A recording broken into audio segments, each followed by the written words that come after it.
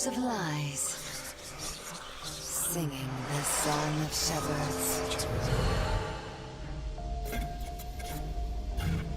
When a dream shatters in a trap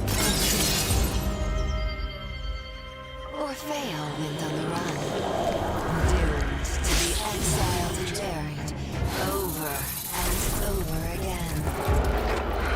When decisions become blades, when lies dictate everything, only by reaching deep into the soul.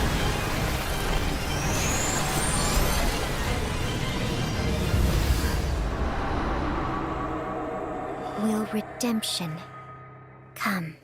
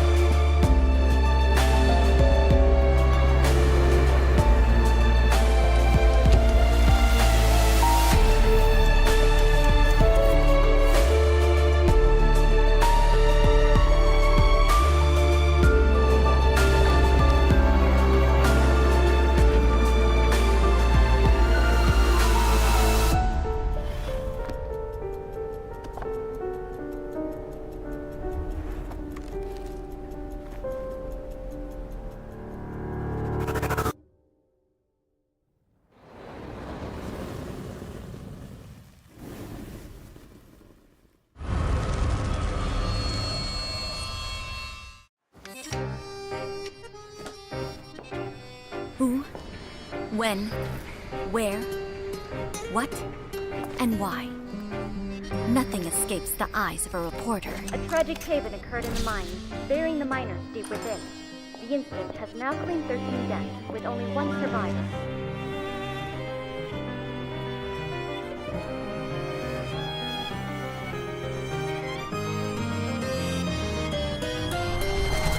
Hide here and don't make a sound. Whenever in doubt. Cursed child! Your family is All because of her. Whenever trouble strikes.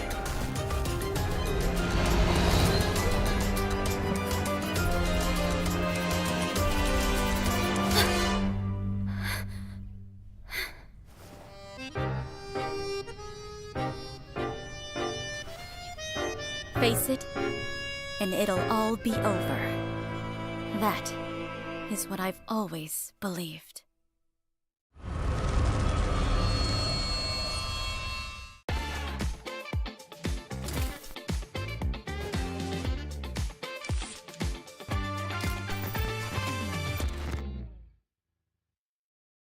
最感兴趣的应该是那个马来西亚的那个傻兜吧，因为他们那个 ID 跟我们赛区的加的傻兜一模一样。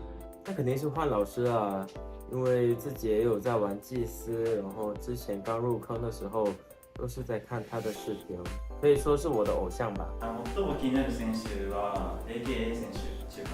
自分と同じ結構粘着色の役職なんですけど、ずば抜けてうまくて結構憧れてる存在なんで。I think hard from China and city from Japan are the most interesting for me because they are my idol as a rescuer. 먼저 제가 가장 좋아하는 선수는 일본의 하메츠 선수이고요.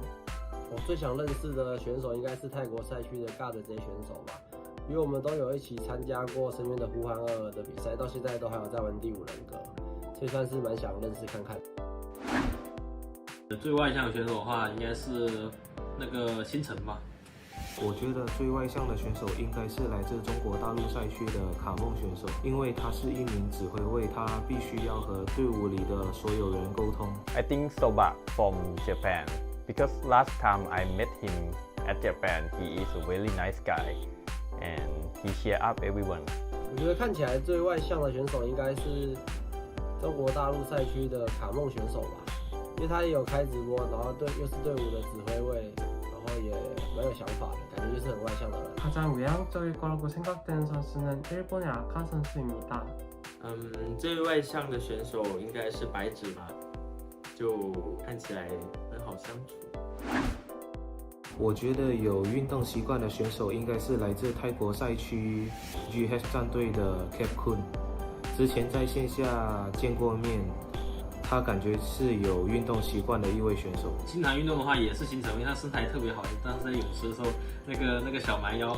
The most athletic player, I think one from China because I saw the picture that Dong X going to hug him from the back and he can carry Dong X with his own body. 我觉得看起来最常运动的应该是泰国赛区的 Skyfall 选手吧，因为看起来就是很健健康康，然后很有活力的人。During the IVL tournament, AK has some excellent performance with GR.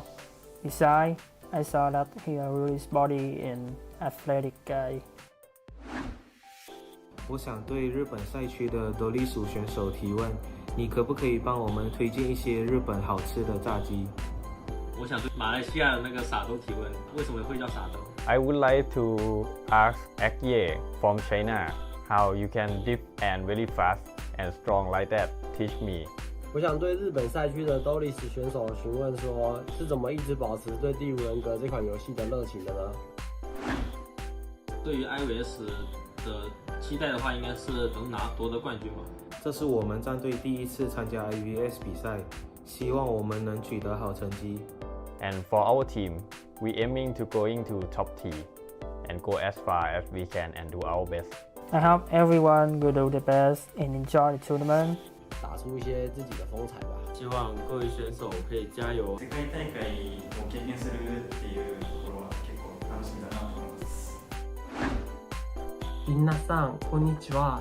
韓国チームで出場した鬼助です。良い試合になりますようにありがとうございます。Selamat semua, apa kabar? Ohayo gozaimasu. สวัสดีครับ ซินเฉา โอไฮโอ อันนยองเซโย 口尼基哇，瓦纳西哇，京城小伙。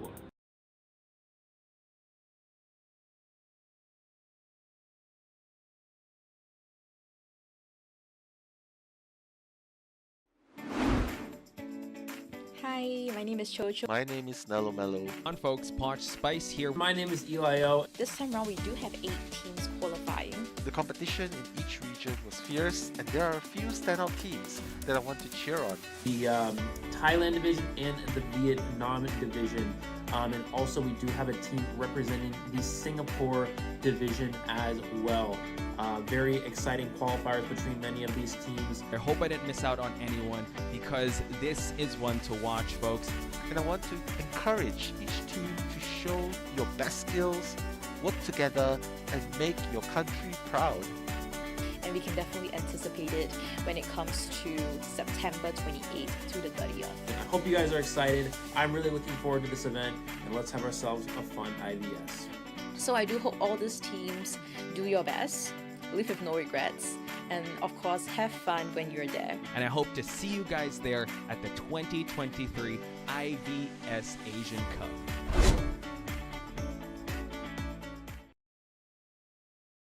这香吗？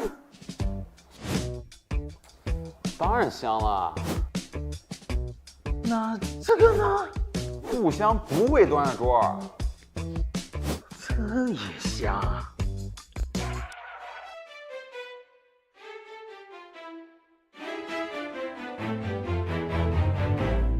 就跟你说很香吧。确实，真香。争相预警，精彩不停。9月28日至9月30日，第五人格 IVS 亚洲洲际赛精彩总决赛等你来看。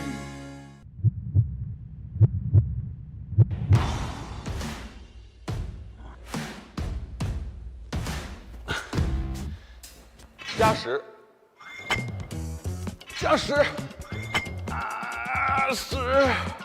加时，加时，加时不断，精彩不断。9月28日至9月30日，第五人格 IVS 亚洲洲际赛精彩总决赛等你来看。哎，嘿嘿嘿嘿，哎，可以，可以，可以。There is no rebirth without pain. The whispers by my ear, the scars from the pain. I was once lost in superficial applause before I crossed path with that touch of red. When the throat is slit, everything I wished for comes true. A mark forever sealed between my eyebrows. On the night the jailbird lost its voice, we chose to go our separate ways. Yet, I returned once more.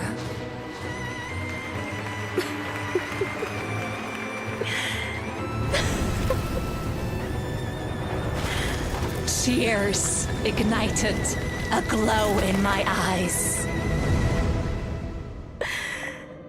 Ashes were once flames.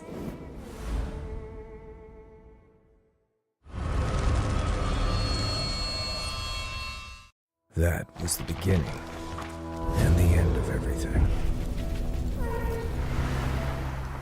I have thought about what I might encounter here, but everything I've encountered so far has still exceeded my expectations.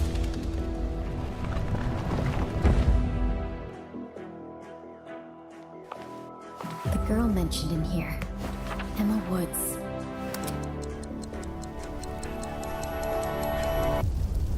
Is he back?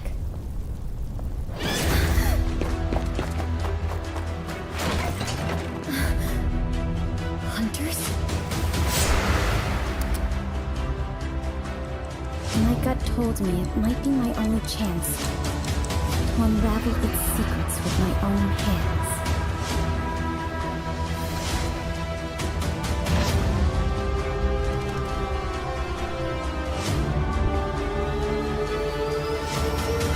Don't look back.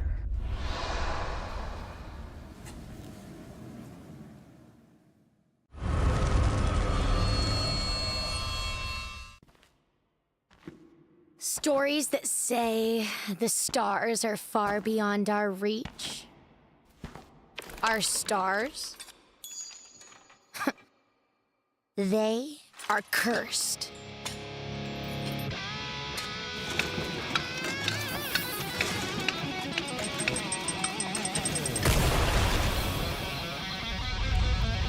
I'm going to see a real star.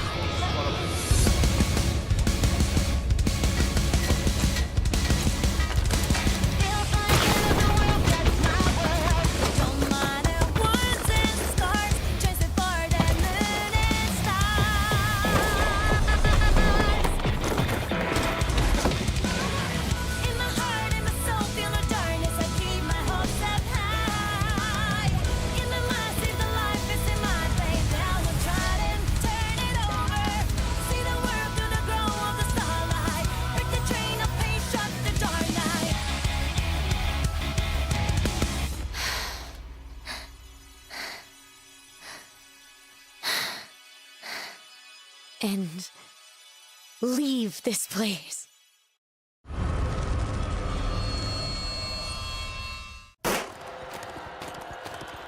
Simon, you can do it!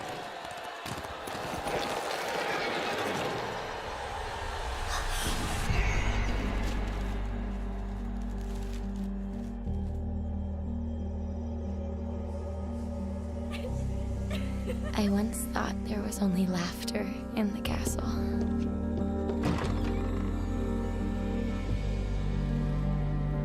Until that monster appeared, growling at me with the face face of our father.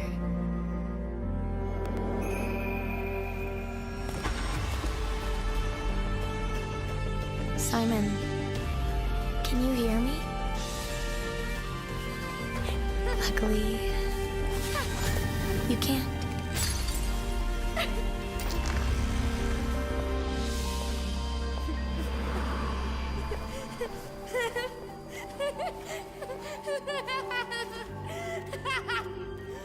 And I no longer here.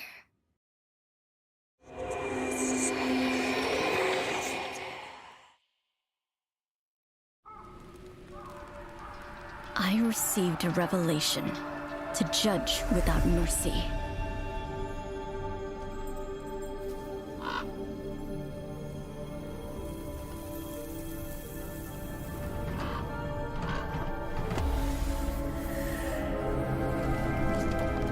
Murderers must have their blades shattered.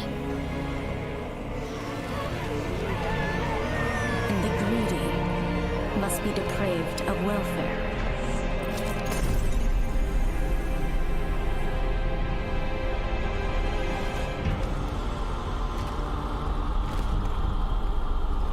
Only then, when the flames of sin subside, the redeemed may regain a pious heart.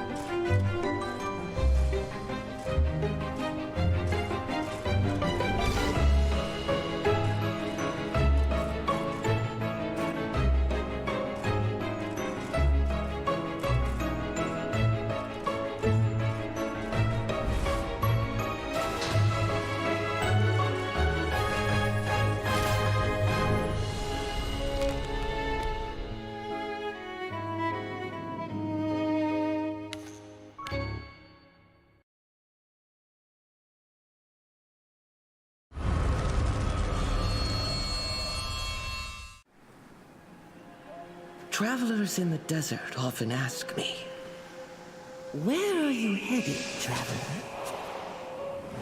I tell her, I'm visiting a dream.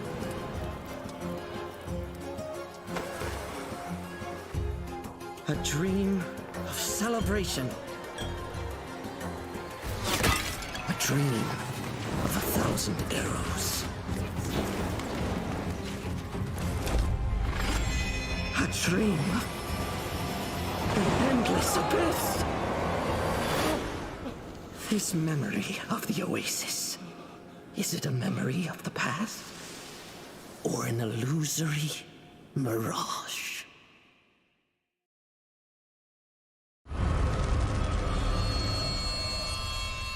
Compass, compass, show me the way.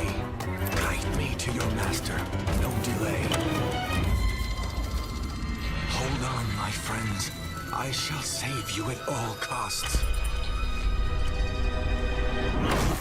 You there! Stop your evil experiment! The brave warriors will soon bring judgment. Warriors!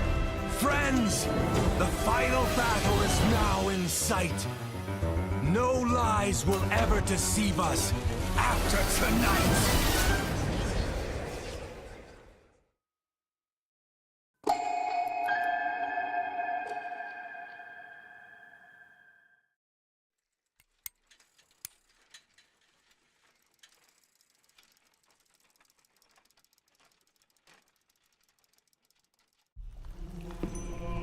Above the high tower, a utopia. Lord of Babel, a walking sun.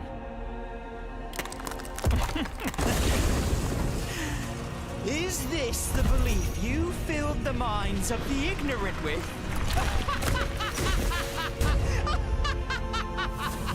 The tower shall fall. New lies will be treated as the word of God. The morning star is the true king. The ambitious are impure of heart, yet I insist on bestowing authority upon them. The surrendered are disloyal, yet I still fulfill their wish. As long as the dogs and crowns remain by my feet, who stays by me matters. No more.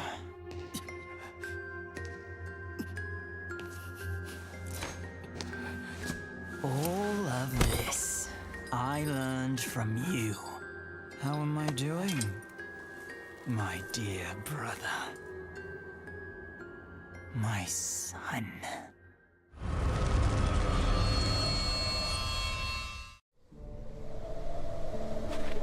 On that night, the blizzard laid waste to the plateau of Lang. She brought light before my corpse. She could have told me the bitter truth, so that I could escape the intolerable surge of emotions. She could have gouged out my eyes, so that I could not see the demons of hell in the skin of gods. Or his ugly face that is so like my own.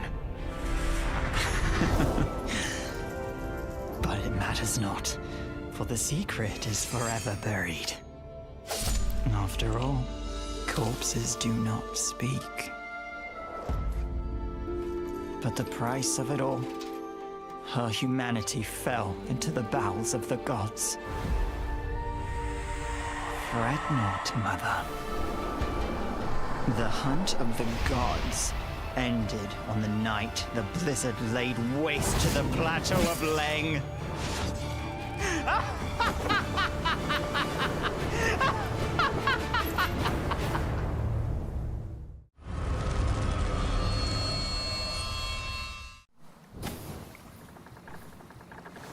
Trailing behind the golden candlelight,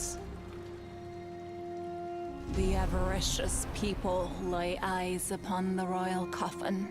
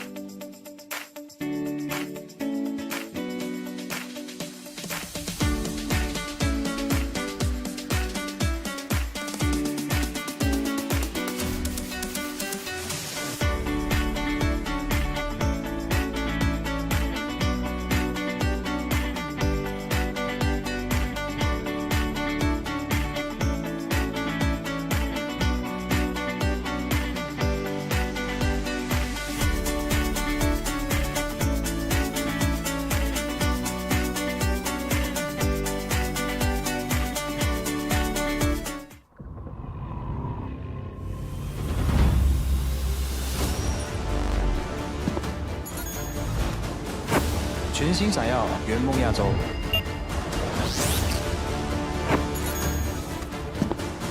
笑う角には福来たる 우리는 맞서 싸우겠습니다.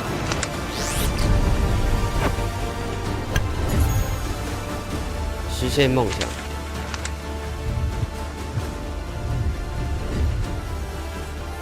Tiada permainan, tiada kehidupan. Good luck, have fun.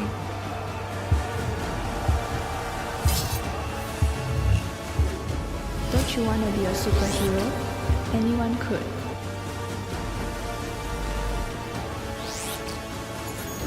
Cánh cục, nhưng chúng tôi vẫn có thể bay.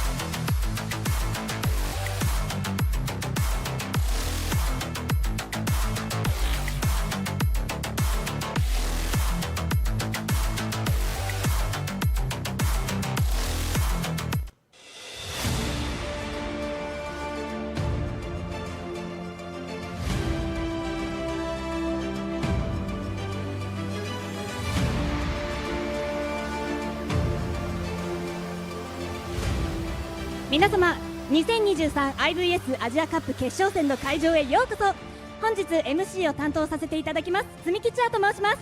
Ladies and gentlemen, welcome to Asian Cup 2023 Identity 5 Series Challenge Finals. I'm your host 積吉亜。 8 teams from different divisions in Asia have gathered for the ultimate showdown. Who will be the champion of IVS this year? Let's find out. 幾多の試練や困難を乗り越え、異なる地域から8つのチームがついに集結しました。果たして荘園の次なる奇跡をもたらすのはどの地域なのでしょうか。さあ、期待に満ち溢れる戦いの開幕が今ここに。さあ、日本会場に集まったチームを紹介しましょう。まずは日本地域チーム Welcome Japan Division Team。 ドリス選手、アルフ選手、シティ選手、ソバ選手、ハメツ選手、赤選手、ニャン選手。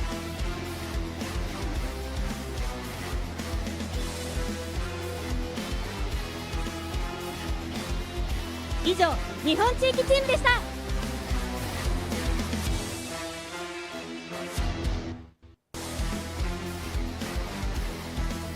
続きまして韓国地域チーム Welcome Korean Division Team。 MZ 選手、シーボン選手、オーバルバル選手、A4 選手、オニスケ選手、ロミ選手、コグマ選手。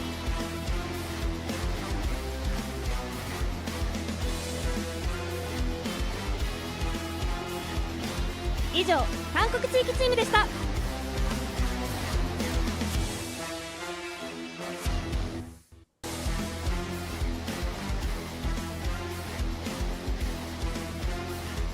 続きましてマレーシア地域チーム Welcome Malaysia Division Team。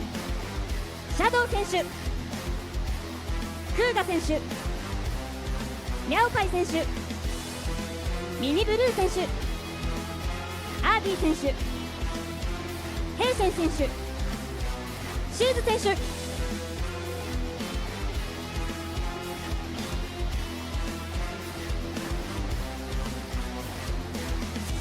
以上、マレーシア地域チームでした。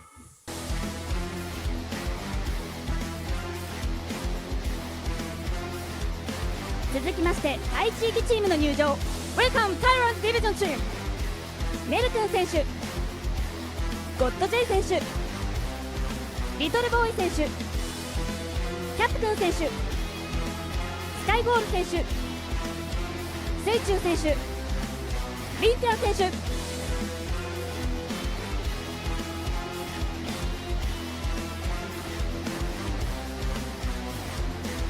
以上タイ地域チームでした。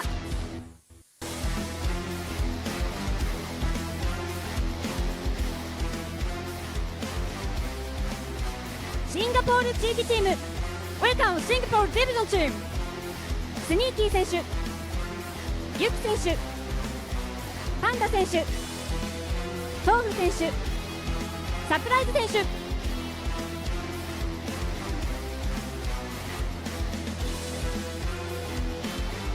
以上シンガポール地域チームでした。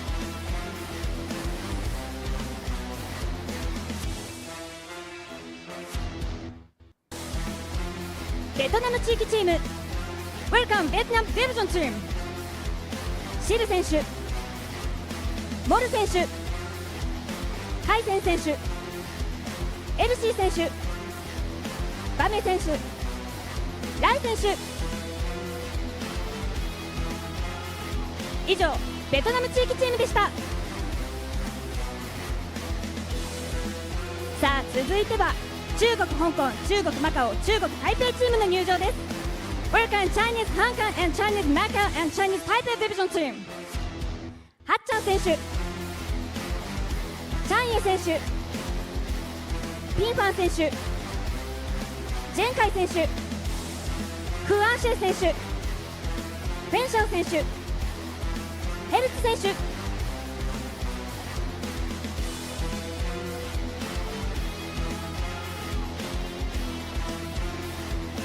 以上中国香港、中国マカオ、中国台北チームでした。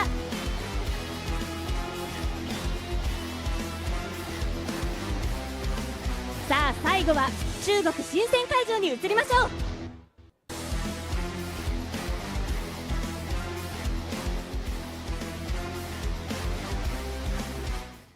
欢迎大家来到2023 IVS 亚洲洲际赛总决赛的比赛现场，我是主持人小小。接下来让我们欢迎中国大陆赛区代表队登场。Ladies and gentlemen, welcome to the live broadcast of the Asian Cup 2023 Identity 5 Stellaris Challenge Finals. I'm your host 小小。Now let's welcome the Chinese players to the stage.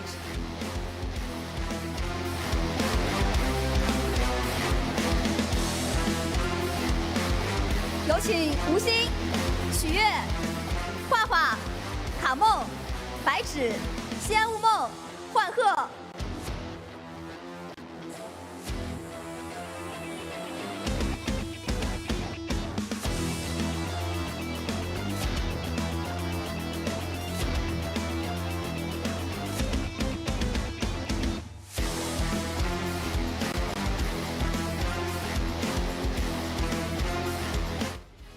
2023年第5人格アジアカップ決勝戦、いざ開幕。なおショーオン。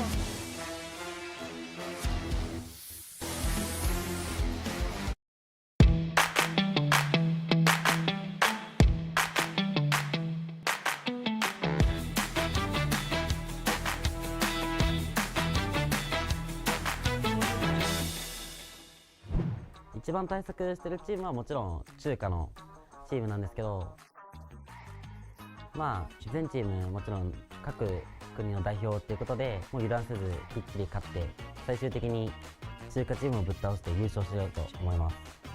ผมว่าไปฟอร์มทีมมาให้ดีกันก่อนดีกว่านะครับคราวนี้ก็ไม่รู้ว่าจะมีแผนอะไรอยากเห็นเหลือเกิน絶対にもうサバムハンターも負けなしで圧勝してやるんで首洗って待っててほしいです。เตรียมแพ้ได้เลยคราวนี้ญี่ปุ่นไม่ได้เป็นท็อปดิวิชั่นหรอกครับ被我们击败，你们很幸运。 저희가 팀이어도 열심히 하겠습니다. 你们将无人生还。 This is the first time we met, but IVS will be our plan to fame. 當我哋呢班全部教你們打機啊 We'll see. Hopefully you won't pay for it. Let's have a showdown. 我们很崇拜中国大陆赛区，可是我们不会手下留情的。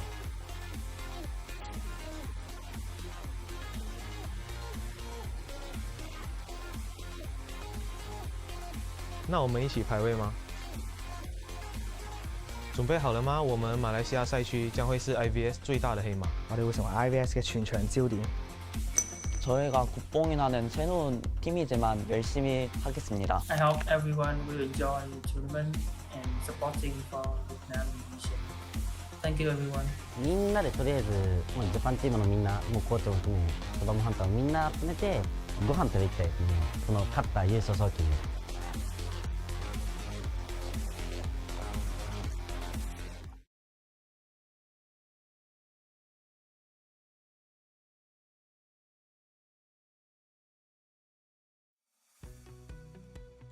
Ladies and gentlemen, welcome to IVS Asian Cup day number 1. Poch Spice and the very lovely Veronica on the mic for these first 2 matches. Veronica, how are you feeling to be back on the mic? I'm feeling good. It's like a nice, fun surprise. You know, I'm not on the caster lineup. I didn't do one of the nice little support videos that you guys did, but I'm just here. It's like a fun surprise. The thing I've been telling myself that if people do enjoy having me around listening to my silly girl moments, then this is a good surprise for them. And if you don't enjoy having me around, then I'm only here for the first 2 matches. So you're good. Hey, you know, that's your we saving always love grace. having you around, Veronica. We love your energy. We love the hype that you bring to the commentary, and I can't wait to share the mic with you because, you know, IVS's celebration of the different styles in the Asian region when it comes to Identity 5. I mean, the trash talk, they didn't really hold anything back, so I'm super excited to see these matches. But before anything else, just want to give a big shout out to Gear Up Booster. The network technology support for this event is provided by Gear Up Booster. Gear Up Booster offers you a comfortable gaming experience and stable network support, so do support them at Gear Up Booster. So I have to ask you, Veronica, you were looking at the trash talk. Is there any division that you're looking forward to seeing today? Today, I'm very excited to see Vietnam perform in specific. Although maybe I'm biased because that's one of the ones that we're doing. But, you know, relevant, of course, we've got Post on NSS with team hashtag IDV IVS supporting. So, of course, you do want to show your support for the teams. This is always a big favorite thing. I was always very excited to announce this stuff during COA because it's so nice to get the community involved more with tournaments, you know, bringing up that fan artist support, people who tend to be more into fan things and that sort of line that is meshed between the love for competitive gameplay and the love for just being a fan of the game in general. And Posh, I mean, we were talking about it while we were waiting. The venues, they just look insane. They are so gorgeous this time around. I mean, anything for IVS, everybody pulling up from different regions, trying to, you know, show what they can do from their respective countries and represent the best that they can. It's like a IDV Olympic. Yeah, definitely Olympics of the best duking it out on each division. So once again, folks, you saw the hashtags. Do let your voices be heard and also let us know your thoughts on every match because styles will clash for today. We're going to get to the schedule in just a bit, but a lot of love in the chat for you, Veronica. A lot of people are saying what's up. Sekiro, Hanako, Maney, Opheliac, I6 Riviel. Big shout outs to each and every one of you. Do tag us in or tag Identity 5 in whatever you guys post, and also looking at the prize pool for this tournament. A lot of zeros I see here, Veronica. I'm not really good at math, but you guys can do it just in your head with just the participation. And a lot of the teams have flown out to the Japan venue, and our counterparts, our friends over at China, they have their own venue of sorts. So really gonna find who the best of the best here is in the IVS Asian Cup. Yeah, and they are going to be handsomely rewarded for it. Like Posh, I am also not the best at math. It's not my strong suit, so I'm sure you can imagine it yourself. But you know what I am good at? Reading symbols and numbers. Let's read them out. So, of course, today's matches, let's read them. We've got Vietnam and HMT to start us off today. Then we're going to be getting into Singapore and Korea, at which point, you know, we'll head off, and then we'll be seeing Thailand take on Japan, and we'll be seeing Malaysia take on China. So we're in some very exciting action today. We're here with, of course, the best of the best from these regions that wanted to come in and participate and have a really great time. And I'm excited to see what they can bring to the table for us, considering, I mean, and you did qualifiers and everyone there, just some of those moments were so they're just full of highlights, really. Oh yeah, I'm sure this matchup will have a lot of highlights as well. Vietnam versus Chinese HMT to start things off.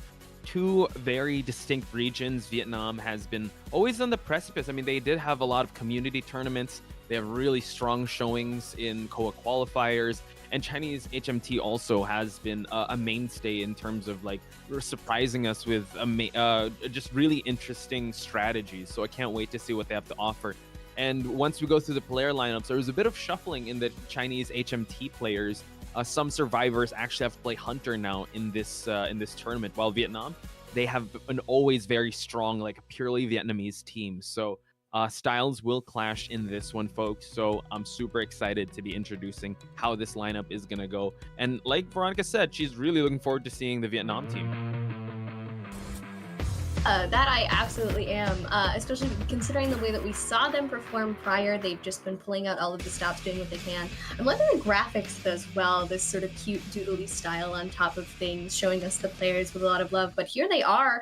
We're going to hop into Vietnam to start us off, of course, just to get into their statistics, show us what they can offer, and also show us how cool they can look. If this was a competition between who could look the coolest during their promos, I'm honestly not even sure who would win because they're just all so good at it.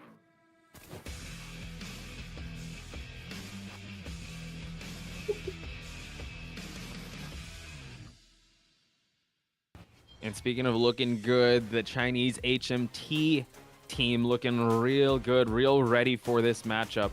It seems like they are going to grace the stage here. Again, this does add a more palpable tension if you can actually see the hunters and survivors. But it seems like the Vietnam people are playing from a remote location, so we won't be seeing that. I forgot they actually weren't there to give us their cool poses, but they will be here, waving at us here.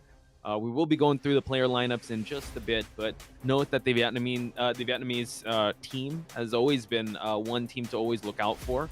And I do believe when we talk about dark horses, I think maybe the Chinese HMT region could be that dark horse in this tournament. Really genuinely could be. There's a lot of stuff that I'm sure that they're capable of, especially as you mentioned with players changing from faction to faction.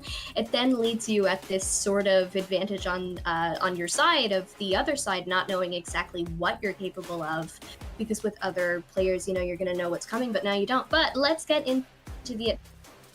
So we're starting off here with LC. We're going to see some pretty sick stats here. We're going to see a sort of signified preference for that seer and that priestess here. And LC, from what I have down here in my notes,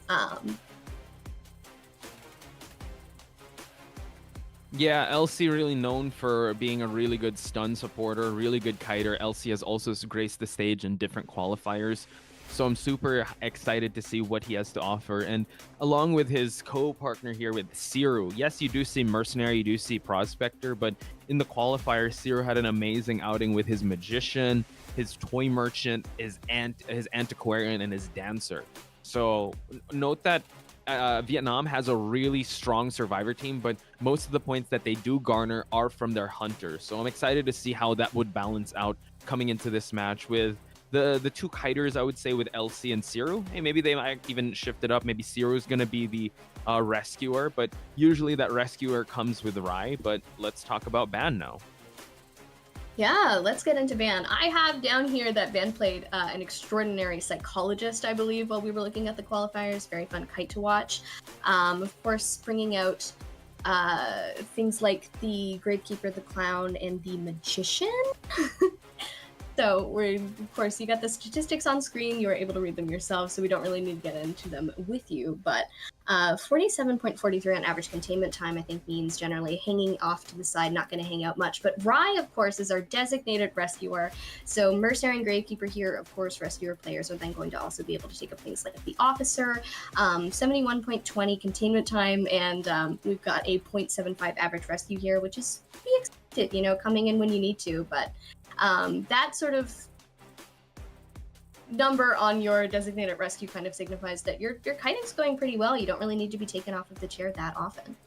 Yeah, Rai being the designated rescuer, usually hunters don't really go for the rescuer at the start, but there were some cases, I think, in previous tournaments where he was chased at first and he had to kind of roll with the punches. So hopefully that won't happen now, because the survivors play at their best when they're playing to their strengths, and Rai's strength is that rescuing. But we're going to shift things over to the Chinese HMT Hunter, which is CY.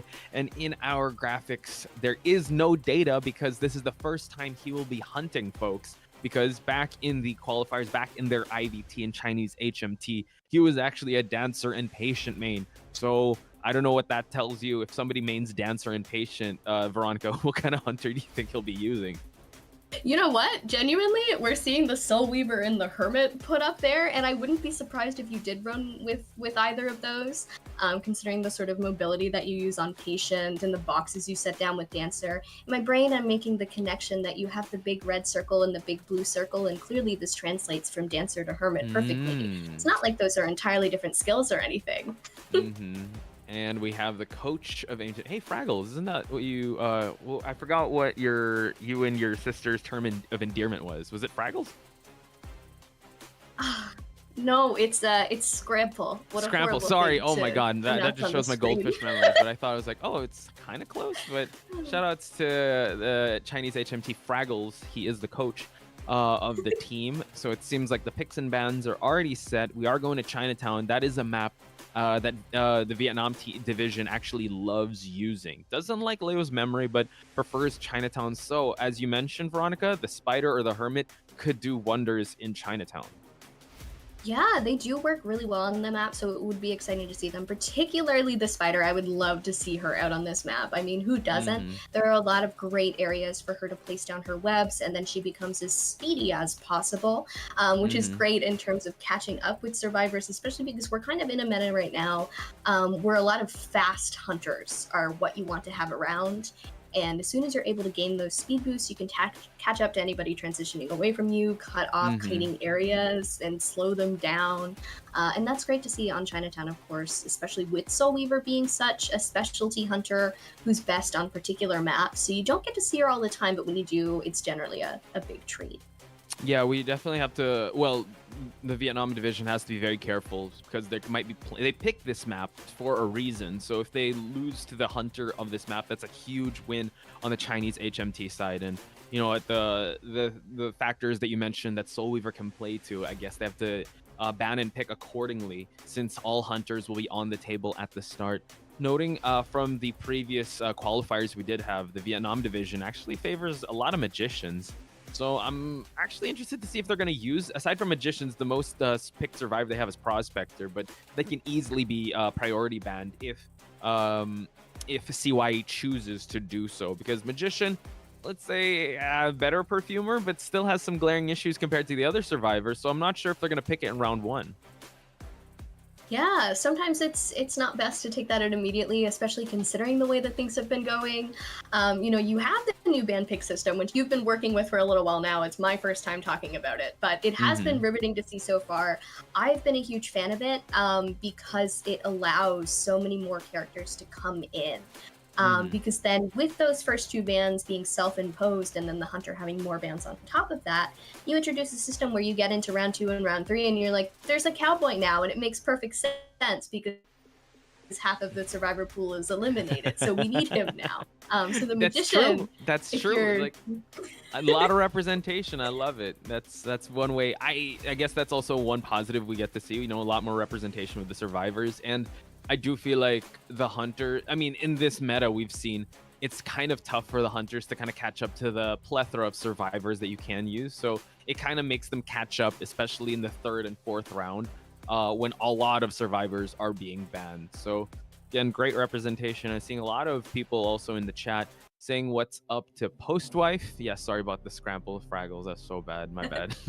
Veronica. Saying what's up to Cheese too, Ak, Katura. Any shout outs you want to give out, Veronica, before we head to the picks and bans?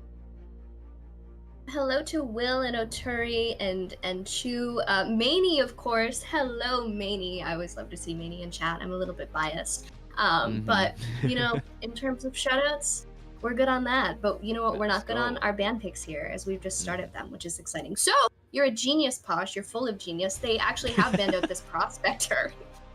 I think it's more of just me recognizing patterns. You know what? The Vietnam division is very good with prospector, particularly LC, as well as a bit of Siru in some sense. But yeah, LC's just a wizard when it comes to prospector. So banning that out right away, and also another stunner and antiquarian. So kind of bolstering up here in terms of the support with psychologist and entomologist. Now 3rd round, 3rd pick of survivor usually goes to the mercenary, so you can carry that in the later rounds, because a psychologist and entomologist cannot use them anymore in round 2 and 3. So banning out the magician, oh my goodness, CY has done his homework.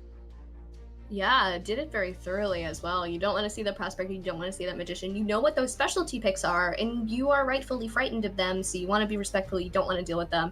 But we're going to see, of course, all of the players shuffle in. I'm very interested in that entomologist first pick, because usually she is a first pick sometimes, but I've noticed more so in round 2 than round 1.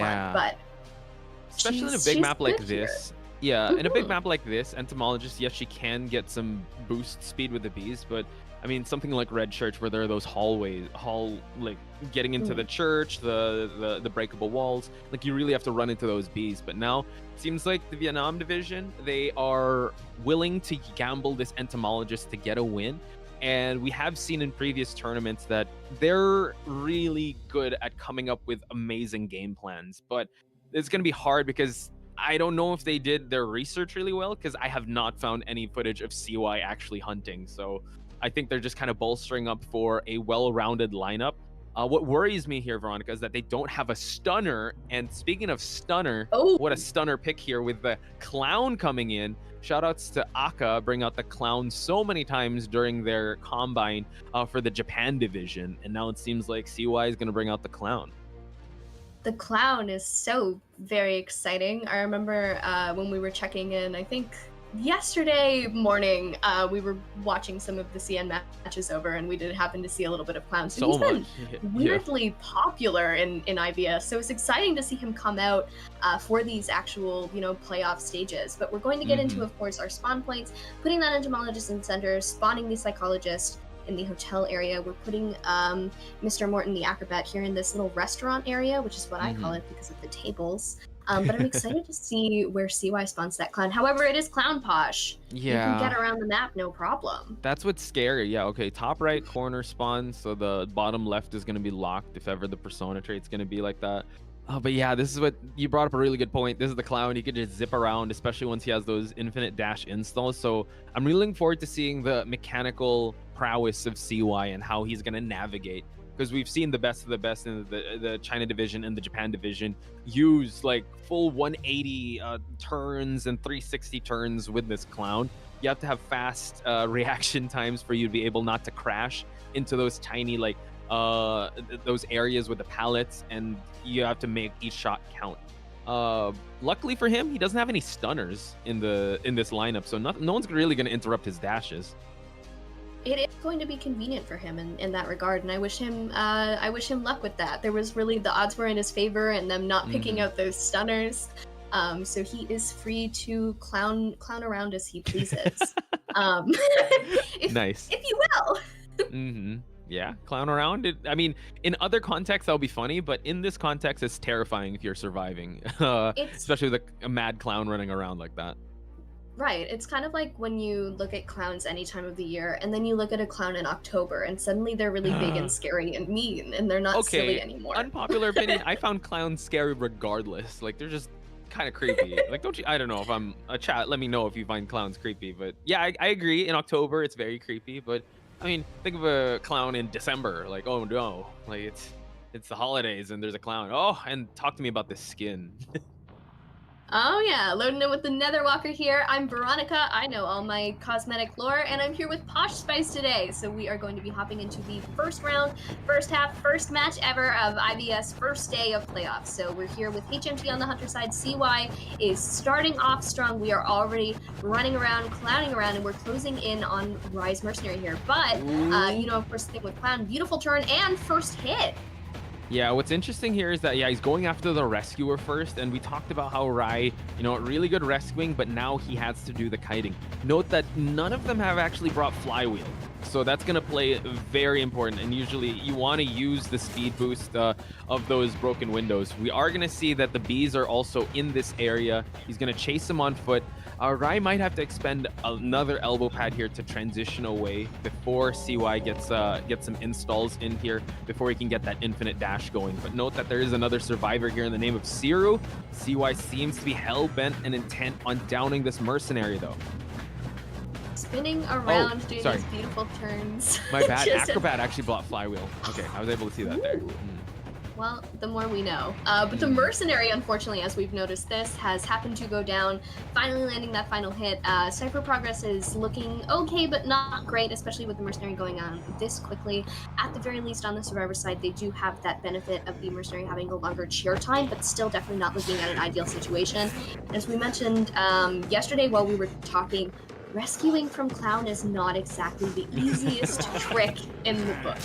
Shout outs to Chocho. Me and her have this fear of rescuing from a clown, especially when he has the drill out and you get terror shock. Note that it's also a left-right build, so it's insolence and I believe trump card that he did bring. So no detention endgame, so he's gonna have to make this this chair camp count. Seems like the backdoor rescue did happen with Siru, and now Siru is gonna try to body block as much as possible here.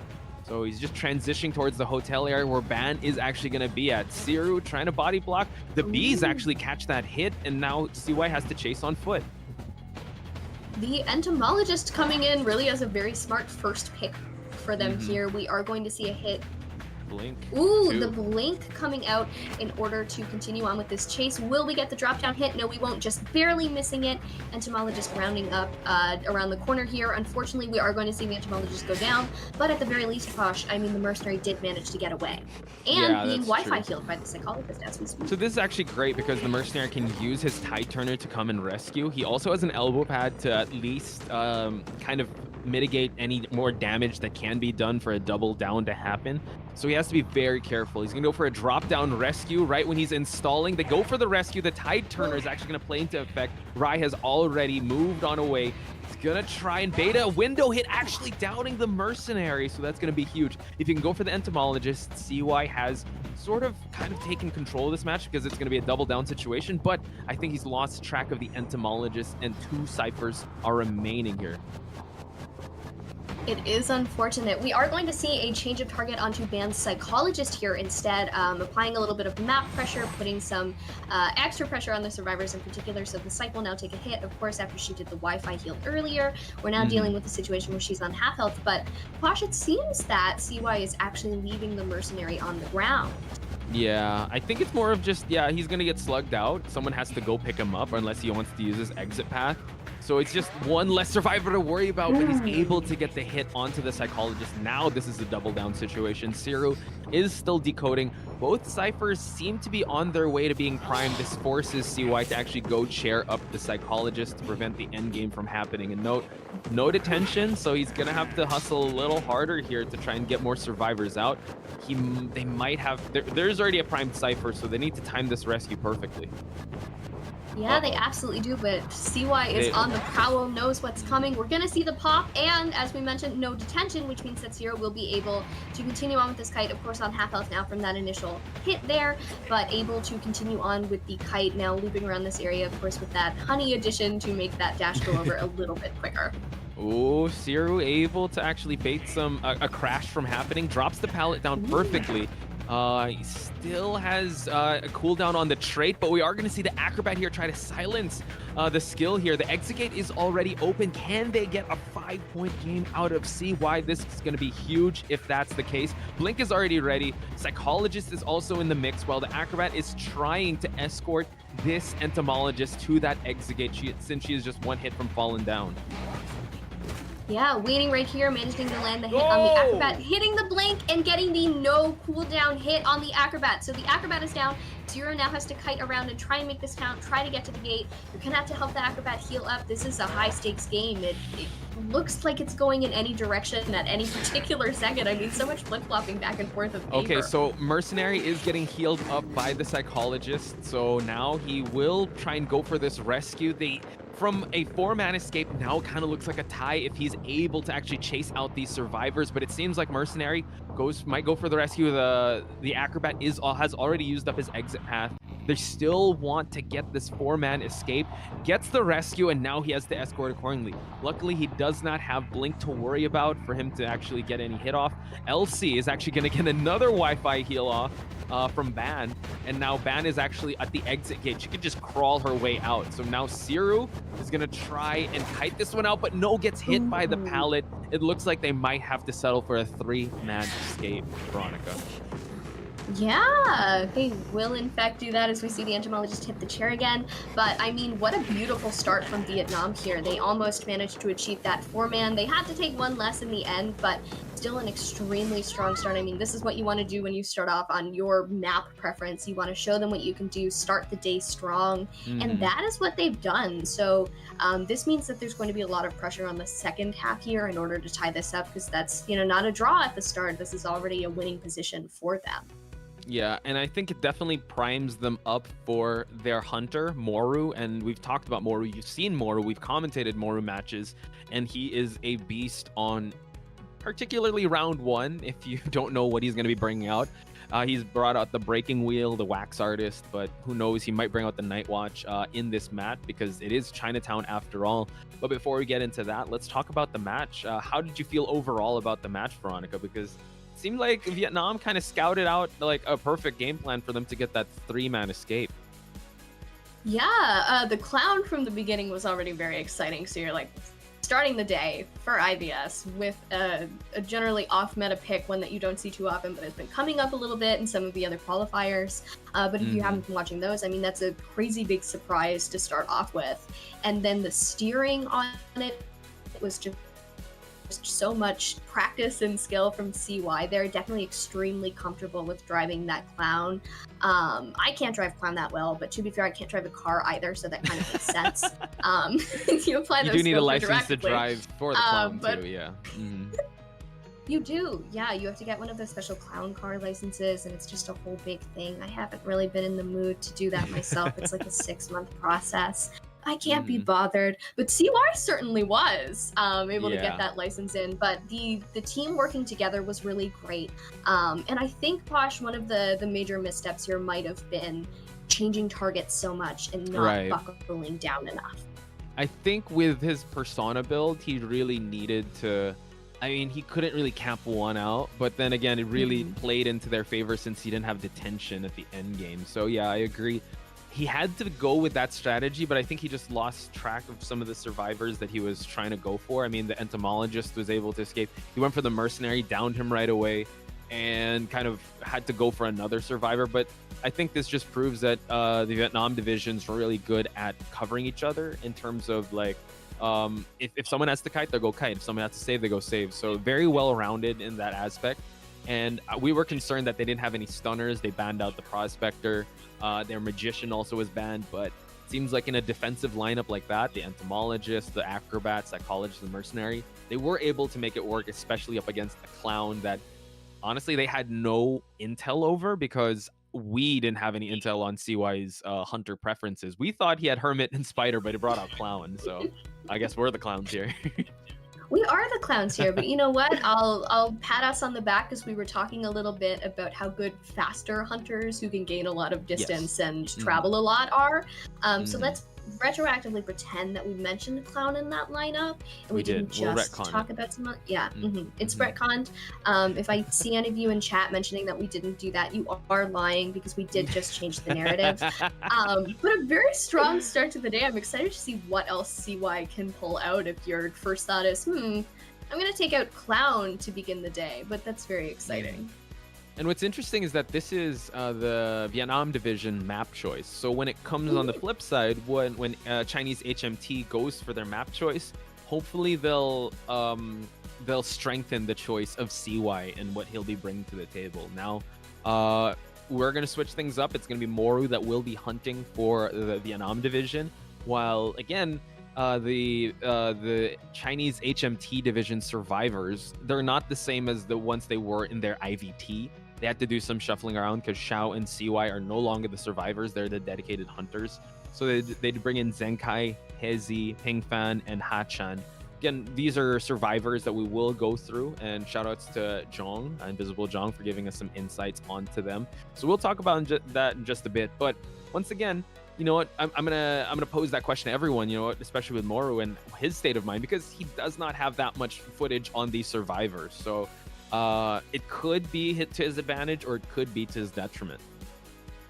Yeah, Moru, as you mentioned, is a beast on wheels, and I definitely agree with that. Moro is probably one of my favorite hunters to watch when we get into tourney. There's just, it's so fun. There's a lot to be picked apart. Very strong, very, very good at what he does, but that's to be expected. But that does, you know, as you mentioned, pose the question of, is Moro at a slight disadvantage in being a hunter who's well known, has been in the scene for a while, character pool is readily available to study up on, against survivors who, you know, totally unfamiliar with, kind of underground, coming out for the first time, capable of really bringing out anything. Because we were talking before stream when we were talking about how sometimes it's not worth it to debut a new character, because is it worth it to practice them that much? Are they going to be that good? Maybe let somebody else do it first so I don't have to take the fall. And then if they actually suck, it's not on me and I'm not the embarrassment to the character. I never thought about bringing out this character. What are you talking? Never thought about it. It was that person. Yeah. It's I would say it's 50-50. It's very it's a risk you're gonna have to take. It can pay off, but hopefully it will here, especially we know what Moro is gonna bring out. Most likely he's gonna bring Wax Artist if he wants to play it safe, but if he wants to really solidify the victory, he's gonna bring out that Breaking Wheel. But we are gonna introduce the survivors of the Chinese HMT division, folks. And this, again, I don't know if we're going to see that much stats on them. We're going to rely on that because we will have a lot of stats on Moro because you know as well as me, Veronica, that this guy has a lot of accolades in the Southeast Asia Identity 5 scene. But without further ado, folks, this is one of the survivors of the Chinese HMT region. Just going to wait for the graphics because I don't want to assume which player this is. But based on our notes, the survivors will be Zenkai, Hezi, Pingfan, and Hachan. I think Hezi is the girl that was there, and the rest are either. We're just gonna have to like kind of play a guess. What's that game where you have to guess who the person is? When we have you know that board game? Oh, Guess Who? Guess Who? Yeah, we're gonna play a game of Guess Who. We are gonna do that, and I hope that we're good at it. Except we might not be, and that's okay. and chat, play it with us, and just let us know too. You're with us in this. We're gonna make this interactive. Let us know also if you have any information on these players, or just let us know in the chat, because I feel like, Veronica, this is one of the best things about our job is that we're learning on the fly, and we're definitely gonna try to apply it in our rank matches, but I don't think so. But we are definitely learning. Yeah, no, absolutely. I had a meeting with one of my university professors today, and she was like, "What are you doing today?" And I was like, "I'm a little nervous." They called me back to cast just tonight, and it's like soon. I haven't done it in a bit. I'm excited though. Blah blah blah blah blah. And I was like, I have been cramming, like I am studying for an exam to try and make sure that I don't just like say something totally off base and humiliate myself as I'm on stream. Hey, you're fine. Chat loves you, and if ever there's any corrections, let us know. Again, we're always constantly improving our commentary as we go along. And you know what? Since we are talking to chat, we're gonna give what's up. We're gonna say what's up to the chat here. I see Rosa Parks just joined in. Idia Shroud also. Esme also has come in. She's late, but it's totally fine. And Kanade, I hope I pronounced your names correctly, but let us know as well. Any shout outs you want to give out, Veronica? I am a gigantic fan of Bunny Teeth, mostly because I really like the username. I think that's so name. fun. It is. It is a good one. Lolo Nguyen is there too, saying what's up tomorrow. I'm pretty sure there's a lot of people from Vietnam that are going to be watching this match because Vietnam has been a region that has been very supportive of the Identity 5 scene. So this is a great showing for them to be on the big stage like this. Who else is in chat? Oh, mainly saying let's go Moru, Nox is here, Ophelia, Hanako, just the regulars. I saw also Nell, so shout outs to him. He will be with Chocho at the main event of the Malaysia versus China division match, so do watch out for that and show him some love as well. But for now, you got me, Posh Spice, and Veronica on the mic. Yeah, definitely your favorites for the day. Just indulge me in my delusion and pretend that that's absolutely something that you agree with no questions. But nice to see everyone in chat as per usual. I love when it's very lively. It's always very exciting. Plenty of people to talk to. But they're getting into it. And unsurprisingly, Posh, would you look at that? No data. It's like they want us to ramble and be silly while we wait. But I am very excited to see how they play, what they do. After this, we'll have plenty to talk about once they perform for us in real time. But we're seeing the Priestess and the Dancer on screen right now. I can see that being plausible in terms of who you would want to play. They have kind of in a map like this work too, in right? tandem. Yeah, in a map especially. like this, it's going to be those are priority picks and priority bans as well. And shout outs to Jong. He says that Hezi is actually from team ST. So if you guys are following the Chinese HMT division, he's pointing at it's Zenkai. So Zenkai, also known for his mercenary, his first officer, psychologist, known as the rescuer in IVT. So I wonder if he's gonna his role might change because this is a new lineup compared to their team in IVT. So he could play the Embalmer, he could play the Acrobat. Again, no data here. We're going to parts unknown here, into the unknown, as some people would like to say, in this lineup. So I'm looking forward to seeing what they have to offer. Yeah, we've kind of gone like verged off of the path into a new one in the forest, but it's so far full of like magical fairies and mushroom circles. So we're having a good time so far, which is good. Pingban, I'm gonna assume is the rescuer based off of the rescues on the screen. Yes. There we go. That's good. That means that we can autofill this from the good ones. Of course, we're gonna possibly see that mercenary, that first officer, that gravekeeper, that wildling, that coordinator.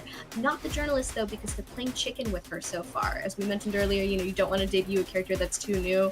We haven't really seen much of her yet. But when it comes to the rescue roster that we talk about in terms of what designated rescues play, she hasn't quite made it on the list yet. But we haven't seen a lot of gravekeeper as well in IVS so far, which is. You usually expect the merc and the officer, but there's been some prioritization of Grave, which is very interesting. Also something about Ping Fan, who is also in Team GYS, and Shui here, also from Team SC along with Hezi. Seems like he also is a fan of the mercenary, also the batter. So again, not much data on him. We will find out what roles are going to be shuffled around with, because your guess is as good as mine. Yeah, Ping Fan may be the rescuer of the team. But Zenkai in their team of IVT, they did win. Zenkai was the rescuer, and now Shui coming in, he's the rescuer. So who's the real rescuer here among us? We'll just find out in a bit. They can't all play rescuer, or can they? We'll just find out. We will, and I'm excited to find out. Maybe they'll revert back to Koa 4 strats, which is the most common joke that we make when we cast together. But maybe they'll revert back to that, and then they'll say, you know what, let's do it, 3 rescues, 1 decoder, let's see what we can do and how we can make that work. But I think especially considering we are on Chinatown, we are probably going to see some sort of generic selections that you would expect on Chinatown. You're going to see like the Priestess, potentially the Toy Merchant. You're going to want those characters who are able to support their teammates in transitioning around all those gigantic buildings. Yeah. Shoutouts to Will. He did say that our boy Moru here was praised by the China commentary team. And for the right reasons, man. Moru is a beast in Southeast Asia as a really terrifying hunter. I can't wait to see what he has to offer here. Look at those stats. Like, that's just pulled up all the way. Win rate 100%. Oh my God, Moru, just give us a chance here to talk about something else but your win rate. How can we not acknowledge that? That is crazy good stats. Yeah, I don't even know how you managed to bring yourself to do that. I think that I would collapse sooner than I was able to get 100% win rate, especially under these circumstances. But I do it's think something that, to write home about. Yeah, I do think this is because they took the stats from the qualifiers and he actually got MVP scores throughout. So that was in the qualifiers. You guys can, if you guys are subscribed to the YouTube channel of Identity 5 where you're watching this right now, watch that because he had a masterclass in his performance there, along with his sub hunter or his co-hunter in Nguyen. Again, crazy match that they actually 2-0'd the 2 teams that went up against them, and we didn't play the third match because they have already qualified and they showed that they were the strongest in the division, and that's why they are here today, going up against the Chinese HMT division. Yes, absolutely. That one was very fun to watch. Lots of exciting moments, as I mentioned way earlier in the stream. But if you want to, absolutely, totally go back. You know, maybe stream one today and you'll think, I don't have my fill of Identity 5 tournament content. You just gotta go back and watch the other ones. You can pretend that you haven't seen them before if you have, and then look at them with fresh eyes and see the new details. But that's gonna be very exciting. Moru, though, I do want to talk about Moru more, of course. Just such an amazing hunter watch, so fun, absolutely, totally swept the field, did an insanely good job in terms of the qualifiers. We could potentially be seeing, and I don't think, I'm not going to place any hard bets on it, but that breaking wheel is technically on the table when it comes to Moru. And here on Chinatown, wheel does work pretty well here. You can go for that, but considering we've already started off with Vietnam in the lead here, it might be easier to just, you know, play it safe. You've got a soft place to land, you're good, you're already in the lead. You only really need to swing for that draw. Yeah, he could go with that. We'll just have to wait and see. Either way, I'm confident in what he'll be picking, and I do think that Chinese HMT really have to hustle a little harder for them to be able to come back in this match with a very strong Dancer and Patient pick to start things out. We did see in their stats, yes, Dancer and Priestess were known for Hezi, so that's probably her pick for Survivor. Especially if you set up the Dancers boxes in those palleted areas near the exit gate, that's going to be real tough to deal with. But if you're a breaking wheel, I mean, you can just go in wheel form and start spiking everyone down, and that doesn't pay, it won't, the breaking wheel pays no mind. And looking at the very confident bans here, we're not going to see a Mercenary or Antiquarian at the end here. So now they're kind of substituted to go with Forward and Acrobat. So he could actually go with Breaking Wheel in this lineup to just counter the Dancers boxes and also zip around the map. He just has to play well with his transformation to wheel form to human form. But we've seen how Moru is just so good at mid to late game that he leaves at least one cipher out. So I would say Moru can go with that, but it seems like we're going to see our first night watch in the offline day one here, Veronica. Congratulations to chat. I hope that you're all going to cheer and clap as loud as possible. I went to check in earlier and everyone was so excited because Night Watch's preview trailer was playing, so I can only imagine the excitement that's going to come in when he actually takes the field. And with Moru especially, I mean, that's going to be something else, Posh. I'm very excited to see how that plays out. So we're going to see everyone spawn, of course, load in, see where we can go. We're going to see Forward spawn in the center there, which is good. You want to put your strong guys there. You don't want to put your fragile, delicate flowers in places that they maybe can't kite out of. We are going to see everyone kind of not spawn directly into the buildings, which is very interesting. I mean, it's definitely not a poor idea, but it's, you know, you're going to put Patient right next to that two-story, kind of on the opposite side of where you'd usually go into the corner. But I'm very excited to see where Moru goes, which is actually in this hotel area. So Posh, what are your thoughts on who we're going to chase first here? Well, it seems like he wants to lock that cipher away from the Patient. I think he wants to, well, based on this, the easiest one to go for is before Hezi can set up her music boxes, he can go for that and farm some hits off the Dancer. But then again, I think Moru is this, I don't know if he's going to bring Insolence here, because this is going to be hard if he doesn't gain any presence. He needs that dash and he needs those extra wind stocks for him to actually close the distance, because at the end of the day, I was gonna say Itakwa, or anyway, the way you pronounce it, Night Watch. He's a single hit hunter, so he needs to get the downs fast, and he needs to be able to build up that presence. So, based on this, Forward is gonna be a hard chase early game. Acrobat also is gonna be a little tough, especially in that area. He's not gonna have his dashes. He's gonna have his wind walks and his wind jumps. So maybe he'd want to go for that Dancer to start things off, or the Acrobat, but we're just gonna have to see, because I thought he was gonna bring out Breaking Wheel, so I could be wrong. I was like, I don't know if we'll see Wheel. That's a strong start, but who else will we see? I was really banking on that Wax Artist that you mentioned earlier, but instead, the Night Watch for the people. Very exciting. For the people. The People's Prince, Moru. I'm Veronica. I'm here with Posh Spice. We are your commentators for the first two rounds of today. We are in the second half of the first round here on IVS Playoffs. We are seeing Vietnam versus HMT, and we're starting off strong. So Moru is actually transitioning right into this area where the Dancer had spawned. Of course, she's already transitioned away, so you're going to want to be careful with that. You're going to have to come and catch up. But the slow boxes are there. You kind of know where she's headed to. Hazy is transitioning around and setting up really good kiting areas for herself already.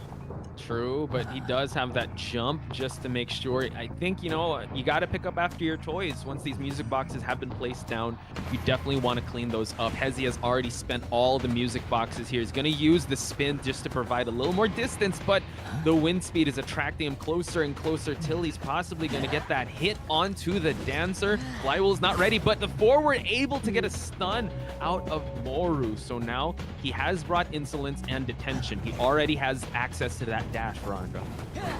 Our friend forward coming in with that stun, an extremely good one, especially, you know, loaded up and in the slow box. So a lot of time has been got for the dancer to rotate around.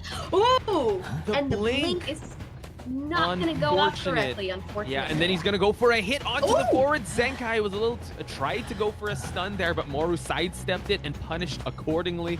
Beautiful sequence onto the Hunter. Has 2 injured survivors. He's going to have to eventually clean up these boxes sooner or later, but it seems like he's going to focus his attention onto this forward. He's going to go for that wind install for him to jump this pallet. Not sure if he's going to be able to use it. Forced actually the forward to go for a vault, but he's able to move on accordingly and skate his way to this next box. Amazing kite so far from this forward we've just started off, but unfortunately that little broken spot in the middle is actually broken as it gets. So we're going to see the forward go down. Moru, of course, putting on the pressure here, but as we mentioned, things are not entirely in HMT's favor. As we mentioned, Moru is really good in that mid to late game, so things could turn around, but things are looking all right for them so far. They have 2 ciphers completed, and forward is only seeing his first chair now. Oh, able to struggle free. Has Max struggle, was about to hit that rocket chair, but now it seems like he's getting so much attention away from pressuring down these ciphers. Pinkfan is also in the area here, so he will go for that rescue since he does have Tide Turner. So now Moru back onto the rocket chair here, but I would have to say this, Veronica, Cypher progress not moving as fast. They have their last Cypher already touched, but they might want to sell. I'm not sure how they're going to go for this rescue, but they still need to pressure down at least the last Cypher here to go for a strong case for a 3-man escape. Yes, they absolutely do. They're going to have to work on those ciphers to the best of their ability. We've got the patient in the area coming through this rescue and managing to get it off, and a beautiful flywheel from the forward to have made that hit, but we are going to see the last effort get popped anyway, so we've got a few seconds until he goes down, which means that we can buy a little bit of time, hopefully not land any damage on the patient, so maybe he can come in again later, and the other survivors can focus on their ciphers. Yeah, so now 2 ciphers about to pop. The last cipher is at 23. They don't have any more Tide Turners to work with, and Zenkai does not have that much football to work with. Pinkfan is in the area. Luckily, they were able to pop that cipher. One is about to pop, the last cipher at 23%. Note that there's still detention, so Moru can actually make a strong case for tying this one out if he's able to stuff this rescue. But Pinkfan's still at full health. Can make this rescue happen, but it's going to be an early rescue compared to how much progress is needed on that last cipher. Pinkfan is definitely going to have to buckle down on the body block and the support here, trying to buy a little bit more time before getting the forward off of the chair. But we're going to see that happen. And Shue is in the area in order to provide some more support. We're going to see a silence there, and the patient is going to go down, so that body block is going to go off, which is great. Dancer still pushing that last cipher. They are coming in. They're trying to make it work, but Posh, this is a dangerous situation. Yeah, it seems like the last cipher is actually here at the hotel side, so I don't know if they have to... They're really hunkering down on this last cipher, but Moru would gladly just keep whacking everyone until the resources are gone. There's no more window left for this hotel area kite to happen. 2 survivors are here, and he's guarding the cipher, so he's actually in a good spot just to camp this one out. Hezi actually has to open up a new cipher, but you know, time's a ticking on this patient chair. Time is certainly a ticking. This is a very unfortunate situation for HMT. They were getting that cipher primed, but a little bit too close in terms of the kiting, bringing Moru straight to it. So now able to camp both the chair and the cipher at once while they have to start that whole new one. Managing to get this bomb off, but unable to make it to the chair directly. We're going to see it down on the acrobat. Yeah, the acrobat is down. The rescue did happen, but the blink hit, downing the patient. Double down situation. So, Veronica, from a tie situation that Moru was going for, he can actually even go for more. Shue is down. Patient is already out of the game. He has also his second survivor next on a rocket chair, while I believe the forward, he's not like the mercenary. He can't go for a stable rescue, so they might have to go for a pop rescue here if Moru is able to stuff it. yes, that will be the situation that we're looking at. Things are looking dangerous. As we mentioned, we're really good at that mid to late game, turning things in his favor completely from the beginning there. The dancer did an extremely good kite, put up a lot of really good boxes, but now we're going to see the forward take up the kite here. Will he be able to make it to the chair in time in order to get this rescue? He does have flywheel, but doesn't pop it off in time. I know, it's so close. It was at 93%. So it seems like the dancer might have to just settle for, I don't know if he's going to go for that rescue. I think maybe just going for the pop and then go for the gate. But this is the Night Watch we're talking about. He can just zip past the map like a bullet train. And now he knows that she's actually in this area. Saw the pop. No more boxes to work with. We're at the restaurant area. He's going to be forced to go for the dancer at this point. And this is why Moru is so terrifying. It's going to be a 5-point game. Oh, I thought he was going to get that hit, but the flywheel actually was able to get it. So there you have it, folks. Detention it onto the female dancer, and Moru living up to his 100% status as a terrifying hunter. I would say, Veronica, from a pretty shaky start. Yeah, things were not looking great there. I was a little bit worried on his behalf in terms of the dancer kite lasting so long before we're able to come in with that really long stun, changing targets like that. But, you know, Moru definitely knows what he's doing. The cogs in his brain are moving in a way that is totally, completely well engineered. So we're able to bring that back around from that shaky beginning, as you mentioned, and just a lot of unfortunate little mistakes and unfortunate little coincidences and situations that happened. I do wonder how the match would have played out had the cipher that they were working on been maybe not in the hotel. Yeah. They were really close there, but that certainly turned it in Moru's favor an insane amount. I think the first domino that fell into place was Moru able to not get stunned for the second time, where he was able to just hunker down into the forward, because that dancer was looping those boxes. I mean, that's usually the strategy for the dancer, and I see a lot of people in chat also, that's why you got to break those boxes. That's why you got to clean up after your toys, because he didn't actually break a single box. He just left them all to rock. So that was the first one, and then the struggle free happened, so that kind of got mitigated. Ciphers were actually in a good position, but as you mentioned, Veronica, I think the smoking gun in the room was definitely the cipher that was the last cipher that was in the hotel area. They were so adamant in popping that last cipher, and Moru was like, all right, fam, if you want to go pop it, go for it. Like a moth to a flame, I'm just gonna keep whacking everyone. He changed targets already, and yeah, they were kind of put in a tough spot at that point, that Moru just living up to his 100% win rate. Very much so. Like, you can pop it, you can rescue your teammate, but at what cost? A very hefty one. But an extremely impressive 4K here, as we mentioned. This means, of course, that Vietnam has completely taken the first round here with their 3-point win in the first round there, and now we've got a 5-0, which is just absolutely insane. I really have no other words for it. Just Moru managing to pull off this well, able to accomplish so much in this time period. Expected from Moru.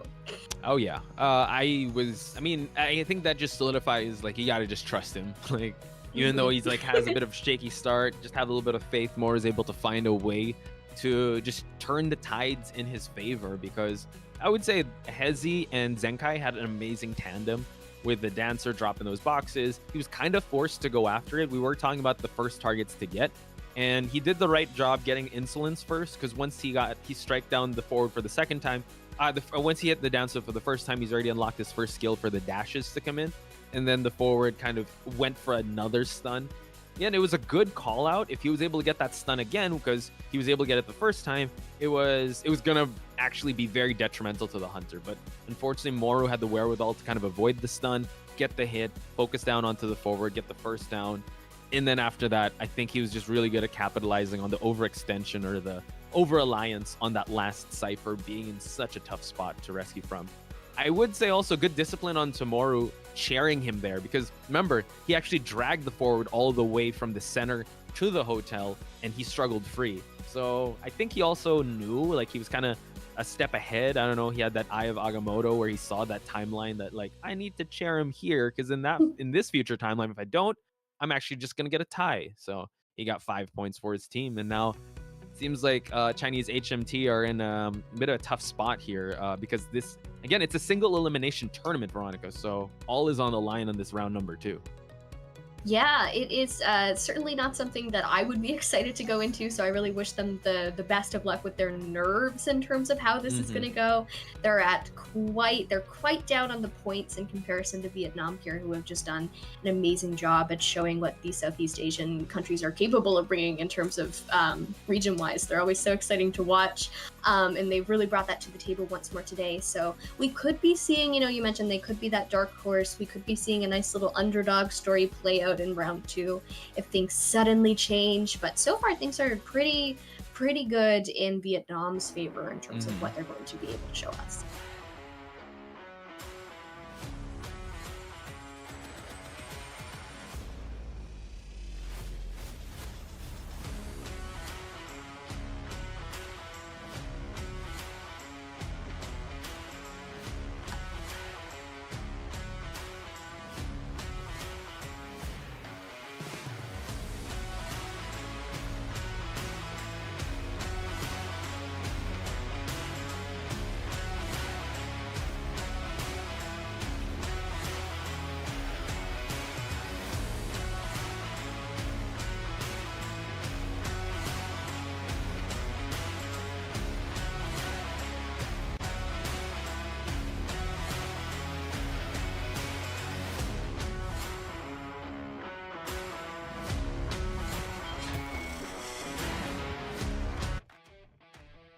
And we're back, folks, with the IVS support. Again, use the hashtag IDV IVS supporting.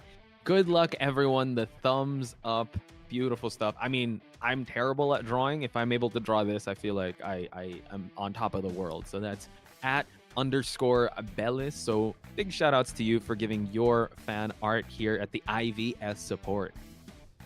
This is a beautiful little guy. I'm not even gonna lie. I genuinely am obsessed with this, and I think that I'll think about it forever. I do hobbyist art, and you know what? This is the kind of thing I aspire to. Sometimes I just want to like open MS Paint and like draw a silly little guy, and this is the epitome of that. He's really wishing the best of luck to everyone. I sense a lot of love and joy in his expression and his little cat mouth.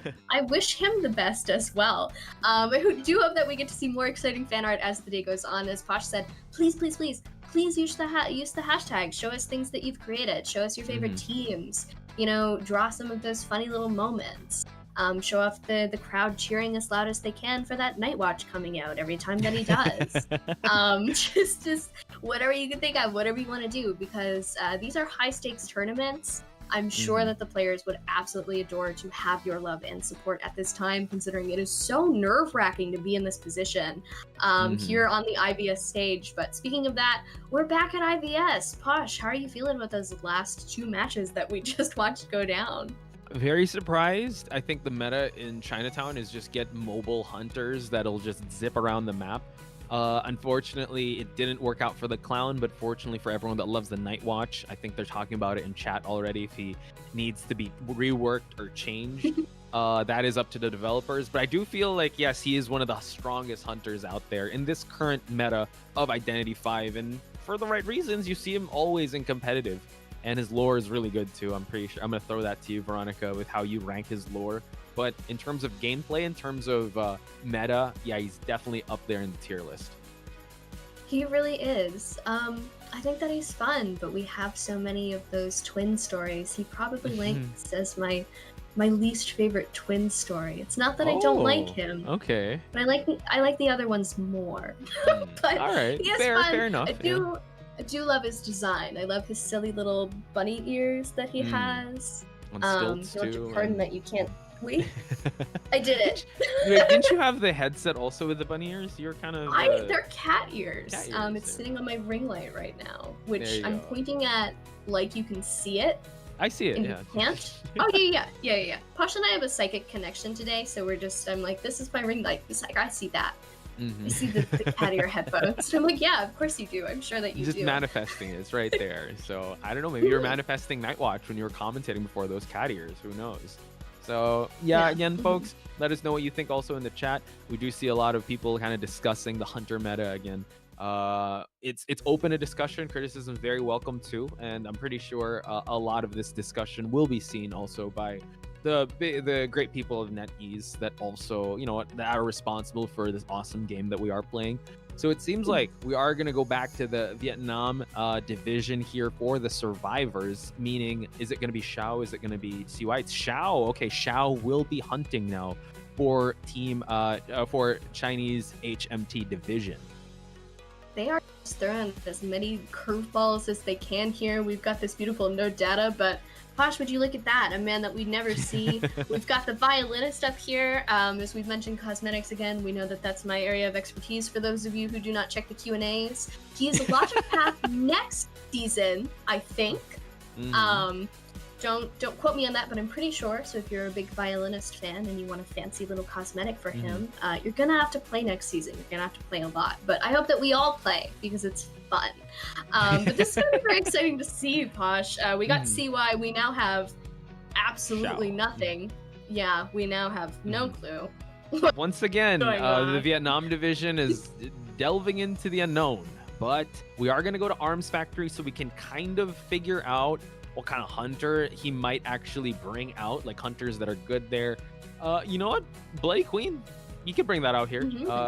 Violinist, I don't know. I love me a violinist, but there's a reason. I'm not by any means a pro player, but there's a reason why pro players have kind of prioritized other hunters compared to violinists.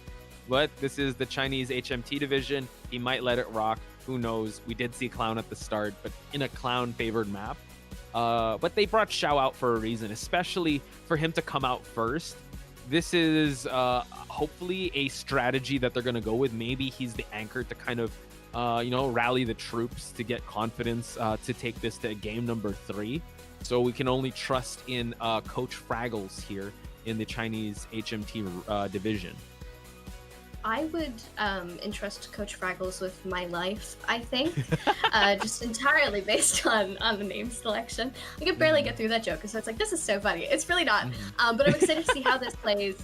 I do love when they bring out new hunters and they show us their secondary hunters. I love teams that have 2 hunters. I don't think this is like a controversial or insane thing to say, but I love when there are 2 hunters on the team and they can sort of share that burden of having to be the one guy fighting against 4 people on the other side. That's a lot of weight on your back.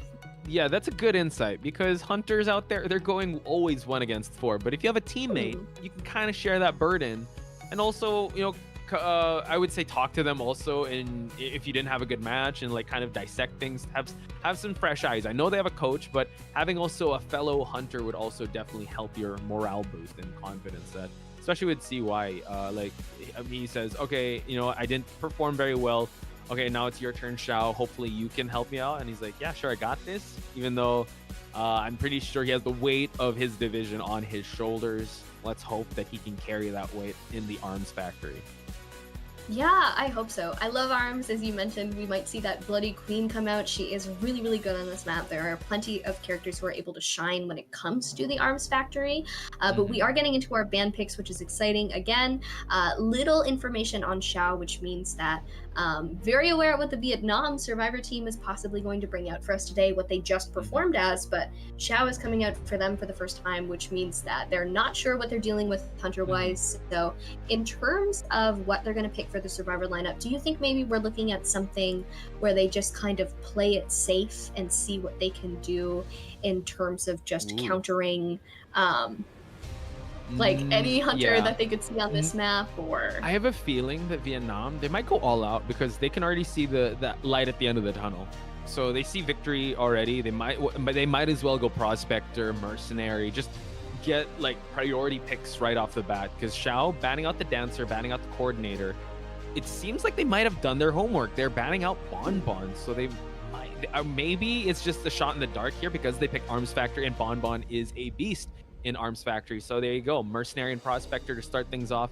I think Vietnam smells blood in the water. They want to go for the victory in this map already and just not go for game number 3 at this point. So kind of put Shao in a tough spot here, forced to ban out Explorer. Well, they actually have used Explorer in the past, so especially in Arms with those grassy patches, Explorer will not be making his way towards the Arms Factory. will not be seeing him come out today with his little book bag. We do not want to see the Explorer on the field getting his little pages. He is a decent enough decoder, but if there is worry about decoder, we will not be seeing a decoder at all, actually. Totally cut off by that barmaid, but not in a bad way. Always excited to see a barmaid. She is very, very strong support, very exciting to have around. Barmaid, especially on arms, to me, I think is great to have because it's a small enough map that it's easy for you to give your Dovlin to your teammates and support them, which means that, of course, you're not running all the way across the map, wasting precious decoding time in order to get them that Dovlin, especially because part of its appeal is not risking that decoding time with the heal when you have to physically do it. So also based on this lineup, the Vietnam division kind of going for a well-rounded lineup. Yes, they're not prioritizing decoding, but the fact that they brought out barmaid makes me think, especially last pick, they're just making sure their grounds are all covered. Especially they have a healer, they have great kiting, they have one rescuer.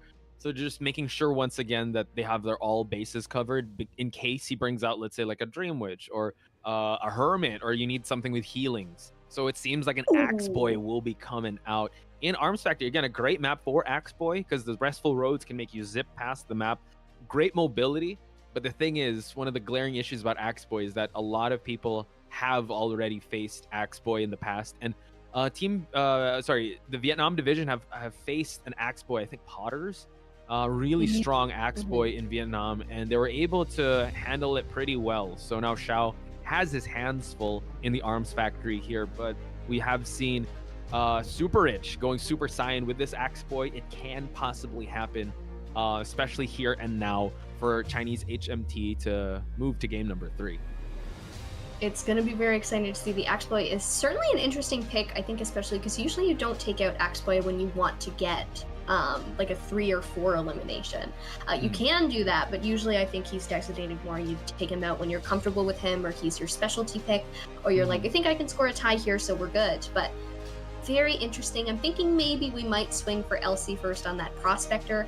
When you see a Prospector come around the corner with their 3 loaded magnets after you chased someone else, it's like your life flashes before your eyes and you just had the worst nightmare ever. Like you just know they're going in for it. You're gonna have to fight them off for like 30 seconds. Maybe you'll get lucky and land a hit, but you're gonna get stunned and thrown into the wall, and now your head's gonna hurt.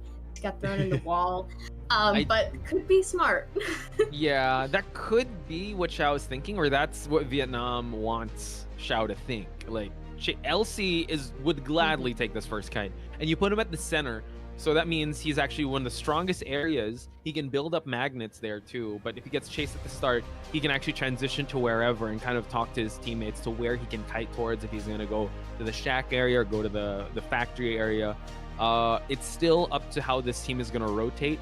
If it were up to me, maybe the less of the Banes would go after the Acrobat, but we're just going to have to wait and see, folks. Once again, Veronica and Posh Spice are your commentators for this first match of round number 2. And Veronica, we are going to get to a quick pause in deduction, but he is going to just hunker down and go straight towards LC. So maybe deal with a headache now before it turns into a migraine later on with 3 magnets. Exactly it. You want to take him out when he's kind of like a pain in your side and not like a gash in your side. That's a lot worse than it could have been had you dealt with it earlier. But as you mentioned, Posh, LC is really, really good on that Prospector. So even with just the 1 magnet waiting for the rest of them to sort of load up, come in, charge up, you're still dealing with a player who's very confident in this Survivor, who knows what they're doing, is going to be able to kite you out for a long while. Of course, LC is going to have to be careful of those soul hits, but it's going to be a little bit difficult in terms of, trying to match up to that Prospector, especially with an Axe Boy when they're clearly comfortable going up against Axe Boy. Yeah, it's going to be a little tough, but I think prevention is key. I think early round Prospector is so much better than an ongoing Prospector with 3 magnets and like ciphers and pressure is on the line. The thing is also like the hunter still needs to build a presence, but I'm totally with you on that. Like it's better to just brush your teeth 3 times a day than going to the dentist and getting like oh no, why does it hurt so much? It was like, because you're supposed to prevent it, not get the 3 magnets. You're supposed to be able to prevent these things from happening. So that's probably the mindset of Xiao. Double-edged sword though, because LC I mean, he's in the qualifiers and in previous tournaments, he's down for taking that first kite. And the way he spawned there, I think he just wants to give everyone room to kind of decode and settle in their spots while he tries to maximize that area. So that's going to be super important for us to watch, especially how long he's going to maximize the initial magnets he has at the start of the round. And if he hopefully doesn't run into anyone, because if you think about it, Acrobat can support like very minimally, like just dropping down bombs here and there. Barmaid can support, but usually for Mercenary to go for that second kite. So LC's kind of on his own here when it comes to him supporting himself in this kiting process. Strong and independent. Luckily for him. Yeah, luckily for him, he is self-sufficient on that prospector. So let's hope that plays out in his favor. But if you are a big fan of Chinese HMT, let's hope that it doesn't, and that we somehow get like an instant terror shock in like the factory area, and then it's just everything's down the drain. Because really, I mean, we can theorize like in terms of hypothesis with a little bit more information to it. But we're going to want to be careful because it really is anyone's game. Anything can happen. You can have those big surprise moments that you don't really think are going to happen. The other thing is much more likely, but then we're dealing with a situation where it's like that, we could be seeing an insane terror shock out of nowhere. But very excited to get back into the action when we do. Of course, early pauses are fun because you just kind of get to sit and chit chat while we wait for them to come back and be like, what's going to happen? What are we going to do now? We've had cases of incredible terror shocks that make us think that we don't know this game at all. So I think that's what Xiao is trying to go for here. Those insane terror shocks off the top of my mind, especially with the Axe Boy pick, Super Rich has done that in the past, has gotten like 3 terror shocks in a row, stuffed 2 rescues. So I think he wants to emulate that same type of success. But we're going to get back into the match. It seems like LC has already transitioned away from the center of this map. Nice dodge onto that Spirit, that Flame Snipe, and LC now has a pallet to work with here. A very long throw on that flame there, unfortunately unable to get it off, but very impressive pull in the first place. We are going to see a vault here. We're just going to continue on trucking. Xiao is following along with that Axe Boy diligently. We are seeing the first magnet be used now, so LC is now just waiting for that pull to happen, trying to get in a good position for it. And Posh, we're going to see our first stun from the Prospector here continuing on. Just the side steps just the side steps have been amazing on LC, and now Prospector eats that first hit, has one last magnet to make this transition work, but unfortunately, I don't know if that was able to latch on. So again, maybe a preemptive throw by LC could spell doom here. We do see that he's gonna receive a drink, but no, gets hit. And now that was a costly exchange there. He has no doubling. The Flame Snipe was able to get him. So again, healing out in the open here. I'm not sure I agree with that, but now this is the opening that Xiao needs, and he's actually chairing him on the water tank's chair. So this is going to be a tough rescue for this Mercenary. Barmaid has to mix up a drink just for him to get another save going on, or another heal. But what a great start for Xiao. Yeah, extremely strong start for Xiao. We've got the odds in your favor immediately. Very unfortunate situation that they just had. I mean, the Barmaid using her flywheel, wasting one of her Doblins, unfortunately, on the Prospector there. Beautiful Soul Snipe from Xiao here on the Mercenary. We are going to see now a down on the Mercenary, fully, completely taken 2 hits, and now can focus back on LC. Gosh, what a strong Axe Boy so far. I think this was the right pick. For sure. Blink is all ready as well for him to use. So I don't know how long he's going to be holding on to it. LC is actually playing some mind games. He does have 1 magnet to work with. He's going to try and go for another Flame Snipe. That's 2 for 2.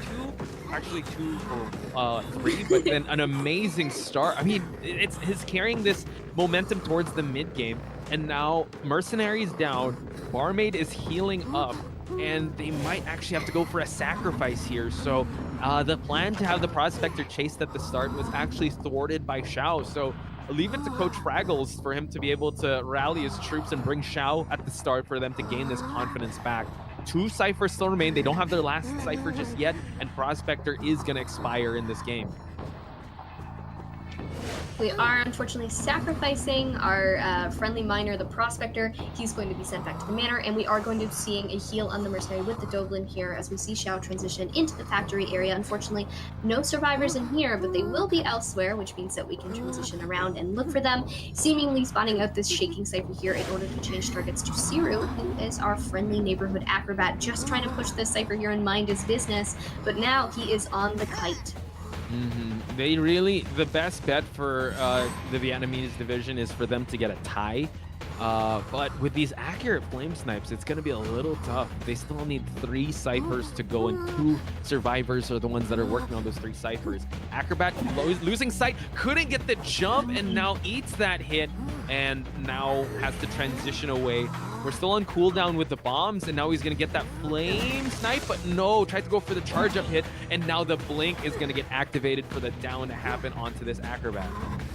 Extremely smart play from Xiao there, able to conserve the blink until after that flywheel was extended, which means that the acrobat now didn't have that to use in defense, and we are able to get this down right back to the water tank chair. And we've seen from Xiao so far an extremely strong camp, which means that if Rai's coming back in, going to have to do it in style. No more Tide Turner to utilize, which means that you're gonna have to be a lot more wary of these flames this time around, Bosch. Yeah, that's true. Last cipher sitting at 37%, but we've already popped the second cipher. Flame snipe is gone. He's gonna have to go for this rescue and hope that he gets the body block. Actually, no, he actually saved before half, so Siru can kite this one out. He's gonna go back to the ruins area. Hopefully Xiao will try to lose track of this acrobat, but man, he definitely knows how to utilize these flame snipes to his full effect. He's gonna try to hide behind this area. Siru at the corner is gonna be down. This can provide a little bit of time for them to actually transition for that last cipher to be worked on. Rai might have to actually, really smart for him. He's gonna bring a pocket watch, but I mean, this is Acrobat. He can't use that item, but he's just gonna use it for endgame, hopefully. Yeah, hopefully the Mercenary will have that in tow in order to defend a little bit better, but struggle. Out the acrobat goes, which means that Xiao has to be back on the chase, follow along, and we are going to see a really good dodges from Siru here. Not afraid of those flame snipes, able to sidestep them. Going to choose to die here in this corner to buy even more time, hopefully struggle again, but Posh, that Cypher is almost primed. They are looking at a situation where they can manage to pull that tie that they would like to have. But we see that the restful road back to the water tank Cypher. Barmaid will have to be on rescuing duty.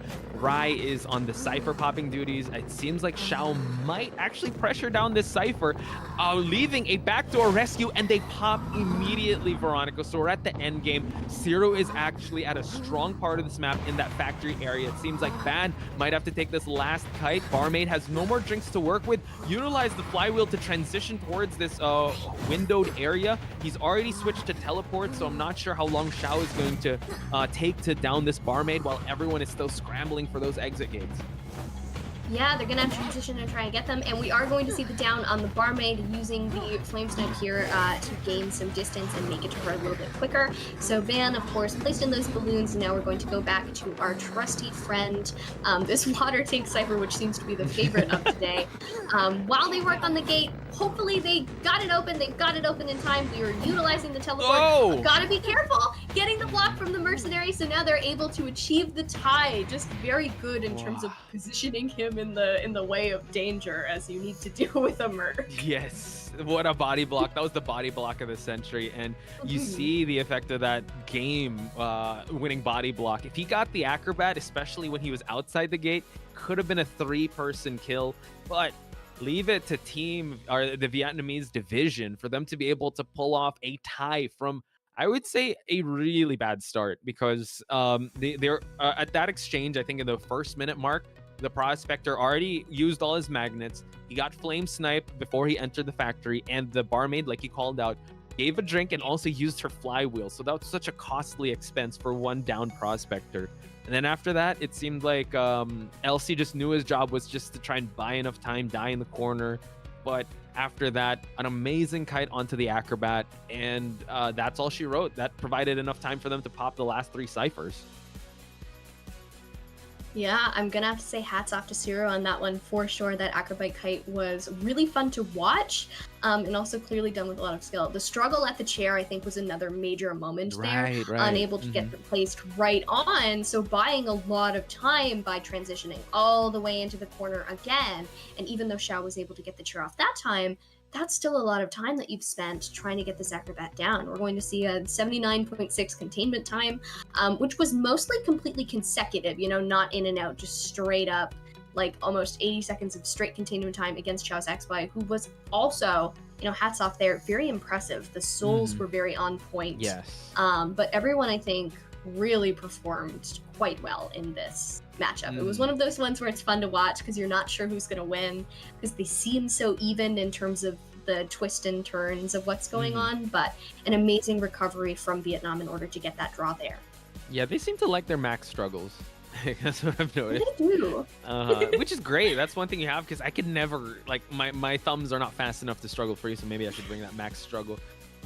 Again, you know what, this just shows that the Vietnam division just has all their bases covered. Even with a bad start, they're able to get a tie, which is a good showing in their book, because yeah, they were kind of tested with that. Xiao did not pull back any punches there, and he had some amazing showings of those souls. He good, I would say good chair placements as well. I think this was more of them trying to adapt to the situation, adapt to the pressure that was provided by Xiao, and they're still in the lead here, Veronica, so definitely not out of the woods yet. I would say Xiao had an amazing showing. This is the best he can offer, and now it's up to the Survivor team to at least, so they need to at least tie, but I would like them to get a little more than that so they can secure a round win. Because in game number 3, you're going to have to either answer the points, that pound of flesh that is an 8-1 victory on Team Vietnam, or you're just going to have to win in terms of rounds conservatively. Easier said than done, because this is going to be Moru that's going to be coming in. And yeah, he's pretty terrifying. He's already proven himself to be very scary, and here on Arms Factory, I mean, there's a lot of characters that he's going to be able to take out. Of course, I think we're probably going to see a ban on that Night Watch, so we won't be seeing him again today. My deepest condolences to you, chat. But each time we start anew with a new matchup, he's free on the field again, and you can see your little boy come home and come on the field and wreak havoc and just obliterate every survivor that he can find. But Moru kind of does that regardless of what character he's playing, so they do definitely have their work cut out for them here. I would like to see them make a comeback. I'm always a sucker for a good underdog story, see what they can do. Love those little weaved narratives, and we're gonna get into the match soon, but Posh, I gotta talk about them. Have you noticed the little mini hunters going around in their mine carts on the stage? They're entrancing. I wish that we were able, because I think those are the people in the chat, and then you could send messages. But I think that, yeah, I think that's in the Japan stream, because I did not understand the language they were speaking. So it seems like Ping Fan is gonna get subbed out for Ha-chan. So Ha-chan coming in. I know you're praising her hairstyle, and she does have really good hair too. Entomologist and mechanic, that's all we can work with here, but I'm excited. You know what? Trust in Coach Fraggles, okay? He knows what he's doing. He's bringing Ha-chan to rally up the troops here to try and go for more than a tie. It's wonderful. It sounds like the name of a Muppet, and I absolutely would trust a Muppet to coach Fraggles? my competitive. Yes. Yeah, coach my competitive esports team. I just really think that that would work out so well. The morale's got to be up and fun. I have to ask: is Kermit the Frog a Muppet? Like the or yes, he's, part of, he's he like is. the Muppet. He's, okay, Sesame Street. Is he part of that? Like they're part of the Muppets, or they're completely different? Yeah, okay. This is gonna be bad because I have a friend who's like really into puppet stuff. So if I get this wrong, I'm really sorry. Please educate specific. But so I do believe that technically Sesame Street are like kind of Muppets, but they're not in like the main Muppets lineup. But Kermit is a separate thing, which is a flat out complete Muppet. Yeah. Because I feel like Fraggles is a name that I see in the Muppets, but not in Sesame Street. Yeah, So yeah. definitely part. It's more Muppety. It's really not onto Hey that. there, Fraggles. This is Kermit the Frog. Welcome to the There he is. Muppets. There's something really funny about you knowing how to do a pretty good Kermit impression. They always ask me, but I know I always bring it out in Koa, but I might as well bring it out now because it's Right. Fraggles, Coach Fraggles here. It makes sense. It's like they're personally cheating to try and get you to do that. But hope you're all enjoying our silliness chat. This is what we do when they put us together, and you know what? It's very delightful. But we get to witness our little mini hunters wait for the action. It's like a nice cool down period before we get into the monster that is Moru, who is going to come onto the field. We're just ready to kind of dissipating the tension before Moru wreaks havoc. Hopefully Hachan will be ready, because entomologist mechanic, that's the ones that is in the lineup but no data. Chat, if you know anything about Hachan, do let us know as well. But based on our stats, oh wait, Hachan is actually from ESP. Okay, so thank you again, Jong. Hachan's from Team ESP, the runner-up of the Team IVT. So again, it's more of how she's going to integrate herself into this all-star lineup of the Chinese HMT division. So lots of pressures on the line. Worst case scenario is for them to get a tie, for them to move on. That's the passing mark that they need to get. Better for them to get at least a 3-person escape, because if they get that, at least in game number 3, they can try to win conservatively in terms of rounds instead of points, because of how dominant the Vietnamese division was in game number 1. Yeah, I'm finding this a really interesting strategy so far, which is fun to watch in HMT pulling out all of these different fun little things where they're swapping out their hunter, they're swapping out one of their survivor players. They know that there's not too much information on them, and it's as if they're doing their best to try and make sure that they have this information like in the field, out of the field, so it's unexpected. You don't know what they're really going to bring out here. But it would be interesting to see the entomologist, of course, pretty good on Arms Factory, relatively standard. The mechanic is the one that I think I would be interested in, but I do doubt we'll see her today, considering she is kind of tie designated, and they're going to want to go for more than that.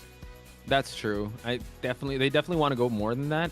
And considering Moru, so you have to admit that Moru is actually holding the cards here. He can actually play this super aggressive or trying to go for a conservative, like 3 or 2-person kill. But knowing, I wish we had a little more information onto what the rest bring out, because we thought Ping Fan was actually going to be the rescuer, right? So they definitely subbed the role to someone else to be the rescuer. And I guess they want to go for Cypher Rush. It's Arms Factory. This is their map. And maybe they want to go for something like I don't know what that sign was, but it was pretty cool. Maybe the Explorer or Mechanic? If ever that comes into the mix, maybe they just want to Cypher Rush the heck out of these Cyphers.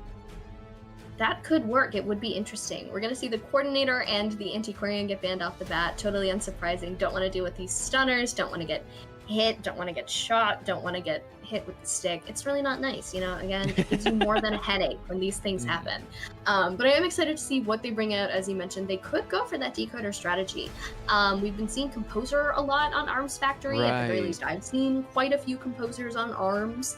He's able to transition well. He's a pretty good kiter. But you are sat there playing your little rhythm game, so you have to be very alert as to what's going on. With Posh, you're back in genius mode.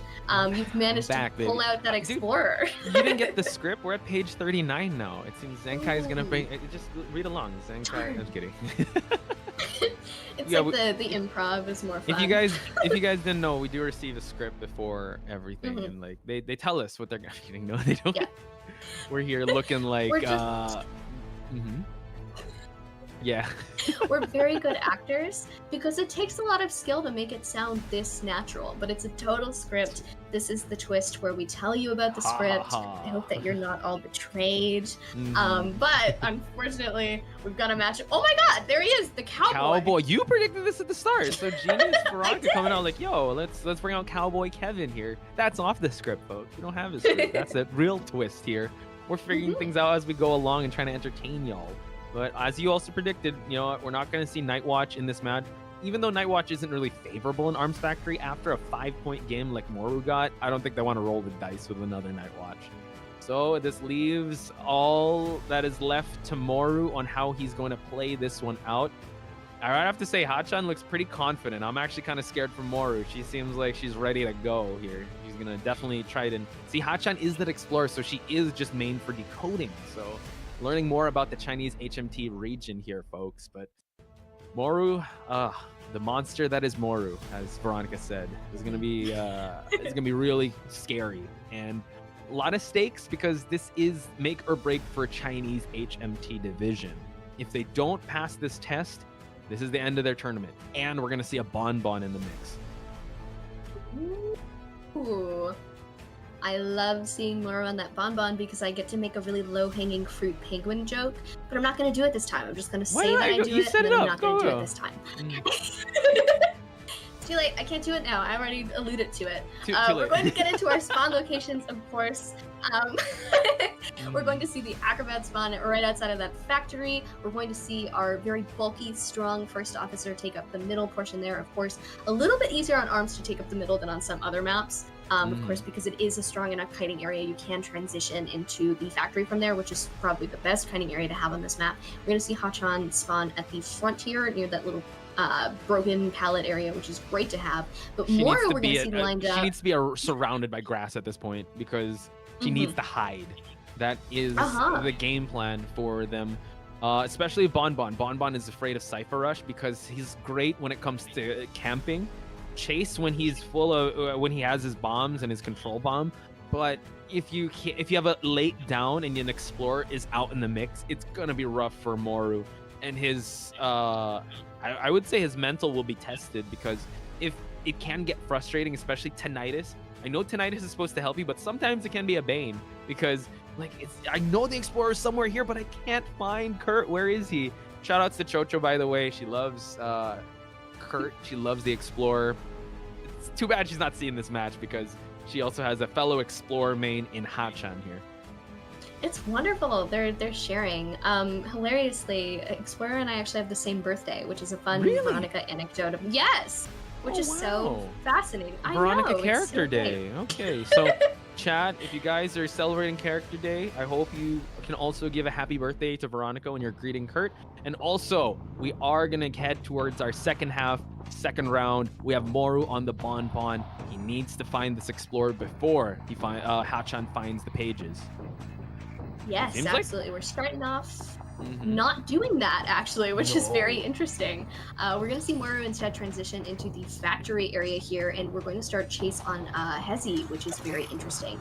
Of course, Hezi on the Acrobat to start us off, which is an interesting first chase for Bonbon, but definitely not impossible. Just going to have to be careful with that silence. Oh my god, unable to get the right pallet drop there. So what a sequence of events for Moru to capitalize on. What's interesting to point out is actually he walked all the way to the locked cipher. So I think he was hoping he'd run into one of the survivors, but he runs into the Acrobat, and he'd gladly take this one now since he's about to get his second presence unlocked if he gets this down hit. He's going to try to predict, goes through the window here. He's going to try to trap him in there, and now bombs are raining down. He's going to try and go for a bomb hit. He's already got his control bomb and his first down. He cannot rest on his laurels here because the Explorer is out in the mix.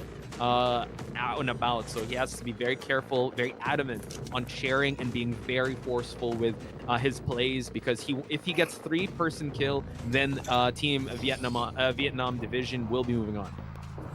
Yeah, they'll be taking it for their region if they're able to pull this off, which means that Moru, of course, there's a lot riding on his back, but he can sit back and relax a little bit if he wants to, if they're willing to take that round 3. Currently just camping around this cipher. We're at that sort of, scary point when you have an explorer on the survivor team, which is you're like, the ciphers aren't being pushed that far, are they? And then they just pop all at once because he's running around with his pages.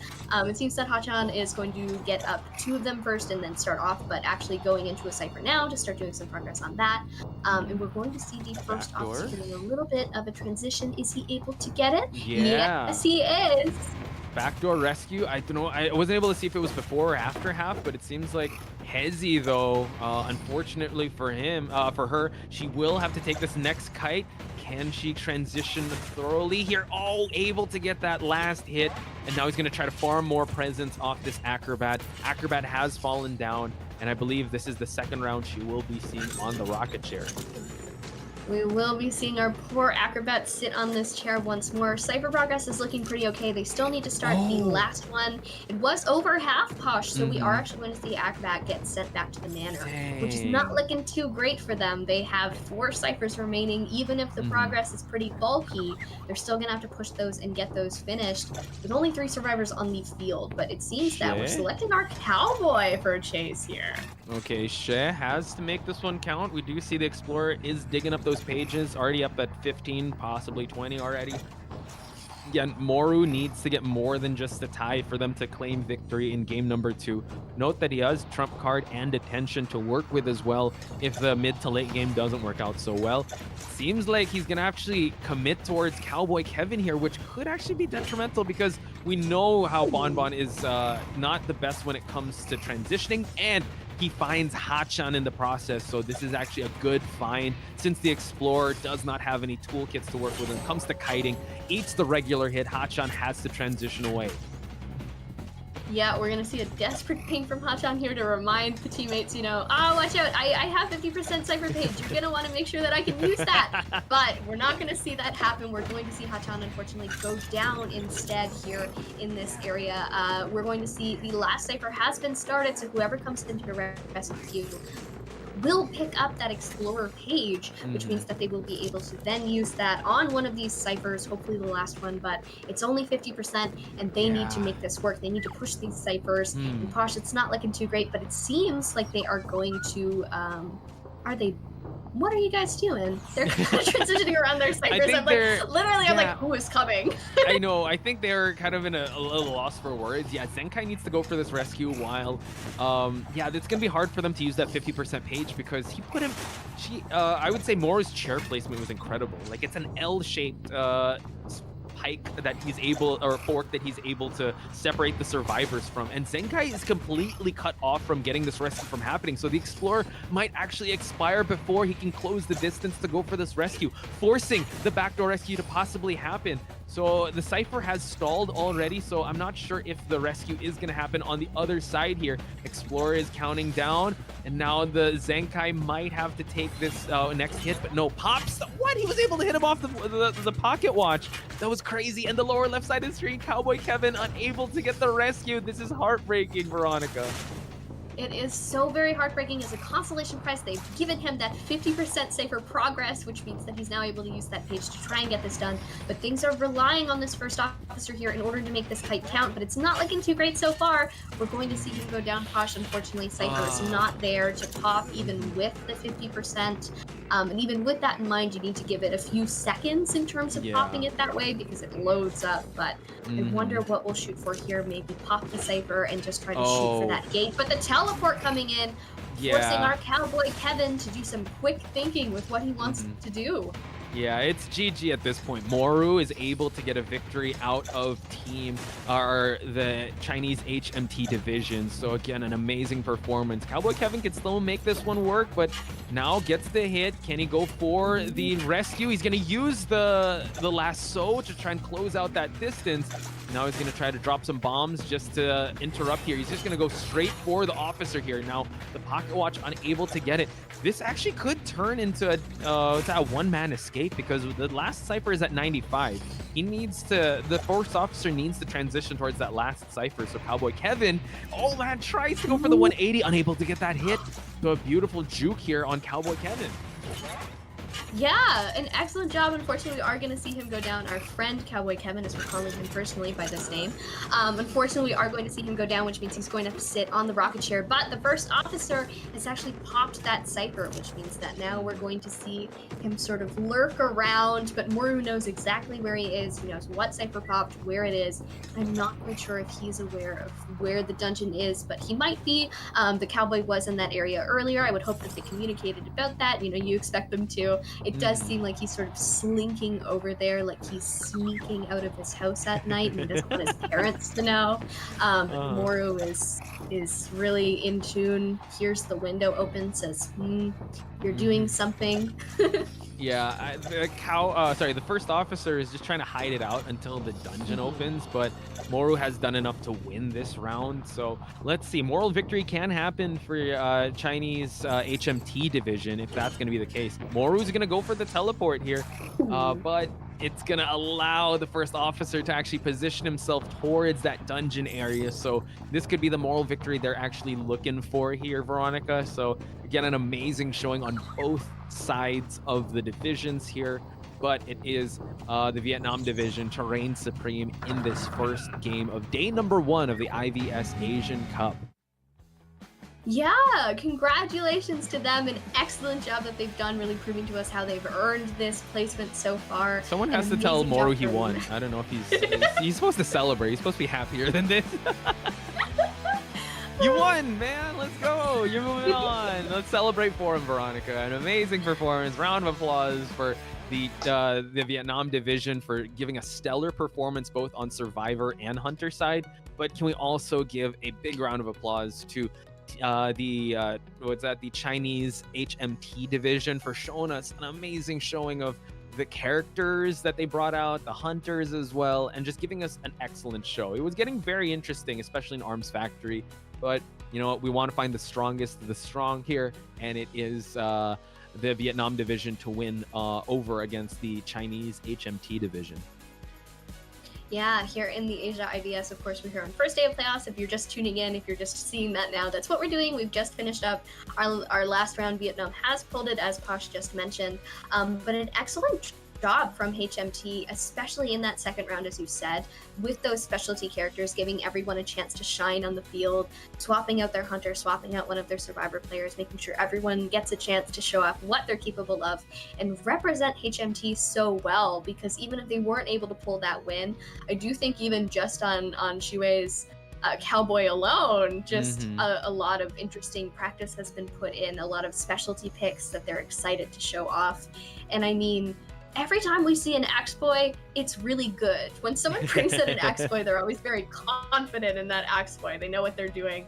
They're like, I'm gonna bring out Axe Boy because I'm the best Axe Boy in the world. I'm like, I bet that you all are. I really do genuinely believe that you're all the best Axe Boy in the world, just like at different times. Yeah, true. It has to be passed around, like the title of best Axe Boy in the world. It's kind of a rotating crown that they all have to carry. But I will have to say there was a lot of highlights you definitely have to talk about in this matchup alone. Moru in particular. I mean, he did win that. He did allow the dungeon escape to happen because he knew he just needed a 3-person kill for them to be able to move on.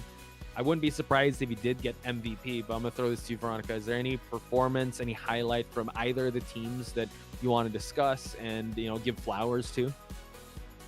The original dancer play that we saw in that first round from Hezi was those boxes were so good. It's still very unfortunate that stun didn't go up because I think that kite maybe could have really lasted out for longer because Moru didn't want to break the boxes. They were in such practiced positions. I mean, it's competitive tourney, so every time that you see someone play a character, you know that they're really good at them. Because of course they're in competitive tournament, they've trained, they work together, they communicate, they spend a lot of time devoted to these survivors, to these hunters. But sometimes you see certain people play certain characters, or at least I do, and I think you're very comfortable with this character on this map and you absolutely know what you're doing.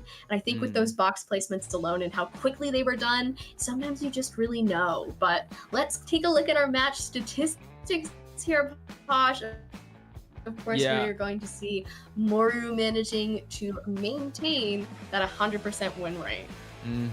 Again, incredible performance. Not the best start. We did see the team kind of struggle a little bit in the factory area. Hezi having to take that first kite. Moru was just cool, calm, and collected as ever. Very calculated. I think he was probably postponing the celebration until they win the entire IVS. So. You know, it's like, all right, we still got 2 more days of this. I want to conserve my celebration for the big one. We are going to see the match results here. A dominant victory on the Vietnam division over the Chinese HMT division. 8-1 at the start, then 5-3, just solidifying themselves in the next round of this tournament. But do give your love and support to all the team members of the Chinese HMT division, folks, because they really did play their hearts out, and they gave us one heck of a match. They really did, and it was very exciting to watch. And we're in for more exciting action after this one. We will be commentating Singapore versus Korea for you soon, which would be very great to get into. I'm very excited for that. I can use that verb a million times. But here we are with our best deduction, and as one would expect, it is our beloved Moru. He has really, he deserves his flowers. He's earned them. He should pat himself on the back because he really made this work and showed us why he is a force to be reckoned with. And he's totally represented his region in an extremely good way. I'd be proud to have him if I lived there, but I don't. Yes, please, guys, in chat, like, celebrate for him, give him his hearts, his flowers, and everything. We'll throw it to the highlights, but we'll be back after the short break.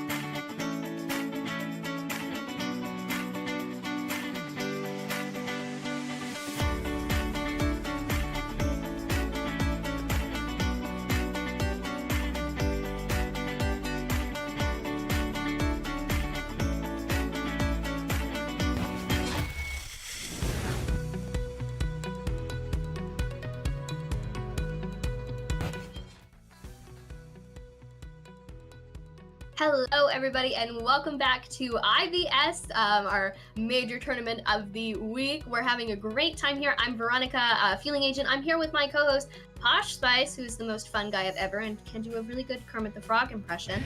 So if you're tuning in now, definitely rewatch the match that we just had, which was with Vietnam versus HMT. We just saw a glorious victory from Vietnam in that first division.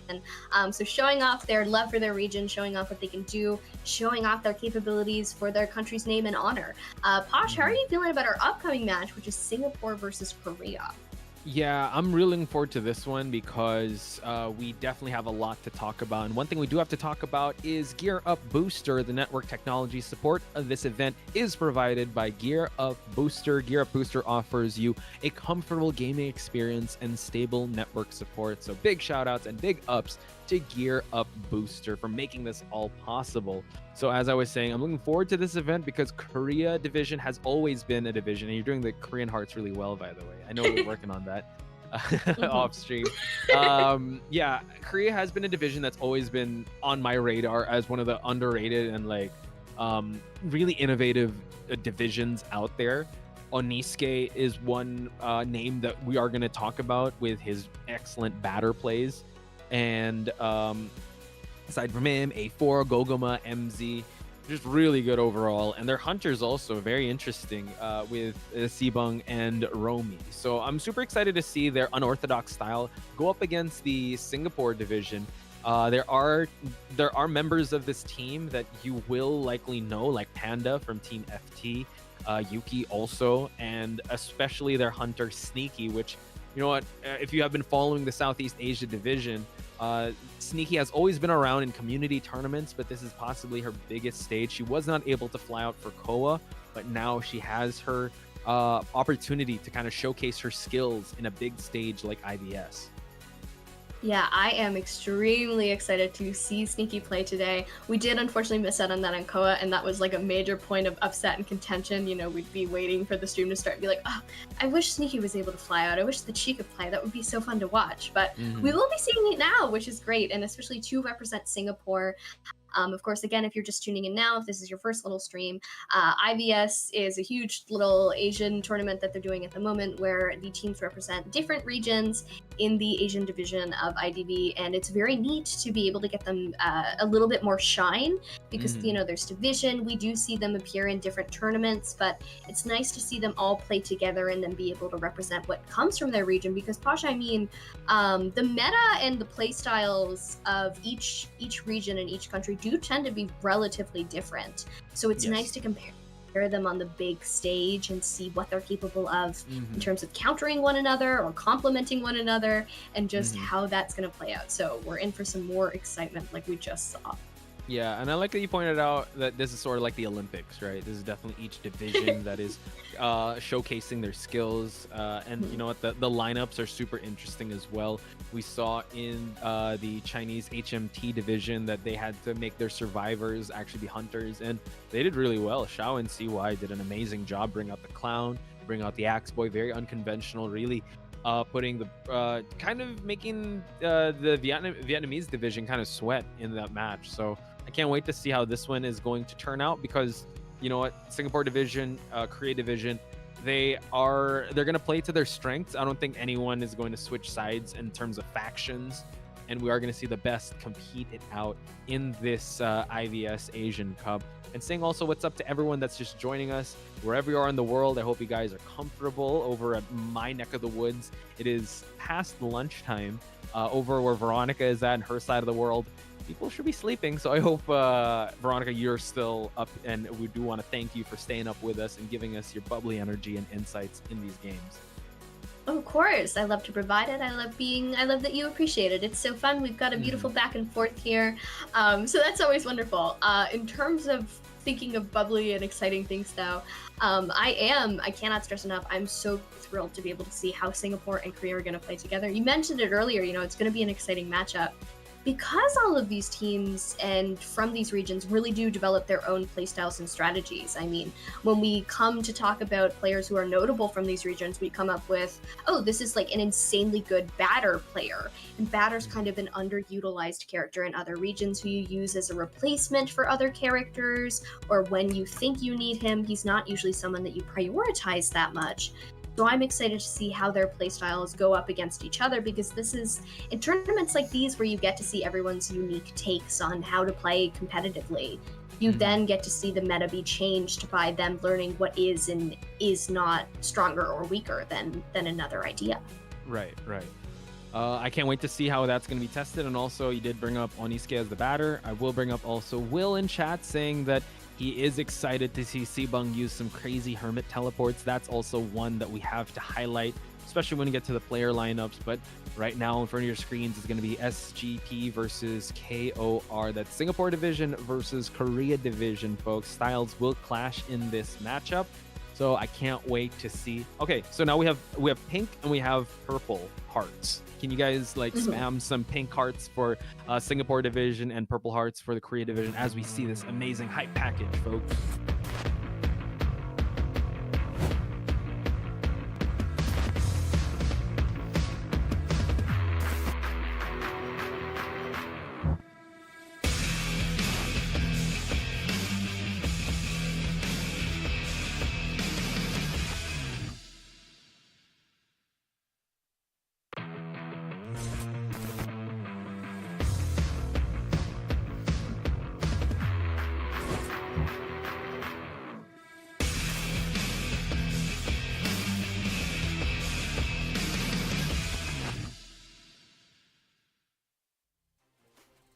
Goosebumps all around the stage here. Korea versus Singapore. Which division will reign supreme? We're going to find out. It seems like the Korea division survivors will take the stage first, meaning we're going to see our girl Sneaky from the Singapore division do the hunting first. No, they were ready to go on. They wanted to sit down already, but no, you got to do the intimidation pose, folks. They wanted to survive right away. They wanted to play, but here's a big snapshot of the Korea division gracing our stage, folks. And shout outs to Lemon. Seems like Lemon is also a part of your division with that, Veronica. It seems like you should get some sleep soon, but with a matchup like this, it's going to be hard to fall asleep. Oh yeah, absolutely. I mean, you might as well stay for the rest of the matches. You're already up. You have time. But the lady of the hour, we're going to see our beloved Sneaky come in and take the stage here. And usually, you know, we said earlier, we don't want to guess at who the players are when the statements are not there, but we know that she's not physically present on the stage. And it has to be her by process of elimination. So we can She is the only hunter. say... Unless our boy Panda's going to be hunting, but I doubt that. So let's introduce our players from the Korea division. We're going to start off with MZ. Has a patient, has an acrobat, but as we can see here, his average decoding progress is through the roof here. In his player stats also, you have the seer and the postman. So I'm excited to see what he has to offer, because in the qualifiers, I would have to say the ones that stood out were Oniske and Goguma. So I guess MZ was kind of in the background, just decoding and kind of backdoor popping these ciphers left and right. And that is going to be very important, especially if you're going up against Sneaky. Yes, so vital. You need to have a guy who's comfortable just hanging around on a cipher machine, hiding from the hunter, rotating away, seeing what they can do. And here we go. They've really got the exciting ones out for us in these first rounds. You know, we're hyping up Sneaky, we're hyping up Oniske, and we do get to see them right off the bat. So very confident, knows what he's capable of. We're going to see him take the field here. Very impressive stats as well, Posh. They're looking pretty good. We've got that batter and we've got an antiquarian, so an extremely impressive grasser who can come in with that support, hit the hunter back, defend his poor little teammates, you know, and I'm very excited to see that, especially in tandem against Sneaky, who is such a household name from the region and so good at what she does. Veronica, their pose was the batter, like the batter back, so they have to live up to that. So I can't wait to see Oniske, but we're going to see 588 here. I do not have 588 in my list of survivors, but we can play off some of the stats here, especially with how well he has with his escape rate and average decoding, which makes me feel like average containment. Yeah, it makes me feel like he's more of a rescuer. But based on his lineup, though, Explorer and Antiquarian, maybe he might pick up that Explorer. Antiquarian usually wants to harass and kind of decode, but it could happen. So it seems like they're not actually going to bring out A4, so that could be A4, but Goguma is going to come out. Goguma being the kind of the counterpart to Oniske. He has a dancer. He also has, I believe, yeah, these characters here, a little girl and a psychologist as well. Yeah, they're always fun to see. We've got a very good average containment time here at 122 seconds. Just an extremely good kiter. Absolutely something to write home about. And, you know, based on the stats, Posh, I can make a guess at their playstyle here. I'm going to do a shot in the dark. All right, let's see that shot in the dark. I'm assuming the other two hang back and do all of those ciphers, and then we're going to see Goguma take the stage, do that kite, and we're going to see Oniske with this amazing support in order to back it up. So Sneaky, of course, coming in here with the hilarious no data, but Posh, why don't you take it away and tell us a little bit more? Well, we have seen her in tournaments bring out, I would say, and as Chocho's words, female hunters. You have Bloody Queen, you got Dream Witch. Her Dream Witch is feared and revered by everyone. So I'm super excited to see if that's going to come out. She also has a Naiad. I'm not sure if she's going to bring out the Night Watch. I think you might as well do that because Night Watcher is just so powerful. She's looking over her notes, I believe, you know, coming up with the proper game plan, the blueprint to get the best possible outcome in this first half. So Chinatown is where they decided to settle things in a great map for mobility. Not sure if she's going to bring out the Dream Witch in this map because it's pretty big and the areas of her leeches are going to be pretty spread out. So it's going to be interesting to see if she does have that Night Watch. Yeah, that would be very, very interesting to see, especially here on Chinatown. So this will be our second time going into Chinatown as our first match in terms of these matchups. And, you know, maybe it'll continue throughout the entire day. And we'll just be Chinatown, Chinatown, Chinatown, Chinatown. Pull some consistency in here. Have a nice party about it. So just like these little guys having their nice little party. But I'm excited to see how this plays out. The Night Watch is possible. I do think he's not a bad selection. But from personal bias, one of my notes next to Sneaky in terms of Hunter Pool just says girls underlined in all caps, just with a preference female for those. hunters, right? Yeah, So female hunters. If we're, And if you know we're gonna, what? yeah, go. You were gonna say? Oh, you froze. Sorry, you froze I was there. just gonna mention. Ooh. Yeah, sorry. You That's sorry. okay. You It cut off happens. there. My That's, bad. you know. That one is on me. But I find something very interesting to observe a lot of the time. If you look at the meta, and it's a really easy pattern to notice, so this is probably like me pointing out that there are cows in a field. But I find it interesting Wait, that there a are lot cows of in the a time, the more field? meta hunters. Yeah, sometimes when you drive, there are cows in a field. Isn't that wonderful? It's crazy. It's insane. You know, cows can just exist. But a lot of the stronger hunters do tend to be female hunters, which is just like a very funny pattern. Like when you look at them, you're like, oh, Disciple, Bloody Queen, Dream Witch, Clerk. I enjoy it. It's my favorite pattern. Sculptor 2 is the hunter that Sneaky does use from time to time. So Yeah. Sculptor can make her way into Chinatown. Yeah, I'm really excited to see how Sneaky's gonna come on in because we did not really have a qualifier because they are the top team in the Singapore division, so they just got in. But I mean, they've had so much accolades in other tournaments as well. So this is actually a really good time for Sneaky to showcase what she's got. And it's been a while since we've seen Sneaky on a big stage. I think the most we saw her was in the COA qualifiers, but seeing her here in IVS represent the Singapore division is a huge honor. So I'm excited to see what she has prepared. Little pats for the mechanic doll there. I have you ever gotten one of those? The only one I have is Lucky Guy. Oh, I have something horrific to share with you now that you've asked me that question. I have 1, 2, 3, 4, 5, 6, 7, 8 of them. 8. Let's go. Okay, well, Yeah. you saw my 1 and you raised it to 8. That's. I will get to that 8 in did. just a bit. I want to know what the story was and which survivors were they.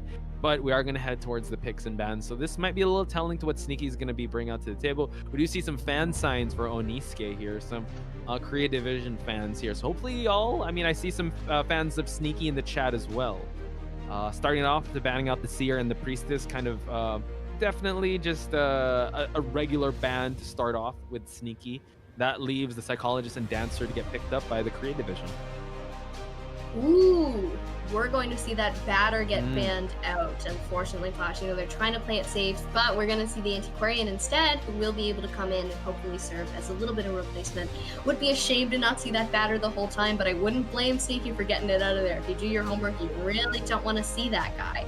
We're going to see a Gravekeeper load in here, so choosing him over the Officer, which is just a fun little that happens. Usually you'd recommend to do the opposite, but somebody's a little bit more comfortable with that, especially with the idea that Sneaky could potentially take out that Sculptor. There is the Gravekeeper buff where he can now take those 2 chip hits in the shovel form, which means no longer countered by those chip hunters, so he's not too bad of a decision in that case, but that's just speculation on why you would select him over the Officer in that case. I think Sneaky got a bit of the better part of this picks and bans, since she took out the Batter and the Mercenary. So that's a stable rescuer and one of their calling card survivors. But I mean, if you think about it, in the tier list, I would prioritize Antiquarian over Batter. But with this, their meta, with how the Korea Division plays it, they actually prioritize Batter. So she forcefully allowed the Antiquarian to come in. So hopefully this won't bite her in the end, because on paper, Antiquarian can actually do a lot more damage compared to the Batter, because the Batter has to load up. Antiquarian in those tight spaces in Chinatown, you could definitely get those stuns. She can also have that movement speed and also that jump from that window. So I think she's thinking really hard about this one on what she will be bringing out. Is she going to go with her tried and tested female hunters, or are we going to see her bring out the Night Watch, which I don't think I've ever seen her bring out that Night Watch, but in a map like this, it's hard to pass up. Oh, absolutely, especially after the performance that Moro was able to give earlier with that Night Watch. You've seen it laid out in front of you like a prophecy, but ooh, exciting, Posh. So maybe not totally optimal, but we are going to be seeing that Dream Witch. You know, that's that confidence coming in that round when you want to be able to take that Dream Witch out, see what you can do. You're gonna have to spread out those leeches a little bit, which is not going to be entirely ideal, but Sneaky is such a pro, can totally make it work. Posh, what are your thoughts in terms of Dream Witch against this specific team composition? I'm not gonna lie, it's gonna be hard, especially going up against Dancer and Antiquarian. It's a big map too, so they can spread themselves really thin. So, but one of the good things about Sneaky is that she does priority. She knows what to prioritize when it comes to like switching. I'm guessing she's a great multitasker. That's what I'm saying with Dream Witch mains. They just know where to be, what to switch to, what to prioritize, who to hunker down on. This is gonna be a little tough. She's spawning near the Gravekeeper, so I don't know if she's gonna go for the Gravekeeper at the start, because I mean you have the stunner in with the music boxes, especially set up in that exact area we saw the Dancer being set up before with Hezi and Onisuke. I mean, you're kind of giving you're substituting a batter bat for like a bamboo stick, and it's easier to stun, especially if you just have to stun the right follower. So for me, it's going to be a little tough, especially in a map like this, but you know what, there's that Sneaky factor that she can actually, you know, throw the meta out the door and try to possibly catch people off guard in this matchup. Right, absolutely. There are a few little issues to deal with here, but I'm sure nothing that she can't overcome. But the survivors have also definitely done their homework. They know what to do. We've got a Psychologist here, good against a Dream Witch in order to take those 3 hits and heal up teammates with that Wi-Fi heal if necessary when things are lost. Of course, also good to have a Barmaid around a Dream Witch, but a Sneak is a good substitute if you don't have one of those. Dancer, of course, as you mentioned, we're here on Chinatown, plenty of places for her to set up those boxes. And furthermore, it is an area that's a big map with 2 stories, which means that she can, in fact, bring Flywheel instead of Broken Windows if she so chooses with no problems. But I'm Veronica. This is Posh Spice. We're on the mic for you today. We are casting here with Singapore versus Korea. Singapore currently on the Hunter side with Sneaky here transitioning into the hotel in order to get first chase on this Dancer, Posh. And we're going to see our first leech. Yeah, it seems like Sneaky's still on the main body, is trying to position it really well so that her main follower could actually like cut off this area. And I like that she's cleaning up those boxes. Yes, it might buy some time at the start, but in the long run, that will help. So now she's trying to sandwich this dancer in this fire escape area. Seems like the follower is actually going to be in this area of these music boxes. The spin is going to happen to provide that distance, but the main follower has actually caught up. He's going to try to get the hit, and actually that's the leech follower. So now female dancer is down. Patroller will be up in a few seconds here, Veronica. MZ is doing an excellent job of containing so far. No, I'm sorry. It's actually, I believe it's Blink. Ooh, yeah, okay. We will be seeing yeah, Blink is online now, which means that it can be utilized when necessary. We are going to see another leech on the dancer here. Currently looping these 2 boxes placed down, but Sneaky is not afraid to stop and break those when necessary. They're remaining for now, but it's a question of how long. Able to loop with this drop-down speed boost here, which is very useful on Chinatown, but will the Blink come out soon, Posh? Yes, it will. Good Blink hit, and also it's the main body, so leaving the leech on him, on this dancer is actually a good job. But now Cypher progress moving by pretty well. That was a 2-3 Cypher kite on the side of the survivors here. So 3 Cyphers are remaining, and now Sneaky needs to camp this one out. Try to just clean up as much as she can before a rescue attempt does happen. So she has to be on her toes with anyone that will be in this area, which is the Gravekeeper. Gravekeeper is going to get leached out, so Sneaky's presence is being built up. Gravekeeper actually.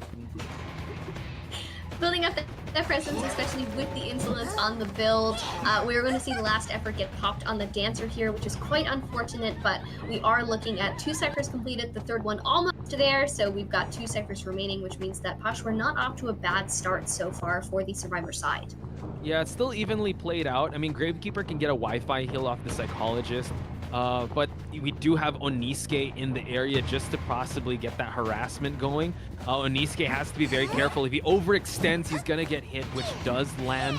And now 2 Cyphers are still on a standstill. Tries to go for the Blink attempt, but a little too eager on that Blink, forcing Oniske to actually retreat there. So it seems like they have their work cut out for him. Sneaky's going to use the main body to Blink just so he can reposition herself. And Oniske is actually going to get the Wi-Fi heal and also get leached in the process. No struggle free for this dancer, and now Oniske can go for this rescue. Yes, able to come in. Gonna have to be careful about it. We're seeing the Gravekeeper at the Cypher, a leech placed down next to him, but unfortunately, you know, he's not gonna go down yet, which is good for him. Beautiful flywheel coming in for the rescue here. Going to place a mind games bit, and the chair hit. Wow. Gravekeeper actually getting down here. Beautiful stuff. Has to add that pressure to that that second to the last Cypher, but that chair hit was just immaculate. What discipline on Oniske's side, not really, you know, forcing the rescue to happen.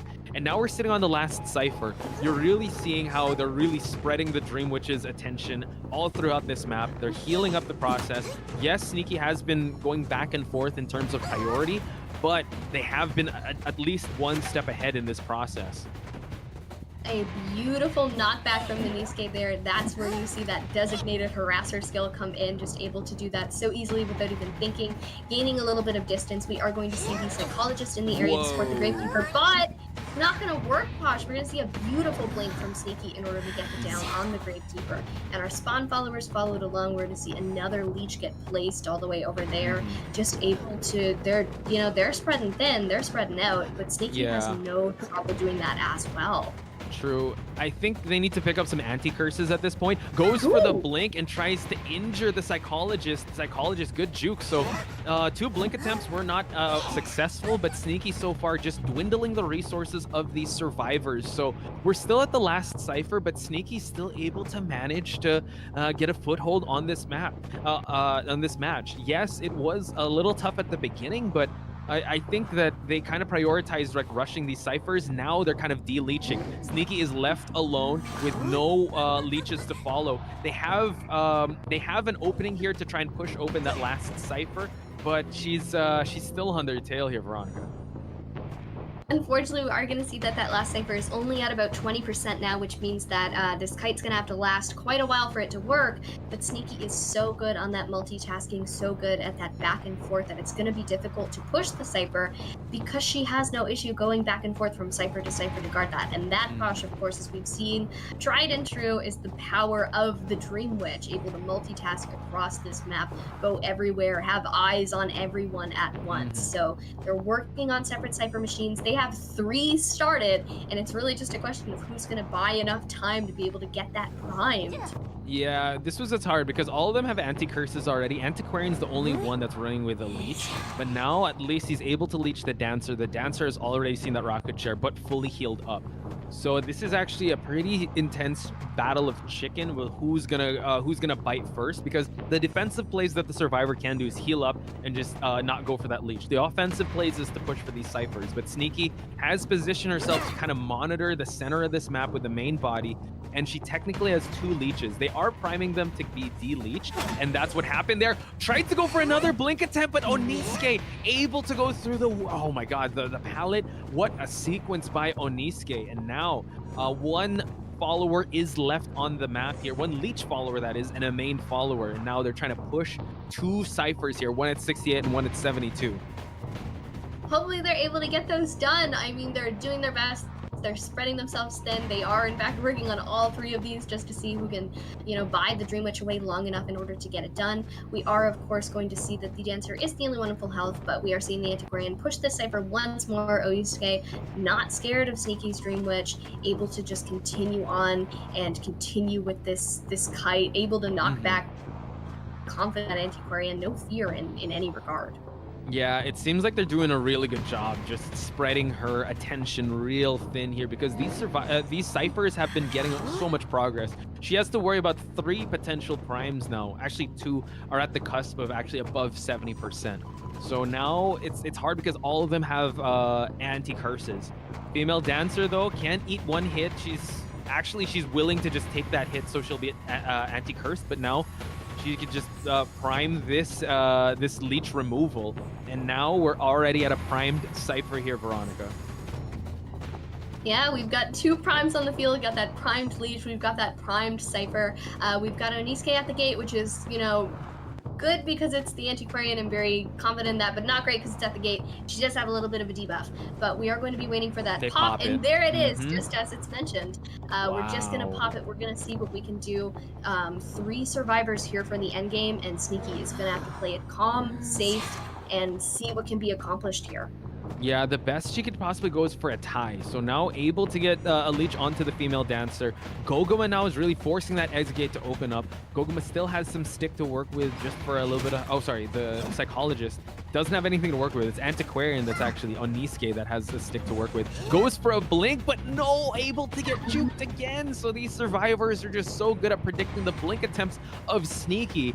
And now that exit gate still sitting pretty at 70%. Goguma taking Sneaky away from that exit gate just to buy enough time for the survivors to transition, de-leech, and go for that exit gate.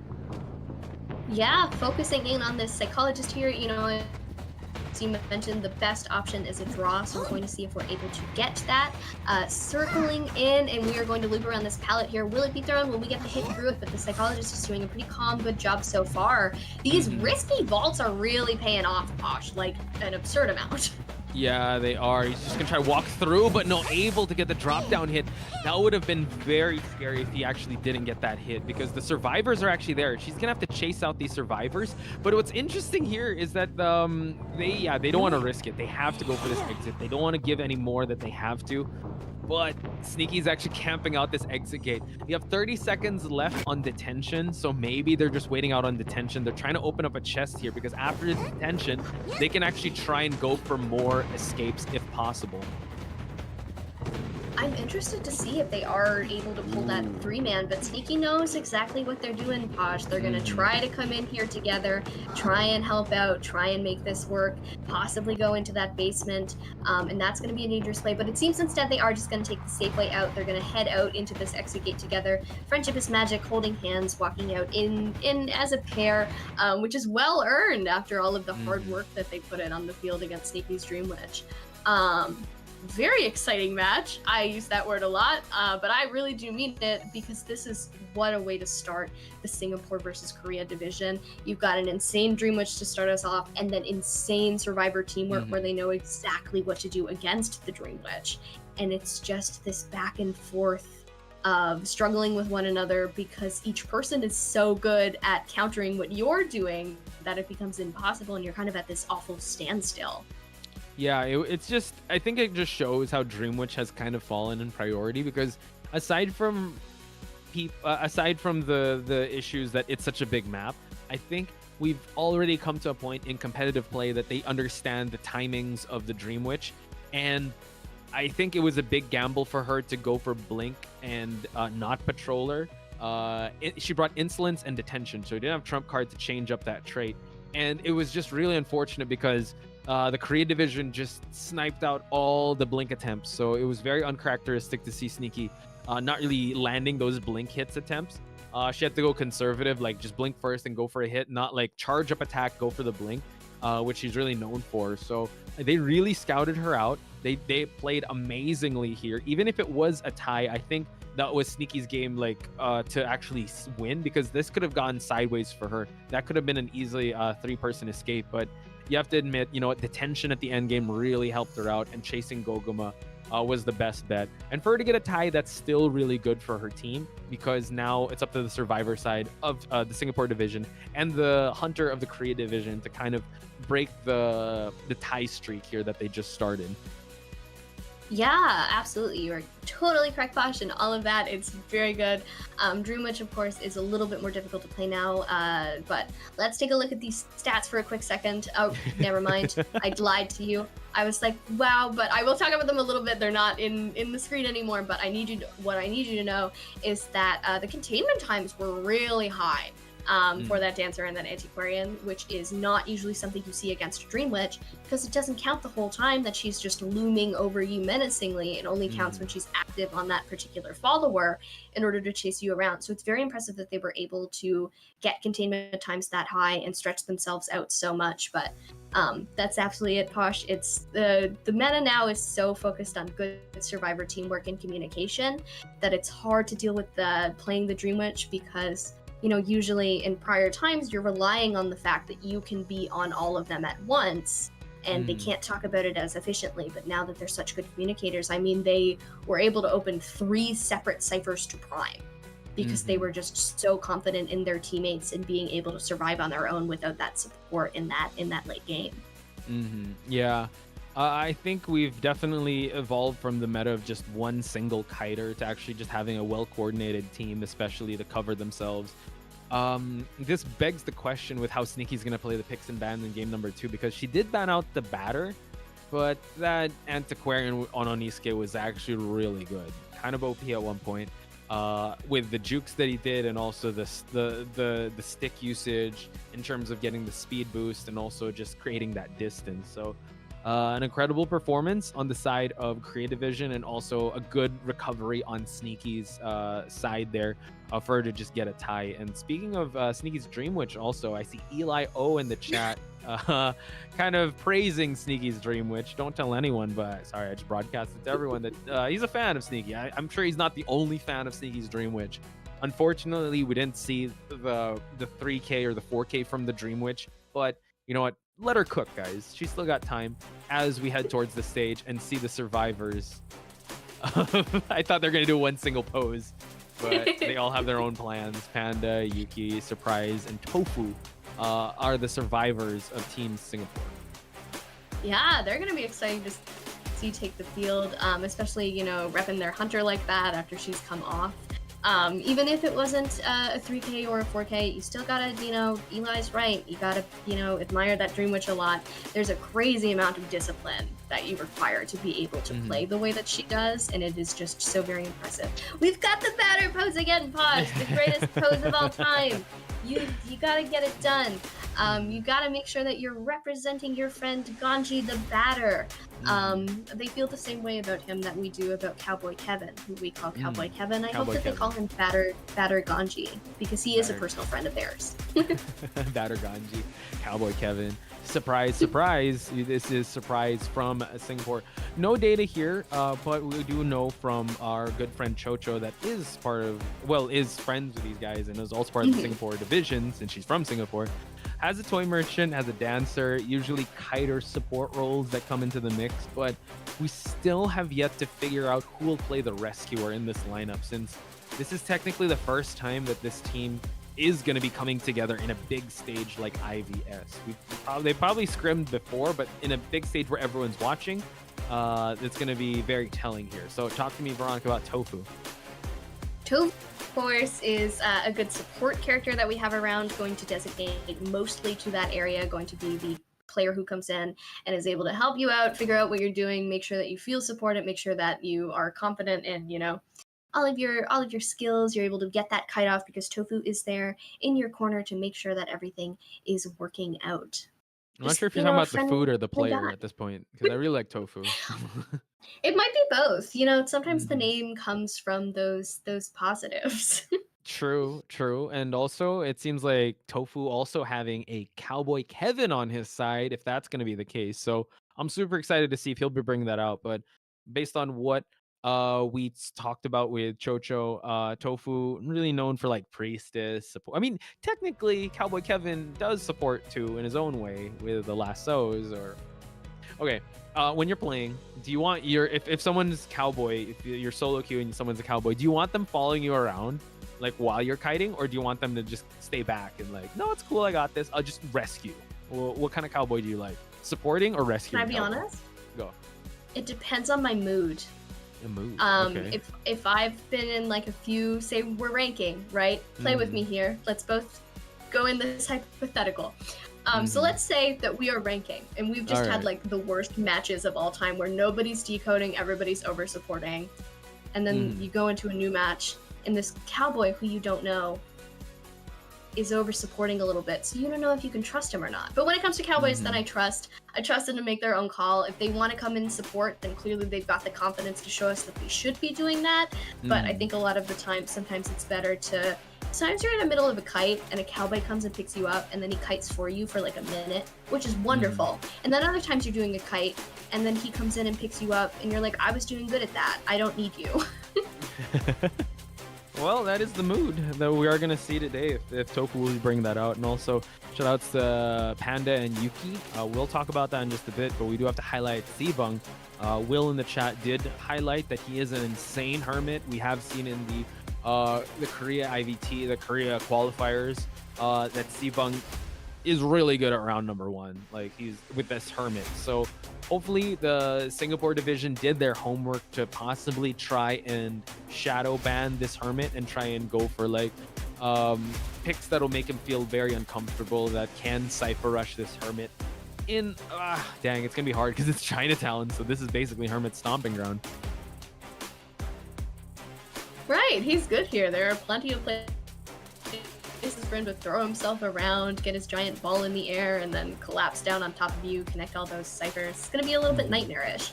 But Sibang is very interesting from what we discussed. I mean, has a very interesting sort of aggressive, proactive playstyle in that, no issue like chasing a rescuer first, which to some people is just an unspoken law, that you absolutely don't do that. But Sibang does not follow those rules and instead thinks, well, if I get them out of the game quicker, then they're not going to be a problem for me later. Like if the guy with Tide Turner is on the chair, what are the guys with Flywheel going to do to protect him after he's gone? That's true. I think hunters, like, you know what? These rules are basically suggestions for everyone. Should I really not chase this rescuer? I don't have to deal with it later on. Should I not chase this prospector? It worked out for Xiao's Axe Boy. So again, I think it's more of like a I mean, it's a rule if you're just starting out, but if you're already at that competency and that level of proficiency, you can actually go past that. Like Dreamwitch now is supposed to have Dreamwitch a patroller because that's the standard for competition, but I think Sneaky tried to let it rock with the blink. Again, in theory, that could have caught a lot of people off guard, but it just seems like the creative division really did their homework, and they knew, like they kind of predicted when she'd use those blink attempts and just kind of counter it accordingly. So we'll just wait and see what who Sibang will be bringing out to the table, and if he'll be chasing the rescuers like he normally did during the qualifiers. Yeah, absolutely. I think it definitely as well shows this interesting confidence in your characters and your playstyle as a hunter to go against generally what people expect of you, and then it helps because sometimes the survivors have no clue what to expect, and then they're in a position where suddenly they expect you to carry one build because they're like, oh, there's a Naiad, maybe insolence, and then you don't have that, and that's very scary for them. If you strike fear in their hearts, then you're playing some mind games, which gets you an upper hand on the field of competitive IDV, and it's always good to have. I see Guac Strike with the purple hearts. So again, we did have these hearts going on. So purple hearts for Korea division. And I say pink hearts because that's the color of their jersey for Singapore division. So let your hearts be heard in chat, folks. Again, a really intense lineup, probably evenly matched with how the first round went, since Sneaky and the survivors of the Korea division did tie up. So yeah, I want to see some colored hearts here in the chat for both these teams. And now Chinatown with Sibang, I'm trying to think of what else he brought out, but it seems like based on my notes, Sibang did only bring out the Hermit, but it seems like he does also have a surprise, a Night Watch. You kind of like have to have a Night Watch nowadays. If you don't, it's like you're unpopular, you're not up with the trends, you don't know what you're doing. We need to get you that Night Watch so you have that safe guy that the crowd's gonna cheer for. You're gonna dash around the map, you're gonna get those survivors down. He is exciting to see. As we mentioned, Night Watch on Chinatown has proven himself to be a worthy competitor who's able to pull a lot of weight. We're getting, of course, finally into our band picks here. I'm Veronica, I'm here with Posh Spice today. We are casting for the second half of the first round matchup between Singapore and Korea here. So they're coming off of a draw situation, which means that things are looking pretty okay. If they aim for the same, they can just figure out who's winning in round two. But pretty standard bans for Chinatown. We want to get that Priestess and that Toy Merchant out of here. You don't want to deal with those catapults. You do not want to deal with those portals either. This kind of leaves open, well, Seer was banned at the start for Sneaky, rightfully so, because she did bring out that Dream Witch. It really depends on how they're going to play this one out. Maybe they want some healers like the Psychologist to just counter the Hermit. Barmaid also would be really good, especially in round one. Like these two survivors won't be able to be picked later on. So they opt to go for the Psychologist and the Dancer. A good pick on their side since they do have a Kiter and they have that support, because I have a feeling Sibang is really gearing up for that Hermit. I mean, that's what brought him to this big stage, and he has to use it. We are going to see one of my favorite things to see in tourney, which is that we get to actually see the Psychologist and the Patient get played together. Oh, you're right. Yeah, it's always exciting because then I talk about the fact that they can dash to one another as like one of their skills, and then they never do it, and then I look like a fool and a liar, and maybe they can't do that, and they didn't do it because I lied, but they can do that, and they're sitting next to each other right now. So we've got our lineup closing out with a forward here, serving of course as our rescue, and Panda is on the forward. Yeah. Do you want to maybe talk a little bit about Panda? So Panda, I'm not sure if he's actually going to be the rescuer. It might be surprised because Patient kind of goes for that rescuer role.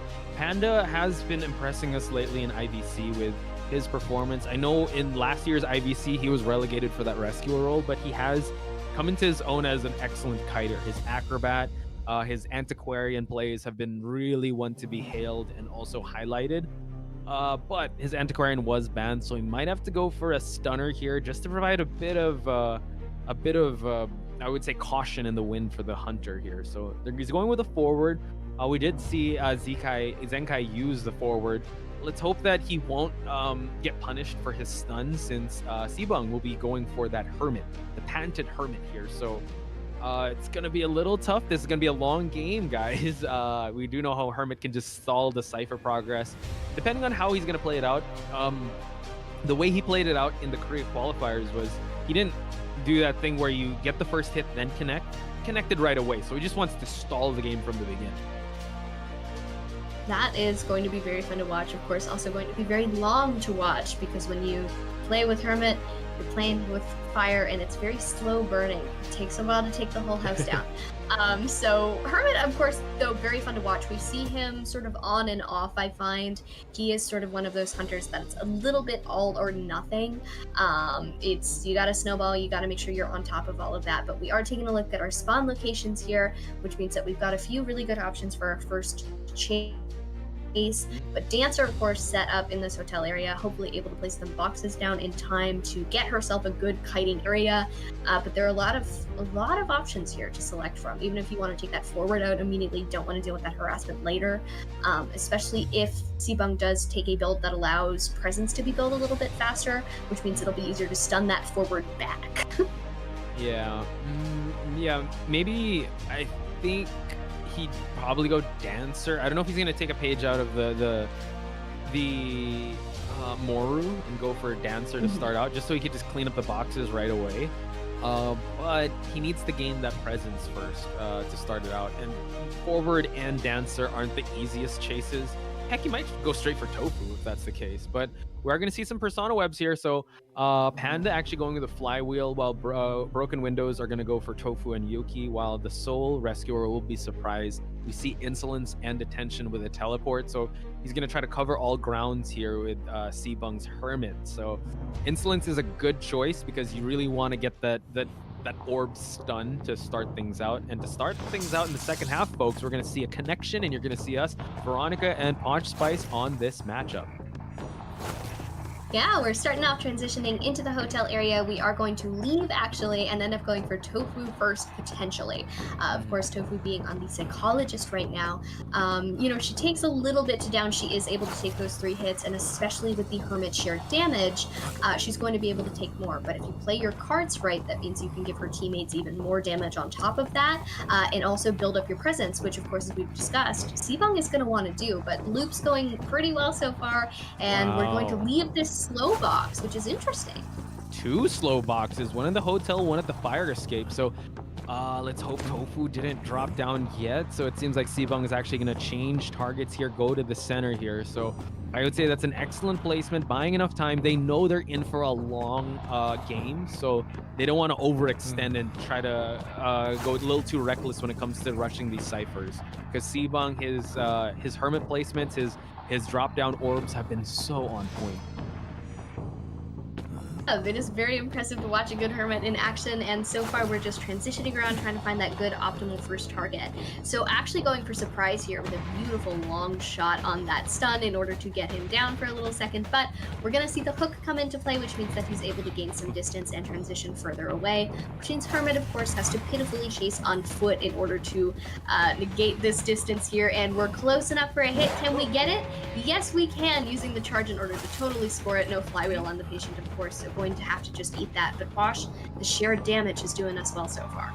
Yeah, it is. So that's one of the saving graces of having a Psychologist, because basically she still has her stress to be able to eat one more hit, but now Surprise is going to use an excellent hook just to provide a little more distance. We do have already the first skill unlocked by Sibung here. I believe the forward is also here to just provide a bit of support, but it seems like Surprise is still doing pretty good. He's going to use what an amazing hook through the window at the balcony area and transition away. So Singapore Division's doing an amazing job containing this Hermit and keeping him away from full presence. Doing really well so far on that. You want to make sure that you're avoiding that as long as possible. This kite with the patient going extremely well so far. Hats up to Surprise for the confidence in those hooks, but unfortunately we are out of them now, which means he'll be forced to eat another hit. We're going to see him drop down, transition, continue the loop in this area here, actually transitioning away, going outside, throwing this pallet down in order to gain some more distance, but Sibung is just going to use this orb, but overshooting it a bit. He did a complete stop, went 180. He knew he was going to shoot the orb through that corner area. Also note that the patient and Psychologist are sharing damage, so they're really following the lore of the lovers here. So they're definitely sharing that shared hit, if that's going to happen, and it will. So at least the patient is not down yet. 4 ciphers still remain, but the cipher progress is moving pretty well, considering this is a Hermit matchup. With a Hermit, it's going to take a little bit longer to get your ciphers done. It's hard to cipher rush him, but so many ciphers have been started because of the fact that he is sharing the damage. We've got 2 of them at 53%, so that's looking pretty good so far. 2 of them are almost completed, and one's already been done, which means that, you know, once these start to gain some traction, He it's lost gonna look track of pretty the good, patient. I believe, yeah, he's lost track of the patient trying to connect these ciphers and he's going on defense mode. It's triage mode at this point. He's trying to stop these ciphers from popping. The patient I saw was opening up a chest. He's going to try to go for an orb at the center. And actually, Yuki is in the area, the female dancer. She has already dropped all her boxes. And now she's going to get hit by this blue charge. No pirouettes here for her to work with. She's going to share that damage with another survivor. So Yuki might actually be the first one down here. Good orb placement and actually moves on over towards the slow box, but now that's going to hit the dancer for her to transition towards that second floor. That shared damage is getting a little bit dangerous here. It's getting a little bit high. They're gonna have to be careful. But luckily for the beloved dancer here, Yuki is able to gain some distance, do some damage, because those boxes were set down in advance and Sibong never got rid of them, which means that they were there to support and they were perfect for her kite, which now she's able to transition away. And unfortunately, Posh, it seems that Sibong has lost track of yet another target in this match. But you did bring up a good point. I'm not liking how everyone is damaged right now because it's only a matter of time. It takes one, but he goes for the teleport right away. Hopefully he gets a good one. It's actually surprise. So this was his first target from the beginning. He's going to eat that hit, but it's another shared damage. Psychologist on it. I feel like if she just trips, she's going to fall down. And now Surprise is going to try to transition away. Doesn't have any items here. He's going to eat another hit here. How much more can a patient take? A lot, apparently. He's doing really good with that. I mean, he's got his personal doctor on the field, so it's no wonder that he's able to stay up this long. They are actually healing up. Which is good. Psychologist, okay, I got scared because I thought the psychologist was going to eat that hit along with him, but I don't think, yeah, that's too much to take. So it seems like, yes, they are healing up. They're sharing the damage here. They've touched all ciphers, so all grounds have been covered here for the survivors. They're gonna pop the second to the last cipher, so that is a good tell because the Hermit usually is great, but Panda going for a stun rescue. This is actually a great call since the last cipher is about to be primed, and now Sibong has to focus and hunker down onto one survivor now. You're gonna have to be really careful with this, hopefully focusing in on that patient who is the only survivor who has seen the chair thus far in this game, but we're getting it down on the forward instead, and they're waiting on the pop here for a second, so I'm curious to see what their game plan is here, Posh. Maybe they're considering it a little bit, they're gonna send somebody else in, they're gonna see what they can do, but it seems that Tofu is on the prowl and Yuki is waiting at that cipher, so it seems that they're just sending somebody else in to rescue. They wanted to buy a little bit of time, wanted to make sure that it was perfectly tap primed, because with a Hermit, I think it's a good thing that they're gonna wait for a bit for this pop to happen because Psychologist can eat some hits here. I think they're priming this site. They're gonna get ready with the gate because you know the Hermit can stall that gate from happening. And Forward can stay in this chair for a while. He's gonna get that hit. They go for the pop, and Panda still has more than half of a football to work with, so he's gonna be forced to go after Tofu. Now he's gonna connect those gates just to try and slow it down, but both exit gates are being worked on as we speak. Tofu trying to be the ever elusive target, eats that hit. That's quite unfortunate. Teleport is gonna be ready, so Sibong, he's gonna go for the teleport immediately. Sibong coming into this gate, coming in and seeing all of the survivors scatter around like mice. So unfortunately, we are going to see the shared damage coming into play again, which means that there's no down on this dancer. We are going to see the pallet thrown, trying to avoid all of those stuns, but now got that red charge on. Gonna have to be really careful to not be stopping attacks by the Hermit here. Sibong coming in with the teleport, getting the stun, and going to get the down on Yuki. Seems like it's going to be a 3-person escape. The survivors have opened up the exit gate. They've already picked up the forward. Patient and Psychologist are running their way out. He has to go for that orb teleport here if he wants to stop them in their tracks, but it seems like they're already ready at the exit gate. So, Veronica, it is going to be a 3-person escape, giving the Singapore division round number 1. Absolutely amazing job from them. Their teamwork against this Hermit is definitely something to write home about. Hermit is a little bit of a force to be reckoned with, but when we call him sort of all or nothing, that's why you gotta be really careful of that shared damage. But very good control on the ciphers. The only drawback, of course, as we saw in real time, is that it means that so many ciphers at once get to have that progress on it, even if it's only a little bit, and then it builds up and it builds up and it builds up, and then it becomes, you know, Pop City. That's true. I just think that, you know what, the Singapore division really did their homework going up against Sibung here. They knew what they were up against. They didn't hold back any expense or resource that they had to. They made sure to have the best early game, starve the Hunter of presence. We're going to see in the match highlights when the first down and chair happened, because it was really late in the game. Considering this was a Hermit match, it was connected from the beginning. And considering that the first chair happened when the last Cypher was already primed, that was an excellent rotation that they did. So here we have it, folks. Accelerated decoding happened at the 3-minute mark, but the first chair, the elimination happened at 7 minutes in the game, but I think we were at the 7-minute mark, or 6 minutes 49 seconds, where the last Cypher did pop. So imagine that 5-minute game, Sibung was just scrambling to find his first survivor. So they did a great job scouting out the best possible strategy going up against this Hermit. It was very fortunate for them, I think, especially that they were able to rotate who was his target of choice so long until he landed on Surprise, who just did an amazing kite on that patient. And obviously you can kite regardless of what build you have if you're a very good player, but it's very impressive too to think about the fact that he didn't even have a flywheel or a broken windows to help him out with that. He was carrying Tide Turner as a designated rescue, and he was able to hold his own extremely well. So hats off completely. If I had to pick an MVP for the match, absolutely going in that direction. Yeah. And also, I mean, like you said, the lovers were there because the psychologist also helped out Surprise with the shared damage, not just to the patient, but to each and every player. So they really covered all their grounds with this. Now it's actually pretty tough because this was the map choice of the Singapore division. So now they're going to change it up and go towards the Korea division map selection, which I don't know if they're going to switch out the Hunter, if they're going to go with Romy. But based on the statistics that we have, Sibung is actually the more stable Hunter. And if he does come out again, you could just ban out the Hermit or ban out his Night Watch. So round number 2 is going to be a little tough for the Korea division. Yeah, you gotta make that time in every hunter's life where you have to make that terrible decision. Do I continue on with this character that I'm very comfortable with, that I had an unfortunate incident with in the last round, or you know, do something else and see what I can accomplish with that? But hopefully, if they do manage to take out the respect ban on that Hermit after seeing him in the first round, instead we will be seeing the Night Watch, which hopefully will go. But here are highlights.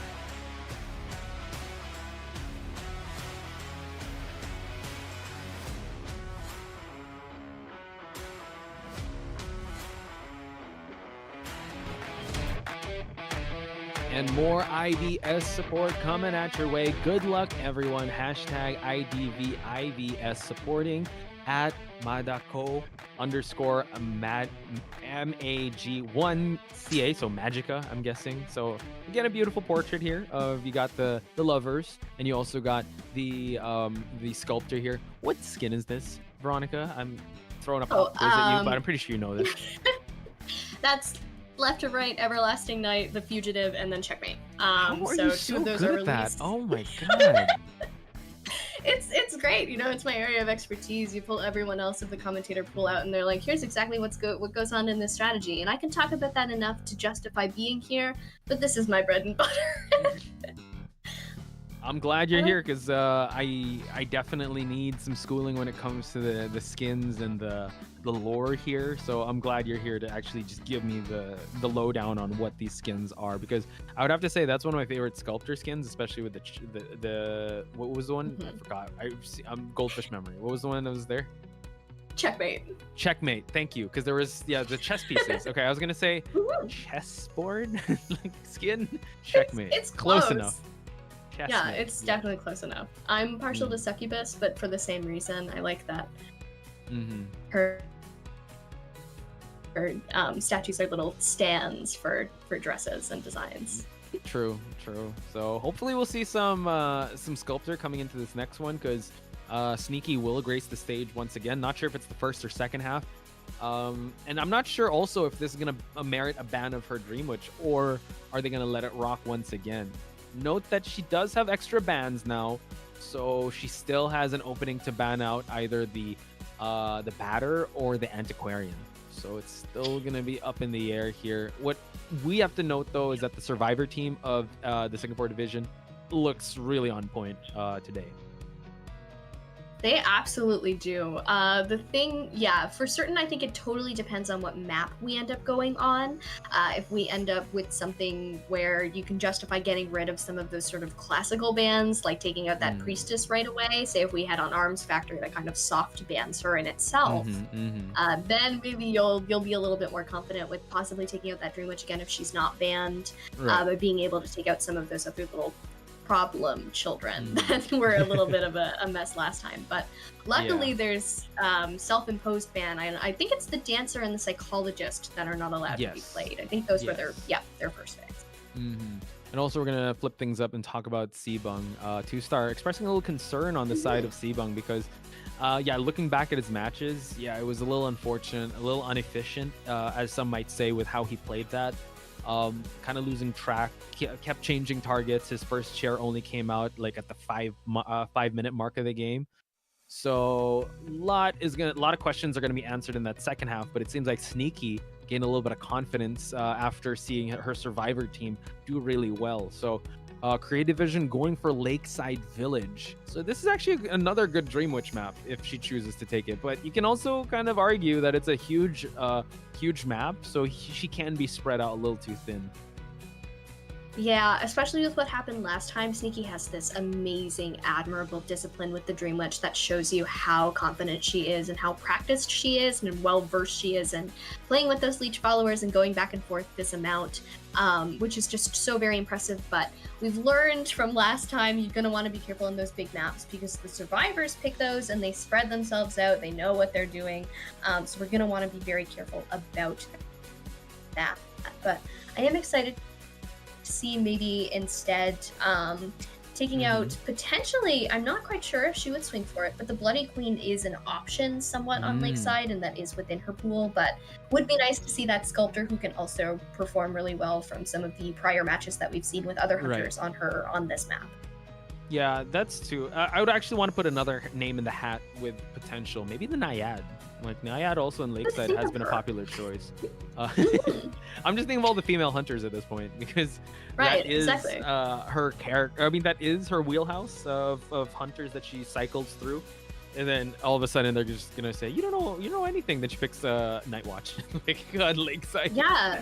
I hope she does go with the same one, so we look like credible commentators here. But then again, whatever Sneaky chooses, we have to believe and have to have confidence in that, folks. Again, a lot of pressure on still both sides, because the victory that did happen in round number 1 was just a 3-1. So point difference isn't too much. Round difference can still be mitigated by Korea Division. So there's still a coming back here for Korea Division. It's not as pressuring as the previous match, where it was a big point deficit. So I think Korea Division, they're still in this. They were able to tie things out, and hopefully they still have confidence going up against Sneaky here. Yeah, that first round that we commentated earlier, that was a huge difference in terms of what was being brought to the table for that round 2. But here we're closer. It's a lot easier to catch up, and hopefully, if they can bring that to a round 3 in order to turn it in their favor a little bit. It's only a slight win. It's not sort of an extreme head start. If they can catch up, they can make it work. But here we are finally in our bans and picks. Of course, we have Korea on the Survivor side to start, and we've got Sneaky on the Hunter side. So the Psychologist and the Dancer, as we mentioned earlier, are self-banned. They've been used. We can't use them again. We're going to see the Seer and the Batter be taken out here, Posh. So she did her homework. She really doesn't want them to rep their friend Batter Ganji.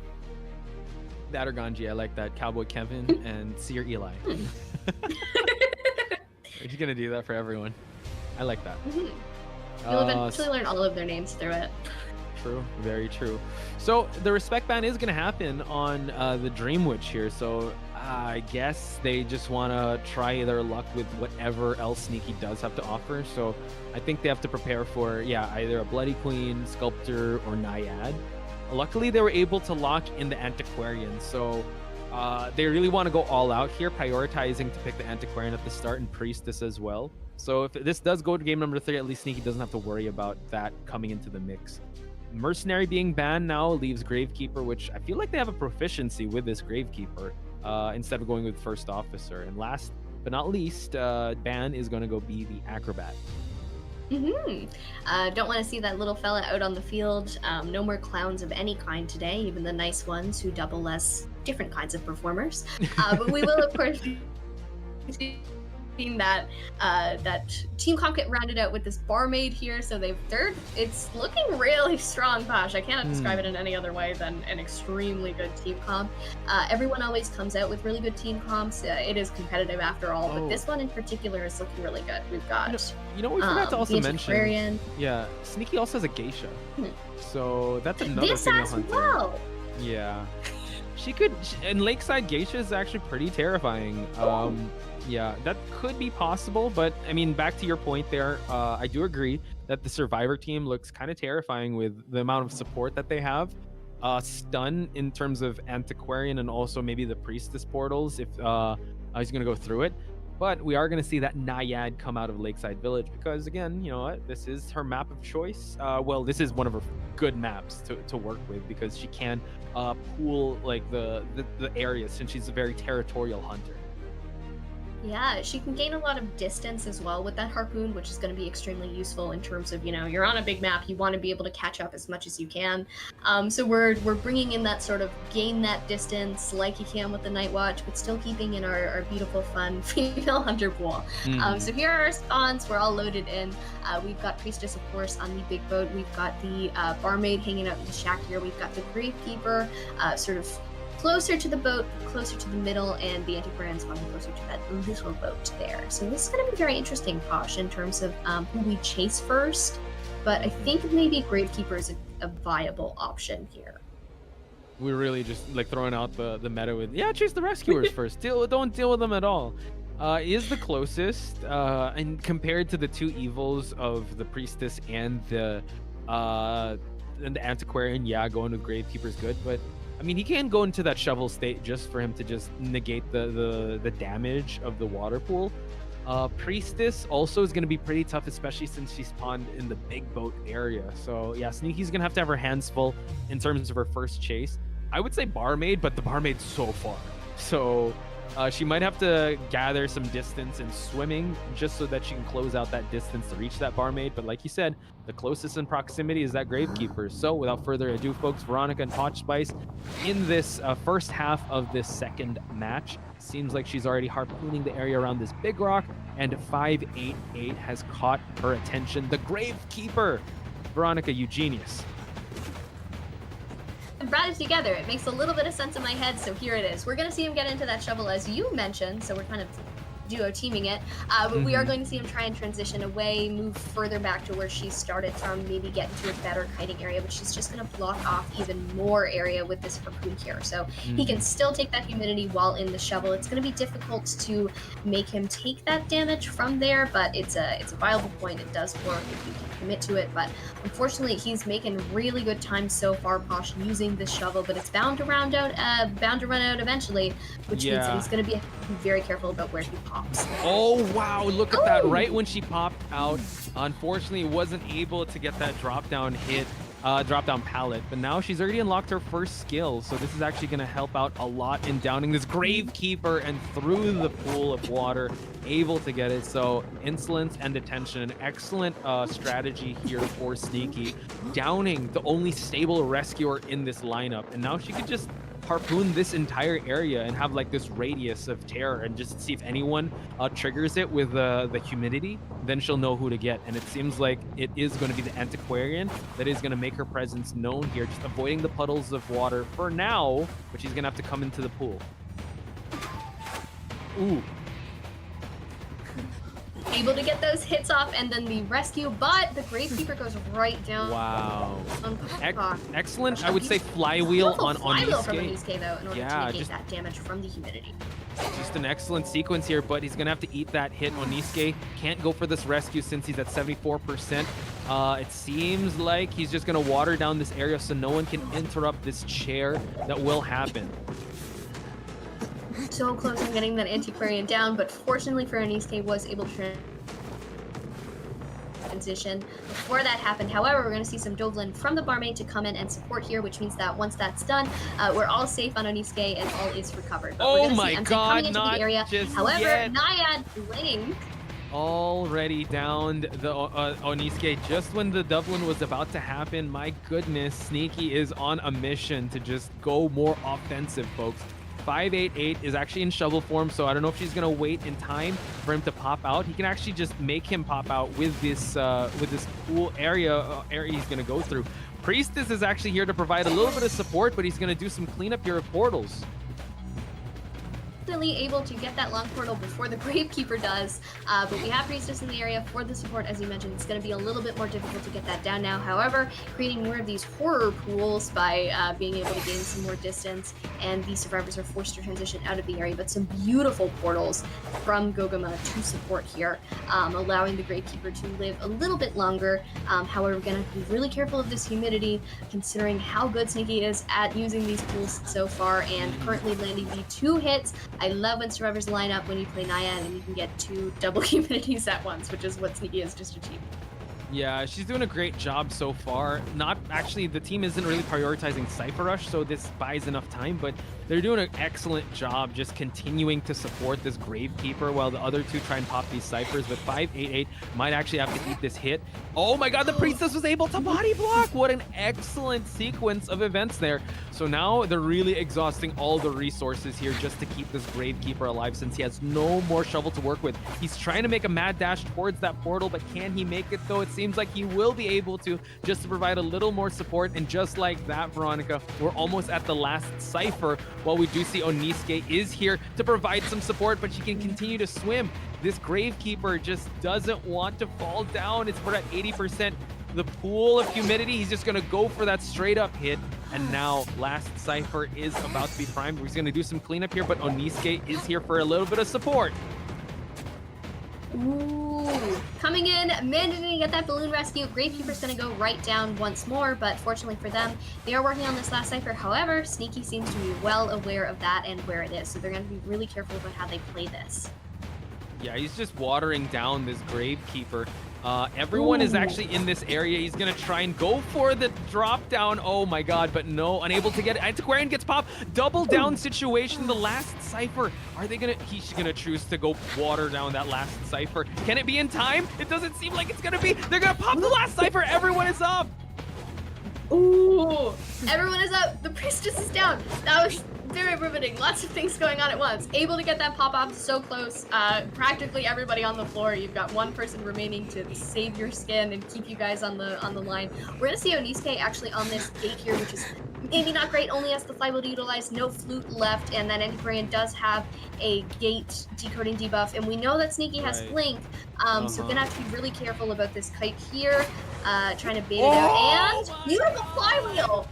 What a flywheel to bait it out. Oh, Niske. These blinks have not worked out for Sneaky just yet. And now it seems like they're opening up the last exit gate. So it seems like we're actually going to go for a 3-man escape here. Baiting out a hit, and now that last exit gate's going to open up. So it's going to be a victory on the side of the survivors, folks. So an amazing start, I would have to say, for Sneaky. But at the end, the support on the Gravekeeper really paid off for the Korea division. This is really, sometimes there are matches and you think this is the example of why teamwork is really the best part of the Survivor meta right now, because they communicated, they kind of took shifts Posh as to who was protecting the Gravekeeper at the time. He had Oniisuke come in order to get that first rescue off, get a little bit of damage done, and then we are going to see, of course, that the barmaid then came in again to try and do a little bit of damage control, try and protect that Gravekeeper a bit, and then it was the priestess's job. And my goodness, Posh, what an amazing job that was done there. The portals that Goguma put down were just, some of them were not very easy to place either. I don't know if you play Priestess, I don't know if anyone in chat is very familiar with her. I mean, probably. We've got a whole chat of like 752 people. Hello, everyone. Hello. I'm gonna talk on behalf of. At least okay. a few of you have to play Priestess. But when you're on Lakeside, trying to get those portals down on some of the thin fences. Sorry, everyone. I'm having quite a night. It's 3 in the morning and my Wi-Fi is on and off, so you'll have to put up with me. Much like that's cool. I got scared. I was like, oh shoot, sorry. I thought like we lost you, but you're back. But yeah, that was. I just want to take it back to that last moment, right, where she had a double down situation and tried to go for that cipher. It was really all or nothing, because if she was able to down everyone there, that could have been the end of the survivor team. But unfortunately, 2 people were rushing that cipher. One was at full health. If she chose to actually go for, I believe the Gravekeeper was down. If she chose to go for that chair, they would have popped and probably go for an endgame chase. It could have been a tie. So, I mean, you roll the dice and it doesn't go in your favor, but that's the game you play here. So, again, a little miscalculation there on Sneaky's side. Nonetheless, really good start for her, really good mid game, but it just shows the tenacity of the survivors for them to be able to pull one out of the fire, I would have to say, especially after 588 had a pretty tough time trying to kite out the initial chase of Sneaky. Absolutely. Didn't go too great at first, but then as soon as everyone came in, pulled that Friendship is Magic card, they were able to round it out, make sure that everything was in working order. Goguma's Priestess in particular, which I was trying to give praise to earlier before I was censored, I guess, by my own internet, was just some of the portals were placed so well. It's kind of difficult to get those fence portals down and have them be the whole length. It's not impossible, obviously, to play Priestess a lot, it's going to work, but when you're learning the ropes with her, it's probably one of the most nightmarish things that you're gonna do is figure out how to get it to not be a little donut portal. But very impressive. They had the long portal set up and everything, and it just would have been so nightmarish if they were able to get him to the boat, because it already was difficult. But that would have been something else. However, let's take a look at our win conditions. Posh, would you like to tell the people about that? Yeah, so all you need to know is that if the survivors of the Singapore division get a 5-point game or 4-man escape, they immediately win, because everything is tied up in terms of rounds. So definitely not out of the woods yet. I wonder if Sibang is going to come into the mix, or if it's going to be Romy that will be playing. So it's really interesting to see what they'll opt to go for. One thing I do have to note before we get into that match is, if we do see that round number 3, I think Sneaky has less to worry about, since the Antiquarian was picked up first. So she's immediately auto-banned. So I'm excited to see how they're going to do that, since I do agree with 2-Star here. He did say that was one of the plays of the game with how Oniisuke was able to support. But we'll just put a pin on that conversation, because now we got to change up the sides here. It's going to be the Singapore division that's going to be taking up the survivor side, while Korea division will be hunting. And I can't wait for the camera to zoom into that Korean hunter, because is it going to be Romy? Is it going to be Sibang? And what's going to be the mental state of Sibang if he's going to be coming back into the matchup with his Hermit that will be banned? Right, absolutely. If we're looking at maybe them not banning that Hermit and then wondering if he's going to play that again, but it seems likely that it would not be that way and would be the other way around. So Sibang, I do wonder what we'd see otherwise. Probably a Night Watch, which would be, good. It would be great to be able to get that. You just need that that one elimination, so you don't have to worry about too much. But if the Singapore survivors are looking to win this now and not go into that 3rd round, they might fight tooth and nail to make that happen. And we've been seeing them perform really well so far, so I wouldn't be surprised if they did try to make that happen. But because they've been so close so far, they might be comfortable just going and playing the simple long way and winning, by rounds, just by slight point differentials. So that'll be interesting to see. If I were them, just play it safe. I think play it safe instead of trying to go all out, because I think that's when if you don't play it safe and you go all out, that's when the 50-50 gets a little more dangerous for you to be able to kind of mitigate if things don't go your way.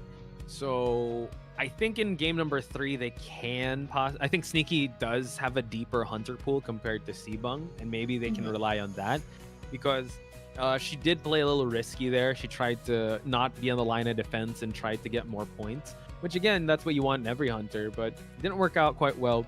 But that's when the survivors have to come in and try and get as much as possible. So hopefully we'll see an amazing showing. I do want to see that game number 3, but if the Singapore division can get a 4-man escape, then they will be the victors for this matchup. Yeah, I'm very interested to see how that all plays out. I mean, obviously, we've just speculated. It's going to be very fun. There's lots going on, lots to be expected. Sibung is kind of like a mystery box to us. We're not sure what's coming out, if not that Hermit, if not a Night Watch. So anything's on the table, but we could be seeing Romy instead anyway. We may be looking here right now, but I have Goldfish memory as well, so I don't recall. I think this is Sibung. Sibung.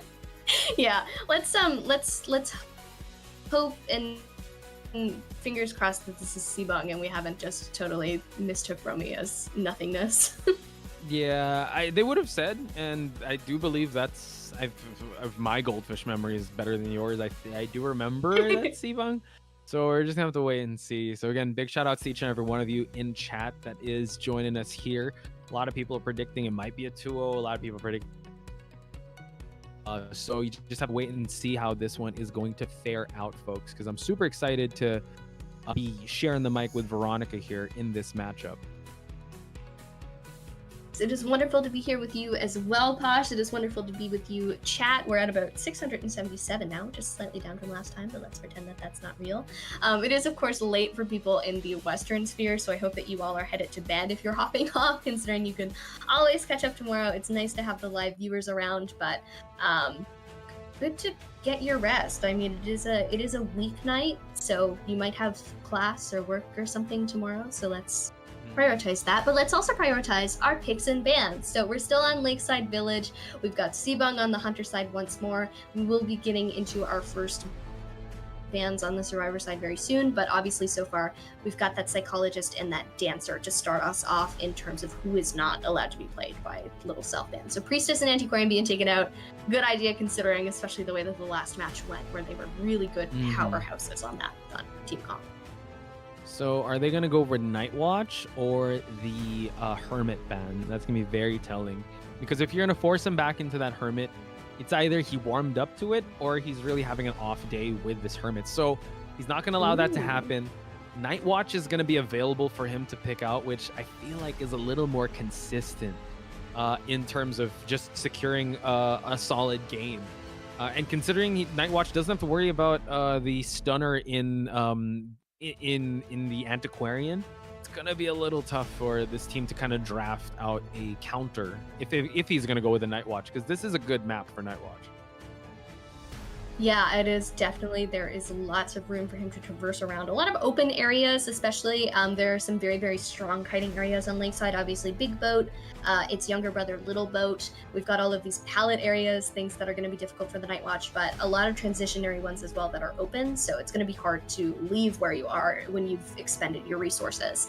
But you know who can help you with that? Our friend the Toy Merchant. So Toy Merchant is going to be one of our first selections here alongside the Patient. Hopefully we'll see surprise on that Patient once more, because it was just an amazing play last time, clearly capable of a lot, and I think Sibung might have learned the lesson and hopefully not chasing that very strong Patient this time around. Hopefully. So at least they were able to pick up that Mercenary. So at least, I mean, kite ability is really good. I wonder what's gonna come to the table if they need that stunner, right? Is Panda gonna go back to that forward?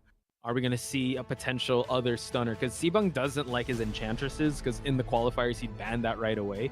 But we're gonna see another stunner in the name of Coordinator. So again, it's just one shot, one kill, one stun, I would have to say. So it's gonna be. I don't know if this lineup does scream a 4-man escape, but it's still a well-rounded lineup to give Sibung a hard time, because I just have a strong feeling he might go with Night Watch, because it's in our notes, and that's a hunter that can take things to the next level and take it to that game number 3.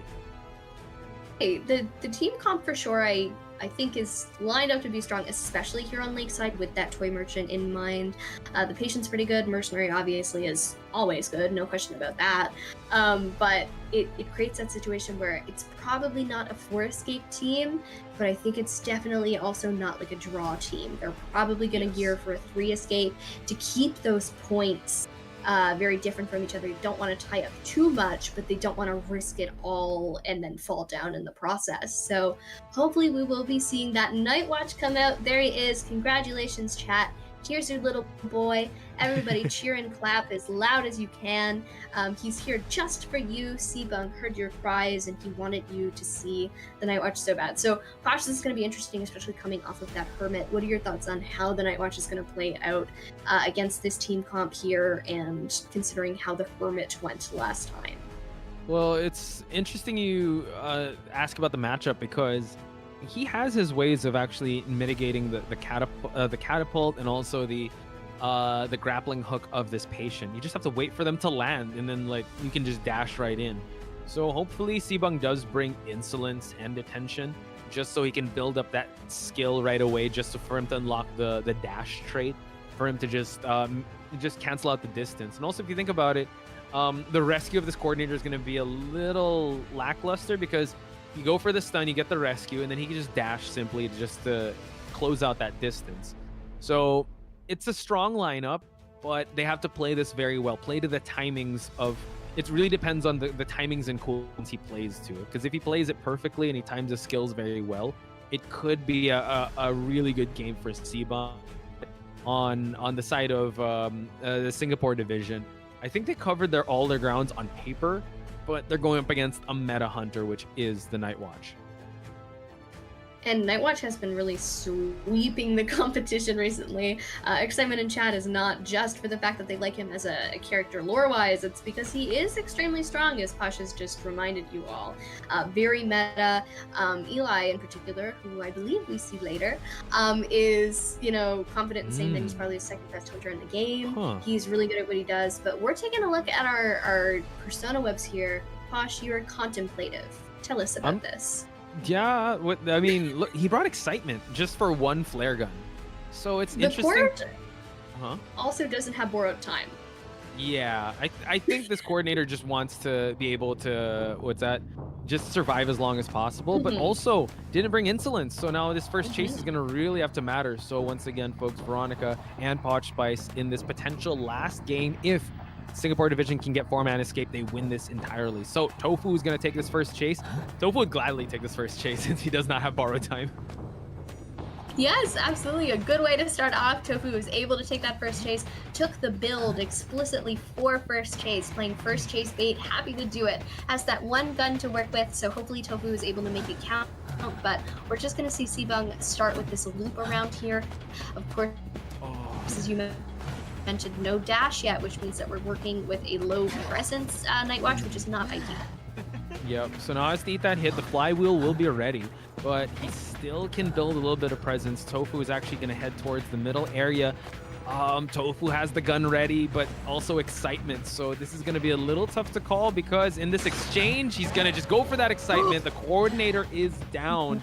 And now that was an early down by Sebung. So how will the Singapore division try to bounce back from this? It is a very good question, and I'm excited to get the answer to it, especially as we're cheering on the Mercenaries Cypher here.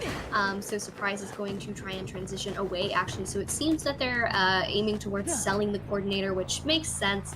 Not an extremely long first kite here, not too much to show for it, and did not bring borrowed time, so maybe better to just let the coordinator expire, head back to the manor, and work on your Cypher machines while Surprise distracts Sebung, who I think really doesn't want to chase Surprise again, especially on this boat.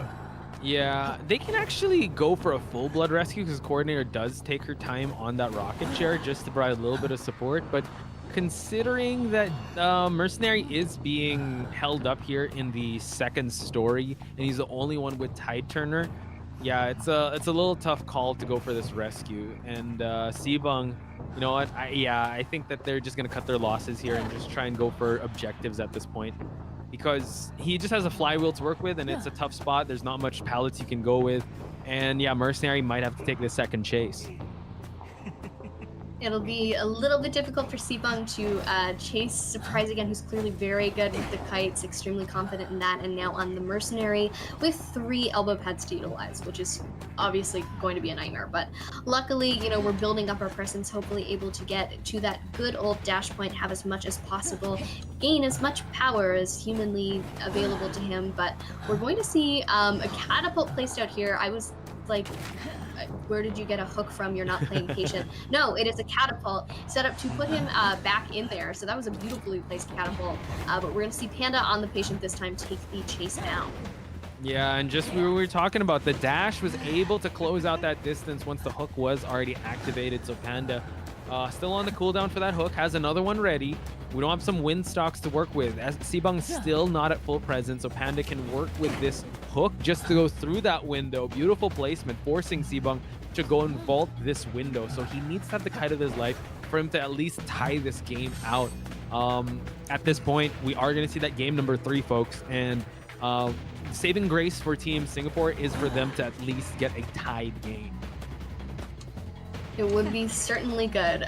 We've got, you know, this area, as we talked about, it's Lakeside can be a little bit transitionary. There's quite a few areas of openness in the center there, so it's hard to get from place to place. Panda, luckily, has not utilized all of the resources around here yet, which means there's a lot to do. Going to see a silly little dash there, going to see a pull, trying to, you know, box him in, try and play these mind games and win at them, but we're just seeing how that plays out. However, unfortunately, we don't have a secondary trait to work with at this time, which means that we are just seeing Panda loop around really well with hooks. Yeah, you forced him to actually go through that window, and now the wind force is actually going to attract him enough. Unable to get the flywheel, but yeah, there's not much they can flywheel towards, but at least they have 1 Cypher remaining, and the Mercenary still held on to that tide turner. So hopefully he can give this patient actually an item to work with in the endgame kite, but I don't know if they have enough time to actually cycle through that. Because this last Cypher sitting at 59%. I think Yuki has to be the one to pop this last Cypher while the Mercenary transitions to go for this rescue. Yes, we're going to see a little trade of hands here. So we're going to see the toy merchant tinkering with that Cypher machine, decoding it, getting it done. While the Mercenary... Ooh, never mind. We're going to see Sibang come on top of Yuki here, prevent that last Cypher from being decoded, just hopping over, utilizing that teleport, and the pressure is on Posh. We're now in more of a difficult situation for Singapore Survivor side. Yeah, true. So Yuki's job here is actually to transition away as far as possible for that last Cypher, but it's going to be really tough because this shack area is actually the best possible place to be at, since it cuts corners for him not to be able to use that wind force. He's going to try to pull her through before getting that pallet jump, and now he's going to activate the wind force, getting the swipe onto the toy merchant, but Surprise is actually already on that last Cypher. Mercenary, though, is also working on that Cypher, so I think yeah, Panda is just gonna have to possibly rush that Cypher while Surprise is gonna have to go for the rescue. Yeah, Panda working on a new Cypher far away from the chair, of course, which is a very smart decision to make at this point in time, considering the teleport is still on cooldown. You're safe in that regard, which means that Surprise is, of course, as you mentioned, coming in for that rescue. Still has 2 elbow pads to utilize, so in case, and I doubt it would happen, but in the off chance that he has to do anything in the endgame here, he's going to be able to transition away and kite for a little bit longer. But coming in for the rescue here, going to get it off. We're going to see a body block from the Mercenary. Cypher's not quite primed yet, but that's good because it means that time is bought in order to get this down on the toy merchant and then get the pop afterwards. Nice, hiding behind the real estate here just so he can't get that attraction of the wind force. Goes for a charge up hit, but now Yuki trying to change elevations here so that she can work with the end game pop and also work with in the second story boat. Teleport is ready, so Sibang needs to down this toy merchant quick. Pulls her in and gets the hit. They need to open up this gate real quick here because he's gonna get the down onto the toy merchant, and now they open up the gate. He's not gonna teleport just yet, so it's gonna be a tie. 2-person escape, I believe. Oh wait, hang on, it's the Mercenary that's here. Yeah, Panda has actually left the area, and Sibong kind of senses this, you know, only the Merc is here. That's weird, that doesn't make sense. So obviously they're attempting a backdoor rescue, so Sibong is actually forced to go back to Yuki, which is a very, very smart little mind game play on their side, but they're kind of wandering around a little bit, Posh, playing back and forth. I do think that Surprise is probably just trying to get this body block off for the patient to be able to make it there, but it's a little bit of a dangerous situation. However, luckily Sibong is leaving the area, so let's hope the patient is able to make it out safely. Yeah, Panda actually was on his way towards the exit gate, but Sibong can't see. I thought he was going to go for that dungeon area. I actually thought they were going to go for that rescue, but at least they're still able to get that tied game. So again, an excellent performance on Sibong's side, considering how things started out for him. At least his Hermit is very consistent. So for them to get a tie coming into game number 3, everything is still up in the air because Veronica, in terms of points and in terms of rounds, we're at a stalemate. Yeah, we are certainly at a stalemate. But that means that obviously when we come into round 3, things are going to be a little bit more pushy. They've already been playing a little bit aggressively. It's increasing over time with the rounds, I find. So in that third one, it's going to be very interesting. And maybe we'll be able to see them rep that batter. But Sneaky's making the right decision by not letting him take the field, so I don't blame her for that. However, an excellent play from the survivors here, able to recover from that extremely early first down and elimination, Posh. Absolutely. Yeah, I think now we're gonna have to look at how the bans go. It was the survivors to really carry the points of the teams in the game 1 and game 2, because it was very survivor-sided for SGP in game number 1, and then Korea also in game number 2. So hopefully the Hunters will shine in game number 3. But looking at the stats here, get an early down onto Tofu really kind of solidified them to go to game number 3. Tofu had the right idea, bringing a very kite-heavy build and no borrowed time. But the fact that Sibong really gambled it on that one excitement, which did surprise me. So he really wanted to get rid of that flare gun at the start and then switch to teleport right away. So Sibong able to have that plan, and it came to fruition here 100-fold for him to get that tie and for Korea Division to secure game number 2. What an excellent idea. Of course, as you mentioned, it didn't go so well in execution, but the excitement was really a good play there. It was all, I think, mind gaming back and forth a little bit in this particular round. I mean, at the exit gate at the end, you know, it's, are they going to go for the rescue? Do I need to go back to the chair? Do I need to guard the exit gate? And luckily, because of the dilly-dallying around and going back and forth and being safe about it, they were able to pull off that draw in the end because Sibong left the area just long enough for the patient to make it out. But of course, excellent job from everyone involved. Sibong playing aggressively enough to score that tie very carefully. And really, of course, every time we see the Night Watching competitive showing us why he is such a force to be reckoned with, and why you don't want him to be able to build that presence, because as soon as he had that dash, I mean, Posh, how quickly he caught up to the toy merchant after the cipher was popped. It was a near instant down. And especially after Yuki had been doing such a good job in terms of hiding behind objects to not get pulled back. That's certainly a skill that you need to have against the Night Watch, and I have to applaud Yuki's ability to do it. Yeah, it was just I think it's just an excellent showing of why the Night Watch is just so high up in the tier list, because it's so hard for them to be able to get anything out of it. But let's check out these highlights before anything else, folks.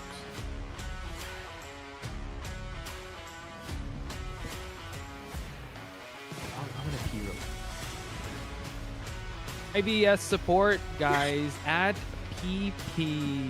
That's a lot of PIP, PYP, PP Pit 8. And more IVS support, folks. I wish good luck to all the teams, and I hope I could get Melly S tier skin. Don't we all at Kenny Moko. Good luck to all teams. Everyone wishing luck to everyone. So big shout outs to iRogues.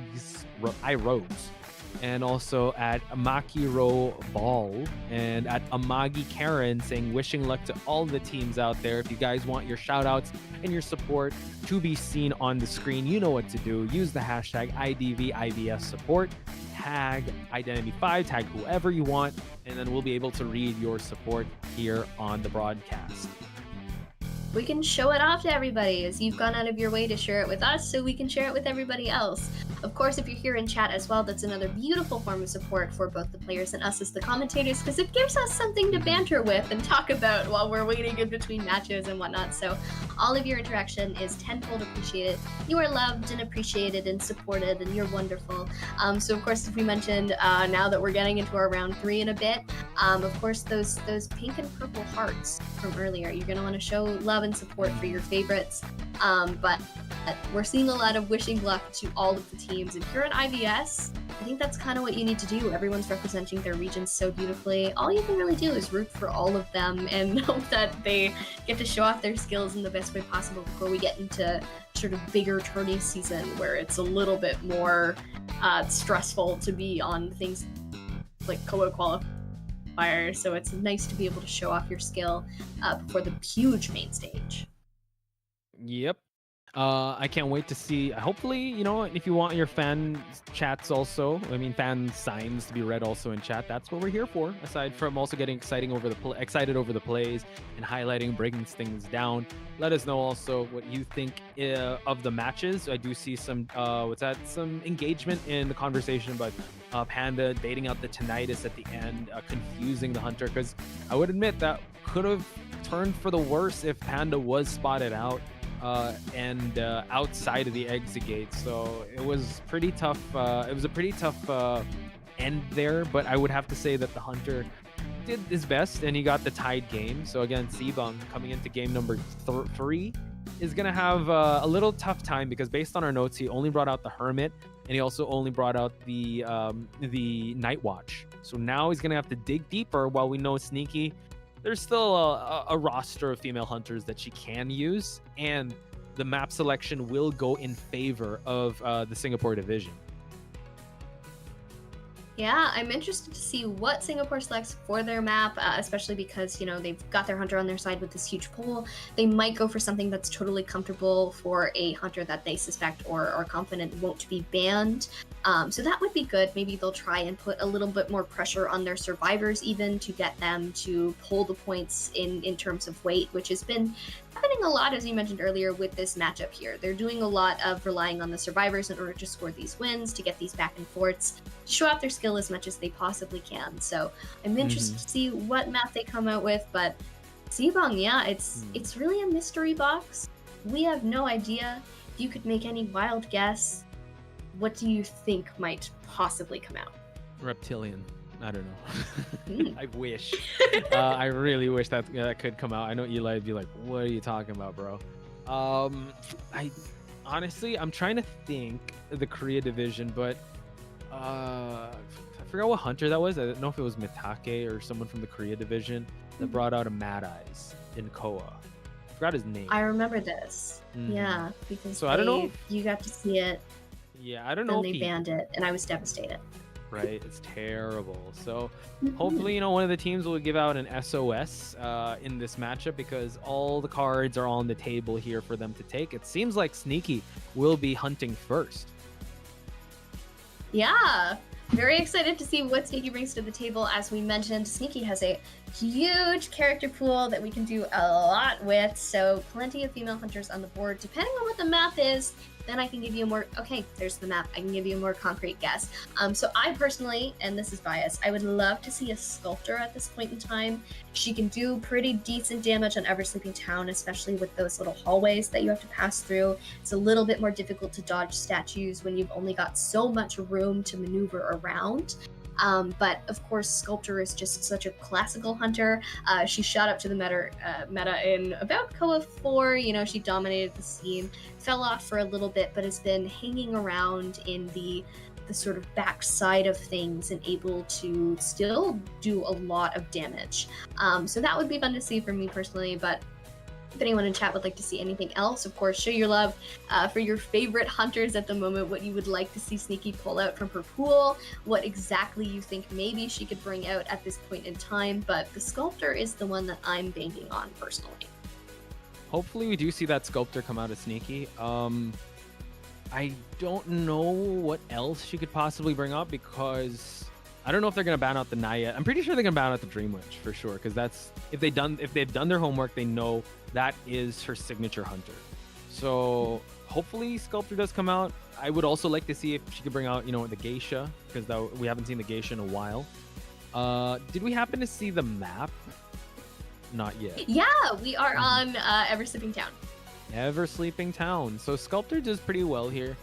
Unfortunately, I don't think she's going to bring out Bloody Queen. I know Bloody Queen does have issues in this map, but you know what? Leave it to Sneaky. You know what? I thought that she wasn't going to bring out Dream Witch in this in the first round, but she was able to do it. Getting a tied game is actually really good. So we're gonna have to see, because what's interesting here is that they've actually banned out the really good characters. So she has no more batter to worry about, and she doesn't have to worry about the Antiquarian, which was the bane of her performance in the previous game. So now Oniisuke has to go into the well here on what he can bring out to just harass Sneaky's hunter. There are quite a few harasser options to pick from, but it really is, in fact, the question of what will Oniisuke be comfortable going with. Because Antiquarian and Batter are so particular in their playstyle, where you're dealing with that sort of like hit someone with a stick in some way sort of playstyle that you have with those two, then I'm interested to see, maybe will that translate comfortably to, do you want to maybe play something like the Prospector, which is not quite the same? Do you want to take out something to the effect of the Forward? But we are going to be loading in our first two picks here, which are the Mercenary and the Toy Merchant. Okay, so also note that the Dream Witch and the Night Watch have been banned. So she can run the risk of going Naiad once again if she wants to, because Naiad also in this map is pretty good. Note that the Coordinator was picked up since the Enchantress was blocked out. So blocking out the Enchantress here, maybe she will go for Galatea, because Enchantress does stack up damage when she does get hit by statues. So, and also Barmaid getting banned out, forcing them to go for the Acrobat at the end. I mean, with what they have to offer, I was kind of hoping that they had a pocket Prospector, because Prospector is not even considered here, and Prospector is one of the S tier characters in competitive, and that could give Sneaky a hard time. But looking at this matchup, she can have her pick with either Galatea, can go with the Naiad again if she chooses to, just so that she can also catch up with that Toy Merchant. Not sure if she's gonna bring out Geisha anymore. I will agree with you, and I want to see that Sculptor come out. The Sculptor would be probably the most fun pick. Hopefully she takes out the Checkmate skin, just for you, Posh. Just as a treat. Oh, but wait, just for me, we see the Geisha. Going the opposite direction, saying, all right, I'll do you one better. You don't know if you're gonna see her, I'm gonna do it. Yeah, I can see how this would make sense. It makes sense in my mind palace why you would take the Geisha out on this map against this comp. It's obviously not going to be the easiest run in the world, but you can handle the Mercenary dashing away with those elbow pads with a Butterfly, so it's easy to be able to dash alongside him and not have to catch up like certain other hunters do, considering most chip hunters are on the slower side, so it would be a little bit more difficult to take the Sculptor out. So the Geisha, I think, maybe is the better pick against this comp. What I'm worried about is that Sneaky's blinks haven't been on point. She's actually been baited by Oniisuke lots of times, but no stunner involved anymore, so there's not much pressure to down. And she has, I would say, more experience with this hunter in competitive compared to possibly the Naiad. So it could go in a different way. So the corner cipher is going to get locked out if she spawns here. So she can opt for going for Oniisuke at the start, but we've seen how well Oniisuke can kite. Or go after 588 and just go for the rescuer like we always say, and just down the rescuer right away so you have no stable. Then again, I don't know if the Coordinator maybe took a page out of Tofu's book and just went no borrowed time Coordinator here. It's a beautiful mystery that will be unveiled to us very soon. But I think it'll be good as well to try and get rid of those Toy Merchant catapults in the middle. They're going to cause a little bit of trouble as soon as the survivors manage to get there and use them. But hopefully they're not too much trouble, but it is a Geisha after all, which means it should be a quick fix, quick follow, but it's going to be a little bit difficult in the beginning, especially as you mentioned, those blinks are not entirely on point. So there may also be a little bit of trouble trying to get those butterflies off. I know the skin. It's Lady 13, right? You're a genius. It is. Yes. That absolutely is Lady 13. Thank you. I got praise from Veronica for my skin knowledge. Let's go. So once again, Veronica and Potch Spice here on the first half of this third round. Seems like he wants to go for this Coordinator. Coordinator's build. Yep. No He didn't bring Tide Turner, that's for sure. So now Oniisuke really wants to kite this first one out. Nice dash to close it out, but Oniisuke making it to the pallet in time. Managing to make it, but just by, you know, skin of teeth, very close there. Beautiful work so far from both of them. Sneaky following along closely, using these butterflies to gain that distance, close that distance. Whoa! Beautiful here getting in. Ooh! What a bait out of that flare gun. I would say that was one of the plays of the day. That was an amazing back step for him to actually miss the flare gun. But Coordinator has picked up a pocket watch from the toy merchant. Is she gonna pop it right away? A little too deep on that dash, and now Sneaky is gonna try and bait out a hit here. Let's see how long it's gonna last. Again, the pocket watch doesn't last as long as the first officer, so now Sneaky could just easily go back to the chase here, since Coordinator will run out of that pocket watch soon enough. Smartly waiting in that center area there, just, you know, waiting for the pocket watch to wear off. Don't want to get too far in case Oniisuke tries to do some kind of silly juke and go the opposite direction. But we're going to see a terror shock. So unfortunately, Oniisuke is now going to go down. However, Cypher progress not looking too bad. Posh, we've already got one pop. We are a minute and about 40 seconds into the game. But we packed in a lot of action in that first minute there. Yeah, I think what Sneaky should do is just play it safe. Go for the tied games. Allow the survivor team, because they are capable of actually going for the 3-person escape. Don't play a little too risky. Yeah, just camp it out. He knows that the Coordinator doesn't have any items to work with, and now it seems like MZ's gonna have to go for this rescue. Goes for the bomb, gets the silence onto this. Can't get Terror Shock here. It's so scary if he does. Just trying to slow down the chair time to save before half, and Sneaky has to time this hit perfectly.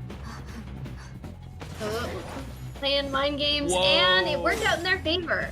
Managing to get the rescue and the body block off, and some support from a bomb here. So thank you so much to our friend MC on Acrobat for the support. And we are going to see Oniisuke continue on this kite, narrowly avoiding the tram, and coming in here. Of course, Blink is online. Will we see it happen? Unfortunate there. Tried to go for the blink hit, but she still got some butterflies to work with. So Oniisuke, again, a god kiter here, just showing his prowess and just kiting for as long as he can. Now this butterfly is going to close out that distance, but nice check onto Oniisuke. I'm quite impressed with how well he's playing this one out, and gets the pallet slam onto this geisha as well. So beautiful performance so far, and they're already working on their last 2 ciphers. Even with the missed sidestep flare gun, Oniisuke is still doing an insanely good job. And we've got a friend on the field for another pallet stun coming in from the mercenary, who is seemingly just here to inflict emotional torture onto the poor geisha. So we're going to see another hit with the pallet, but no down, and luckily no pallet stun that time at least, just looping around, waiting to utilize that resource, with the mercenary still coming in. Oh my god! Pallet mukbang, as someone said in chat. These, like, I lost count with how much pallet hits are he's seen, and now goes towards the second floor. A beautiful placement on the catapult, and now Veronica, we're at the last cipher, can't get to the window in time. And now the mercenary is just going to try to body block for his life and skill check as much as possible. They're going to throw a butterfly here. Mercenary's going to try to eat that hit just to provide the support onto this Coordinator. But it seems like Oniisuke has already provided enough time for that last cipher to be ready and primed. Another use on that catapult there. What a beautiful area for looping, and a smart little support system. Oniisuke able to make it to the window once more, dropping down prematurely, but able to get back up with that geisha skill. And we're gonna see the hit Posh, but the cipher's primed, it's popped, and Oniisuke is ready to continue on this very strong loop. 4 survivors alive at the end game.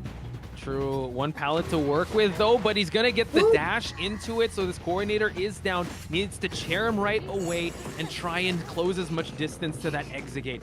Doesn't have teleport to work with, but it seems like we're going to go for a chair that's here.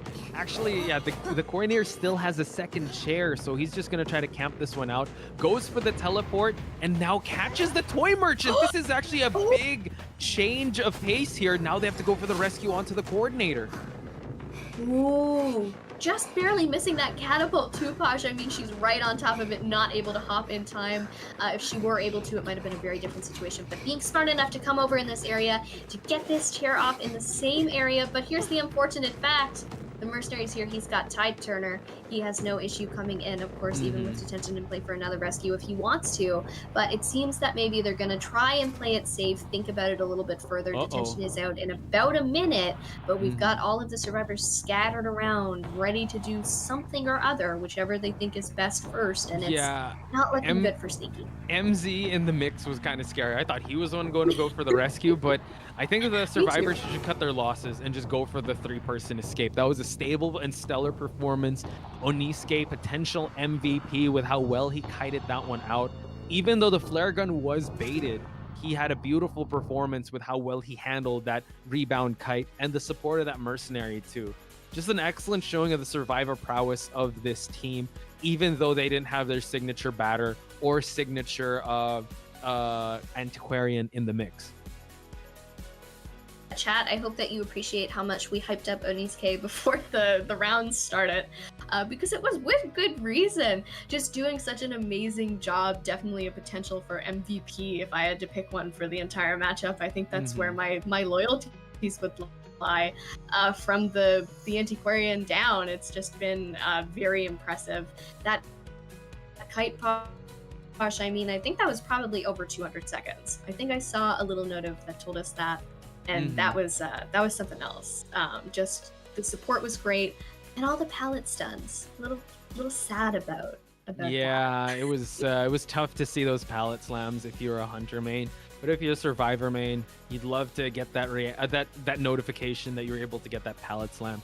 And I think that was over 202 seconds. So you were on the money with 200 plus seconds being bought by Oniske, potential MVP in this performance. And it was just a little unfortunate that Sneaky's blinks didn't quite work out. Maybe it's the online setting with where she's at right now, but you have to work with these terms, and she did agree to go in these terms to go with, and Oniske is still able to make that work. So again, we have to give our flowers to the Korean division here for how well they played this amazing game. Yes, they've set themselves up in a pretty good position. All facts considered, we are in our third round, of course, of the matchup between Korea and Singapore, which means that in the next round, that's where things are decided. That's where we get to decide who's taken home the trophy, who's going to advance further into these playoffs. So I'm very interested to see how that plays out. Singapore is going to have to play pretty hard in order to make this work in their favor, since they're at the deficit from this beginning here. I will say this though, if the survivors are able to get a 3-1, we're gonna go into overtime. So that's also a big possibility, because that's how neck and neck things are. But would Sibang be the one to kind of change the trajectory of how this match is going? Because it's all been very survivor sided, right? We still have one more I would say hunter that he hasn't brought out yet. He's only brought out the 2 that we know that we've seen. So here are the win conditions, folks. If Singapore team can get a 4-man escape, they win entirely. 3 overtime. A tie would be Korea wins. If they're able to pull that, it's going to be very impressive. We're going to see a nice little underdog story there. But as of right now, that 3 escape is going to bring us in. We're going to have a really long night. But that would be exciting to see a little bit. I personally wouldn't mind, just based on being able to see more of what these survivors are capable of, because their teamwork is really something to write home about. Yeah, I'm excited to see what who is gonna break the tie, or if we're gonna see an overtime here. But chat, we did not lie when we said this is gonna be a very neck and neck matchup between the Korea division and the Singapore division. Again, a great job on the Korea division survivors. A lot of people in chat also thinking if Sneaky maybe went with Galatea or Geisha. They're still kind of talking about which would be the most optimal one, but don't cry over spilled milk. It happened, and now hopefully the survivor team can kind of cover the amount of points that they need to continue on in this tournament, while Sibang has an excellent chance to get a victory for his team here and now, so long as he gets a tie game. And there's a lot of hunters that you can work with to just get that tie and kind of force the hand of Singapore division to play a little more risky. Yes, absolutely. And that's going to be really interesting to think about, because as we've mentioned a few times before, we're not really sure what's in Sibang's character pool. Save for that. Oh, never mind. We're seeing Romy. We're seeing Romy come onto the field, so we're going to take a look at these stats here. We're seeing the Sculptor and the Night Watch being displayed, but I believe Romy also plays the Breaking Wheel, which is going to be very interesting considering this is Ever Sleeping. That is an all-or-nothing character. It's a pretty tough one to want to bring out under these conditions, but it is an option. It's viable here on this map, and especially if Romy is comfortable with it, we could be seeing that come into play. But Posh, do you think maybe we will be seeing that safe Night Watch, if that is in the pool, and something that Romy would be willing to take onto the field? If it's allowed, sure, that would be great. But I have a feeling Singapore Division would not even allow that Night Watch to come out. Might be forced to bring out Breaking Wheel, because that is the hunter that he'd bring out. What's scary with Breaking Wheel is that he's very all or nothing. So if he plays it passively, it could be a 4-person escape. So I don't know if he has any other hunter that could just play very stable. Let's say like a Bonbon, or something that's very like Wax Artist on this map would be great for a tie if he can bring it out. Because I have a feeling they won't allow Night Watch to come out. He's just too good. And considering the bans that they have to face, they're technically coming in with, let's say, round 3 survivors. At best, round 2 survivors if they're not going to get banned out yet. So the survivor pool is going to slowly dwindle. I'm not sure if the Antiquarian is still available for them to use, because Panda on Antiquarian is really good. I think they need to try to play to their strength and try and win as much as possible. Win their best survivors in this draft composition.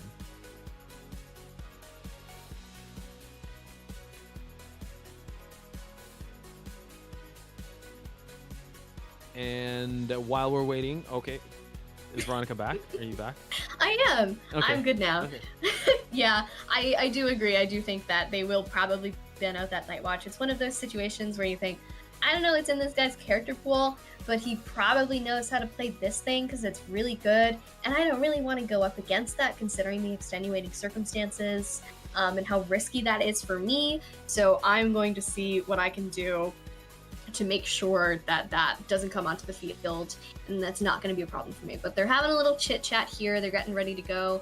They're very comfortable with each other. I hope that they're ready for this match, and I hope that they're excited for it, not too stressed, you know, here to not only show off for your region, but also to, you know, try and have a good time, show off your skills, enjoy yourself while you're competing. Yeah, I'm pretty sure that should be the mindset coming in.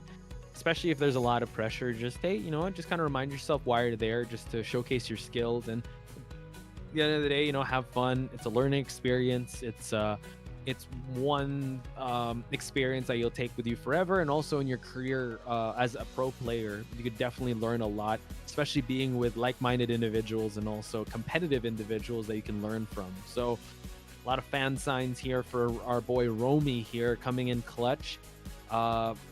Lot of questions will be answered once the picks and bans start ongoing, but you know what, fan signs all throughout here in the arena, and also I hope to see some fan signs in the chat for either Romy or the survivor team of the Singapore division.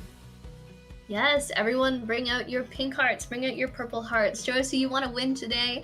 We don't have any bias because we're your perfect unbiased commentators for this matchup. You know, we just want everyone to have fun and do what they can and show us what they're capable of, but you guys are allowed to be biased. So if you got a favorite, go crazy. Show them as much support as possible. They need it right now. So we're getting into our fan picks. We're still on Ever Sleeping Town. Again, I'm Veronica. I'm here with Posh Spice for tonight. This is Singapore versus Korea. We're here in our second half of this third round here, and everything is riding on this. As I say that, the little mini hunters have come riding in. It's like they know.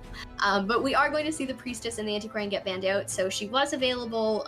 She wasn't self-banned by these survivors, but Romy's going to make sure that she's not available to them regardless. Yeah, a lot of people in chat are actually asking to see Undead. They want to see Parsi on this map. I mean, we haven't seen him yet, and in competitive, it doesn't work as good. But if you're gonna just gear up for a tie, that's possible. But man, it's gonna be a little tough. I think Romy's gonna have to really pull one out of the hat here. So banning out the Night Watch, banning out also the Wax Artist here. So good bans. We do see the Malaysia team on camera here getting ready. They will be at the main event, and Nell and Chocho will be covering that matchup. But as we go on, Wax Artist, Nightwatch getting banned, Priestess, Antiquarian not going to be picked here. So going for a forward entomologist pick at the start here, Veronica. Yeah, I always love to see Entomologist. She's definitely one of my favorites. And the forward as a priority is very interesting to me as well. I mean, he is quite good, but nowadays you don't usually see a forward locked in first. Yo, this is Nilu, actually the hunter on IVC supporting SGP Win. Shoutouts to Nilu, guys. He's actually a crazy hermit. His was so crazy in IVC. So really good smile too. He's just it's just a happy guy. So we are going to go back to the picks and bans. Apologies for that. I just had to give Nilu a shout out there. Acrobat is going to get banned out while Postman is going to get picked up.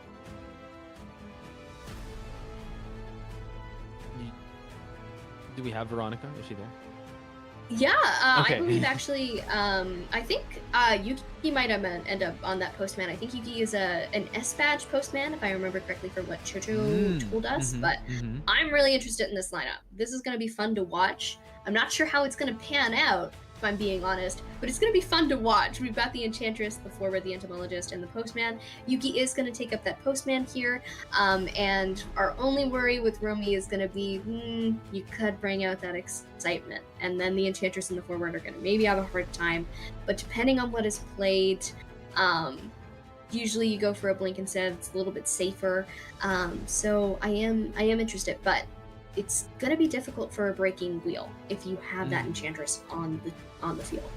Right. Yeah, that depends also if he's going to bring out the breaking wheel. Again, he just needs to go for a tie. If he goes like all or nothing breaking wheel, it's also okay, but I'm a little nervous because like the victory is right there. So again, we don't know what else he can bring to the table. Just based on our stats, he did bring that out during the qualifiers. It was a little shaky, but he still got the job done.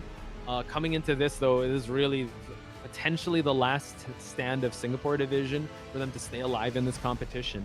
So it's they tried to cover their grounds here. They do have a Cypher Rusher. They do have some support characters and excellent kiters. I would say they covered their ground. They don't have any healings, but it's still a good lineup for them to bolster, leaving a lot to think about for Romy. It's very interesting, especially not knowing what he could bring out with those stable predictions. Oh, okay, there he is. Well, would you believe that, Posh? Would you believe that?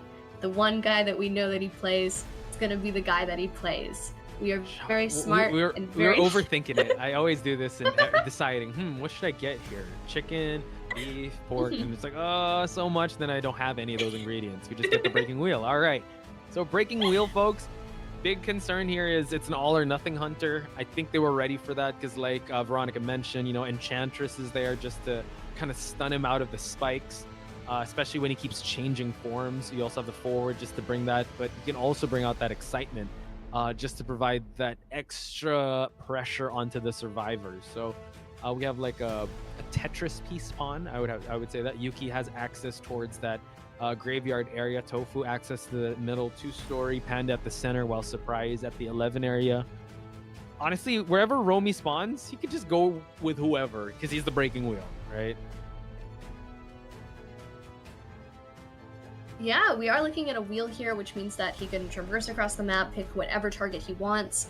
Of course, you can try and get that Postman out of the way first. Never a bad idea to do that, considering he is a designated support character. He does have that letter to send out, tranquility-wise. Been nerfed a little bit, considering what a good decoder he was in prior tournaments. But at this point in time, it's still good enough, viable enough to take him out. And I'm excited to see how Yuki uses him, because he's sort of like a rare treat nowadays. But as we mentioned earlier, with that third round, you get lineups like this that have these underutilized characters in these interesting team comps that are very fun to watch. But against a wheel, I think especially this is going to be very interesting.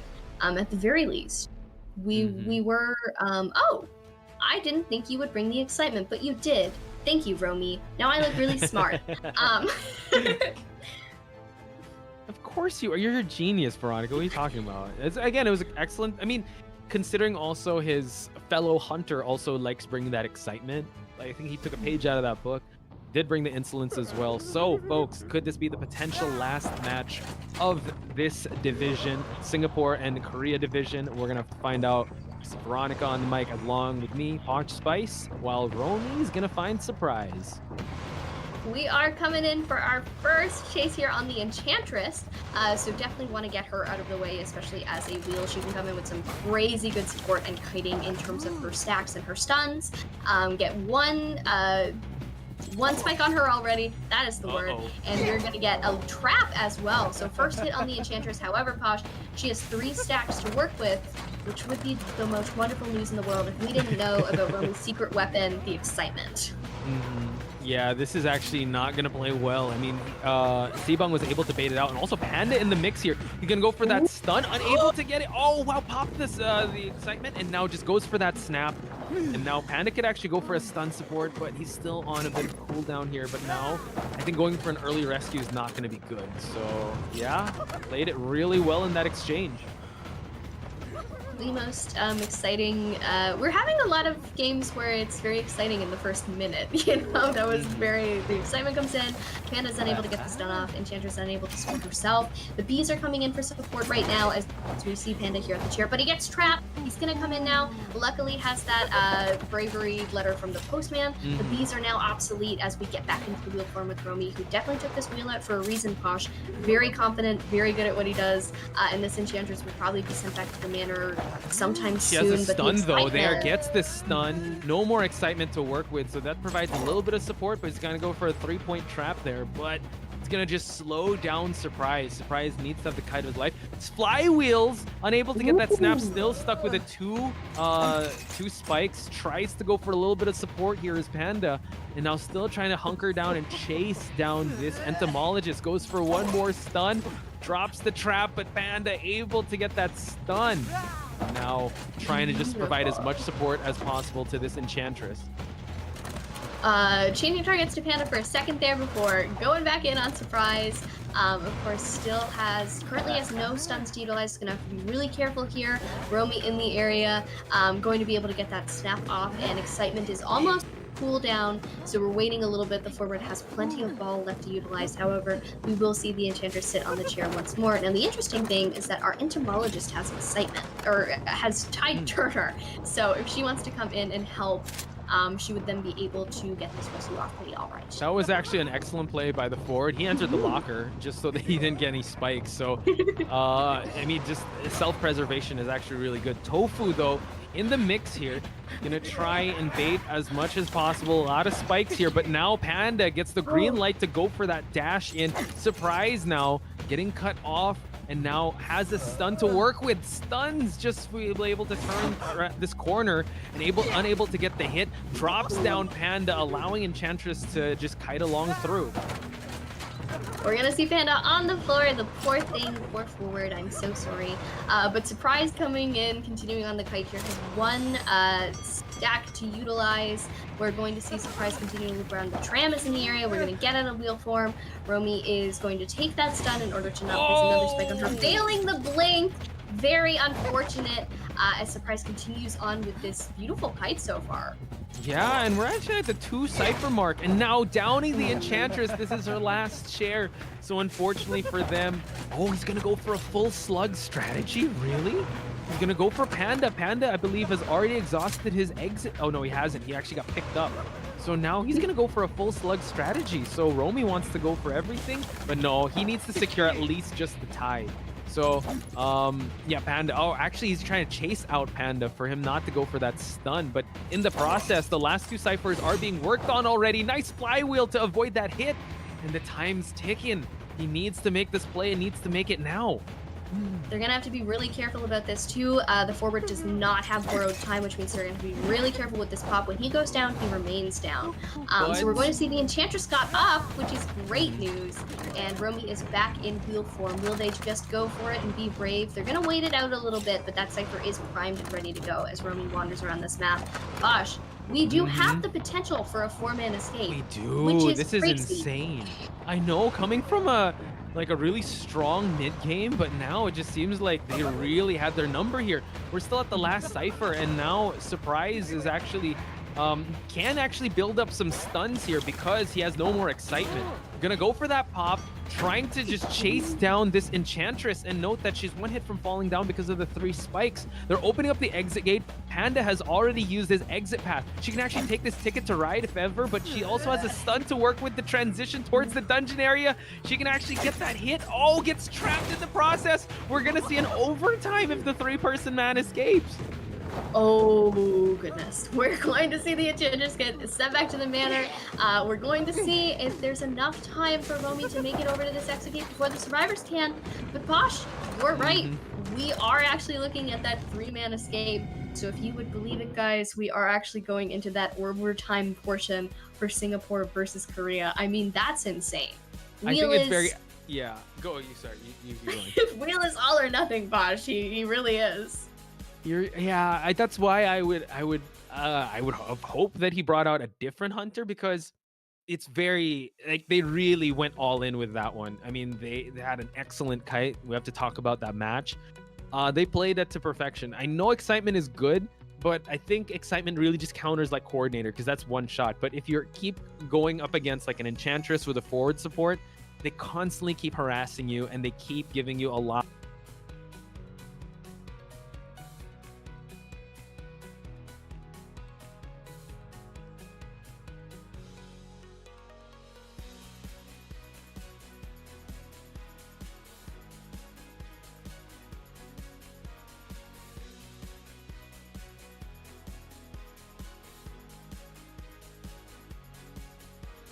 Would have been great for the Singapore division. Yeah, I think even if the Enchantress just had like more stuns to work with near that dungeon area, maybe they could have made it work. But unfortunately, that was not the case. However, they are in my prayers for that. So close, so far. I would have bawled and cried. Hello, it's me. I'm a PNG of a cheerleader. I hope that you all think that that's wonderful. We're twinning. We're here, Mother Base. We are here. We're twinning at one point. Oh my goodness. But let's look at these stats here, folks. Again, breaking wheel, all or nothing with this lineup. Yuki coming into that mix with the letters she was giving out, and also the decoding progress that was being accomplished by Yuki. Excellent stuff, but you have to give it up to Surprise, Panda, and a bit of Tofu as well. Just providing that support. Yeah, Surprise had a really good kite, I would have to say. Not the best start, because, excitement was... he tried going for that stun, but it wasn't able to work out, and then he was able to down Surprise. But the rebound kite, and also the kite after the second chair, the last chair, was just really good. So, again, kudos to Team Singapore for them to keep holding on here, to keep fighting till the very end. And Romy, I don't know. I want to ask your insight on this, Veronica. Should Sibang come back in, or should Romy cook a little bit in this tiebreaker? It's a lot of pressure. I think it's difficult, but I would like to say I would like to see Romy perform again. I think that there's a lot of potential in that. I think there were a few just little missteps that could be corrected and fixed, especially going into an overtime period. There's a lot to learn from, a lot to practice, a lot to work with at that point in time. So I think that maybe letting Romy continue on would be great.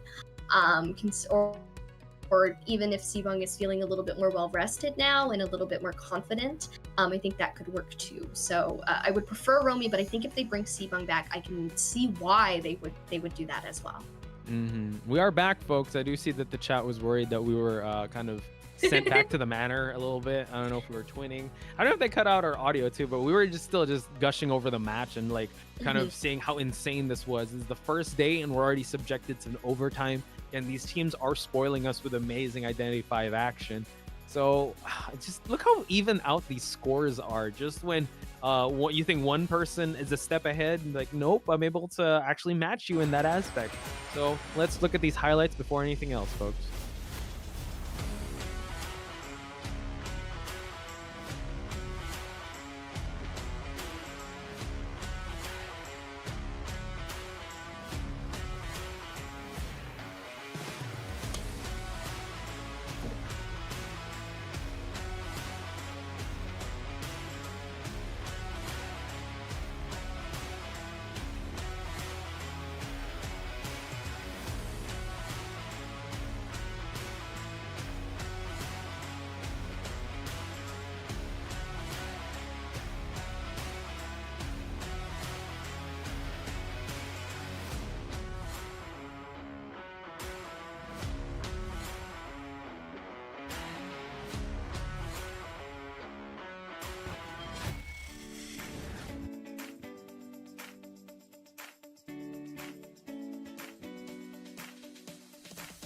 Yes, we have a 3-minute break.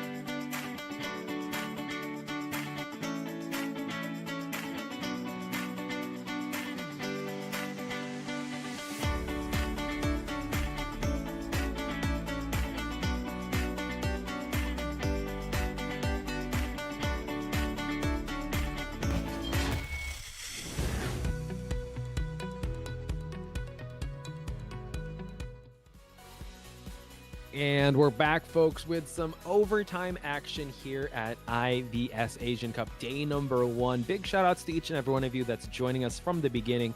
I want to give a shout out to Quill. Thank you so much. She says, Quill says, let the commentators rest. So thank you so much. We needed some time to drink some water because overtime is no joke. I mean, I'm super excited to be sharing the mic with Veronica for this first overtime of the day of this IVS. And what better way to have an overtime with two teams that have been tied basically in every aspect of this game. It's like in points, in survivor performance and hunter performance as well. But one has to give here, Veronica. Any thoughts coming into this overtime match? I'm excited to see how it plays out. I think I especially am excited to see the survivor plays. Considering what we saw last round, they were doing so well, working in tandem, communicating so much. We saw Romy come out and take the field, as we were discussing before the break cut. I hope maybe to see a little bit more of what he has to offer hunter-wise. But since we are in the overtime portion now, I do believe that means that maybe we won't be seeing that wheel again, and I would like to see what else is in the character pool there, especially considering that's where we're starting off with Posh. I'll throw a question back at you. What kind of map do you think we're going to end up looking at here in our overtime? We didn't see Arms yet, have we? And we didn't see No, Leos we yet? Yeah. Definitely not Lakeside, because I saw in the chat also that Korea Division does like Lakeside, and we've already went there. So between those two, I think it's either of those. I would like to see Arms more than Leos, because Leo's memory is good. I like watching it, but I'm terrible at Leos. Arms Factory is just easier, and I think it makes our jobs as commentators a little faster because it's such a close quartered map. So it's like it's always action, action, action instead of transitioning. So that's my take on it. How about you? What map would you want to see? I also like to see arms. I think I'm also a sucker for moonlit. I like heading out to the circus. I like catching a show in the big top.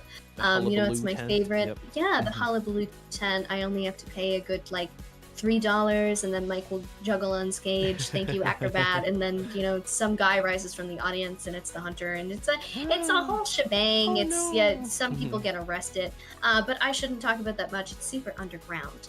But anyway, so we're gonna hop in. I would love to see arms. I would love to see moonlit as well.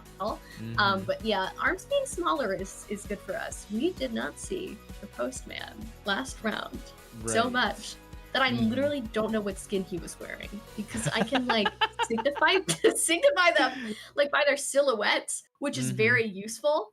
But I have no idea what You he know was what? wearing. I would really love to like show you some silhouettes, and it's like you gotta guess it, because I feel like you are the only person I know that is really good at skins. I've not met anyone else in this game that plays this game that is like a wizard when it comes to like that is this skin of this season or this pull. Like, so definitely always a pleasure to share the mic with you, Veronica, because I'm always learning so much when it comes to skins and lores of this game. And I also love seeing everyone in chat once again, you know, expressing their concerns for the players also, because overtime is definitely very draining. A lot of people are saying, oh dang, Sneaky has to play 4 straight. Well, technically Sibang is on the bench now, and Romy was able to take over, so you have to worry about the mental capacity of every player that will be going 4 straight here. So again, quick shout outs to Sleepy. Sleepy's here. You, Phil. I also see Nano. Two Bros Kisser also is saying it's 3 in the morning. Is it 3 in the morning where you're at? For me, it's 4:26. Jeez, oh my gosh. So big shout outs to Veronica for staying up this late. Any shout outs you want to give out to the thousands of people that are watching? Of course. Hello to Hanako, of course, who's always here diligently. So very kind. Hello to 2-Star. I appreciate your jokes about the birds being out. Yeah, they probably will be by the time that I get to bed after I'm like done tidying up and in my jammas.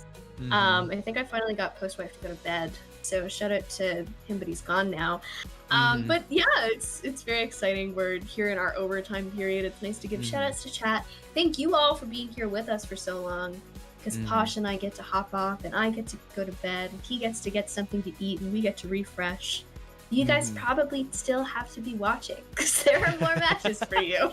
I will say this though, if you guys really have to go, it's all good. Just subscribe to the YouTube, because they're VODs. You could definitely just leave your comment. We'll try to give you a shout out. So if you're watching this, we'll give you a shout out, you know, through the magic of video on demand with YouTube, if you guys are watching there. Yeah, and also big shout outs to also the people in the comment section that pin the times. Like they're the unsung heroes of the YouTube, because when me and Veronica are studying, it's like we have to cipher through, like, oh, we got to scroll our little mouse to, oh wait, is this the start of the match? But no, you guys, you're the real champs, whoever you guys are. There's actually, it keeps changing. Whoever puts the timestamps on the YouTube videos, A+, good sirs and madams and people of the world that do that. Every single one of you deserves anything you've ever wanted. Taking the time to do that, so much easier for the rest of us. You are so appreciated, and we should salute you and make sure that you're showered in praise. And we actually should bring back Divine Right of Kings, and we should just elect you as monarchs for doing so much for us. Yeah, you guys are really like the real ones, so big shout outs to you guys. And if we talk about this matchup, right, this is our first tiebreaker that we're gonna see. It's only our second match of the day, and considering what other matches we have in store for you guys, we still have Japan versus Thailand, which is the next match that will follow up from this one. And then our main event, it's going to be Malaysia versus China, which is going to be a clash of of big proportions, I would have to say. So do tune in for that. It will be Chocho and Nell that will be covering the last one. Eli will be coming in for the Japan-Thailand match. And yeah, that's pretty much that's the schedule for today. And also, you know, set your calendars for tomorrow and Saturday, because through the 3-day span, we will be crowning a winner of the IVS Asian Cup by the end of it.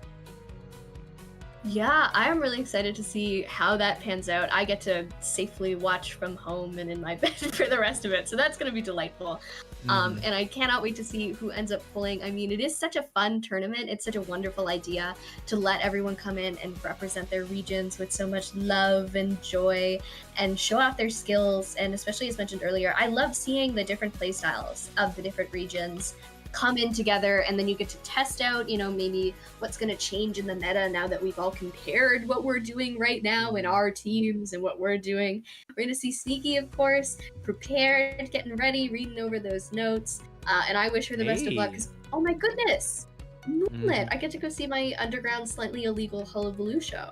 That's great. You just need to prepare $3 for the juggling show to happen, so I'm super excited to see how that one is going to play out.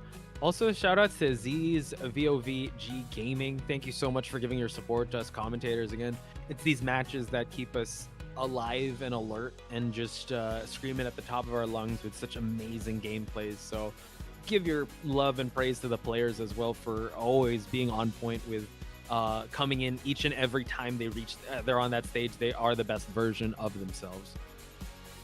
They absolutely are, and they lack the privilege that we have, which is when we go off camera, we can stretch and collapse back in our chairs, kind of like we're liquid. We're on camera, and I'm like sitting up straight, and my posture's good, and I'm like smiling and nodding, and then we go off, and I like slink back, and my posture's nothingness. Oh, posture check, everyone. Everyone check your posture right now, okay? Posture check. Just make sure you're not slouching. I have the worst habit of slouching, so... I do too. So yeah, hopefully you guys are also staying hydrated, folks. I know Norton is not here in chat, but we do see everyone here as well. Zach, shout outs to you.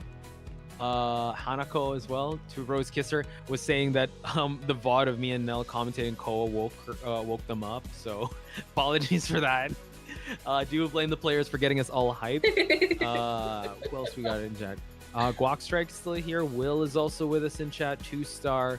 You guys are the real ones. Erica is also here. So big shout outs to each and every one of you that is joining us. And also do give your love to the players here, because what they're doing is not easy. We're just here, honestly, just as professional fans and highlighting their amazing plays, but they're leaving themselves out there in the world to showcase their hard work. So they deserve all the love and respect from each and every one of you guys.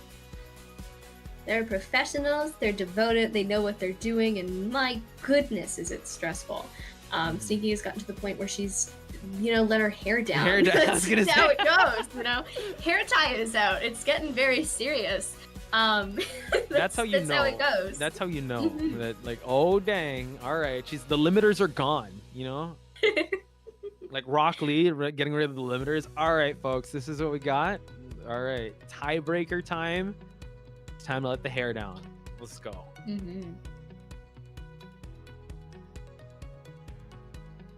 It is. It's wonderful. Oh, we're getting our hands prepared. You know, we're using the little pad of, I don't know what that is, but it's powder. There we go. Yeah. I couldn't remember the word for powder. Oh, you think I would know because I have a full face of makeup on, but I'm like, what is that? What is that? Like, that's the cushion they use for the thing. that stops the sweat from pouring down, right? Yeah.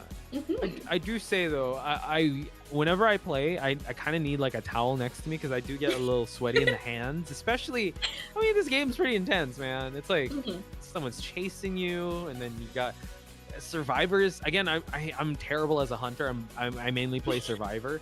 So it's like just a lot of pressure because you guys technically share resources. So if you blow out all your mercenary pads or you're able to use all your hooks as a patient, then it's gonna be a tough time after the post game chat when they're saying, "Hey man, why'd you do that?" So that's why I get sweaty. Right. It's, you know, just the anxiety of like, oh, I rescued them over half. They're gonna yell at me. They're gonna yell at me. I'm sorry. I have the problem where I hold my phone in a way where I like put my pinky fingers under it in a weird way, and then there's a little bit of pain, but not enough for me to change my hand position. But let's get into our band picks. So exciting. We're in overtime, which means that the amount of characters off the field is absurd. There we are. Our Japanese commentator counterparts here. Shout outs to them. Very animated as ever. But We are going to see, oh no, our friend the batter is also getting a ban. Unsurprising. They're not gonna let him out of the basement, and you know what? I wouldn't either. He's got too much power. We need to contain him. We're gonna see Dreamwitch, Nightwatch, and Naya get banned, so even if Sneaky did want to branch out of that fun Girl Hunter pool to play that Nightwatch, we wouldn't be able to see that happen considering he is off the field, but this does leave it open for potentially that Sculptor. I don't think we're gonna see Geisha again, not after the 4 pallet stuns, but we could potentially be seeing that Sculptor. Entomologist and Gravekeeper loading in first on the Survivor side. Sculptor, or I would say maybe Bloody Queen. Bloody Queen's pretty good in Moonlit. Yeah, you know, I agree with you. Maybe bench the Geisha for now. I think some people in chat were talking about when she brought out the Geisha. It's been quite a while, but she did get a 4K with Geisha. So just a lot of just internalizing this matchup as she goes along here. Again, she has played 4 straight at this point, and we are going to see Enchantress, Gravekeeper, Patient, and Entomologist to round out the picks here. Movement is going to be kind of limited to just speed boosts. They don't have anything like the Toy Merchant's Catapult. They don't have any Priestess portals to try and mitigate the half of the Moonlit River Park to connect the 2 bridges. So Sneaky can go with the Hunter with high mobility, which is that Bloody Queen. We're back to being geniuses again, Veronica. Let's go. We win! Yay! I'm excited. I'm excited to see that Bloody Queen. We haven't seen her yet today, so this will be her fun debut in IVS in terms of our playoffs here. So hopefully she makes it count. I'm very excited to see how that plays out. In terms of against this team comp though, Posh, do you think maybe that was the right call, or should we have gone for the Sculptor instead, or is this where we land? I honestly think at this point, Sneaky should go for comfort. So regardless of what was going to happen, I feel like the map kind of called for a Bloody Queen. I would say, though, on paper, maybe a Sculptor would be more effective. But Oniske on Enchantress, I feel like Sneaky should not attempt to chase Oniske. Her attempts so far have not been well with chasing Oniske.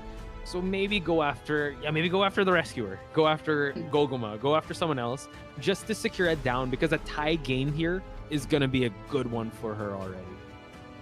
Yeah, absolutely. I think especially with that Enchantress in tow who spawned at a stop here for us right near Sneaky, the Bloody Queen is definitely a more viable option in terms of not feeding a little bit into those stuns with the Sculptor in her statues, and we've seen Oniske play thus far. Definitely going to want more of those stuns, so the least amount that she supplies, especially with that mirror presence, which wouldn't count for the charge, that's going to definitely play in her favor, especially considering the amount of trouble that Oniske has been giving her. Just really strong on these harassers. It's been a bit of a nightmare, and we're in limbo. I love that sometimes we get to see the percent whips. I'm Veronica. I'm here with Posh Spice, and let's get into the action. Oh, it seems like Oniske might take the first chase here at the first stop. So Sneaky just running towards, the Enchantress. So Oniske just ducking down. Let's see if he's going to transition away, crouching down. So he's going to get spotted out already by Sneaky. Mirror is ready for her to use, but Oniske is going to play around this elevation. Gets cut off by the image. So now he's going to close out the distance. Tries to get a swipe, but the mirror placement isn't ready for her to get. And now Oniske gets his first stun in. This is a beautiful Enchantress thus far. It has only been about 40 seconds, but already just able to get that stun off so quick, so clean, charge it up, avoid the mirror. We are going to see a little mind game around this pallet here. Want to be careful about not faulting that. Mirror is still on cooldown, and we do not yet have secondary trait, but able to get the dash off. Maybe going to go over and take the coaster, but going to flywheel that hit. Very impressive. Yeah, and note that I don't think this Enchantress did bring borrowed time, so she's kind of going on this like every man for himself build. Like, all right, don't worry guys, I got you. Just keep decoding. And he's waiting for the right time to take that coaster. Sneaky is gonna have to just walk on foot. Not sure if anyone touched the button. I think it's gonna stop here at the second stop. And now Oniske is kind of forced for a drop down here. Tries to see if anyone was there, but Oniske able to juke. Zigged when she should have zagged, but Sneaky has her mirror ready. No more flywheel to work with here. Gonna try to close out that distance, but forced to actually change sides. Very, very unfortunate with the mirrors there, but able to get it down with the blink, luckily, and salvage that, but 3 ciphers have been completed. Sneaky has not yet, I think, landed a mirror hit without transitioning over, which is not very fortunate. You do want to be able to get those with your BQ, obviously, so that is your little main ability, but we're going to see 588 in the area coming into the shovel already, going to try and negate going to get the knockout there, and we're going to build a little bit more presence on Sneaky, which would be really useful.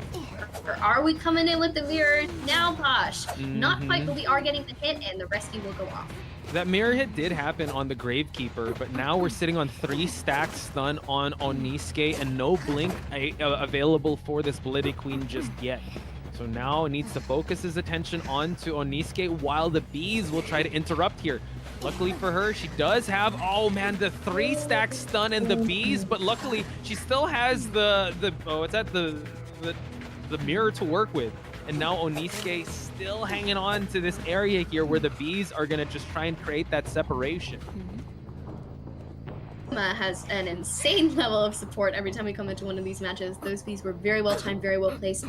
Korea is clearly very, very good with communicating with each other. However, they're mind gaming a little bit around the coaster here. You know, Sneaky is very well aware that it's going to take it, but a beautiful flywheel from Oniske means that unable to get that hit, even though the mirror placement was right that time.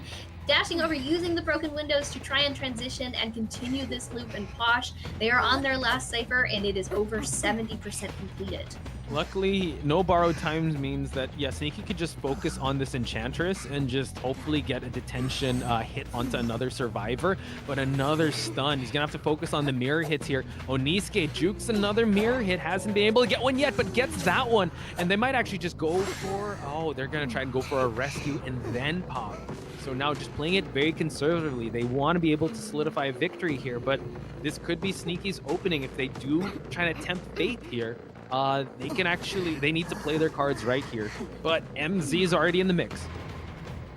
They are very clearly communicating with each other about everything they need to do, and it is exhilarating to watch. But coming in for the rescue, buying some time by playing on that chair, trying not to get chair shocked in the process. But even so, the Cypher's Prime, we've got borrowed time here on the patient, which means that, you know, not ideal, but it will work if they need necessary. We are going to see that down, the stun come in, the body block, which means that they can pop the Cypher Posh, and we are going to see an endgame with 4 survivors up, and Sneaky is going to fight with the very, very slippery Oniske's Enchantress once more, finally getting the down.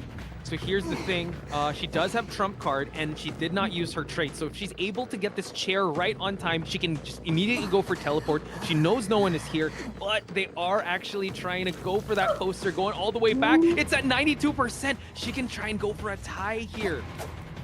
Gravekeeper forced into his shovel, going to camp under this pallet a little bit, try and force her to break it. But there is another survivor in the area. If she is watching and being careful, gonna knock him out. Now able to continue on 92%. Gonna watch this gate. It seems that MC has gotten it open. Gonna have to try and transition over, using the mirror to try and get it down on entomologist. Not quite, unable to get the patient out, but there are 2 survivors remaining. Detention on the field, and she has the gate in her favor at this point. Yeah, she's just waiting for a mirror cooldown, but oh my god, they can actually take the coaster all the way out. She's leaving an opening for Goguma to actually go for this exit. Can she actually swipe him down? Flywheels through, and the Gravekeeper is the sole one left, and he's making his way towards the dungeon area, so that is going to be a 3-person escape, folks. The survivor team of Korea Division living up to their 3-person escape. Wow! Lots to dissect there, a lot of exciting plays. Mostly Oniske, though, definitely still in my book. So very strong contender for the MVP of this matchup between Korea and Singapore. Just absolutely insane stuff. When you have someone who knows what they're doing on that Enchantress, it tells you why exactly C-Punk doesn't want to deal with that Enchantress. You know, seeing firsthand how scary it can be from Oniske. Yeah, it was just an amazing start for Oniske, getting chased at the start. It's just a little unfortunate that, the mirror hits didn't really land onto Oniske. I think the only mirror hits that did land were to the Gravekeeper, but I mean, the kite that did matter was Oniske, and just even at the end game, she was able to try and force a tie situation to happen, but at 92%, all the survivors remained cool, calm, and collected. The entomologist also knew that she was waiting for a mere cooldown to happen, chased her away from going through the coaster, but then that allowed the exit gate to be unguarded, and the entomologist Goguma still had the flywheel to work with. So just an excellent performance. I know Oniisuke, potential MVP, but everyone played the role really well. MZ, important body block, he had to get there. Also, the Gravekeeper having a good rescue, the first rescue of Oniisuke. So every one of the Survivor team had their highlights there. They really did. They worked in tandem. I think I said it 2 times during the actual match, but I was so impressed by how clear it was that they were communicating really well with each other behind the scenes. Just some of their plays really signify to you that they're clearly saying, okay, this is what's going on, this is what I need you to do, this is what I want you to do, this is how we can pull this. So, I mean, even just going for not taking the pop, choosing to push for more than they thought that they could get, you know, or people would think that they could get by pushing for that chair, pushing for that rescue. And the body block from the patient was just really great there. It was all or nothing on that body block. Otherwise, it was send Oniisuke back to the manor, take the pop, take the risk, now the patient's on the kite, blah, blah, blah, blah, blah, yada, yada, yada. But extremely impressive from them. Posh, I do think maybe could have had some benefit from not chasing Oniisuke first there. Yeah, that's what I was kind of hoping for, because I mean, history did dictate when Sneaky did chase Oniisuke. I think the one time Oniisuke made an impact was when he was like supporting and kiting, but if you chase him first, that's what you wanted, and he didn't have borrowed time. So they definitely wanted him to be chased first. So if you look at the scores there, for Singapore to win, they need to get everyone out of the gate. And I think if it's a 3-person escape, they need to beat the time. So a lot is stacked against Singapore division here, but it's either Romy or Sibang to take the risk here. Again, I agree with you. I want to see Romy kind of cook here, and for him to be, at least get a tied game to win for his division to move on. But I'm sure that the Singapore division are not wanting that to happen. They want to support their fellow teammate in Sneaky for them to be able to move on in this tournament. So we're just going to wait and see. Right, absolutely. I think we are looking at a situation where they're going to push as much as they can, because that's all they can do at this point in time, considering they're kind of at the disadvantage here. We get to see Korea's Hunter try and play it safe, and hopefully Romy will play it a little bit safer from the last time that we saw him if he's continually in the Hunter position, because the wheel maybe was just a little bit too much to bite off at that point in time. So I'm hoping maybe we can reel it back, play someone a little bit safer. We are on Moonlit after all. We did just see a Bloody Queen. She's decent on this map. There are quite a few hunters who you can make work here, and who kind of are in that pool of hunters that you should just kind of know how to play if you're comfortable with Hunter. So of course you got to train really well on them. The survivors are really trained to fight against them, but base point meaning in my 5 a.m. delusions, generally everyone should know how to play Bloody Queen, at least a little bit. It's 5 a.m. thoughts, man. I get you there. Everyone should know how to play Bloody Queen. And this is the potential last stand of, actually this is the last match of this game between Singapore division and Korea division. So do show your support. I see a lot of people also talking about that ending sequence. Sneaky, again, you got to show her love and respect, because that was a lot of pressure she had to go through. And you know what, I think when you're playing, you definitely have a different mindset. The pressure is there, and also like the hard work is going to be put to question. So you just got to respect the decision making that she did do. Again, it could have been optimized, but at least she just got a 1-person kill. So again, it's a learning experience for all these teams in IVS. So she's gonna have to rely on her survivor team to take this W for them. Again, 4-person escape, that's a solid victory. If it's gonna be a 3-person escape, I think it depends on the time. We're just gonna have to wait and see what the organizers are gonna say with that. But usually we do have to go with time escape. And I would have to say that was a pretty quick escape that Korea division did land on. Certainly. It's going to be an interesting situation in terms of what we will be seeing in terms of how they're going to push for it. Korea did get a really, really quick escape, so if they do want to push for a 3 escape, they're going to have to do it as speedy as possible. They might optimize their lineup for that as much as they can do that, but of course, in Sneaky's honor, it's good to cheer on Team Singapore as they're here, just as Posh mentioned. It's hard to hunt. It's very, very difficult on you. I think even with things where it's like, oh, maybe we could have done this instead, from a commentator standpoint, we get to see the whole big picture and then talk about it in retrospect. But of course, little missteps are going to happen, and it's natural. You know, I sit down and I play Hunter, and I could not do half of the stuff that is done otherwise. But it's just, you know, you're like, yeah, maybe you definitely have to instead. be in their shoes. You know, again, we're just professional fans, but there's a different era of pressure that is going to be here, especially if you're playing on stage. Even if you're playing like a work from home situation, how Sneaky is right now, there's still that pressure because all eyes are on you. And yeah, Nell said it best. You know, it's important to cheer on your favorite teams and keep a positive mindset in these tough times as well. So I hope you guys can show Sneaky some love and support. Again, it's a learning experience, right? We want to find the best of the best. Korea was really what we can do is focus on the amazing performance that Korea did up against the Singapore division, and we're gonna focus on these picks and bans, folks, as Romy takes the stage again for his Korea team. Let's see what Hunter he's gonna be going with, because for sure they're gonna ban out his Breaking Wheel and his Night Watch.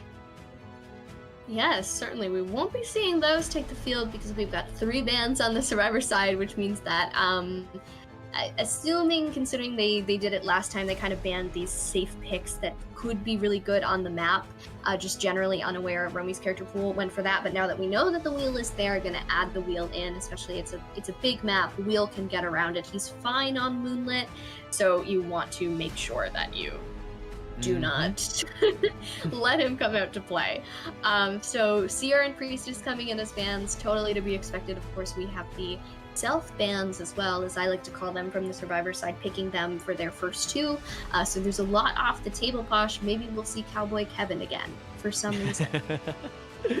Hopefully. I mean, we have seen some excellent plays, even though this map isn't... I mean, you can use them. There are some really good pallets in those open areas. So Cowboy Kevin can make a debut once again in this match. But yeah, we are not going to see the Breaking Wheel and Night Watch or the Wax Artist. So Romy is kind of slim pickings when it comes to the Hunters here. But Composer and Mechanic, so they're going to go for a Cypher Rush here. Really putting the pressure onto Romy. I like this because, you know what, even if they get a 3-person escape, they're trying to just decode as fast as possible to get that 3-person escape for them to be able to move on here in this tournament. Am very excited for that. Okay, they're bringing in a mercenary. I wonder if they'll bring in another decoder for their final one, which is what I like to call reverse co-op 4, where you have one big tough guy and then a bunch of little decoder loser nerds, which I say fondly, but you have a bunch of little... No, never mind, 2 tough guys. We're bringing out the Prospector. This is great news, Posh. We did want to see one of those. So we will be seeing him coming in, which is very exciting. Gonna get the Prospector, the Mercenary, and 2 pretty good decoders in this lineup. As talked about way earlier, Composer's been coming up a little bit. He is an enjoyable decoder to have out onto the field because his hiding ability is not too bad. He can kind of support himself, and he's not as sort of fragile as the Mechanic is. I'd like that. I like this 2 mechanics and 2 anti-fragile survivors here. Prospector on Panda is what I really want to see, because Panda, you know what, we did say he's good at Acrobat, good at Antiquarian, but if he's able to bring out a game-changing Prospector in a map like this is going to be really good. So yeah, you know, it's going to be a little tough. Who are you going to go with? They're going to go with the Composer, allowing a bot to run around the match, so technically it's 4 bodies you have to be worried about, or are you going to go for the Mechanic and allow the Composer, who's actually a really good decoder? But you know what, chasing after Composer also is really hard because he does have that speed boost. So Romy has a tough call here. I guess depends on the spawn locations. We're gonna find out which would be a juicier target for him to pick, and all eyes are on who he's going to be actually choosing here in a map like this, since most of the meta characters, most of the meta hunters are actually banned out. They are so many of them off of the table that we have this very fascinating lineup as Pasha's just politely picked it apart for us, which is wonderful. Okay, wonderful. We'll be seeing the geisha come out this time around, which will be good in terms of trying to deal with the composer for kiting, but as you mentioned, even if you go for that composer first and you are able to catch up to him with your butterflies and your dashes on top of his dashes, you've still got the mechanic and her bot running around and decoding. So it's a rock in a hard place. I'm gonna go out on a limb and let's just entertain a narrative where imagine that surprise is just like really, really, really bad at the composer rhythm game, and then somehow this still works out to your favor by chasing the mech. Could be. We just have to wait and see how this is gonna happen. But I mean, surprise, I would say had really good moments too. Oniisuke, very solid moments of him just solo kiting, but surprise was really good too, along with Panda as well for that support. So we'll just have to wait and see. Again, it's a tied game so far. Romy actually spawning in between Yuki and Tofu, so Geisha can actually just go through the map and go towards the two-story building to get to down the mechanic. So hopefully the mechanic will actually drop her doll in a good place that is already being hidden, so at least they can preserve that. I think because this lineup just screams Cypher Rush in my book. It really does, because regardless of who you select to chase, you're still going to be dealing with somebody. And if that mechanic is even able to drop and hide that bot, which, you know, we are looking at a geisha, very quick mobility hunter who is right next to the mechanic in terms of spawning. Still, if she's able to hide that bot for a little bit, even if you do chair her first, she's still going to be able to work on a Cypher with that thing, which is a nightmare, just absolutely horrifying for you as the hunter. So it's gonna be a little bit of a stressful mess. But I am excited to see Surprise on Composer. A lot of really good transitional kiting of sorts with that patient.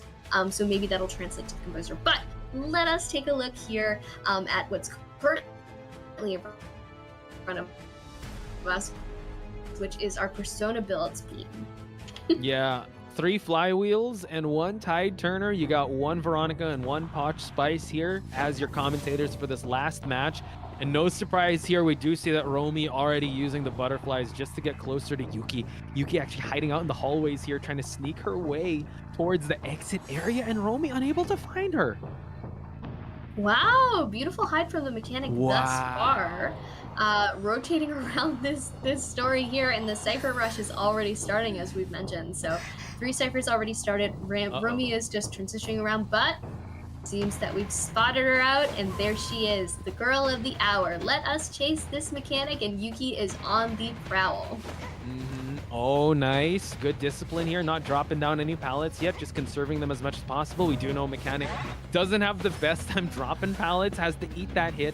Not sure if Yuki was able to drop down any mechanic doll, but we do see that she is going to take that ticket to ride towards the 3rd stop, where Tofu is actually at. Romy's just going to use that butterfly just to cancel out just her transitioning away from the bridge area. Yuki now forcing to go through, but the blink drop down and no recovery here. So Romy making quick work out of Yuki.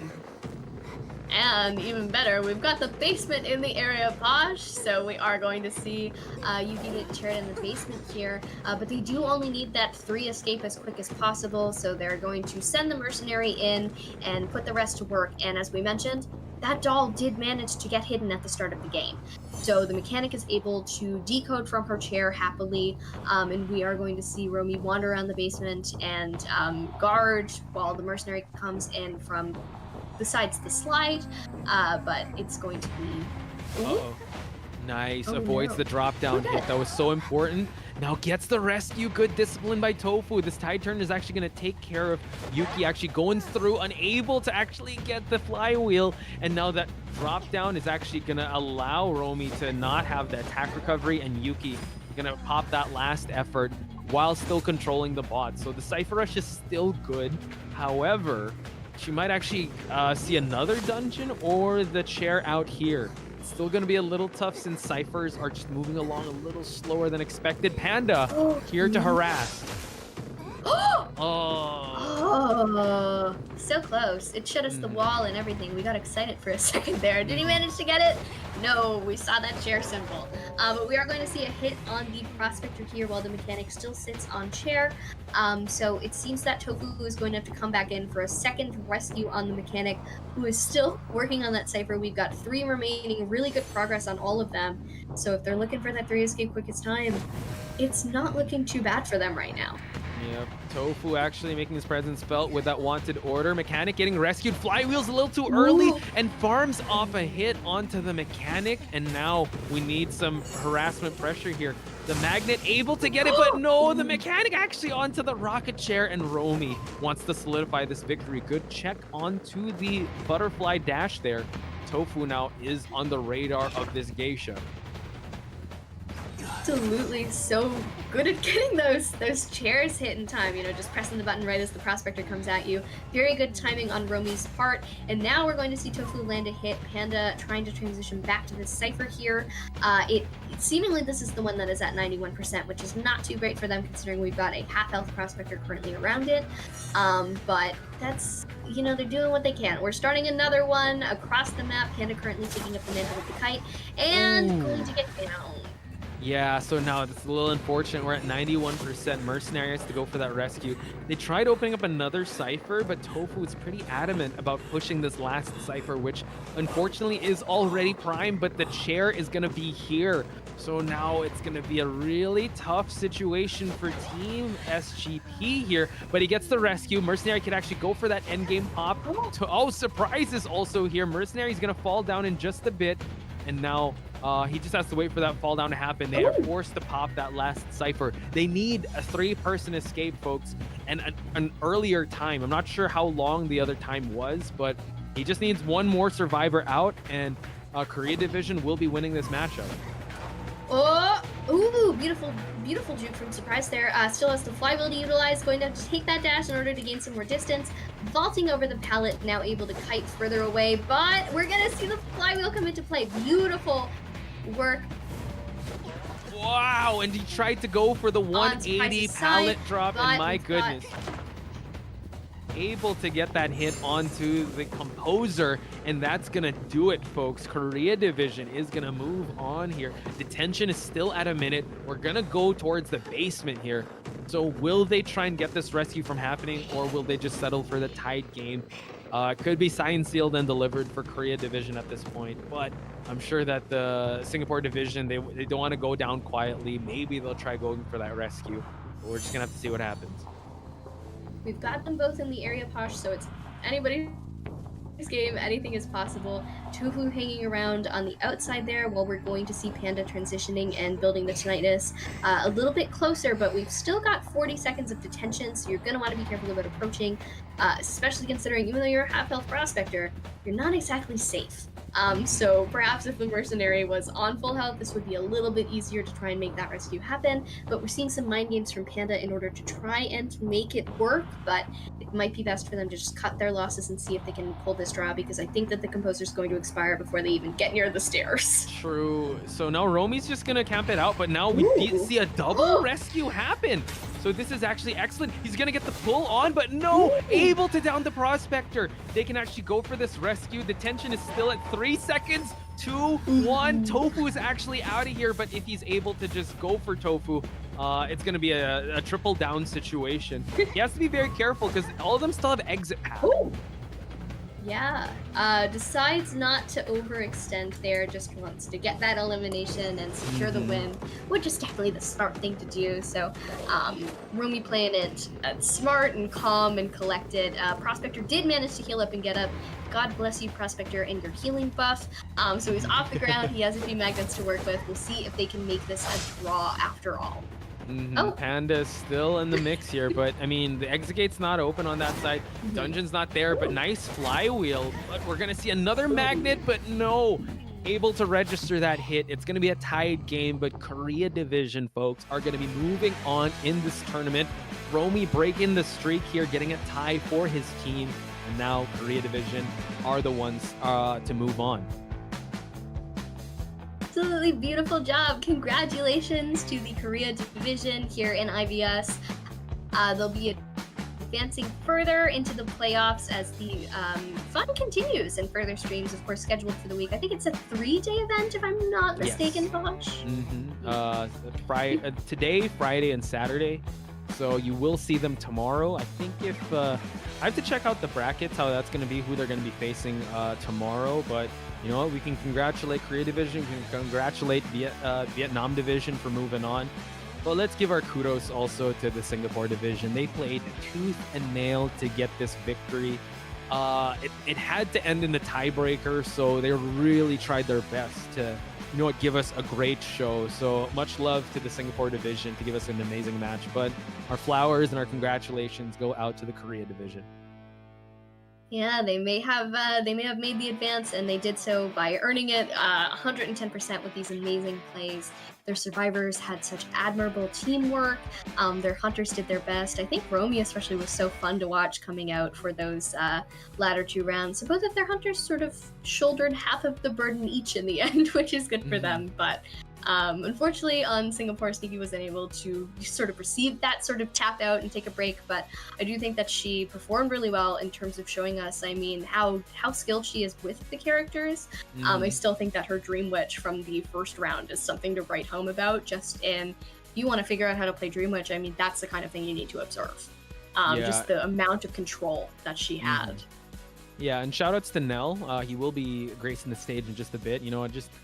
Given due where it is needed, and how Sneaky is a beast when it comes to the community tournaments. Again, not playing with the best of conditions, and she's still trying to perform at 100%. Best we could do now is support our favorite divisions and our favorite players as well, because again, it's not the wins that define you, it's what you do after the losses that define you. And I'm sure that the Singapore Division, the players individually and as a team, will learn from this experience, and they'll definitely grow. Same goes for the Chinese HMT Division and the rest of the teams that will not be moving on from today. I'm sure that they're going to give it their all and give us this amazing show. So as fans and as players of this game, the best we can do is respect that and also support it by, showing them some love, maybe giving them a message, maybe liking their posts, giving them a follow, because that really goes a long way to just get a lot of support for these players in this game. Yeah, absolutely. You need all the love and support that you can get when you're in these stressful situations where you played so much. There's so much going on. Everything's moving like a mile a minute. There's really nothing that you can do except stress a little bit. But when you don't buckle under the pressure, or even when you do, that's okay. I mean, it's going to happen. But I'm very excited to see, of course, as well as you mentioned, we do have some other matches lined up for today. Posh and I are not on those, but we're going to see Thailand versus Japan and Malaysia versus China, both of which I think will be extremely exciting. So give all your love to those winners as well as those as well as those who do not happen to advance, because they're still going to show you what their region is capable of, and they're capable of a lot. Because I think it's always important to note too that they didn't qualify; they had to fight to get here, and they did it well. But let's take a look at our match stats, Posh. Before that, I want to say shout out to 2-Star because we can celebrate because Veronica can go to bed. I can in a bit. I will might cover the third match. We're just gonna wait and see. But we will be looking at the stats here once again. Korea Division needed to get Romy needed to get at least a tie. He went above and beyond that. Again, it was really tough for the Singapore Division to kind of bounce back from this because you know what, the Korean survivors were just so good, so they had to really live up to that standard. They tried their best with this double decoding and double support lineup. It didn't quite work out well. He sniped out Yuki and just kept farming hits off of this mechanic before the Cypher Rush could play into his favor. And ultimately, there was only Tofu that left the Moonlit River Park. So here we have the match results, folks. Again, a very tied matchup here. 5-3, 3-5, 4-4. And then at the end of the day, during the tie, we did have Korea Division to advance. They really pulled through in the end there and made a huge difference with what they were able to pull off with their survivor team in the start there, and then how things were able to, attempting the Cypher Rush, Romy able to prevent that. They've just really shown us what they're capable of. And here is our best deduction MVP. So as we talked about earlier, we are going to see Oniske take home this trophy title, and it's definitely well earned. I mean, the average pallet strikes from getting that many in that one situation. It's just so so exciting to watch. Too much to count. So big shout outs to Onisuke and big shout outs to Veronica over here. Give her a round of applause, you guys, because she powered through. I believe the birds be chirping now wherever she's at in the world. Any shout outs, any final messages before we cut to a break? Well, it's been very nice to see everyone, so thank you all for having me back as a little, like, guest star, I guess, here on IVS. Just to come fill in and play a little bit around, but we're going to be seeing a little bit of extra talk from our beautiful hostess here on the main stage. 韓国地域チームより鬼助選手、ゴグマ選手です。是鬼助選手和ゴグマ選手。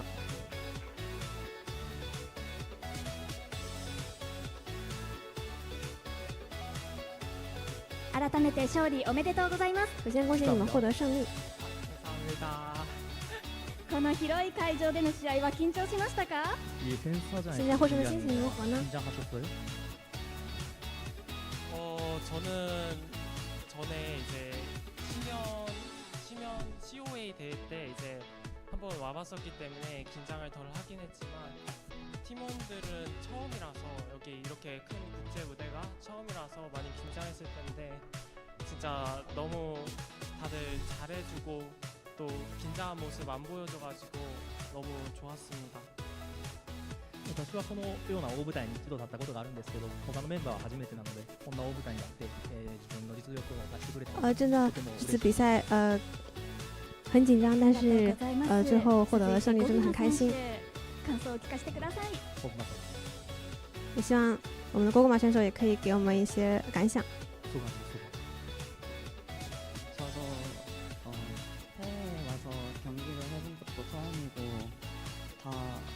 몰랐던 사람이랑 같이 경기를 나와서 이렇게 좋은 결과를 내서 기쁜 것 같습니다.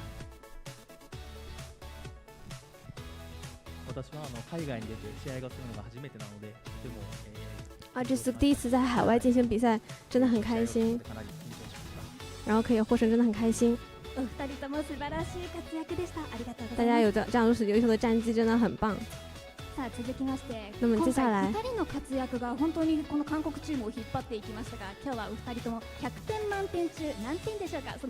今天两位对于自己的表现，给自己打个分吧。满分是100分。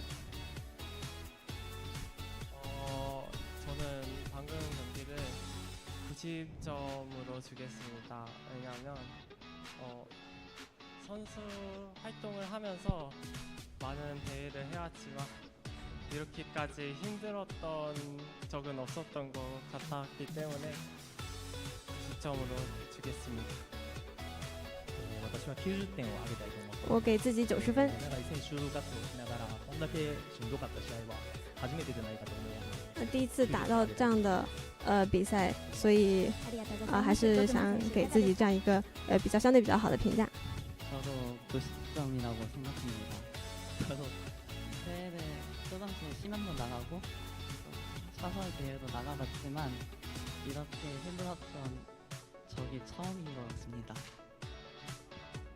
僕も同じように90点を上げたいです。僕も同じ。我也给我自己90分。也真的是今天打得非常的开心。はい、ありがとうございます。ではまずですね、ゴグマ選手に試合に関して少しお伺いしていきたいと思います。现在想问一下我们的ゴグマ选手，シンガポール戦で立てた作戦というのは何かありましたでしょうか？这次对阵新加坡代表队，大家有过什么样的对策吗？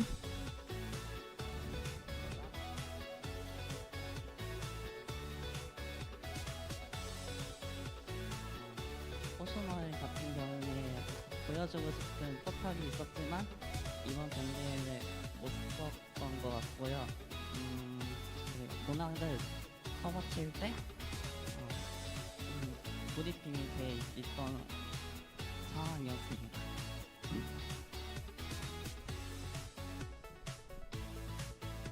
そうですね。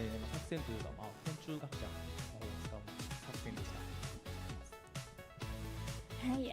大家也对于这次对他们的角色池进行了一些研究，然后也做了相对针对的练习。いきたいと思います。第3試合、そ也して延長想问一下戦ともに Onizuke スーパーチェイ选手スでした。チェイス中内心どうでしたか？第3场真的第3局真的是溜得非常的棒。那当时你的心情是如何的呢？기분 좋습니다. 気分がいいです。やっぱり気分いいですよね。运气比较好，而且心情也非常好，很爽。お一人ずつ次の試合の意気込みを聞かせてください。那么希望二位可以对于接下来的比赛，给我们一些你的目标以及抱负。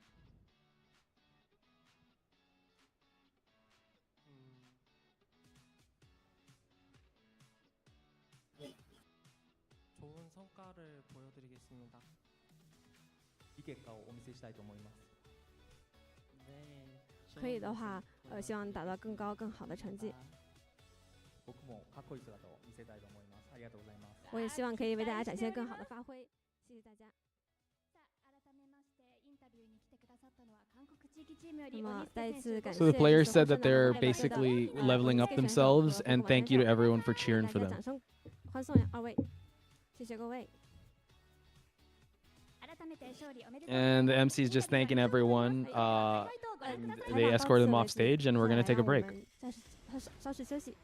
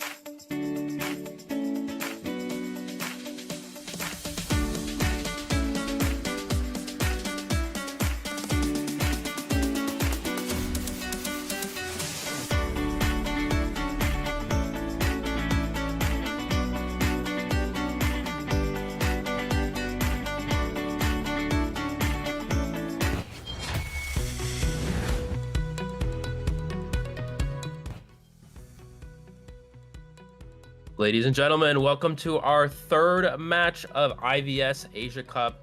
I'm Eli, joined here with Potch Spice, and we were just talking about how, whoa, my hair's amazing way hair. too long, dude. I need to get a haircut.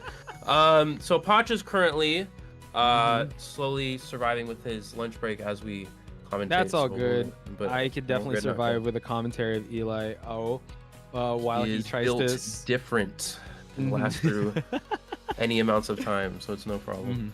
Thank you. I kind of like the new hair, man. It's good. I know you got to get a haircut soon, but you're definitely pulling that off. Pretty soon. I'm excited to talk some matchup here because at the Thailand division, and we also got the Japan division that's going to be gracing this stage here. When we talk about the strongest divisions, it's usually always in the group chat is China and Japan, but Thailand coming out of IVC, I'm pretty sure they're kind of hungry for that victory. So maybe they can make a dent in the armor of team in the Japan division here. Yeah, most definitely. They did have a bit of a uphill battle in IVC in which they were actually not able to ultimately win. They did come in second place, but this is a new opportunity, a new tournament for them to try to turn things around here. But they go right into this. As we talked about, Japan, China, always been the two strongest regions for some time. So they do have a very challenging match right out the gate for themselves here. However, if they're able to potentially come through and win this match, it will be very exciting for them. But before anything else, folks, just a big shout out to Gear Up Booster. The network technology support of this event is provided by Gear Up Booster. Gear Up Booster offers you a comfortable gaming experience and stable network support. So big thank you to Gear Up Booster. You were saying, Eli, I know we talked about the uphill battle, but let's talk about the Japan teams as well here, because they had like this really interesting combine where they got the best of the best players. Again, not necessarily players that we see in like Koa are expected. They did really well though, but maybe this is their time to shine here. Yeah, most definitely. Yeah, a lot of players we've seen from I think it was RC, right? We saw Soba and City. So some RC players will be making an appearance here in IVS.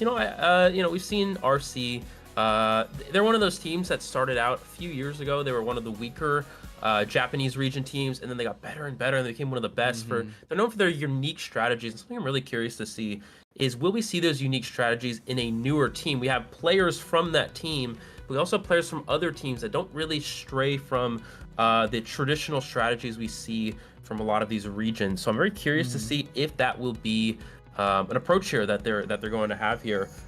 Because it is made up of partially RC players, right? So that could definitely be a factor here. But yeah, for Team Thailand, I'm really interested to see, can they actually come out on top here? Thailand has been GH, right? We've seen them. This is mainly made up of GH players.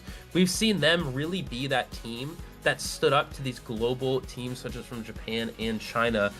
So we'll see if they're able to. They become very close in a lot of matches, but have typically fallen short.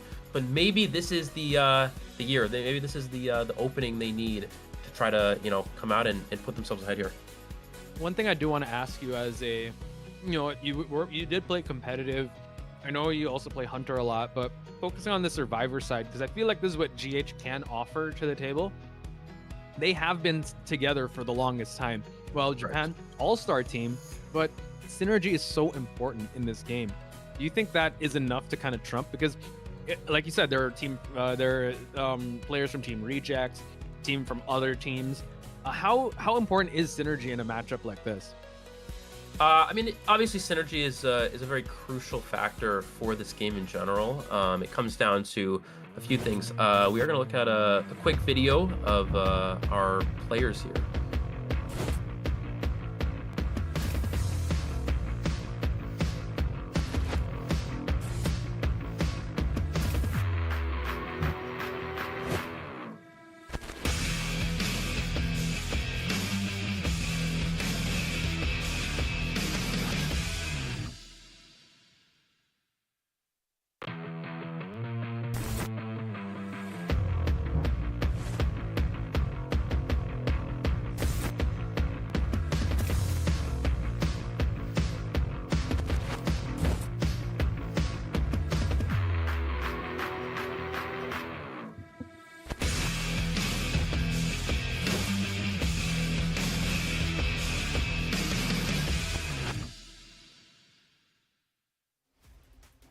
All right, there you have it. That is the introduction to our two teams in front of us, the Thailand and Japan region. Just going back to what you were saying, Podge, talking a little bit about team chemistry. Yeah, that's going to be very, very important. We are going to see this Team Japan taking the stage here, and we'll go back into our synergy talk right after we have our welcome to the stage here. There, 3 clapping and 1 waving. Yeah. Well, one was a little off, but it's okay. Yeah, looks like it's gonna be the Japanese Survivor team going up first here. I'd imagine we're gonna see Gaje take the stage here for Thailand. So yeah, it's gonna be really interesting. Talking a little bit about this match, and okay, now that we have where it looks like that it's gonna be Gaje. Going back to the chemistry thing, now that we have that on the table, it's obviously very important. You know, we've seen teams such as, we take FT for example, Team Malaysia. I'm actually curious to see, you know, because if you think about it, right, Panda is sort of like the captain of that FT team, the Survivor team, right? And he's not able to actually play in that division. Exactly, right? So it's because he is from Singapore and the rest of the team is from Malaysia. So that is going to have an impact on those two separate teams, the Singapore and Malaysian teams. Now for Japan here, this could be a big factor as well. You have two survivors from 2 different teams, right? Of different sort of strategies. They have different approaches for when they play. Actually, 3 of Nian from Axwave, but you have different strategies from different teams, and I think this is actually going to make things a little bit more difficult for the Japanese team. While it may be an all-star level team, it is going to, we're going to see if they've actually built up team chemistry from a lot of practicing going into this event or not. Right, because in that combine, they kept like shuffling around, so you know, how long does it really take a team to build up that team synergy? We're gonna find out as we introduce the players. We did mention City before, but Hametu seems like he might be the antiquarian of the group, because in our lineup that I have, that we have actually studied, he's used antiquarian 7 times out of 4 in this matchup, in their combine. So he's dedicated antiquarian stunner, and then you got City as the dedicated rescuer. And let's move it on over to Nian.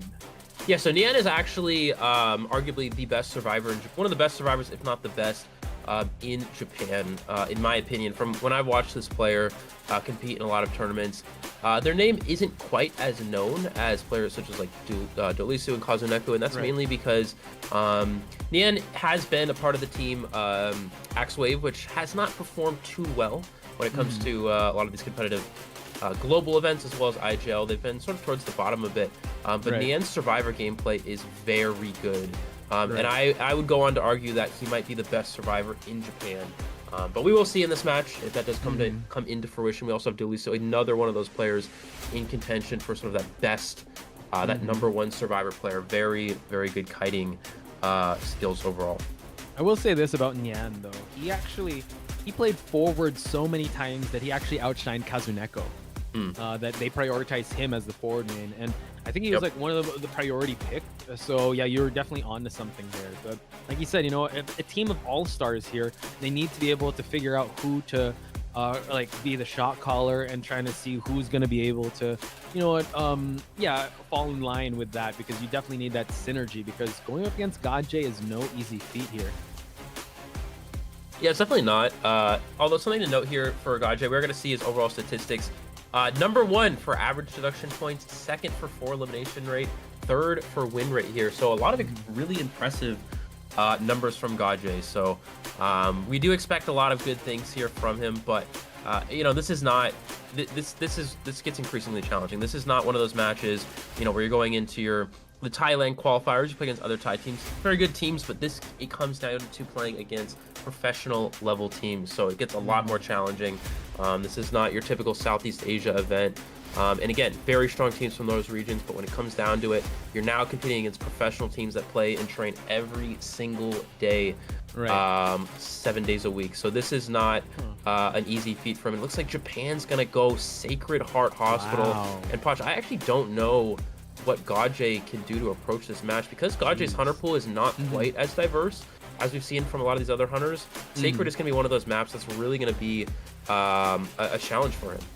Yeah, and considering that Japan went for Hospital right off the gate, really not giving any room for Gajay to work with, because I mean he's been rocking the Wax Artist. He only brought out the Night Watch just a little bit, but he really kind of goes back to his old mains. But when we talk about Hospital, it's really a survivor-sided map, and that will be the buff of the Thailand survivors. But you're going up against one of the best hunters in Alf or Aka. So I'm not really sure what Gajay can play here, but we're gonna head towards the picks and bans here. It's gonna be the first round, first half, so there's gonna be some survivors to work with for Team Japan here. Yeah, absolutely. So getting into we'll see how again how Gajay does approach this. A lot of his early round hunters are not going to be very strong on Sacred. Things like Wax Artist, Night Watch, not particularly good here. So he may have to lead into something like a Soul Weaver. With the Antiquarian ban, this is a little interesting. This does indicate potential Night Watch, but we're going to see Psychologist and Patient first, so Japan is going to sacrifice those character selections for the rest of the series. However, they do value them in the early stages here. Patient, very good on Sacred. The ability to hook towards Hospital, you can hook through the Birdcage window. There's many opportunities. Any character that has potential to enter Hospital quickly is going to be extremely beneficial on Sacred, and Patient is definitely one of those characters for doing so. So we'll have to wait and see how that Patient play will come into fruition in this matchup. And now blocking off with the Entomologist. Entomologist also a very strong survivor here in this map, especially since she can block off the Birdcage. Any entrance into Hospital as well, especially if the hunter is chasing a priority target into that Hospital. Not to mention also in the Ruins area, can really just thwart any effort and just slow down the speed. Also, you know what, inside the Hospital, you can lose track of the scratch marks, especially when she rides those bees. So that was, I would have to say, that was a pretty fast pick on the side of Team Japan here. So now Japan Division has locked in their survivors. It's all up to Gajay to bring out his next hunter. And your guess is as good as mine, Eli, on what Gajay will be bringing out here. Yeah, absolutely. I don't know. It's really tough. Normally I like to say he's going to play Night Watch or Wax Artist, but again, I don't know. Sacred, it's not easy. It's going to go Night Watch. I feel like you could have gone right? Yeah, I feel like you could have gone Soul Weaver into this. Obviously, Entomologist is a pretty strong character against Soul Weaver, but Patient is not too hard of a chase. Psychologist is acceptable as well. So, but yeah, it's gonna go ahead and lead Night Watch here. This is not too easy for Night Watch. Triplet characters such as Psych is a bit difficult. Patient as well can make that distance to avoid the wind ability, can make it into Hospital. Entomologist is just a good kiter in general, and also very good for supporting characters to kite into the Hospital. Again, the name of the game for Sacred is get your first kiter inside the Hospital area, and things will go quite successfully for you. And those Entomologist B support is one of the best ways in the game for actually doing that.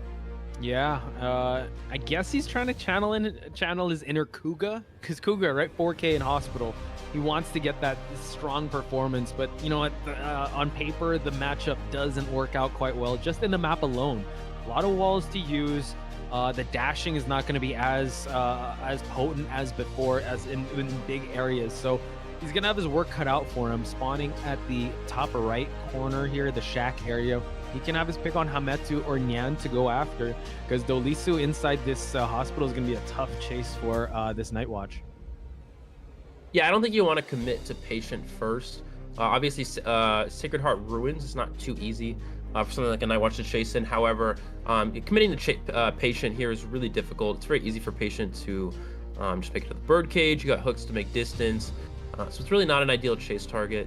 This is why Sacred is really difficult. It's going to be so challenging for Gajay, because what's going to happen is if he does go first chase onto the Psychologist, Psychologist is going to kite Ruins, take a hit, and then go straight through the entrance to Hospital, and the bees are already going to be there. So that's going to be very difficult for Gajay. Looks like he's going to go no Insolence, which means that once he gets the first hit on Psych, there's no way to close distance from her transitioning to Hospital. Does have Peepers as well. So we have Peepers, which is pretty standard for Hospital for some hunters, not so much for Night Watch. Confined and Detention. We do have triple broken windows, so they were in preparation of this Night Watch. It looks like we are going to get into the match here. Sacred Heart Hospital, Gajay on the hunter side versus the Japan survivors. Looks like he's going to go straight for that Psychologist first here, Fosh. Yeah, he's going to go straight into the Ruins area and try and possibly play out to how you said, going to get that hit, then transition over to the Hospital. But yeah, Peepers is very interesting. You don't usually see them bring it out, but Gajay has also brought this out in IVC. But Hametu going to make this chase happen. 2 wind stocks, and he has that wind ability for that wind walk, for him to be able to jump the windows. But Hametu, not even going to waste time. He's already heading towards that hospital. Already signified to everyone that, yeah, is heading there. And the bees, like you call it out, just an instant play-by-play for this Survivor team to work with. Yeah, they're going to go straight for that pallet here. Not going to throw it down right away. He's going to camp the pallet. Gaji's going to walk through it and eat the pallet stun here. And the Survivors know there is no excitement, so there's no risk of an excitement terror shock. As the first peeper was already dropped in the ruins area. We do see Dolisu is actually not on a Cypher machine just yet, as they were doing that birdcage Cypher, but they're not going to be able to do it just yet because of the hiding in this area. Gaji can get the first hit registered, but that is only the first hit out of 3 for this Psychologist, and he doesn't have Insolence. He doesn't have Blink, so he doesn't have any way to close distance on Psych here, and it's still going to be a long time before we can actually get this down. Ooh, actually the confined space is... Yeah, Hametu not seeing behind that he was trying to go for that birdcage window, but ran straight into the confined space. So Gaji gonna get stopped by the bees here. Already has his dash ability, and this can actually close out the distance. So the unconventional build kind of working out so far, but he has to down this Psychologist here and now. Oh, she vaults into the Night Watch there. Beautiful bait from Gaji to get the vault there and moves to the other side. That's something a lot of Night Watch players will do, is they'll start their wind ability on one side and then they'll step to the other side of the wall and attract the Survivor as they vault into them. So excellent play from Gaji to go for that. And he actually gets it down relatively fast for not having Blink and for not having Insolence as well. So Gaji's positioned quite well here. We're going to see Sadie's going to elbow pad to the chair here, not able to get that first hit right away. Gaji's going to want to try to force the rescue as early as possible, getting that hit onto the Mercenary. It's a fairly early save here, which means that the Cyphers are still a little bit behind here. True, he's gonna get the wind attraction and gets the last effort onto the Psychologist. We have a full presence Night Watch here at Eli, so I would say great start to how this is gonna go, because they only have one Tide Turner and they've already used it up. Psychologist is gonna have a hard time trying to rebound kite this next chair. He's already at full wind stocks, so Gaji is in control of this early half of this match. We're going to see, yeah, as you mentioned, second chair here. 2 Cyphers almost done, but still about 50% to go on 2 others. The probability of a win here is a bit unlikely, especially because that last Cypher still needs to be worked on, as Dolisu has already left one of those Cypher machines here. Dungeon is now in Gaji's vision, so he doesn't know where this is for the end game, so that's something important to note here. It looks like Dolisu will push the rescue. No, it looks like they're just going to feed Tinnitus. They don't actually have enough Cyphers to win the game here. Even if they pop these other 2 Cyphers, they don't have anybody on that 82 Cypher to finish it. So it looks like Japan is going to play for a draw game here, which is actually, believe it or not, more beneficial for Thailand than it is for Japan, because it is sacred. This is the one map where you always want to win as a Survivor. When you get a tie as the Hunter side on sacred, that's the essentially the equivalent of actually winning a game. True, and doubling down on that, Japan actually picked this map, so that's definitely a win on Gaji's side if he can tie this one out. Finds Dolisu here, drops Peeper down, just to make sure he's going to try and spot him out. Trying to attract with the wind force here. He's going to try and scoot around this pallet, but Dolisu practicing a lot of patience here, using the bees so that you can't see the scratch marks on the floor. So he's doing a great job buying enough time for them to be able to prime these Cyphers. He's going to go for a charged up hit, and that lands. Yeah, I mean, this is an example of Sacred being difficult for Night Watch. There's plenty of places to break line of sight here. We're going to see Gaji push towards one of the other Cyphers. They actually have progress on 3 different Cyphers here, so even if Gaji does pressure down the Cypher machine, looks like City's going to prime it and then pop it, but it doesn't matter. They have progress on another Cypher. Gaji has no trait swap, so we'll see who he wants to commit to endgame. I actually think chasing Mercenary endgame is fine, as long as he's not full health. It looks like Gaji's he's going to peeper the gate here, so he's preparing for endgame. Cypher Machine is ready. They may give Dolisu enough time to get to the exit gate here before popping, and I think that's going to be the case. They're just going to go ahead and wait this out until they position themselves well for endgame. Looks like Nian's going to search a chest as well, but here comes Gaji. Yeah, I think he's really just preparing to get that tie, because like you said, in this map and the map choice of Team Japan, this is a win in his book. He's going to go for the hit onto the patient. The patient's going to pop that last Cypher. Detention is in the air for him to actually try and down this patient. Note that the patient does have 3 hooks to work with, and yeah, you're seeing a good case to why Night Watch can struggle in a map like this. Yeah, and we're going to see Nian Kai here. This is exactly what we're looking for. Goes to the pallet drop, tries to get the pallet, and he's going to go ahead and get the jump here, but has another pallet to get to. He has to break this one. Going to go ahead and vault this. Doesn't have a speed boost just yet. Can he get the hook off before the wind ability? Beautiful hook. He's going to... Wow. Oh, he flies to the other side. beautiful, excellent job from the patient with those mind games there. He's going to go in and vault here. He's going to stay in this area. Keep in mind, he does have an elbow pad to work with after he uses these 2 hooks. He's going to hug the wall so he doesn't get winded here. Does vault very slowly because of the peeper. It's just a mind game at this point. Yeah, and nice vault, and he still has an elbow pad too. Oh no, unable to get the hook, and now that's going to drop him down. The dungeon was there, Eli. That could have been a 3-person escape. Yeah, that's one of those moments where you go for hook as patient and the tiniest pebble on the ground clips the edge of your toenail and it knocks down your hook. So that was that's happened to me plenty of times in which, you know, you go for the hook and then there's just some random bench, some random rock, and your toe just somehow grazes it. And it's like, whoa. And because of Identity 5 physics, it still knocks you down. So that was one of those moments. It's very unfortunate, right? You need to be super precise, and we wonder about Hunter hitboxes and hurt boxes. But again, Gajay playing to his strengths there. I was actually kind of scared with how he brought the personas there. It really worked to his favor. Very unconventional, bring peepers and also confined space. But he was able to make it work. Him getting a tie in a map like Sacred Heart Hospital and also a map that is not beneficial for Nightwatch is definitely a win in his book.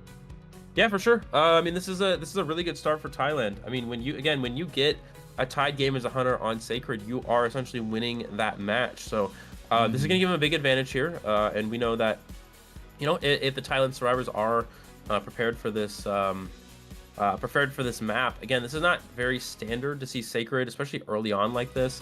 But because, you know, you have a hunter like Gajay who has very specific hunters that he plays in the early rounds. He doesn't have characters that he can go to like Dream Witch. He doesn't have characters, you know, that he can go to like, well, mainly Dream Witch, I guess, for that matter. But he's limited to things like Wax Artist and Nightwatch, which aren't going to be very strong on Sacred. But in this case, you know, he was still able to get a relatively quick down, and you know, things just worked out in his favor here. Yeah, as the chat said, he's just cooking. Like, let him cook, and he was able to get the tie game in a map like this.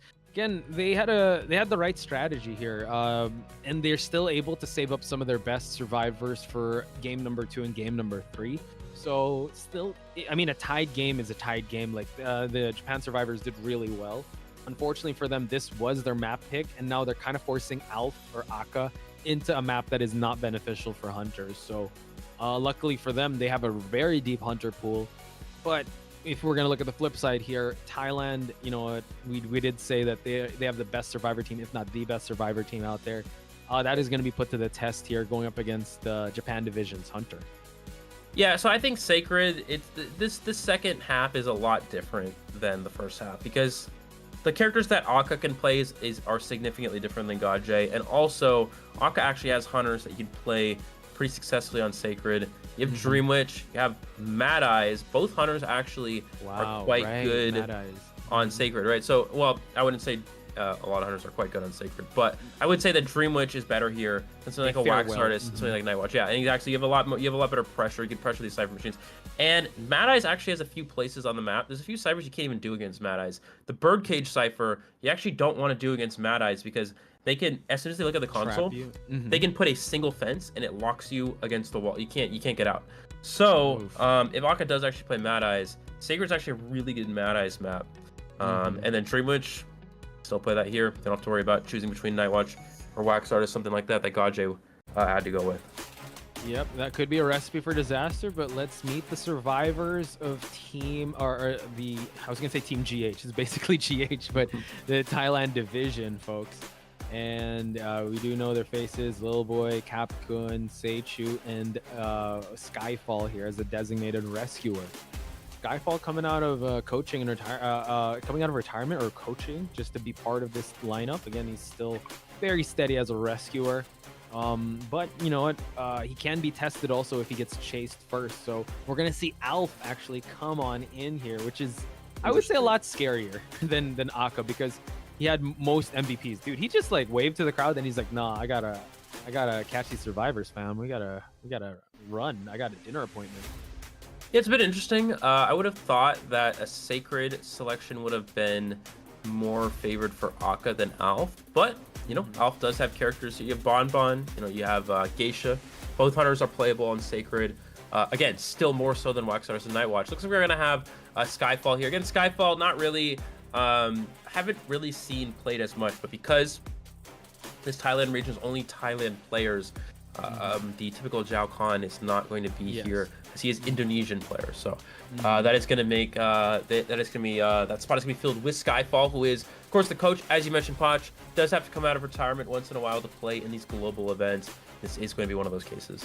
And now we're going to see Narukun, a very impressive survivor, his prospector, his antiquarian, basically all the harassers that you can think of. He's just golden on it. A lot of MVP wins on his side. I think, yeah, he says 3rd placer in average containment time, and, you know, average decoding is at 5th place, so top 5 for sure. So can't wait to see him go up against Alf in this map.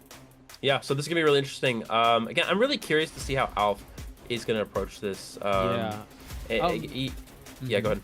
No, I was going to say, I agree with you in terms of Aka being a little more beneficial, because Alf pretty much more standard when it comes to his hunter pool. But we're going to get to that in a bit when we introduce him. Now we're going to introduce Captkun here, the leader of the team, the Captain America or Captain Thailand of this team, the main shot caller. Was relegated to, he was actually the main kiter at the start, but when Narukun came in and Zhao Khan came in Team GH, he's more of like just, whatever decoder that they need or support that they need, he definitely plays that role. So again, an excellent survivor all throughout this tournament. I think a key for GH is going to be Captain Kun. He is, as you mentioned, one of the kiting players, but not quite, hasn't been as consistent in recent tournaments. If you compare it to players such as Little Boy and Narukun, have been very strong kiters, very strong supporters, and very good overall, whereas Captain Kun has very good moments, but also sometimes will miss out in important moments as well. So I think it's going to be very crucial for Team Thailand that Captain Kun is able to hold a consistently strong kiting throughout this match. That's going to be the key if Thailand wants to take down Japan here. We do have, of course, Little Boy, one of the fan favorites here on Thailand, one of the best kiters, probably the best kiter in the Thailand region. And we're going to see a lot of kiting characters from Little Boy here today. Yeah, no contention there. He's got MVP moment after MVP moment, but he will go after one of the best here in Alf. And I see a lot of people in the chat going crazy of how much they love Alf here. Shout outs to Erica, Danny, Al, Ice, Lolo Nguyen, everyone in the chat. Thank you so much for joining us. Let's talk about Alf's lineup here of hunters. Eli, you did mention, and we do agree, that Aka could favor a little more here, but what are the hunters he could potentially bring out in this map? Yeah, so I mean, he does have Night Watch. I don't know if he'll want to lead that on Sacred, but it depends on how aggressive Alf wants to be here. But based off of Sacred Heart Hospital, I would imagine Bonbon or Geisha is a little bit more standard, whereas Bonbon, you have many places. The reason why Bonbon's good on Sacred is because Sacred has there's many ways that makes Sacred good. One of them is that your first kite inside Hospital is very good. Bonbon will struggle with that. Once you get the first down, it's very important for survivors to rescue and rebound kite that survivor back into hospitals so they can keep abusing the hospital loop. Where with Bonbon, because it's such a good camping hunter, you nullify that easy rescue and that easy rebound kite because of your camping ability. So that's what makes Bonbon quite good on Sacred. And then as for the Geisha doesn't get looped quite as hard because she can have easy access to hospital. She can dash through the birdcage window. You can dash to the God Palette at birdcage. You can close distance a lot easier than something like a Bonbon would be able to do. Yeah, definitely a lot to consider, especially since Alf kind of has to break this tie. They will go up. I would say that Japan Division has a lot more to lose in this matchup because they are one of the gold standards that people measure themselves in. And I know, speaking to the Thailand players, that they want to get tested. They want to showcase the Thailand division as one of the best in not just in Southeast Asia, but probably in the world. So this is definitely their chance to be able to get this. We see a GH sign here. It's one of the fans in the studio, and saying what's up also to Celine. Celine has made it as well. Nora, everyone else in the chat, thank you so much for tuning in. This is not yet the main event because the main event is still going to be China versus Malaysia division. So that's going to be one to look out for.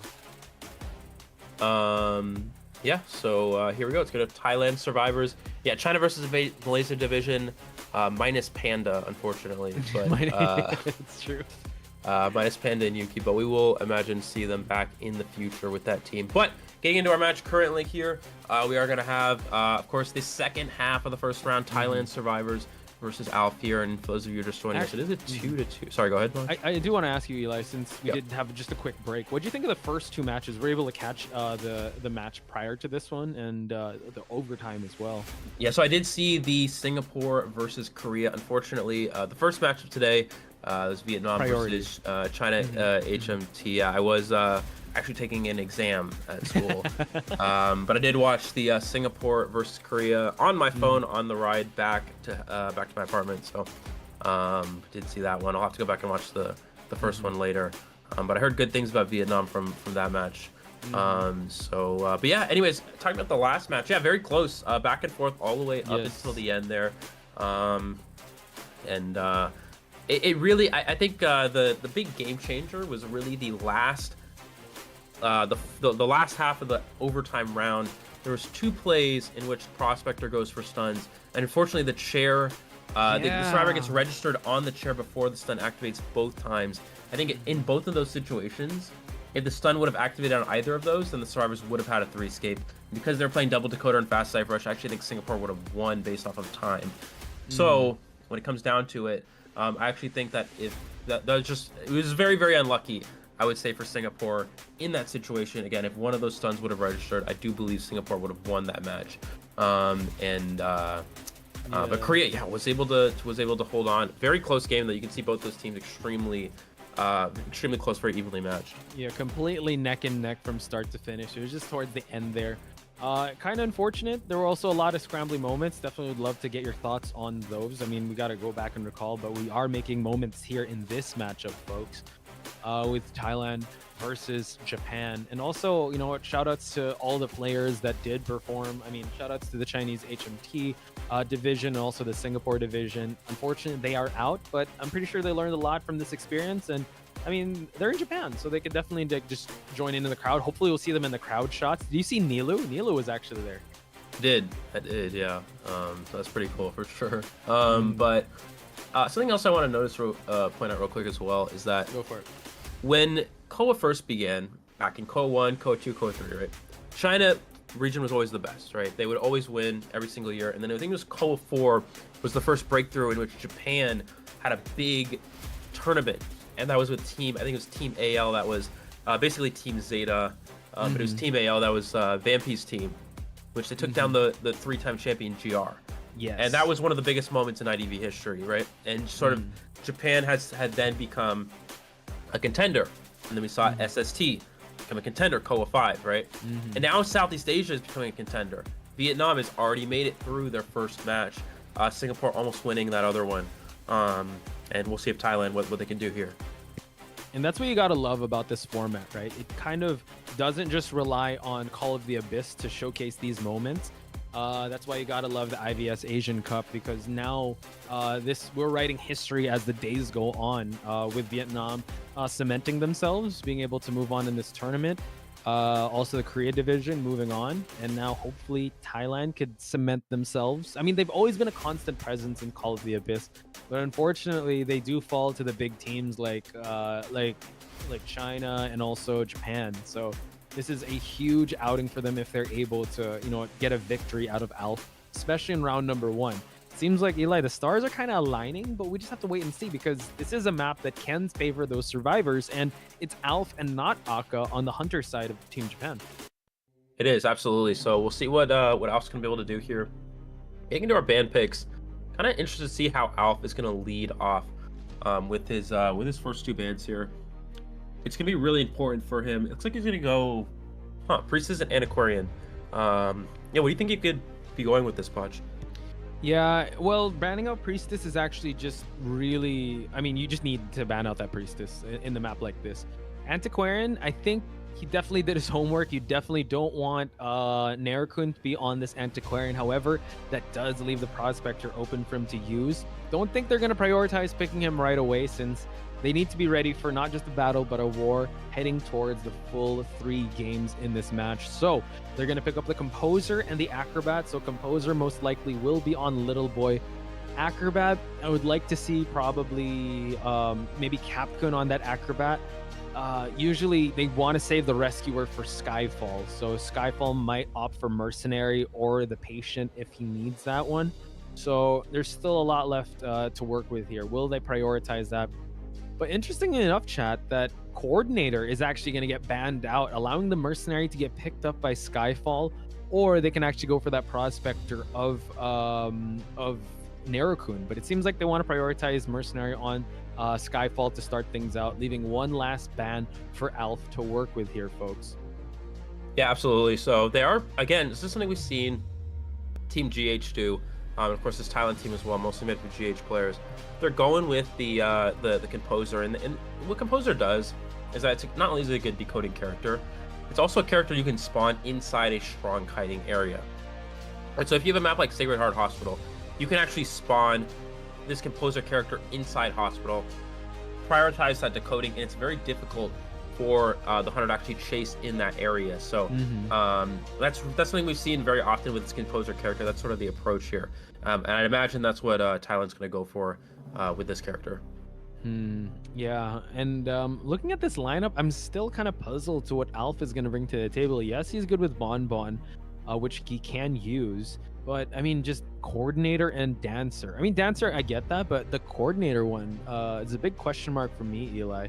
Do you have any idea what you think Alf would bring to the table in this lineup, looking at his bans?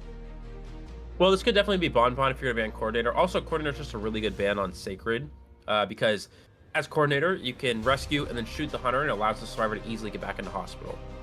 So Coordinator is very, very good on Hospital for that reason. It allows easy access for rebounding, easy access back into Hospital. And so that's what he's going to... He's actually going to go Night Watch here. So he's going to bring Night Watch onto Sacred. We weren't exactly expecting this, but considering that, you know, it was a bit of a difficult time for the Japan survivors in the first half, maybe Alf wants to try to go a little bit more aggressively here. Based on their picks and bans in terms of the map, do you think that this was their plan all along, going to Sacred with the Night Watch, or was he just kind of forced his hand to kind of go with this? And maybe he was thinking about playing defensively in his part, but now he has to go kind of all out. Yeah, I'm not really sure. I mean, I think it's fine to just play for a tie on Sacred because it is such a survivor-sided map. Obviously, Japan doesn't want to lose on their own map selection, but I think in this situation, you know, in which they already were only able to get a tie as survivors on Sacred, I think Alf's goal here is just to get a tie. You don't want to actually like lose. You know, you don't want to lose too many points here if possible.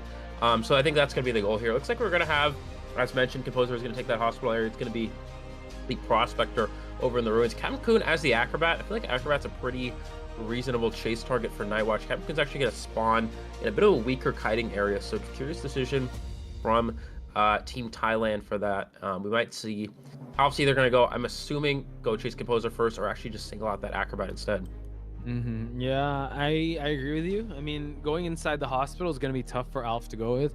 I'm actually interested to see what kind of traits he's going to bring, because or his persona web, if he's actually going to take a bit of inspiration from Godjay, because it was a little unorthodox with how he was able to draft that. But we are going to see Confined Space, Blink, and Detention. So no peepers, so that means a little more aggression is going to come out of Alf. But talk to me about the persona web of the survivors, Eli.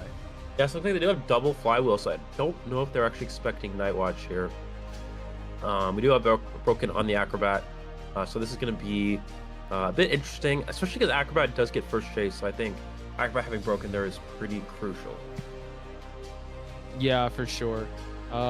They do have to play their roles really well. Acrobat is, I mean, this is the time for Capcom to kind of shine here. Usually, because you want Little Boy to get this first kite, but based on the spawn locations, it just seems like Alf might have to go for that Acrobat. Another strategy you can go with is go for the Rescuer, but without further ado, folks, Eli, O, and Potch Spice here at your service for the second half of this first round, and he's going to go straight for Little Boy here into the Hospital. It looks like he is. Also could be going for the Acrobat as well. He's trying to find a chase target. Looks like he does see Acrobat. Does he see the trail here? I think he does pick up the trail of the Acrobat here, trying to cut him off here, trying to go for a mind game. It looks like Captain Kun. Oh, he rotates back into the Hunter here, and he may give an early hit. Goes for the bomb, is able to avoid that hit. That's pretty important here, but he is stuck in a bit of a weak kiting area here, Podge. Yeah, he might actually have to eat this hit and just transition towards the hospital, and that he will be doing that. Acrobat's still holding on to some bombs here, so Capgun is going to have to kite for his life here as he enters the second floor. He's going to try to go for a jump, able to get it, and now he's going to have to force to go to the window, but it's going to be a terror shock, Eli, and this can provide a lot more presence than he needs to. It's going to be a slow vault, but you know what? He's got the job done. Narukun, though, at the corner of his eye, has already dropped down a magnet, but he's just is not in the area. Yeah, this is a really fast down for Sacred. So Alf already in a great position here. The magnet, of course, will be hospital, so you do want to potentially rebound here, but still has that trade available. So it's gonna be very difficult for Capcom to rebound overall. We'll see Alpha is gonna go for that hit here. Prospector coming for the stun, trying to buy time to get into hospital here. Can he get the stun off? He does not get the stun off. Go down without a blink, and Thailand in a really rough, I'd say rough really spot here. This is not the way to start out, but it's how they're able to recover from it that matters. Capcom now just waiting out the last effort here. He's just gonna use a bomb there just to, yeah, I don't know, maybe that was a white bomb too, so he's not next to a window or anything, so really interesting that he did that. However, this is what's interesting now. Alpha's at full presence, and he's already farmed enough to use those dashes to, so that no amount of stuns from this prospector can actually harass. So I'm not sure if they're going to go for a sell here and try to go for ties, because objectively speaking here, objectives aren't moving as fast as they wanted to. Yeah, I guess they decided that they weren't going to go for the rescue. That's why he wasted the bomb there. But you never actually know what's going to happen, because sometimes the hunter will actually leave the chair to go pressure other ciphers, and then you're forced to go for a backdoor rescue, right? And then you're going to want to have that bomb, so you typically would want to save it there. So it ends up not mattering though. Looks like, gets the pull on the little boy here. Flywheel missing the flywheel, and he's going to get an early hit here. So little boy off to a bit of a blinks right away. No attack recovery, and an instant down onto the composer, and all of a sudden Team Thailand in a pretty terrible position here. Yeah, Alf made that 10-second sequence matter. Gets the pull, baits the flywheel, unfortunate timing on little boy, but also gets the drop down blink hit just to save up on time, forcing Skyfall now to go for this rescue. So Alf being very proactive in his chases and his chairs, and now forcing Narukun to go for this rescue. Yeah, so they're not going to have mercenary save. It's going to be the prospector here. He's going to go for a magnet, but he pushes himself farther away, so actually just wasting a magnet there. Alf's going to go for a hit. Does get the hit before half. That is really important here. Is going to get a second stun here, but Desperate Fight will be activated. Mind game at this pallet here. What can Narukun do? He needs to throw it on the right side. Does throw it down on the right side there. So excellent job from him. He's going to get to this pallet. Alf is forced to break it. He does have one more magnet to work with. Is going to go ahead and use that magnet here. Does not use it in time. Does not even use the flywheel. He had flywheel. He could have actually flywheeled to avoid the hit and then magneted, but unfortunately, yeah, another misstep from the Thailand survivors here, and Alf taking full advantage. Yeah, that was a little unfortunate. Just a second off onto that magnet. Maybe he was really holding onto that flywheel, but he was heading towards that ruins area, which we've seen in the previous match how Nightwatch can struggle with those high walls. Skyfall getting hit while he uses the elbow pad, and now he can actually stuff the entire rescue. He can actually go for a double down. He's going to pull him closer, gets the hit, and now he can try to farm off another hit off to Narukun.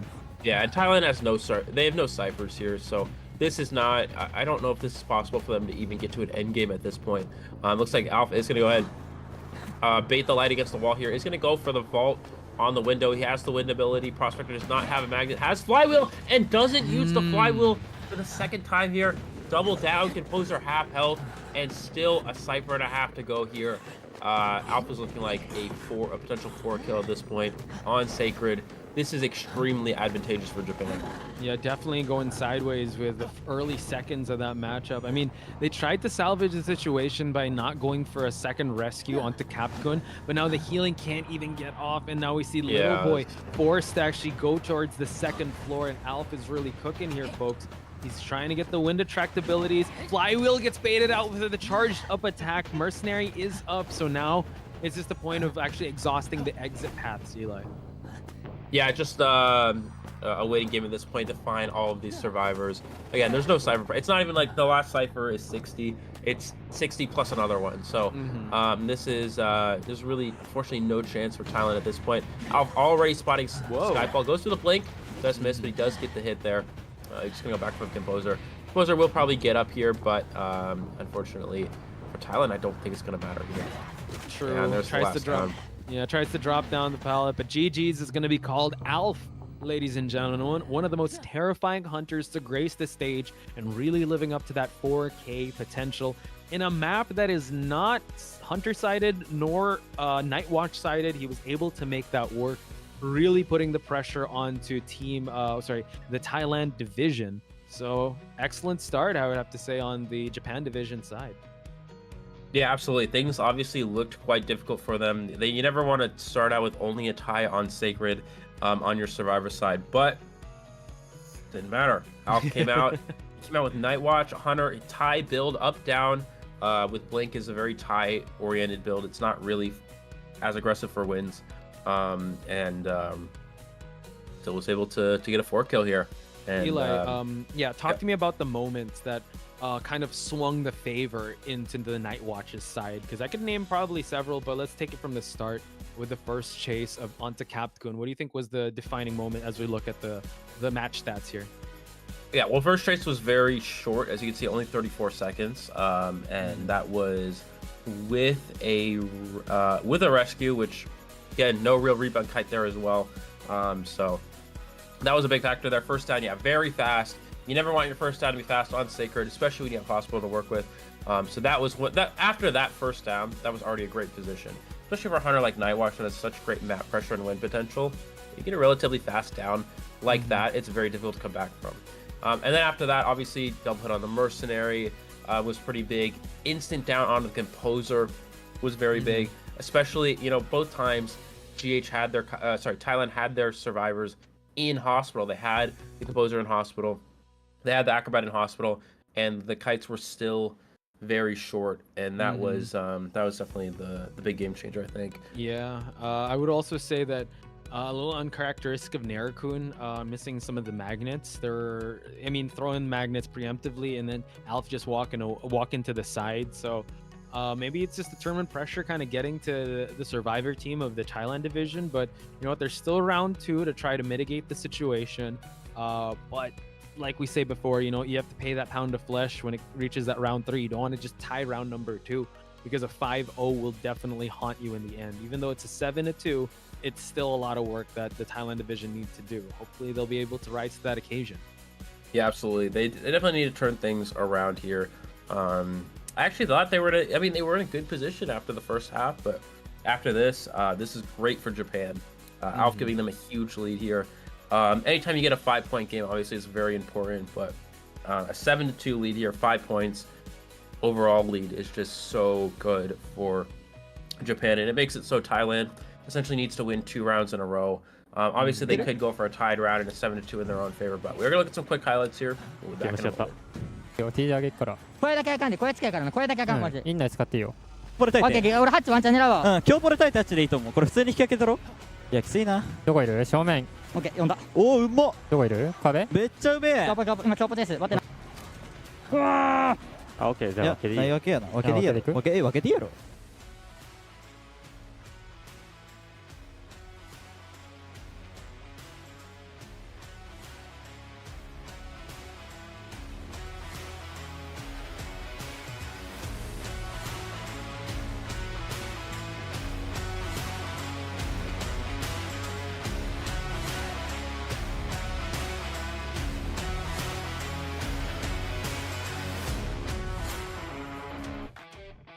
Soba asked him for a high five. I'll high five you, Soba, and so will the IVS support chant here. Again, hashtag IDVIVS supporting, and it seems like there is some artwork going out to Alf himself, folks. Showcase yourself in the World Japan Division, Alf. Again, big shout outs to each and every one of you that has sent in their fan chants and also their artworks. Do use the hashtag so we can showcase it on the broadcast. Yeah, absolutely. Sorry, I was going for a drink of water right when Potch finished. That was my bad. I didn't want to jump in and like timing. No, it's all good. Yeah, absolutely. Yeah, make sure to show your support, of course. Obviously, this is a very high-level competition. Fans from all over the world here, many different regions, many different countries competing here. So that's going to be many different fans from all over as well. Again, hashtag IVS supporting to post your support. So let us know in the chat, let us know in the comments, let us know on social media on any of the respective Identify platforms that Identify does utilize. Yeah, so again, you know what, while we're here, again, shout outs to everyone that is here. I still see i6, Rivial here, Enora, Vanilla Kinda, Hanako, Umi Gamer Channel. We also see Steam Buns. Big shout outs to each and everyone that's joining us. Again, we do read your comments. Again, your support for the players is very much needed, and also use that hashtag if you're posting about this on social media. But Eli, we got to talk about this next matchup. It is going to be Thailand that will have the map selection next. What do you think they need to gear up towards for them to be able to stay alive in this tournament? Yeah, I mean, you know, they are able to choose maps, so that's pretty important. I don't know. I mean, see, the problem is like, Alf has so many hunters, so you're not going to really pick a map that's going to put him on a bad situation. At this point, it's one of those situations where you have to pick a map that's going to be best for your hunter. So, Godjay, of course, having Night Watch, Wax Artist. Probably Night Watch will be banned, I would imagine. So, that does leave characters like Wax Artist available. So, I don't exactly know what map they're going to prioritize, but I'd imagine something like Ever Sleeping would be the most beneficial. Yeah, usually the towns would be a good choice for any of these survivors, especially I would say Thailand Division. They have proven that they are really good in this map.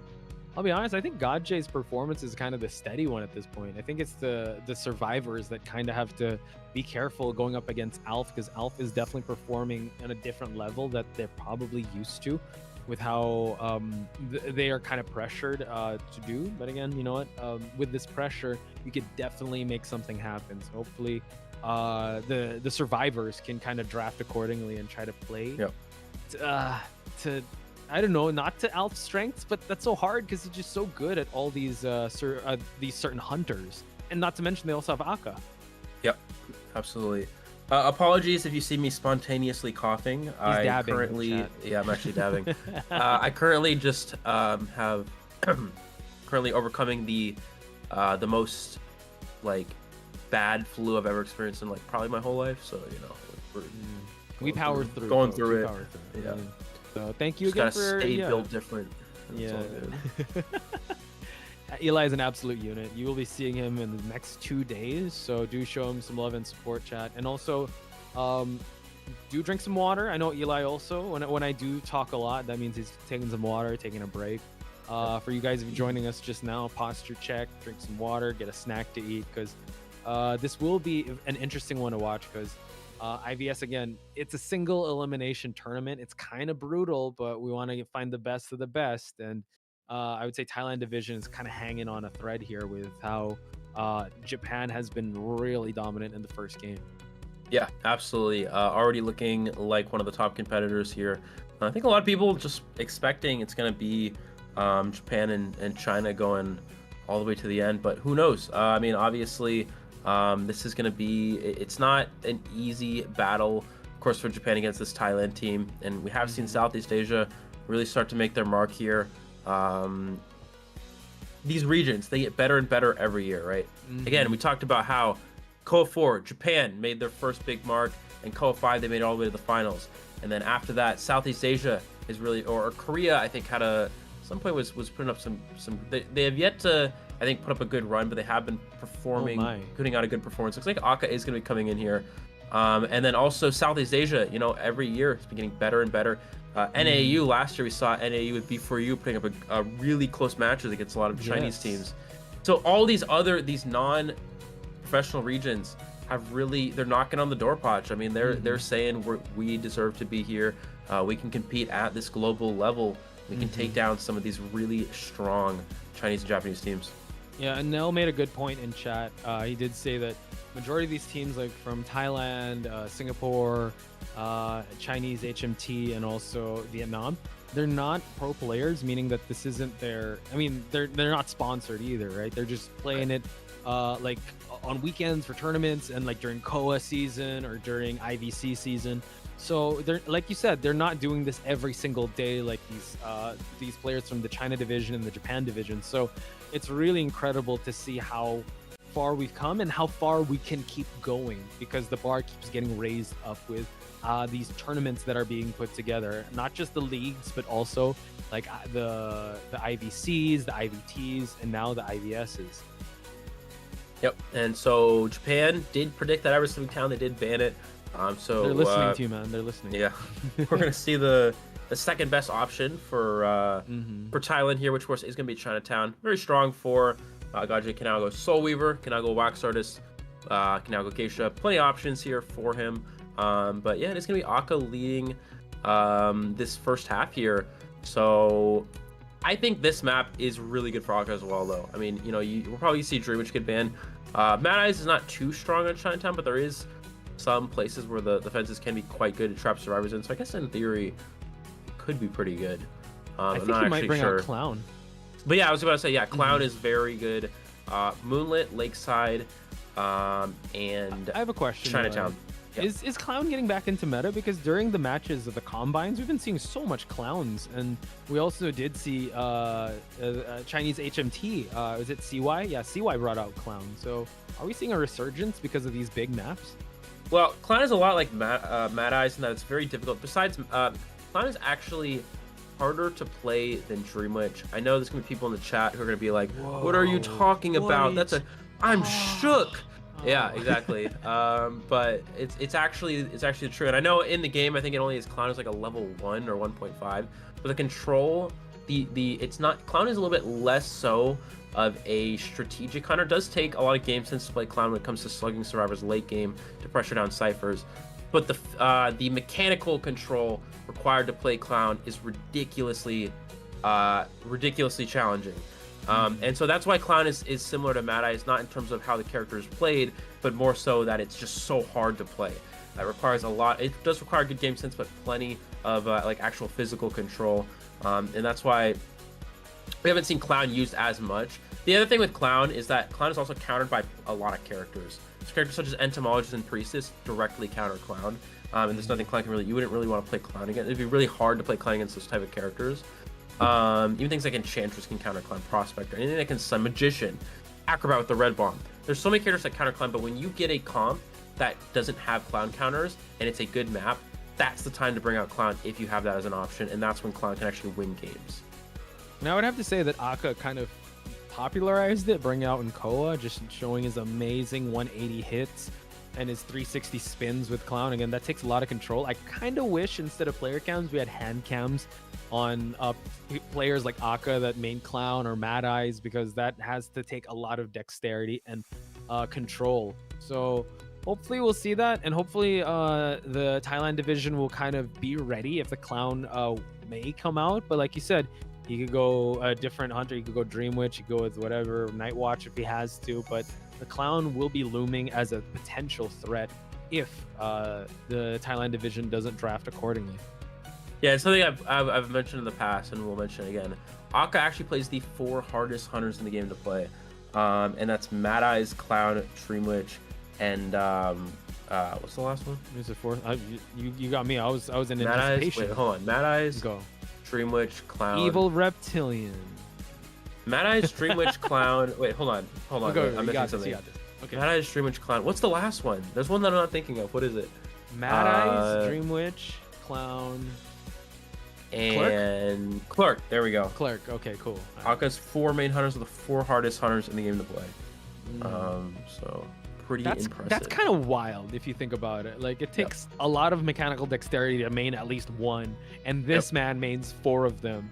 He's the very definition of wanting to work harder and smarter. I don't know. It's usually work smarter, not harder, but he'd want to, when you see someone be a really good Mad Eyes, if you run into them in rank or in quick match and they do really well, it's like, yeah, you deserve that win, because you're thinking you're playing 4D chess while we're just playing checkers, man. Yep. Yeah, absolutely. It's really challenging to play these characters. It's also hard to play against as well, because you don't get to practice Clown and Mad Eyes in your team practices, because it's so hard to find people you can practice against, right? Because almost nobody actually plays those characters to a high enough level where it's worth practicing against, right? So that's why these characters like Mad Eyes and Clown can be very good. Now, keep in mind, Mad Eyes and Clown, again, a lot of characters that counter Doctor, Priestess, Psychologist, Barmaid, and a lot of harassment characters. Very good against Mad Eyes, and against Clown. The characters we mentioned before are very good. But when you get a comp and a good map for those characters, it's really, really strong. And we've seen Aka, pull that on many occasions. You named 4 of the hardest hunters. If you could round it out to top 5 hardest hunters, or like mechanically difficult hunters to main, who's the 5th one? The 5th one would probably be... I don't know. I actually would have to look at the... All right, just think about that. I'll think about it as we play. I'll get back to you on that, yeah. All right, cool. It's like, I'm honestly thinking too, it's like the rest are kind of on the same kind of like level of proficiency that you have to do, but we'll just have to wait and see, folks. Imagine Breaking Wheel probably would be the 5th. Okay, yeah, I can see that. Breaking Wheel or Photographer would probably be the 5th one, because Photographer is actually pretty hard to play, but he's just not that good. So I think you just need really good endurance, and also you need to know the hiding points per map. But and you need to get really lucky as well. Photographer's a luck-based. Very true. So. All right, we'll put a pin on that conversation now. We're gonna head towards the picks and bans here. Banning out the Night Watch for Aka, but he's banning out the Seer and Priestess. Not much you can tell from this lineup just yet. Let's see if the Thailand division will account for maybe some Clown counter picks here. But like you said, Aka could just use one of his other 4 mains to bring out. Yeah, absolutely. Looks like it is. Yeah, as mentioned, Night Watch here. So Aka does have Dream Witch, got Clown, you have Mad Eyes, all still on the table here. With the Priestess and Seer, yeah, this is interesting. I think he's just going for standard bans here. We're gonna see how the team comp ultimately rounds out, and then go from there. Let's see what Skyfall has Thailand lead with. Looks like we're gonna go. I imagine Skyfall's making most of the calls, as of course being a coach and player in this case. It's gonna be Merchant and Entomologist. So Entomologist is gonna be there as a Clown counter, and Merchant just very good on Chinatown. True. I do believe that, yeah, Skyfall is the player. I think Nine Mammoths is the one kind of calling the shot. So shout out to Nine Mammoths as the coach there. And going with the Gravekeeper, since the Mercenary was banned out, so that's definitely Skyfall's bread and butter. I think Entomologist is going to go to Capcoon, whilst Little Boy on that Toy Merchant. Leaving possibly another Prospector to come out from Nerokun. But no, we're going to go with a Batter coming out from Nerokun. Yeah, so Batter, this is one of those situations where Aka doesn't have an easy Clown or Mad Eyes team comp, right? Entomologist counters Clown, Batter counters Clown as well, because you can just hit the Clown out of his dash. So I think Aka will probably just play Dream Witch now, because there's no Dream Witch counters. Dream Witch is probably going to be... See, I understand what Thailand's going for. They don't want to play against Clown or Mad Eyes, but Dream Witch will absolutely have an incredible matchup against this team composition. There is 0 Dream Witch counters here, and instantly Dream Witch from Aka definitely makes sense here.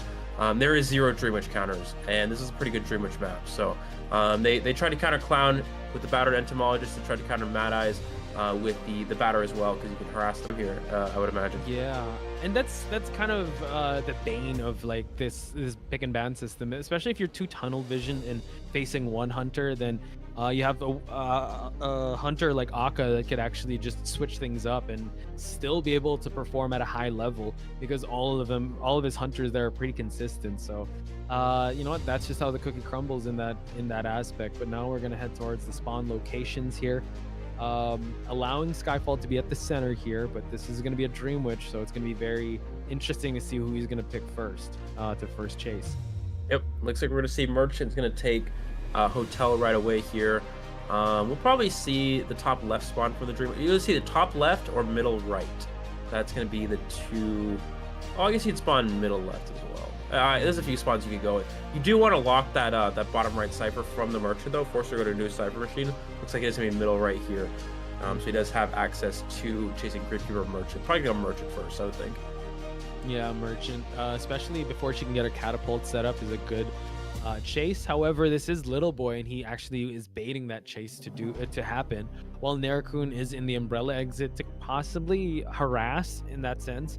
What I'm scared of is probably the over support that GH was kind of known for, but ever since Nerakun and Zhao Kan did come into the mix, they kind of found that healthy balance of just the right amount of support. So hopefully that will come into the fray here. But like you said, this matchup does kind of favor a Dream Witch here, so they really have to play not to the Dream Witch's strengths, but stick to their game plan to get this victory in this first half. Absolutely. So we will see the personas in a moment. Were they prepared for the Dream Witch? Are we going to see Flywheel? Or are we going to see something else here? Looks like they were ready here. We do have triple Flywheel, Batter with no bar time, and Broken Windows as well here. And for Akka, it looks like it's going to be standard trump card, detention, and patroller here. But yeah, Survivors, I guess they're trying to counter the other two hunters and then go all Flywheel here in preparation of Dream Witch. I don't know if it'll work out though. We will find out in a moment here. We're going to have the Japan Hunter versus the Thailand Survivors. I'm Eleo, joined with Podge Spice, and we will be bringing you commentary of the second round here. Not wasting any time, heading towards the hotel area where Little Boy is at. The toy merchant is going to get leeched out, so we're going to camp out one leech at the second floor here, while the main body follower is going to just camp out the bottom floor. Did set up a catapult here, so Little Boy is actually transitioning towards the middle back part. So Akka, I think, unable to find where he's at. Luckily, he did have a leech follower, so now he's just going to chase on main body. And you see why Merchant in that hotel area is pretty good here. You want to make sure you give a leech hit. You don't want to give a spawn follower hit at all. So at this point, he takes a risky vault, and it pays off here. So Little Boy taking a huge gamble. It does work out in his favor here again. You want to force the leech hit. He doesn't mind taking the leech hit here. You just don't want to give a spawn follower. That's going to be the key here. He's going to Flywheel the leech, and the bees are here. So they're actually going to prevent a hit overall. So excellent job. You typically don't want to Flywheel the leech. You want to save it for when the spawn comes, but Flywheel the leech there actually becomes a more beneficial play in the long run as he's able to avoid all hits. Oh, wow. Careful. Nice. Able to take the catapult. And this is what's scary. Once you don't clean up the catapults, they can go back to it.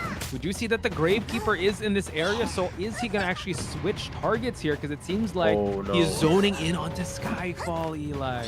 Yeah, Skyfall getting a little bit too... just not really trying to, I guess, thought he was safer than he actually was there. Did have to use a shovel and give a spawn follower hit, so not ideal in any means. There's unfortunate missteps from Skyfall here. Is going to turn this match back into Akka's favor potentially. Looks like he's going to just go ahead and chase Gravekeeper now. Still has one more shovel to work with, so we do have some cutting potential here for Skyfall. Going to go ahead and use the shovel now. And he does take a leech hit as well, so I guess this actually is not too bad for Thailand. Yeah, now he has to chase in main body, but now no more shovel to work with. He's getting chased by the main body, and this is one of the hard things about Ever Sleeping Town. He did. Wow, Patroller Bite is able to stop it just a little bit, but there's nothing in this area to save him. He's the only one with Tide Turner, so now downs the Rescuer. So it didn't quite pay off with the Little Boy chase at the start, but Skyfall being down. A Toy Merchant eats a hit. That's totally fine because now he has to focus on to this Gravekeeper. Yep, the batter's going to force him to go for the leech here. That's not, it's just going to hit the other leech. So he's going to go ahead and block that. He does waste the ball in the process as well, so I think it probably would have been better to save there. I guess he was maybe hoping just it would register on the other leech, but no, that's not gonna be the case here. Now this rescue is really tough because you have one follower pressuring you from a distance. You also have no Tide Turner. Gravekeeper has no rebound potential. So a lot of ways in which this rescue really gets the hit early from a distance, and now that's it. Oh my! You can't make this rescue anymore. Batter just needs to leave. He just needs to get out of here as quickly as possible. Switch to Blink does get the hit before the Blink registers. But at this point, Akka's just gonna try to keep him trapped here as long as possible. Yeah, this is a little scary that he's really trying to force it, but man, that hit was actually super important for him not to have a double down situation. We do see that Skyfall is close to expiring. 3 ciphers left, and the last cipher is sitting at 43%, so that's actually a really good indication for a tie. Gravekeeper is about to expire while we see our friend the Batter has already transitioned away, but he does have a leech right on him. Yep, and this is why Gravekeeper is just not quite as good as a rescuer in compared to some of these other characters in the game, because it is chaseable, and also once you go down, you don't have another tide turner. It's very difficult to rescue from. So if you get that character chased early doors, which is what we saw in this case, you will not have that easy rescue option later in the game. Looks like we're going to see changing on to the Toy Merchant here. He's going to drop that leech. They're already injured here too, so Merchant needs to use that catapult as early as possible. Needs to not fly into the leech here. And looks like excellent job from Little Boy. He acknowledged that Aka placed the leech in the spot that he flew to earlier in the game. Little Boy in this time around goes a different route, and Aka gets a little bit mind game there, and it's going to buy a lot of distance for this Merchant. Yeah, and you gotta love the Cypher progress. We're already sitting at the last Cypher above 80%. Capcom is the one that is trying to push that last Cypher, and Little Boy over at the corner area. Not looking too good, but now this is why Chinatown, yes, it is a Dreamwitch map, but if the survivors know their placements really well, you can really spread her attention super thin. And now, Eli, we're at the end game Cypher pop from happening. Yep, it looks like we're going to see is pressure in the last Cypher. It is prime though. Capcom is able to pop and go for the end game here.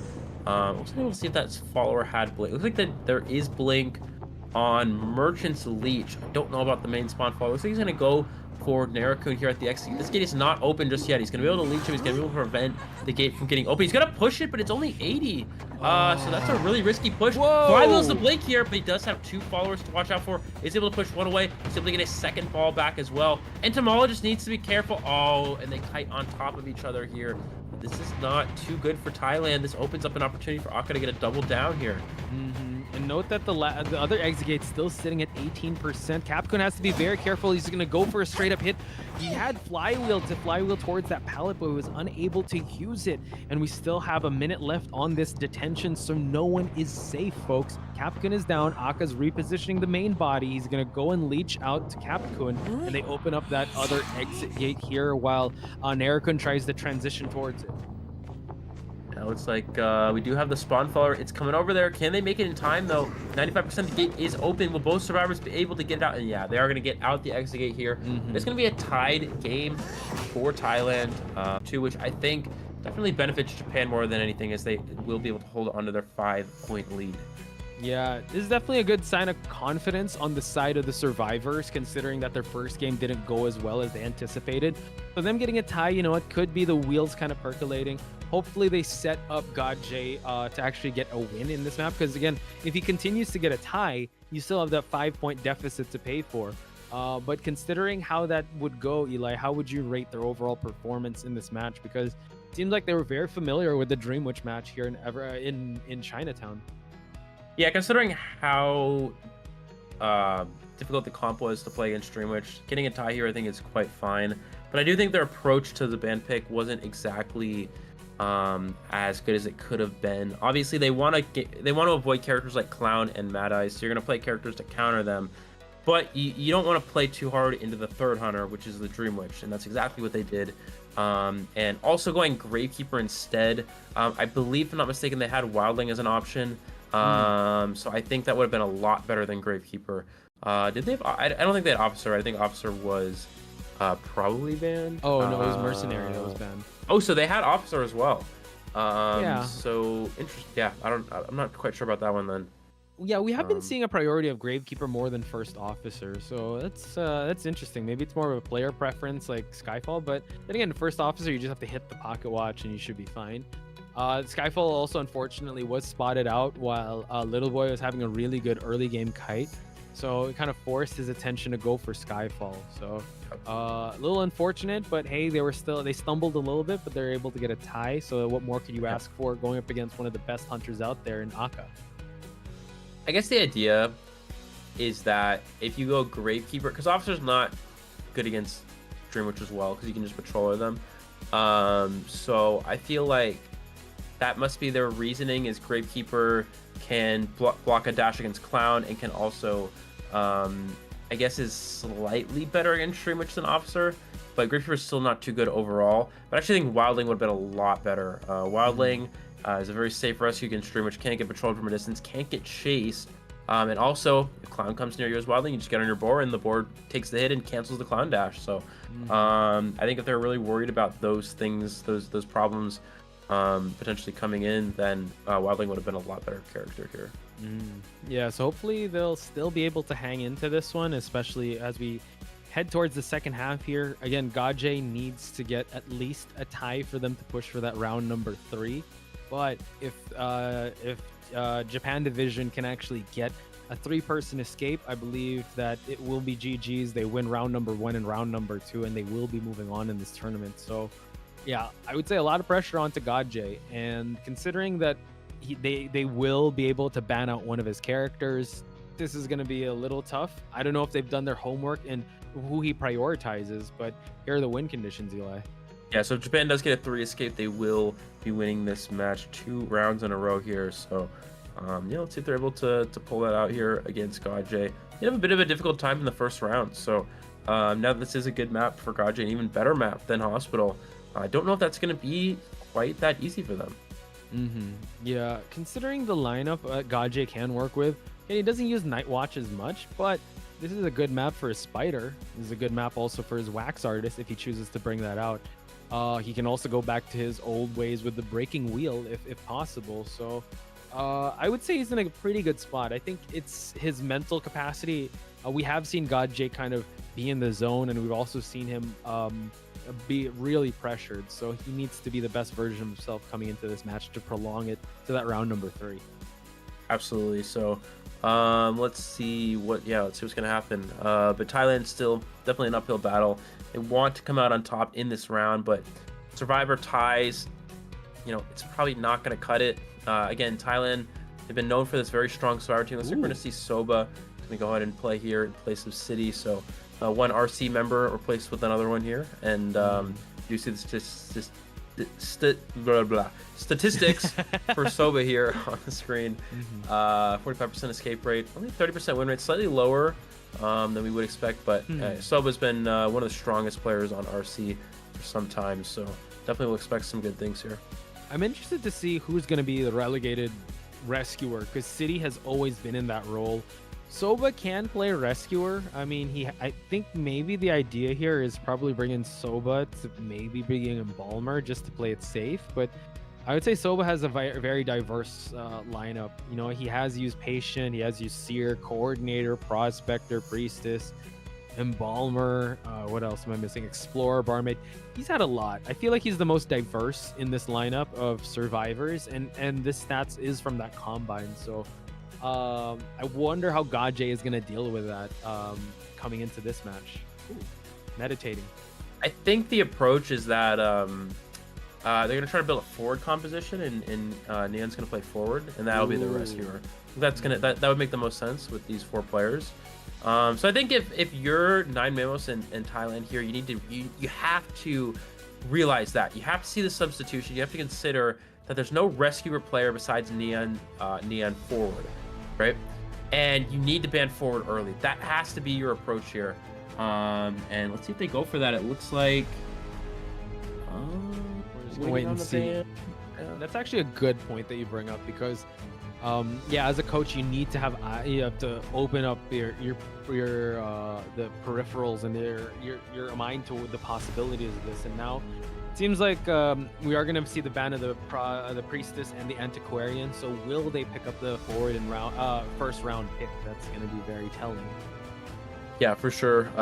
Yep, there it is. So that's exactly what the approach is here for Team Japan. And so I do think that's a missed opportunity for Thailand. I think that they did not see that, and they did. Unfortunately, they're gonna miss out on that opportunity to ban that forward and put Japan in an awkward position where they're forced to put a non-rescuer player on a rescuer character. That could put Thailand at an advantage if they're able to gain that position, but unfortunately they are going to miss it here.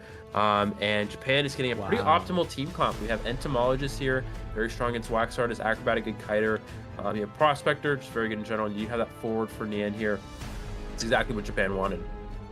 Yeah, let's see how Gaje is going to play it out. It's kind of crazy how they decide to make their ban pick or like survivor sided, not considering what Gaje can bring to the table, or they know what he's going to bring to the table. They're still going to bring the forward regardless, because this lineup can counter his Wax Artist. I'm not sure if he's going to bring out a Breaking Wheel either, but this lineup can go all right with that Breaking Wheel. He can also bring out Spider, but they did respect ban his Night Watch, so that's good for Gaje because it's not really known for that Night Watch. He's still got plenty to pick from. Yeah, but I think you have to be a Night Watch. It's just one of those characters where it's just so strong in this meta, very good in Chinatown, so definitely makes the most sense here. Will Gaji go Wax Artist? Wax Artist, not very good against Entomologist, but does have reasonable chase targets against the other three. Can also chase forward under certain circumstances. Looks like that will be the case here. We're going to see Wax Artist from Gaji. Yeah, Wax Artist sort of followed from Grace in the current the current Hunter meta. However, this could be this is still a Hunter that Gaji has seen a lot of success with. Yeah, definitely. I wouldn't say fall from grace, just more or less prioritized, or the professional hunters have found a new shiny toy in the name of Night Watch instead of Wax Artist. Definitely a lot more flair to work with there instead of the cracked artist like you mentioned, Eli. But Gaji has made this work. He has gotten very consistent results with this Wax Artist, and all Gaji needs to do is for him to be able to get a tie game. But if he drops just one survivor, if he gets 1k, Team Japan already wins this one. Looking at our spawns here, looks like we're gonna have forward at the top here. Entomologist in middle. This is pretty safe considering that Entomologist is the hardest target for Gaji here. We're gonna see the Prospector is able to take the hotel area. Going for the L spawn here again. We're gonna see the actor at the bottom part here. So who does Gaji go for? You go first chase Prospector. It's not easy. Entomologist bees will be there to support, and you also have the hotel loop. You don't want to chase Entomologist, so you may be forced to go for forward or acro, which is not ideal, which I don't think is very logical. So yeah, it may just come down to a corner building hotel chase against Prospector with B support. Oh, when you mention that just sounds like such a headache. Corner building along with that support, and Wax Artist unable to build up that presence. Thankfully, he brought Insolence and Teleport here. Looking at the Survivor persona web here, 2 Tide Turners as well as 2 Flywheels. So they are getting ready. They want to go for as much rescues as possible and try to end this here and now. And considering that they prioritize picking up forward in the first round of picks, they want to end this one and cancel out game number 3. But so far, ladies and gentlemen, you got Potch Spice and Eli O on the mic for potentially this last game between Japan and Thailand. Yeah, so first chase is onto the Prospector as predicted. Does he get the bait here? No. We're going to see Prospector is going to wait it out there. He is now going to drop down. Excellent job from the Prospector not to drop too early. We have seen a lot of players a bit antsy and dropped a little early in this case. Matu was prepared here. We're going to see that pallet get thrown down and is now going to start to take the loop here. I think the Entomologist speed should be here shortly. And we actually don't have borrowed time on Prospector. So this is a fully kiting build. Yes, he definitely wants to just take this kite all the way till the end, but a teleport will actually stop that from happening. And now it seems like Soba coming into the mix here. He just got substituted out for City. He will have to take this kite, and he has gotten a lot of highlights before, but will he be able to do so? These are actually going to play into some effect here as Soba is able to transition towards that second floor. Yeah, this is very similar to Hospital. You want to get that survivor into the hotel area. Soba has the pallet to work with as well here, and so he does have 50 wax on him already, but he's going to be able to make a lot of distance. And I don't know if Gaji's trying to mind game here or he's trying to change targets. Looks like he's just going to completely leave the Acrobat. He's going to go for a new target, going to go onto the Prospector, but already has a lot of distance. This is something we've seen Gaji struggle with, is rotation. Gaji is a very strong chase hunter. It's very good game sense, but he does get rotated. That's his biggest weakness. And this is something that Japan has picked up, and they are going to take advantage of the fact that Gaji does struggle to find survivor targets in the early game. Yeah, what a throw there by Hametu. He's able to get that stun, and no wax on him with that stun, but he will get hit by these wax, and now he is able to get that that skill unlocked. So doing a great job so far. He but like you said, it's a 100. kiting build. He flywheeled the 100. That is incredibly hard to do. Gaji did not bait it, and that's going to reset the waxer. Excellent job from the Prospector. It's going to get the first hit, but he does have broken windows at this window to work with. He does have the magnet as well, and Gaji does not have a trait currently. True, that is tough to work with, and now we see that he is going to block out the window, but he's actually putting Hametu in this corner here. Again, they have 2 Tide Turners, so they're giving Hametu all the chances to get this this rebound kite going. Cypher progress is looking pretty decent so far since no one has hit that rocket chair just yet. And now he's going to get that wax bomb going on. but he's able to get that push, and now he's going to transition towards the real estate here, but no, Gaje able to down the Prospector. That is 3.5 ciphers though. We see one cipher 50%, another cipher 20, even more than 3.5. Forward is here to rescue as well. He does die on the forward cipher, so that's something to note here, but don't think it'll be too much of a problem. They have enough time to start a new cipher machine, and also Forward can rescue, finish the cipher after the rescue. So he's gonna wax bomb the center cipher. Again, not too much of a problem considering that that cipher is not the last cipher machine. So they still have time to finish it here. Looks like Nian's Forward is gonna come in for this first rescue. Yep, Nian also with a fully loaded football here. So he's going to use it just to close out the distance. Eats the hit, but it's totally fine. Tide Turner is going to carry Hametsu away from that rocket chair so that it can push for that cipher. Does have a magnet to work with, as well as a flywheel still on cooldown. He's going to get that last effort, and now the Prospector has pop. Yeah, looks like the ciphers won't be ready in time for this share, but they will have, of course, one more to work with here. Prosper is going to go down. Does die away from the last cipher. That's crucial for playing against Wax Artists here. It's like last cipher that they are working on is 40% of the way done. We're going to see a double rescue here. We're going to see Forward come in for the support rescue, as well as the Acrobat, who still does have Tide Turner available. Whoa. Does get the Palace in here as well. Keep in mind, if Japan gets a 3 escape, they will be winning this series. Nice rescue, backdoor rescue. Now Nian is the main target here. He does have some football to work with. Oh, gets hit right when he was turning that corner, and that's a little unfortunate because the cipher is not primed just yet. However, the Acrobat can go for this rescue, so Soba is already on this fountain area as the cipher is about to be primed. Yeah, of course, this is fine for Japan here. They do have that cipher machine ready. He's going to go for the save here. Gaje is going to try to go for an instant hot wax down. And whoa, okay, he has to conserve the wax as well, so it seems like he's gonna get the hot wax. Let's see if he's able to do it. Gets the hit. Oh, baits out an attack recovery, and Nian able to use the football to gather some distance. Yeah, football plus that borrow time, incredibly fast. He was, oh, football's the swing as well. Mind game of the pallet. And incredible job from Nian. He's not even going to get waxed 100% just yet. He's going to dodge this one as well. Just buy as much time as possible. Gaje swinging a miss there, taking the vault off, does get the down. Incredible job from Nian here. And that is exactly why, you know, as we talked about before, one of the best survivors, if not the best in Japan, one of the best forward players as well. Proving it in this match. We're going to see 2 survivors, 3 survivors out the gate here, and that is going to be Japan with a 2-0 victory here over Team Thailand. GG, my goodness, the discipline for them not to pop that cipher.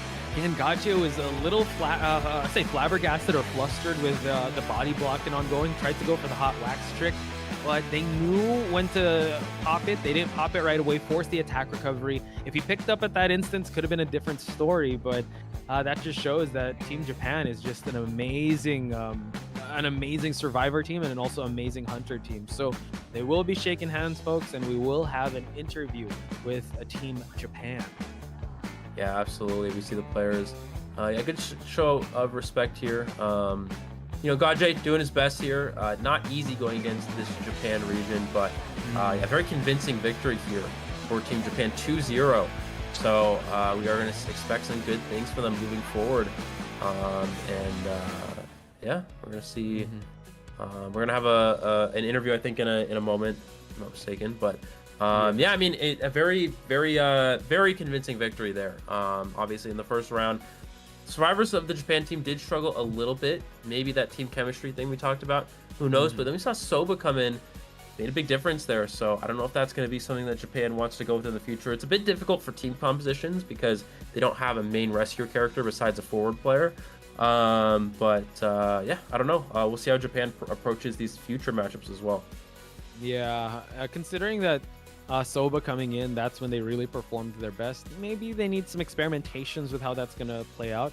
I'm excited to see how the China division is going to play it out, since they also have like an amalgamation of different superstars from different teams and how they're going to play it out. So yes, I would say Soba coming in really helped the tides turn in their favor. So we are going to wait first and see the match stats and also the potential MVP. We do have a case for either a Hunter MVP or Survivor MVP, Eli. For obviously the Hunter MVP, no question, it's going to be Alf. But if we could go for a Survivor MVP, who would you want? Yeah, definitely could be Alf there. For the survivors, I would probably have to give it to Nian, to be honest. Pretty good forward game, but very good rescue.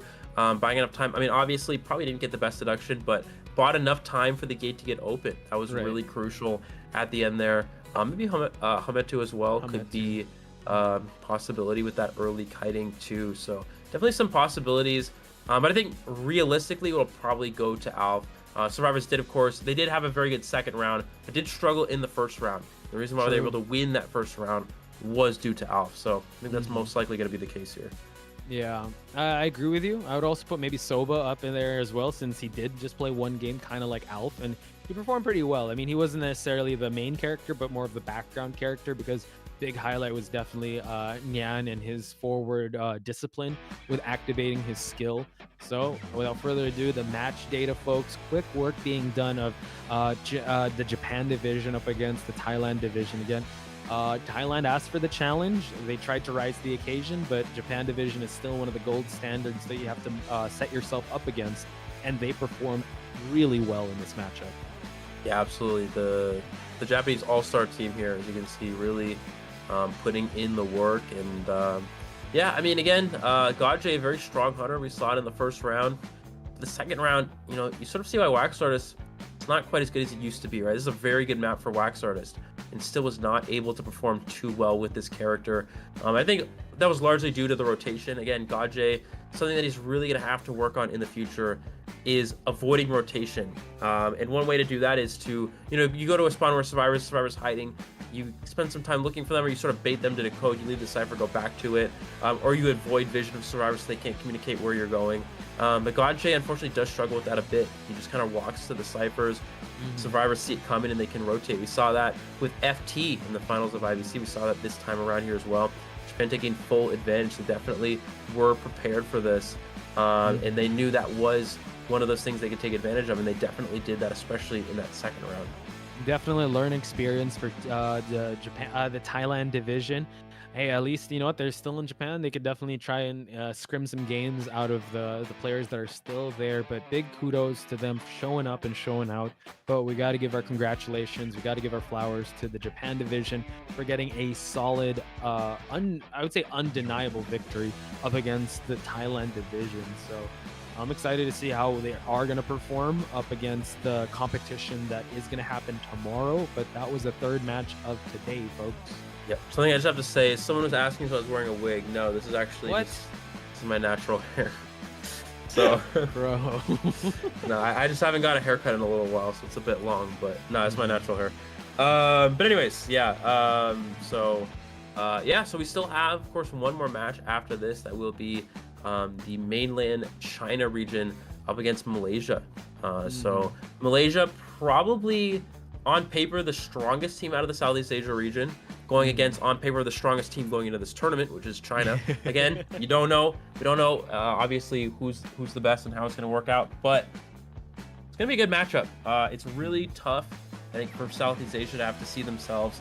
They're again arguably they're stronger team going right into China, but it'll be a good match. We are going to have our MVP here. Of course, it is Alf, as we mentioned, for Survivor elimination with 2 ciphers remaining on Sacred to give his team the lead. Definitely MVP worthy. Oh, for 100%. I can't wait to see him actually perform even tomorrow and see how well he'll actually take that performance. Aka again, you know, we saw his Dream Witch, but I feel like Thailand division has definitely scouted that out. They performed pretty well to get that tie. But for now, Alf is still undefeated on the IVS stage. So we're going to head towards the interview portion. 本日司会を務めさせていただきますつみきちゃです。よろしくお願いいたします。ありがとうございます。早速勝利をした日本地域チームよりこのお二方にご登場していただきましょう。アルフ選手、赤選手。アルフ選手和赤選手。Aka and Alf that'll grace the stage here for the interview portion, folks. 改めて勝利おめでとうございます。お一人ずつ今の気持ちを聞かせてください。まず赤選手から。まずは初戦勝てて一安心です。嬉しいです。一安心ありがとうございます。続いてアルフ選手。勝てて、4釣りもできたんで良かったです。我们获得了胜利，并且ありがとうございます。早速試合に関してのインタビューも行っていきたいと思います。问一些关于比赛方面的问题。这次我们的阿鲁夫选手作为首发出战，如果这个是战略的话，那就不要讲了。那这个是你们有什么样的想法吗？对，毕竟是我们的一个战术。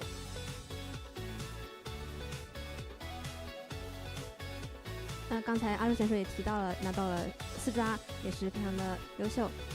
那么作为今天的首战对战泰国代表队，你的手感觉如何呢？对方的监管选手。So first question is, what is the overall feeling of the match? 所以，但是我在这个，我对他的角色池来讲，在医院会比较好打，所以最后做了这样的选择，也是针对他的一些打法做了一些对策。Alf at first had a little bit of excitement, but he's just glad it finished it. 在中华街的比赛中被击球手躲过2次闪现，当时的心态是如何的呢？当时我自己也知道非常的极限，也是很不甘心。So, asking Aka's thoughts about the feeling of losing 2 survivors at the start. 还有第1局在医院的时候的那一场，你们在后台看到求生的比赛，酿选手说我预判了。那么当时你们在后面听到这个的，看到这个画面的时候，大家是什么样的感觉的呢？在后面非常的开心，觉得酿选手非常的厉害，也看到了酿选手在后面抱着头，非常的兴奋。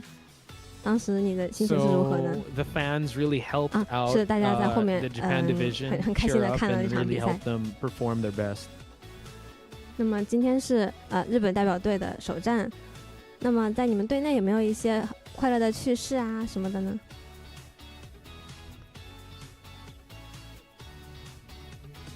在拍摄的时候，大家想了很多 pose， 包括我也有那个小丑的动作，也是大家帮我想的，也觉得很有意思，所以很开心。那阿瑞夫选手那今天是酿选手的生日，那么大家有为他去做一些庆祝吗？是的，是的，我们接下来会去庆祝。那么你们要做什么呢？我们会去一起吃晚饭。是的，是的，让我们一起祝贺他。那么希望2位再讲一下面对之后比赛的目标。在下一场比赛，我也会努力取得胜利。So guys in chat, it's Alf's birthday today, and the host asked if you do anything special for his birthday, and you said he'll go for a special dinner. 我们每次总是会最后的结果都让人让人很不甘心，所以这次我一定会拿回我想要的成绩。那么再次感谢接受采访的阿尔夫选手和阿卡选手，让大家用掌声鼓励2位。Last time he said that they weren't able to secure the championship, 再次恭喜日本代表队获得胜利。 get that championship. So, ladies and gentlemen, that was Aka and Alf. And we will take a short break. When we return, it's going to be the main event of Malaysia versus China division.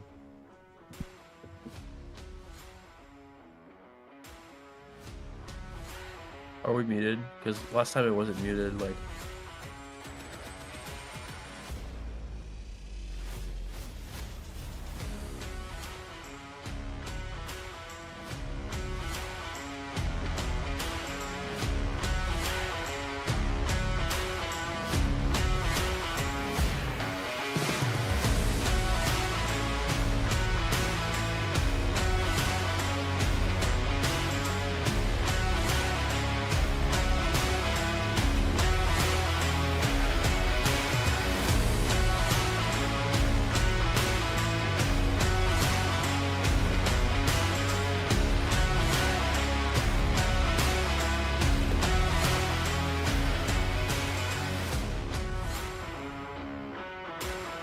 いつも言って平気？てかめっちゃ言ってる。殴られてもいいよ。オッケーオッケーオッケー。これしちゃうこれするわ。オッケーオッケー。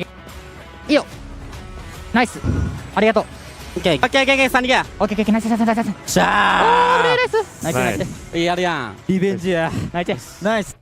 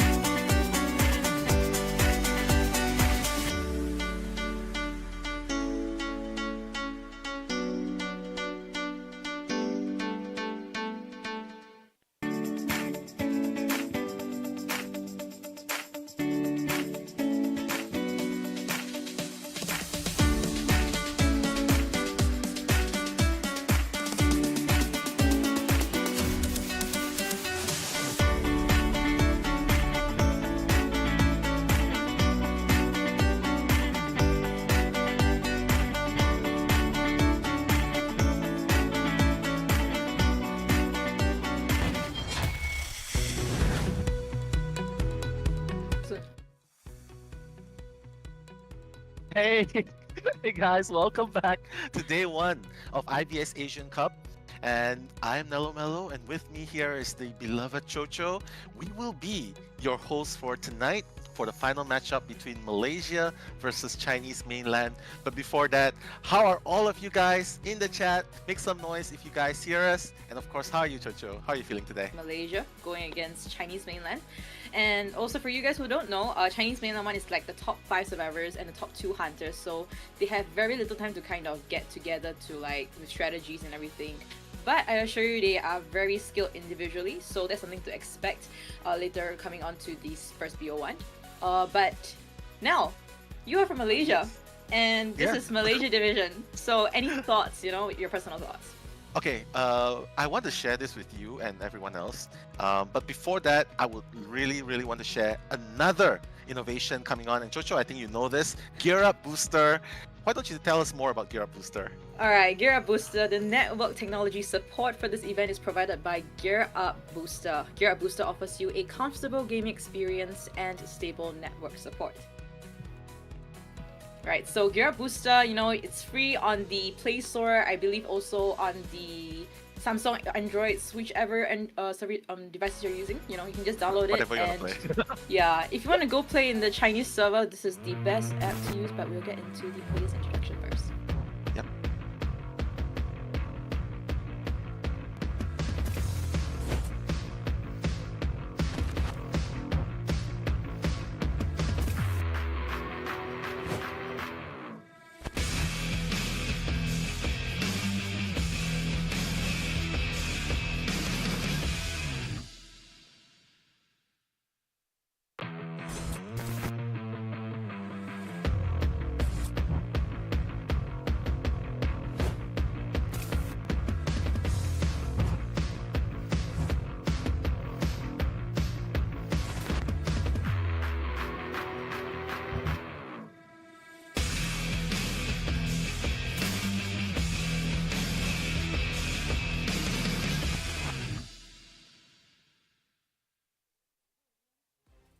Wow, honestly, after looking at that promotional team introduction, I feel like I was actually witnessing a trailer to like a super blockbuster movie. Right? Yeah. I mean, but before that, we're just gonna hit into what we'll be seeing here. It seems like Malaysia's division survivors will be playing first. We do have RD, CZ, Mini Blue, as well as Shadow coming up from the survivor side. And as for the hunter, I believe where I'm seeing Xingan Wumong, Xiao Ma on the right. It's hard to see the face. Yeah, zooming outwards, yeah, it seems like it is him. Wow, you guessed it. You guessed it. Yeah, and they will be going right back to behind the stage instead of to their seats. So very interesting sequence of events that we're seeing here. Stage shy, not really sure. But you know what? You were asking pretty much earlier just now, talking about the teams between Malaysia and China. I'll give you my thoughts now. I support both. Because I am from Malaysia, but I also have Chinese blood, so it's very complicated. So I just decided to support both. So both are my, I'll be cheering for both teams. But how about you, Chocho? Like, Xiaoma's here. My heart is belongs to everywhere. So everywhere. Oh no. Yeah, but we saw how Xiang he walked out with like very confident strides, and like it seems like he is prepared to go against Malaysia's division, and I'm super excited to see how he's gonna perform. But from what we saw in IVS right before this when they were competing for their spots, Xiang Wumong has been very consistent with his performance, and super excited how this is gonna be. But before that, let's look into Shadow. Yeah, I mean Shadow, one of the 4 stars of the Malaysian team, and mind you, he's also like the dedicated dancer player, entomologist, and I believe he even plays an exceptional mechanic as well. Even at one point, even going for a 3 cipher to 3.5 ciphers kite with a mechanic, so and not losing the doll. So that's something really impressive if he ever brings out the mechanic. So young superstar trying to fit the bud into his ears, and next up, the handsome boy, aka captain of the Malaysian team. Chocho, why don't you tell us more about Mini Blue? Yeah, Mini Blue, a I would say the commander of the team, the leader of the team, the person that brings the team together. So, of course, a stronghold and a important person to Malaysia division. Sorry, because Malaysia, FT, these two interlink so well. Very synonymous, right? Yeah, except that their Panda is not here. But yeah, we did see a cute wave by Mini Blue to our audiences here. So do give your support on the live chat to Malaysia division, or of course if you're supporting for the Chinese mainland, to give your support respectively. And now, Mini Blue, his performance during IVS, it seems like it's pretty inconsistent. We did see, if we recall the first match, a instant down when he played Patience. So hopefully this time it will be different. And now moving on to CZ. Yeah, CZ. Before this, we don't even know how he looks like, and even before that, we don't even know how he sounds like. So ever since the appearance in IVC, he's made himself known. First in IVA, then in IVC, and now in IVS. So, well, this is how CZ looks like. But don't let his look fool you, because this guy, man. Amazing antiquarian, and that's where I believe he was scouted up and he was put in the main roster, and here he is representing Team Malaysia. So definitely I'm looking forward to his performance today. And if you know one thing about the game, Chocho, like best support, when you have a best support, you're gonna kite at ease, right? You're gonna have a reliable game, a smooth game. Yeah, and speaking of great support, we now do have a very great rescuer as well, Adi from the Malaysia division. Very stable rescuer from this team. He plays the first officer, the mercenary, any rescuer roles he can play it. And something to note as well, he does play the Wilding in some series during IVC. So hopefully we will be seeing that once again coming into the stage. Yeah, I know I was being harsh on him. A little bit harsh, but it was the truth. Before this, his female dancer wasn't making a lot of impact in the game. But ever since IVA, right, coming into IVC, he improved by strides, and he quickly became the backbone of the team. He was very reliable, and in such a short time, he became the pillar of hope for his team as well. So, really glad to see things like this happen, right? When people step up to the occasion, rise to the occasion. But speaking about rise on the occasion, there's someone on the throne right here representing Team China, the giant that Malaysia has to face tonight. Xiao Ma, ladies and gentlemen. Chocho, tell us more about Xiao Ma. Yeah, Xiao Ma does play the Night Watch, the Bon, Breaking Wheel, and so these are some of the characters that he's playing and might be playing coming into the first round.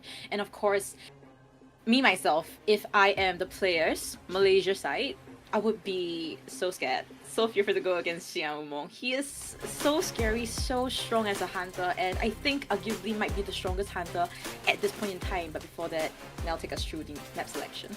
Yeah, China division does not want to have anything to do with Red Church, so they're gonna ban it out. And Malaysia division is gonna bring in the game to Ever Sleeping Town. So a pretty balanced place. I mean, I don't know about you, Chocho, but both places are my favorite for a very good reason. Like, I depend on the church in the middle to kite. Ever Sleeping Town, there's the elevation. But what are your thoughts about Ever Sleeping Town? Do you think it's going to be advantageous for either one of these teams to go in? Or is it going to be just very balanced? I think Malaysia division definitely do stand a chance. We do see a Bon fan art with Xiang Wumong's face stamped on it. So there is 4 servers eliminated, so it just screams for elimination and good luck to Xiang Wumong in this upcoming matchup that we're seeing here. But back to your question, looking at Xiang Wumong's character pool, it seems like he can play on any map and he'll do exceptionally well on all of those. Survivor side of Malaysia, I think they will do as well, but we haven't really seen the synergy between these 3 survivors plus CZ during IVS Asian Cup. So I think that's a huge question mark that we have at this point in time, whether their synergy, their teamwork will come through going against Xiang Wumong. And something of whatever we're talking about, I'm so envious of the complexion that CZ has. Do you see how pale he is? I mean, he's really fair. If you look in the magic mirror and say, mirror on the wall, who's the fairest of them all? He's definitely gonna CZ. But well, Chocho, I have to say, it's definitely gonna be you because you know that's natural complexion, right? No, fairest in terms of like how fair, Natural, probably, but fairest. natural complexion. Yeah. Thank you, but yeah, you're welcome. But seriously though, like just looking at this team, right? I feel like they definitely are feeling nerves coming into this game. Remember that FT, which is like most of the members in Team Malaysia right now, they have one missing member. And that missing member happens to be the shot caller of Team Singapore, which is Panda, right? Yeah. So I'm actually looking forward to see how Team Malaysia is gonna play without Panda, who is actually in Team Singapore now. And Shadow is the one coming in, right? So what do you think about Shadow? Do you think Shadow will be able to fill in such big shoes, so to speak? If you're talking about like direct substitutes, I don't think Shadow is directly like substituting Panda because in terms of character pool, very completely different character pools. But Shadow is more of the support kiting character roles given to him. So I think in that aspect, he's gonna do perfectly well, very well. And I hope that Malaysia division, I think many of us think that it's gonna be a difficult match for them, but I have trust in them. All right, I have full trust in them. I hope they can do it. Hashtag trust, believe, and I mean that's the slogan for Malaysia too. There's a slogan in Malaysia where people say Malaysia boleh, which means Malaysia can do it, Yeah, so that's the slogan for Malaysians. So they are definitely bringing that spirit of their national pride into this tournament. I mean, come on, they flew a long way into Japan to meet the best of the best. First round going up against Team China. I mean, if it's any other teams, if it's anyone else, I think they'll probably feel super nervous. But I have a feeling they are prepared. I have a feeling that they are prepared. Got a feeling. Yeah, but, the feeling. Yeah, and you know, just now you're speaking about Panda. I mean, even in Singapore's match just now, we saw how stable he was. He was able to disrupt Romi's breaking will at the Geisha area for such a long time, till the Sephiroth's prime. So it shows how stable and how much of this cornerstone Panda is for this Malaysian team before they were even the Malaysian division, which is FT. So we do see a lot of support coming in for Xiaoma, which is Xing'an Wumong, Xiaoma Chong Chong Chong, Yongmianzhen, I can't see that, 加油, and then ha ha ha ha, everybody's laughing. Oh, what is this? He's trying to shoot you down, Chocho. It's like, yo, I'm the Cupid. I get just the Cupid. I have no idea why we're doing TikTok songs here now. I love it. I know. I'm loving it. Yeah, that's McDonald's, by the way, for those of you who don't know. Yeah, just going into this match itself, I feel like there's just so many things that happen. Like, we've been here for quite some time, right, Chocho? Like, even Shadow, even Panda. Like, I still remember the very first day I met Panda, which was a few years ago. And he was trying to break into the esports scene, right? Yeah. Remember, he was trying to audition for a Team NM, and it was like in the past. And then now to see him improve year after year and finally being the champion of IVC, and okay, we can see how cute you are. Wow. the poses coming in. But all I'm saying is that it just warms your heart to see that people don't give up. Like, you can see that they're playing super good, super well now, but honestly, behind the scenes, all those blood, tears, and sweat, you can't imagine how hard it must be for them to climb onto the stage. I mean, Panda's your best friend too, right? Like, your good friend too? Yeah, of course. Yeah. For me, I think before NM even, like, I met him when he was 16. When he was single. When he was still single, yes, and when he just joined as a Nor baby. He was our Nor baby because he couldn't compete. He couldn't do anything yet because he was not of that age to compete. And then somewhat, we went into the same school as well. So it was a lot of lines interlinked and everything. But you know, we're just gonna put a pause on that. We're gonna get back into, you know, our little storytelling. But now, looking at the ban picks wise, we do see Seer Priestess as well as Forward being banned. And Malaysia division just straight up snatched the Toy Merchant as well as the Patient right off the bat. So now. I mean, no offense, Chocho. No offense to anyone playing this team. But I have no idea why Shelma decides to ban forward first. Because as I said, no offense. Yeah, because I would say Mini Blue is a good forward. And even though his team is the champion of IVC, I would still say it's not 100% efficient. I mean, do you agree with me on that? Because I would say he's more stable on Mercenary. Out of the 4 games, out of the 4 or 5 games, I'll probably say, yeah, Mini Blues made a huge impact with forward in 1 or 2 games. So, not really sure what the game plan is, but Shelma's also banning the coordinator as well. So, any indication of what Shelma you think might be bringing out in face of this? In spite of all of that, I think he's still gonna bring out the Night Watch. I think and I think Malaysia division knows that. They know that Shelma really likes to pick the Night Watch for his first pick going to BO.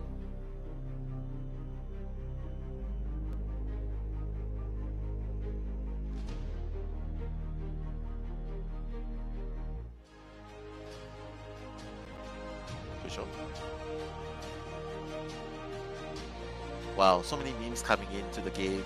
Now even Night Watch is up. Wow, it looks like Chocho, your predictions are correct. It looks like Shelma is going to go with the Night Watch. Wow, and I am definitely unsure what's going to happen here, but I feel like it's going to be a really, really good game.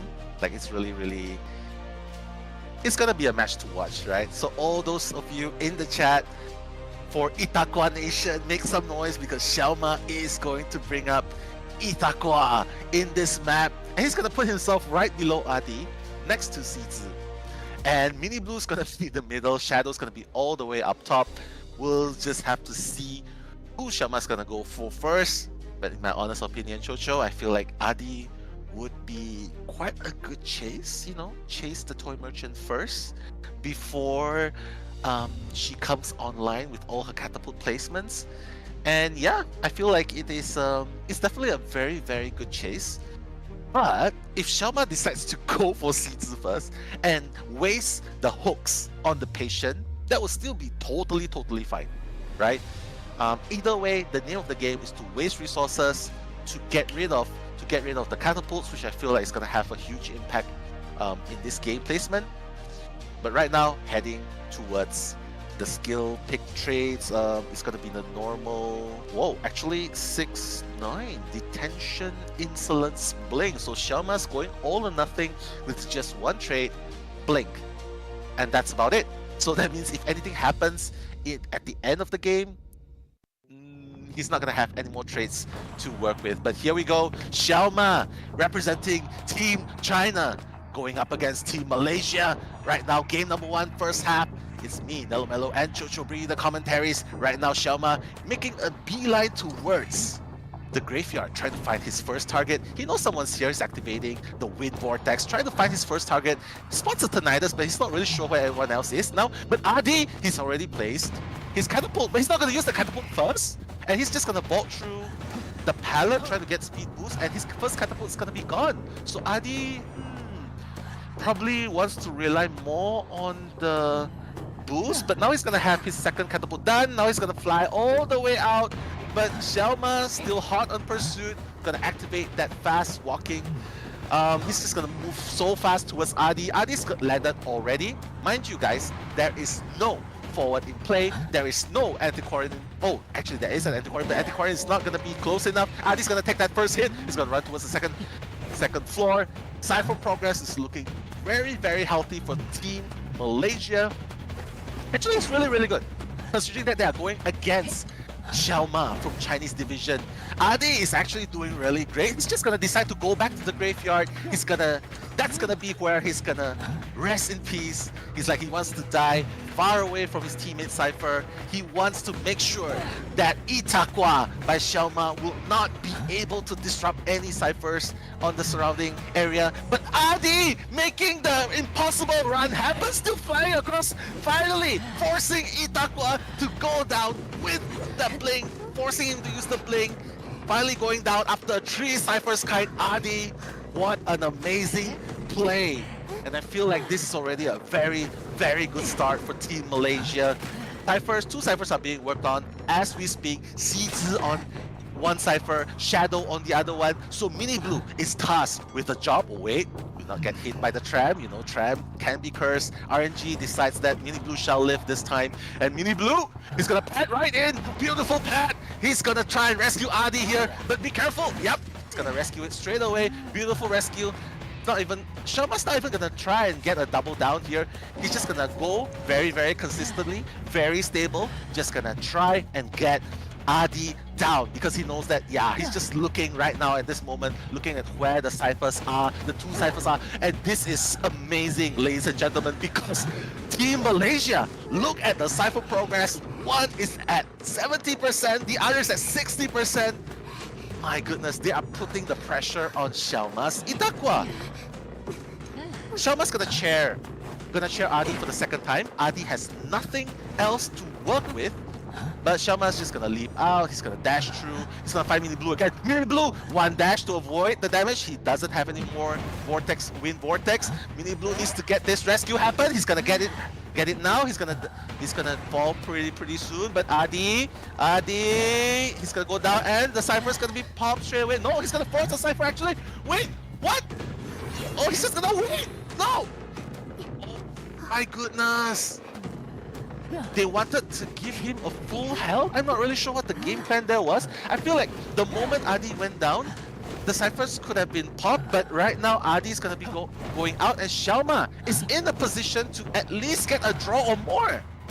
Mini Blue's still at half health, so one hit is gonna down him. Shelma has Blink up in less than 20 seconds. Mini Blue, okay, hanging on to the side of the wall, not getting pulled in by Shelma. The gate has already been opened.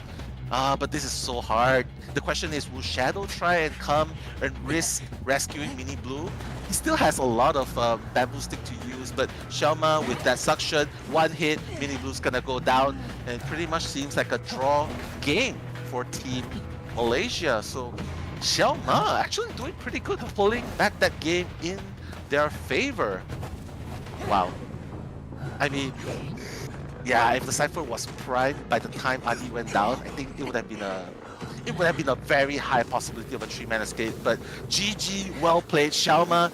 Yeah, he did not get that win, but he managed to get that comeback with a draw. Considering Team Malaysia had a pretty good start, so I feel like it's actually, I still feel it's very commendable, right? Even Adi's like smiling. He's like, yo, I did a 3 ciphers kite. His teammate was like, oh yeah, we could definitely have gotten more than that, but you know what? At the end of the day, still good, still fine. And yes, Team Malaysia getting that draw, and beautiful draw in the first game. Also, mind you, this is Team Malaysia's first pick, right? Team Malaysia is the one doing this, how would you put this band pick. They are the ones who choose this map.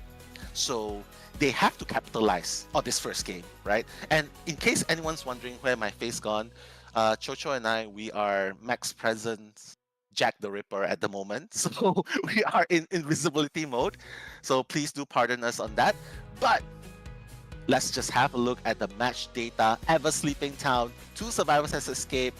You know what? Anyone would love to be in Shadow and Sizi's shoes at this point, because both of them decoded without seeing the hunter at all. Shadow 200%, Sizi 200%. The people who are kiting and the OBR are nowhere to be found. It's all Adi, honestly. I would say this game MVP, Adi for sure. That beautiful 3 ciphers kite, and not to mention Mini Blue as well, with that beautiful rescue, like not getting that Terra Shock, even though he did get the double down in the second time, but still it was a pretty standard rescue. And then, ladies and gentlemen, it is a draw right now between Team Malaysia versus Team China in the first half. But second half is the moment where everyone is waiting for, because who's gonna come out next? Kuga! Yeah, if you were thinking about Kuga, Kuga's gonna come up next in the second half. Kuga, also there's also Meow Pie. Meow Pie is actually at the venue as well. So it's gonna be either one of these two hunters. But before that, please do show your support in the chat. Do call out the fans, the name of the idols or fans that you have, the players that you have. Give them your love and support. Chant their names, and you know, when you chant long enough, you might be able to manifest the presence of the players. So I'm just having a really quick look now, and I'm just really having a really quick look in the chat now. Just shout outs to Hanako. I don't know what happened. I became invisible. That's what happened. Max Presence, Jack the Ripper. Shout outs to Rivel as well. Shout outs to Kamu, 18L, Will, Hanak, Ophiliac, and of course Team Buns. Nice to see you guys again. Reverie, IDB Shroud. You, I know you, Little Fish. Thank you. We talk a bit in Instagram as well. And to all of you guys as well, hope you guys are having a great time, having a good time. Yeah, do stock up on your drinks, do stock up on your snacks, because that's what I'm doing now. I actually have a grapefruit here. Yeah, actually have a grapefruit here just in case I need to hydrate. And hopefully you guys are gonna do it now as well. Gonna have something ready by your side, because right up next is going to be Team China Survivor coming to the main stage. Wow, this is the best of the best lineup. I mean, guys, if you watch the Chinese qualifiers, you will know that there are so many Chinese teams fighting it out, fighting so many matches, fighting it out, and this is the result of that gruesome battles. This is the best of the best right in front of you guys right now. And ladies and gentlemen, the survivors are going to go up against Malaysia's Hunter. Okay, who is this young Hunter? Oh, the first time on stage, Kuga! Kuga Nation, rise! Because this is Kuga leaving his home for the first time, coming to the venue in itself. Ping is no longer going to be an issue. He's going to feel the atmosphere of the crowd. So guys, let your voices be heard, because it's going to be Kuga right here in front of everyone. And this is going to be a name to be remembered by everyone. But first off, let's have a look at the survivors of the Team China lineup, because it is no surprise to us, AK, a veteran in IDB. Preferred character as shown on the screen, the forward, and the antiquarian. AK in the qualifiers actually managed to get 4 MVPs. Well, according to my statistics, 4 MVPs. So that's really impressive. So he's definitely one of the reasons why he's been chosen for Team China. Next up, we're gonna look at Hart from Team China. Wow. He's the dedicated rescuer. He has a lot of heart. You know, you gotta have a big heart. You have to have a lot of heart when you're playing as a rescuer, because if you don't have a big heart, you don't have nerves of steel, you're most likely gonna give up when you get terror shocked or something. So playing rescuers is burdened with a very huge responsibility of rescuing your teammates successfully. Next up in the Team China lineup, there's Juan. He also plays the Mercenary, also plays the Entomologist, but actually he also has a few other characters in his arsenal. He also plays the Embalmer during the qualifier, and mind you guys, he also plays Wowling.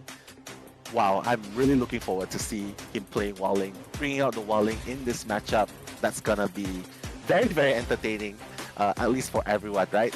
So I can see everyone roaring in the chat. Kuga, Kuga! Wow, a lot of support coming in for our Southeast Asia young rising star. But before that, let's put a pin on that. Hua Hua from Chinese Division, Chinese Mainland Division. Hua Hua, he plays the staple character for the team as well. He plays Psychologist, he plays Coordinator, he plays Coordinator. Yeah, he plays those 2 staple characters. But now the man of the hour, Kuga, first appearance on the main stage representing Team Malaysia Division, with his signature preferred character, the Dream Witch, the Itakwa. Who could have forgotten his Itakwa that managed to win the entire team the IVC Championship in Sacred Heart Hospital?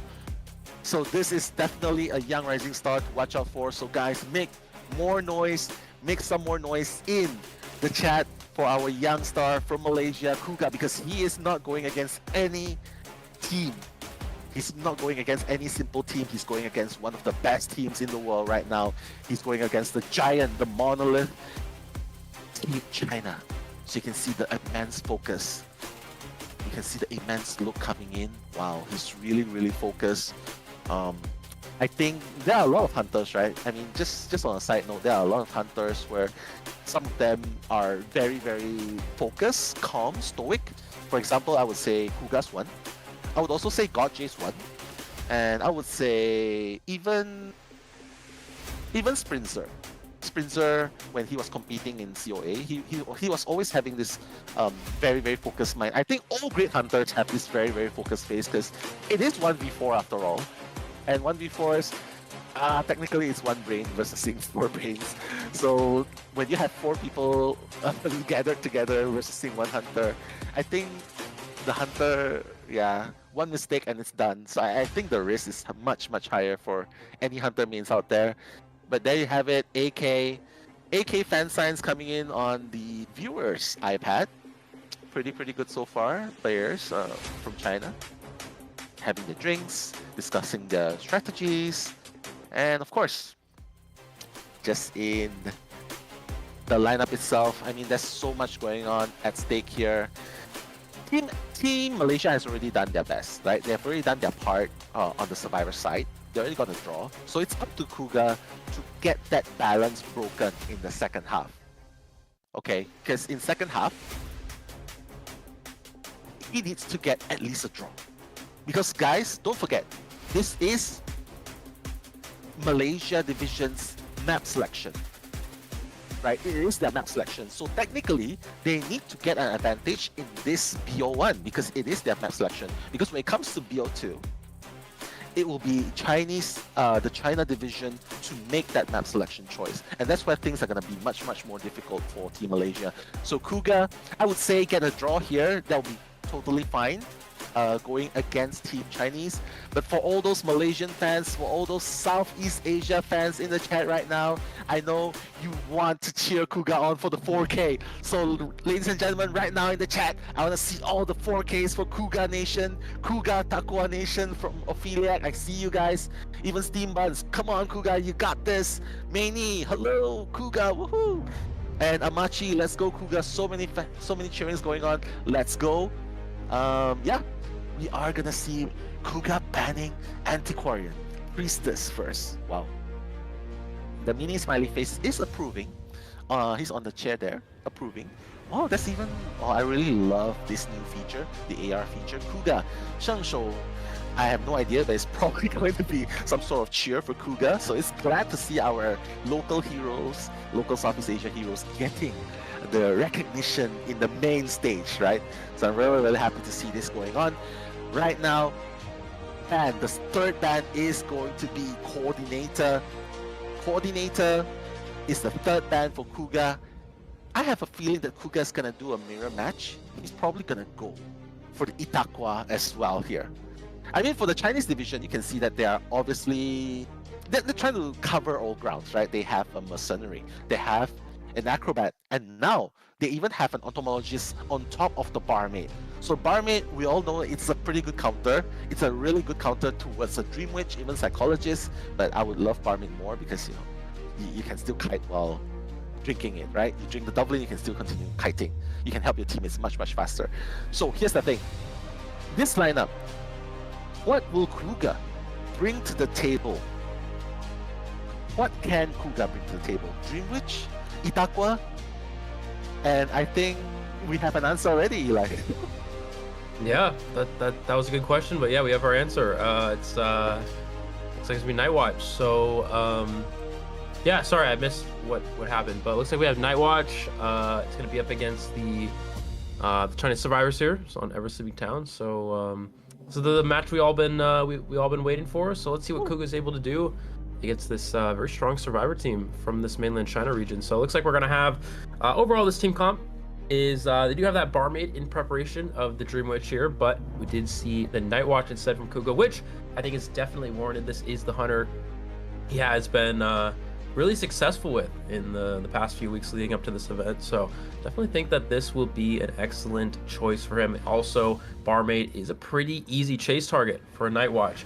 Although we do have the Entomologist support, he does actually spawn left side middle here, which is actually going to be at the corner house gate. So he actually spawns into Mercenary, so that will benefit the Chinese survivors here. Definitely a lot better than Kuga. Curious decision. He could have spawned closer to Barmaid or closer to Acrobat. He's actually going to spawn at the top here, and it works out really well for the survivors, I would say. Really well for the survivors indeed. Yeah, all of them are really tough chasers, right? But here's the thing. Malaysian survivors have already gotten a draw against Shelma's Itakwa in the first half. So that was already amazing enough. Adi on the female, on the Toy Merchant was amazing. He kited 3 ciphers, and then in the end, the Mercenary was the one to rescue, and in the end, they got a draw. But here comes the question. This is Malaysian Division's map pick. Yep. Do you think it's enough for Kuga to just settle for a draw? Like, if it ends in a draw, do you think Malaysian Division can be happy with that result here?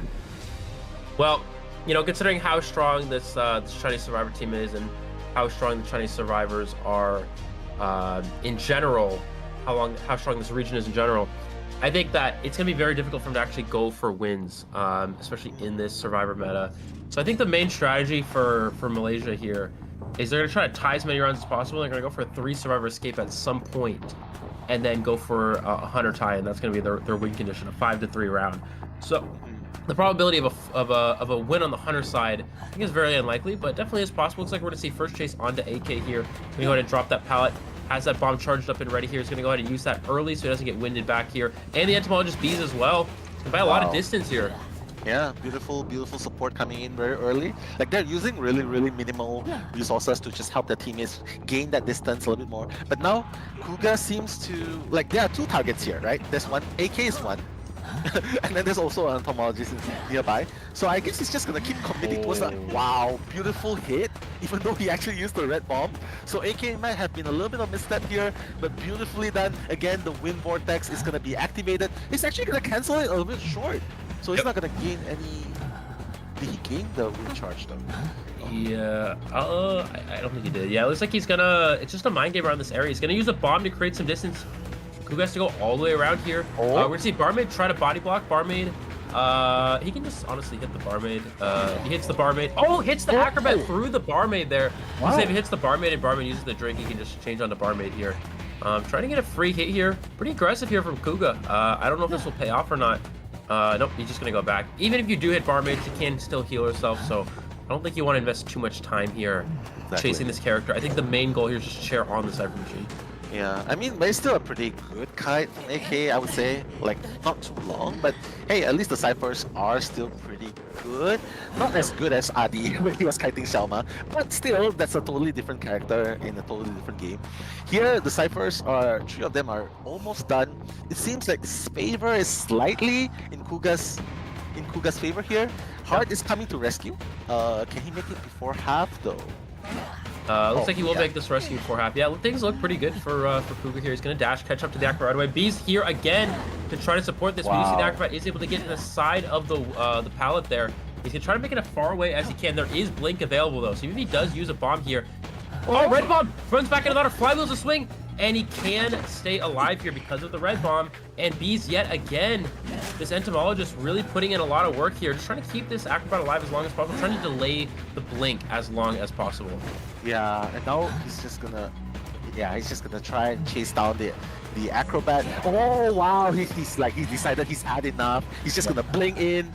He's just gonna hit him through the pallet. But Juan has already completed his cipher, so his Kuga, well, not gonna be able to camp the cipher anymore, and Juan can easily come and make the rescue if he wants to here.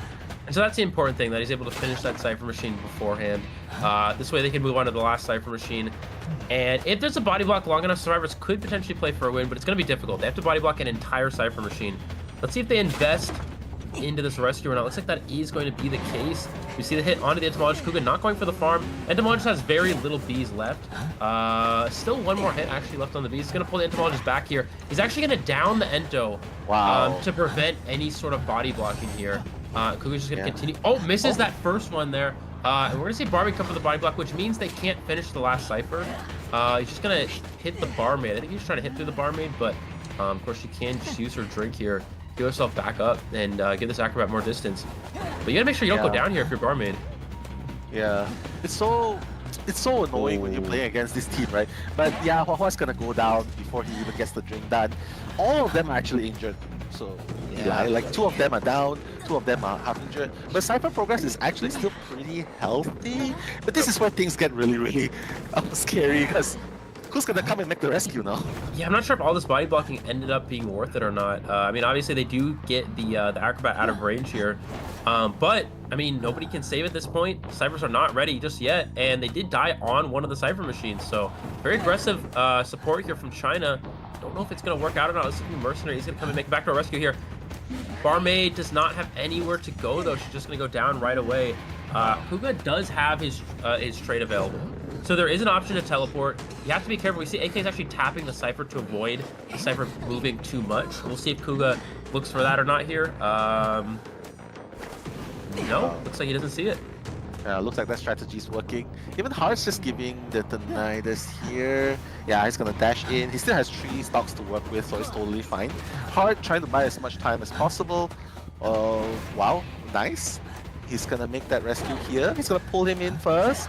Okay, getting it in. So now all he has to do is just hit Huahua. Oh, can he get the... He does get the down. Mercenary's gonna force heal. He can wait for... He needs to not hit the Mercenary. He can let the Mercenary just die. If they go for the pop, they can hit the Survivor as soon as they pop. They have to pop right away here. They're gonna pop right away, and it's down on the barmaid. That is the perfect down for Kuga, because he can just teleport. But he's going for the Mercenary. I don't know if this is correct. I think you can just share barmaid first, and then go for the teleport here. He is able to down the Mercenary though. Barmaid is dead on share, so I think Kuga has actually secured a tie here. As long as he can share this barmaid in time. I don't think barmaid gets up in time here unless she has sticker, which she does not because she has broken windows. So yeah, it's still pretty good though, considering how good the support was coming in from the Automologist piece, and not to mention the body blocks going on. You would have expected that Chinese team would be able to bring in more, but hey, ultimately the correct decisions by Kuga. We've talked about this before. He's making the very, very fast decisions, right? Very fast, very precise, even if they might not be the best decision sometimes, but hey, it's the Kuga that we know and love. And a draw here. Wow, so we are gonna look at the game 3, but here comes the scary part, Eli. It's going to be Chinese division's turn to choose a map. Yeah, so what map do you think they can pick? Which would be, do you think they should go for the strategy where they pick a map that's disadvantageous for the opponents, or go for a strategy where they pick a map that's advantageous for their teams to attack, to attack or to enhance their own team? Which one should be? I think that here, I mean, obviously, we saw in the first round that the map was mainly for favoring the Malaysian hunter. So I think now for the Chinese team, how can they approach this? I think the problem is Kuga has a pretty good hunter pool, so it's not when you're going against a hunter that has a very diverse hunter pool, picking a map to put them in a bad position doesn't quite work as well, because they can just go with some sort of hunter that works fine for that map, right? It doesn't really matter. So ultimately, I think we're going to see this Chinese team go for something that's going to benefit their hunter the most, and that's something we see very standard from these professional teams. Is they just kind of go for standard meta map selections that will most likely benefit their hunter side as much as possible. I see. But just coming into the match data itself, you can see that the kiting was pretty. It wasn't the longest, but it's still bought enough time. AK did amazingly, like 135 seconds of containment time, and still managing to decode one full cipher 100%. So that's already impressive in itself. But the tapping though, wow, the tapping strategy definitely worked. So regardless of the progress, when you tap the cipher, it will never shake. Is that what it is? Yeah, as long as you don't like stay on it for too long, it won't shake. So if you like tap it and you pull off super quick, it won't really show who as the hunter looks at. You do decode slightly slower, obviously, right? Because you're not on it 100% of the time. Okay. But it's, yeah, the cipher machine won't. Yeah, so as the hunter, you can't see that unless they like accidentally stay on it for an extra like a second too long, right? Sometimes you go on it, maybe your joystick didn't or something. Then they can say move for a second, and then you'll know to teleport. But yeah, as long as you do it, as long as you pull on and off super quick, your coding will be slightly slower, but you won't register the shaking of the cipher. So. I see. Thank you for that information. I did not know that would happen. But here are the highlights from the first game itself. So please do enjoy, ladies and gentlemen.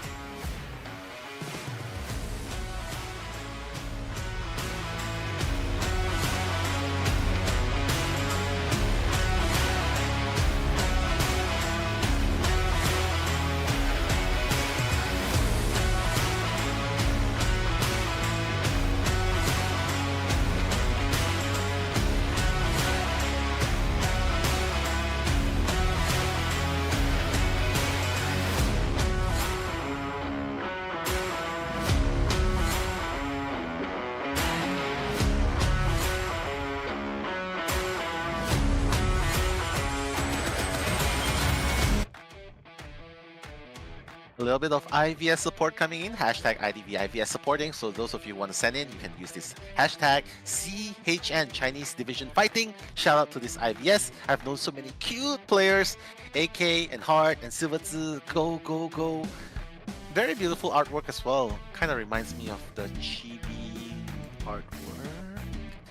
But yeah, please do send in your snapshots with the tag hashtag IVS supporting. Share your awesome support so we can read it out as well. And yeah, I would say really cute. Which one of these three is your favorite, Eli, if you have to choose? I would say probably the one on the right. I think that's the mercenary, right? Mercenary bear skin, sort of. Oh yeah. Isn't it right? I think. Yeah, it is.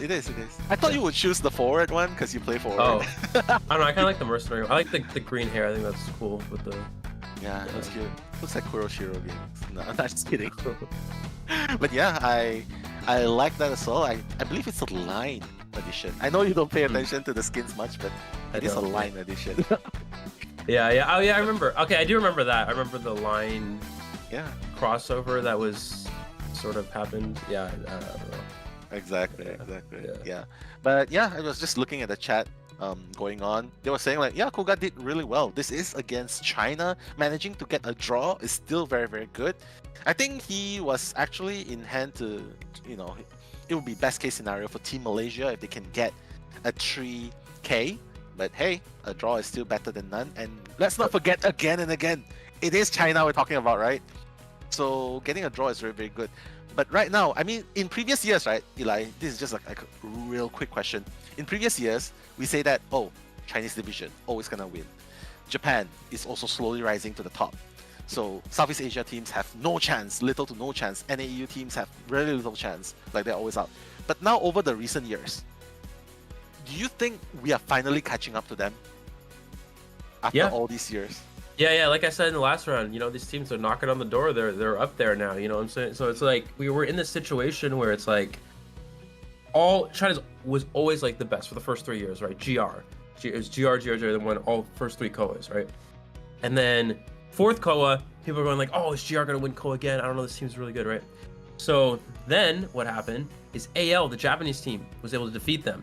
And then Japan sort of made their name. Next year, SST gets second at KOA, almost beating Wolves, right? And so then Japan becomes one of these really strong regions. So it's China and Japan. And then slowly it's been now Southeast Asian and NAU both coming up and competing against these teams. We saw ZT during KOA compete against a lot of these teams, getting a lot better. We've seen GH sort of become stronger over the years, and they're getting closer and closer. We saw NAU B4U, very good against some of the Chinese teams, getting closer and closer.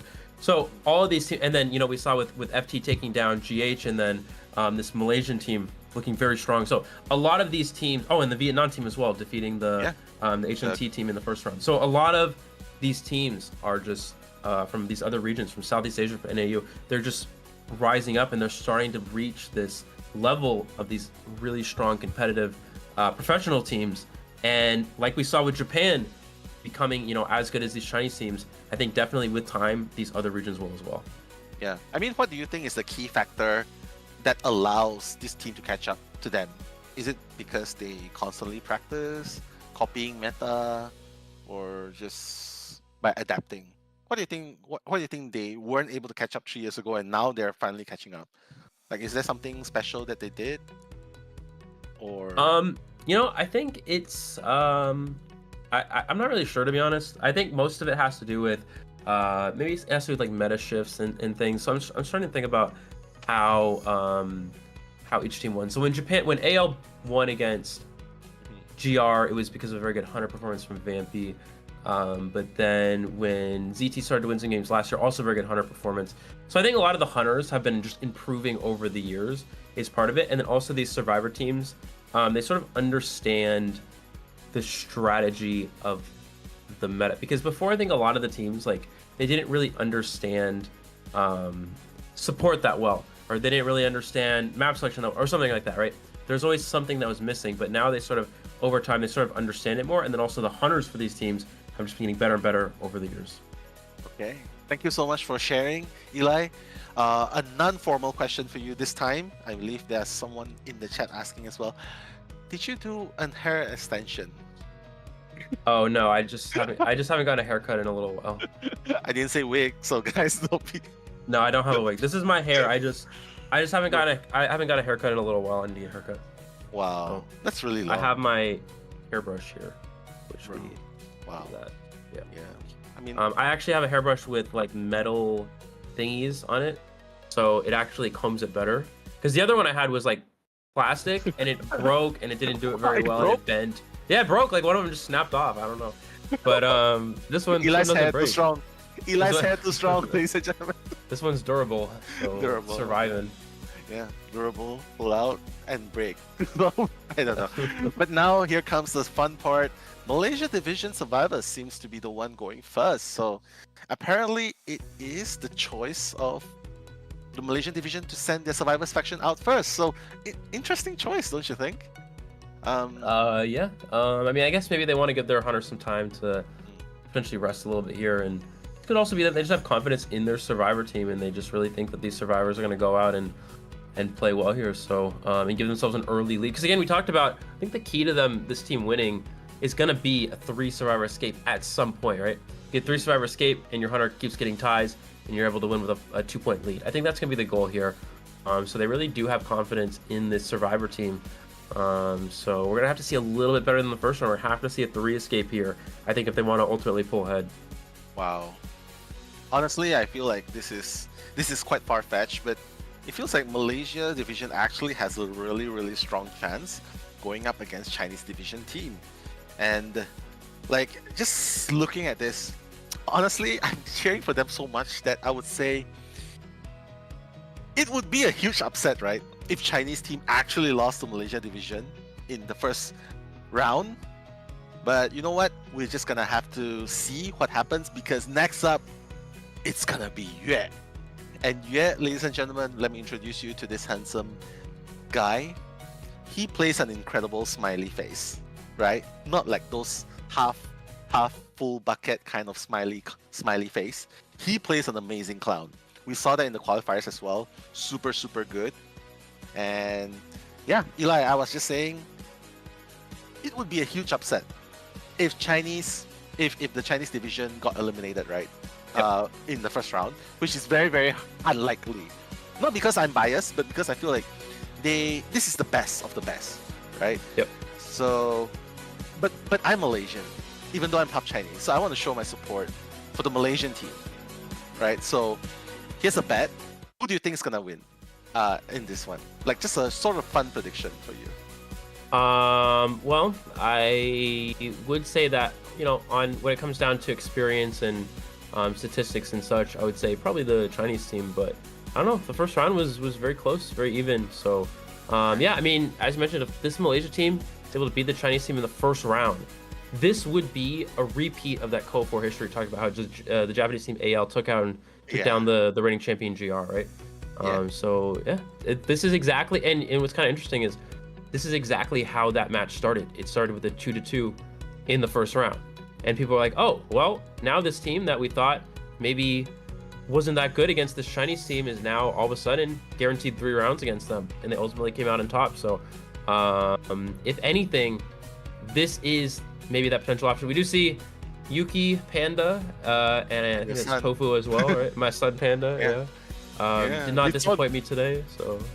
Yeah, he's not your son, but he's mid-son. I believe that's Tofu's name. But yeah, I mean, we had a great time meeting them in Thailand. Really, really fun people, cool people to hang out with. Yeah, and definitely. of course, yeah, for sure. But here's the thing, though, like, I would say if, and this is just like a fun thing to do for me, if Malaysian teams actually pull off an upset in this first round of IVS, right? Mm-hmm. If they can win just one round in any of this best of 3, I will shave my head. Really? Yeah. To show my support, Malaysia boleh, right? To show my Wait, support. okay. Just say that one more time. So if what happens? If Malaysian teams manage to win one round against Chinese team, because Chinese team is super strong, right? So this is just a fun predictions / challenge. I will shave my head. Okay. So everybody take notes. That is gonna be. We have that recorded. But you are so confident, right? You are super confident about China. No, I think they could. I think Malaysian Malaysian team could win a round. I think it's possible for sure. Okay, so would you shave your head too? Not for one round. No. I think the Malaysian team could win a round. How about for the whole thing? What about for the whole thing? The thing is, your hair's longer than mine. Your hair's longer than mine. So. Well, I need to get a haircut anyways. But the thing is, I would say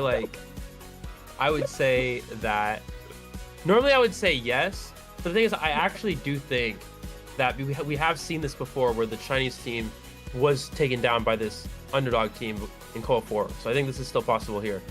So I don't know. We'll see. So you're not gonna do it? But you know what? I think it's too risky for me. I love my hair. You know. Oh, right. It's okay. I'm gonna. You know what? I'm gonna do this bet with someone else maybe more daring. So Eli, I'm so sorry. I'll probably bring this bet to Chocho. Chocho, why don't I play this prediction with you, Chocho? And welcome back. Oh my God, we brought you back from the abyss. My goodness. Are you okay? Yeah. What? I just fainted and now I'm back. Yeah. Was it dark? Yeah, it was pure darkness. Really scary God. experience, I'd say. Guys, send some love in the chat for Chocho. She's finally made it back from the abyss. Call of the abyss. Call of the abyss. Yes, that's right. But Chocho, glad to have you back here because just now it was an amazing match. Let's just bring Chocho up to speed. First round, best of 1, Malaysia managed to tie against Chinese division. Oh my goodness, for real? For reals. Like, they managed to tie. And then the second game, I was talking to Eli. Okay, Eli, let's do this challenge. If Malaysia team managed to get one round win against China team, I will shave my hair. You will shave your hair? Yeah, I will shave my hair. What about Eli? Is he gonna shave his hair? I told Eli I will do it if Eli shaves his hair. Because his hair is longer than mine, so I said, okay, Eli, your hair is longer than mine. If the Malaysian team manages to win the entire thing, like win this and move on to the next round, will you shave your hair? He said no. So this guy, you can't make a dare with him. He's too safe. Then what's the point of making a dare, right? It's all about excitement. But the of thing course is, I wouldn't dare, right? To shave my The thing is, I don't want to do it alone. Guys. Dude, you have, we have your best friend Pasha. Oh no! I don't think he wants to. But okay. You know what? Since Eli's not joining in on the fun, I guess it's kind of funny if I'm the only one betting with myself. But just to show that I'm supportive of Malaysia team, if they can win, okay, you know what? If they can win the entire thing, it's just like a fun challenge. If they can win against Chinese team, I will shave my entire head. But if they can only win one round, I'll just shave my sideburns. How's that? Okay, fine. Fair enough. I'll just shave my sides, not my top. You better honor it, man. Honor it. Yeah. But yeah. But guys, it's not being biased. It's just a little bit of fun challenge. Chinese team is undoubtedly really strong, right, Chocho? Yeah. Super strong. So Malaysia team, even though they are the IVC champions, they are sort of coming in as the underdogs, Chocho. Right. So yeah, of course the underdogs, and something I just realized about the Malaysian survivors as well, that they're all wearing spectacles. The spectacles gang. So wow, the glasses gang. yeah, the glasses gang. Like hopefully that is gonna pull through, and now we'll be seeing Yue with that Nayet coming into BO2 first half. So just today itself, we did see Sneaky from Singapore division coming in with Nayet. Going against their opponents, but the result wasn't very favorable. It was only a 1 kill. So hopefully this time around it will be different. And of course, it seems like they are geared up for this with that entomologist pick, the psychologist. These are all very hard chasers now, and I hope that Malaysia division is prepared to go against Yue. Yeah, I mean, they definitely, I would say this about Malaysia division. They are the most hardworking non-professional team that dedicates most of their time to researching and practice. So I would say that they are definitely well prepared coming into this match against Yue. And speaking of Yue, he's going to be spawning on the very left side of the map. Thus, it's going to make the Great Wall of China, but Yue is going to be the one at the receiving end. Shadow is actually on the female dancer, so I guess the idea is for them to let either Mini Blue or Shadow kite. Not too sure about this though, Chocho. Like, they have no harassers at all. Do you think they're gonna do good? Do they need a harasser at all at this point in this game?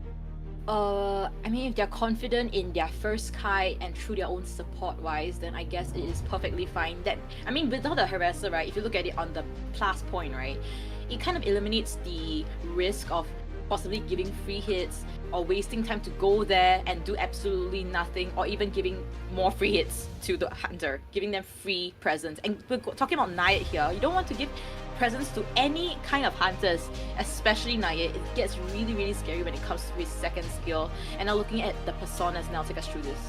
Wow, like there's no flywheels at all. Almost as if they know that they're going, they just want to run a marathon against Yue. But bringing you the commentaries is me, Nelomelo, and Chocho. Into this second round first game, Yue is already swimming, releasing the harpoon, swimming, finding his first target. He's gonna spot out almost instantly RD. Not sure if he actually saw RD or not, but he's gonna decide to change to another target, which apparently is no one, because no one's in the vicinity. Even Mini Blue is already far away, and Shadow is all the way at the back gate. So even if Yue decides to clean the box here, I don't think it's going to matter a lot because it's going to give distance to Shadow. But Yue is still finding his first target, so this is kind of weird that he's not finding anyone just yet. What do you think of this, Joshua? Yeah, I mean, it's a very slow start. We do see a lot of rotation coming to the survivor side, but that is translated to a very slow decoding process that we're seeing here. 1 minute into the match, and total up is not even one cipher yet. But now Shadow unable to get that hit through that, but the Beast is here for that push. Let's see. The Beast! Oh my god, the Beast pushing you far away. Beast versus Fish, who's gonna win? Apparently, Yue just decides to hit the Beast and the Beast is dispelled. Shadow's still doing a pretty good job. Like, he's just making sure that he doesn't disrupt any other side first. Just gonna put down a slow music box, pirouettes away. But here comes the problem. Oh my god, he's gonna get popped! And Blink is up on Yue! Yeah, and they are, I mean, they're unprepared for this, so yeah, but he's trying to kite as best as he can, and now he still has a blink, and I believe it will be registered here. Down onto the female dancer, and it will be checked at the check area. Is there basement here? Wow. There isn't. There is, unfortunately, but Shadow is being chased so far away.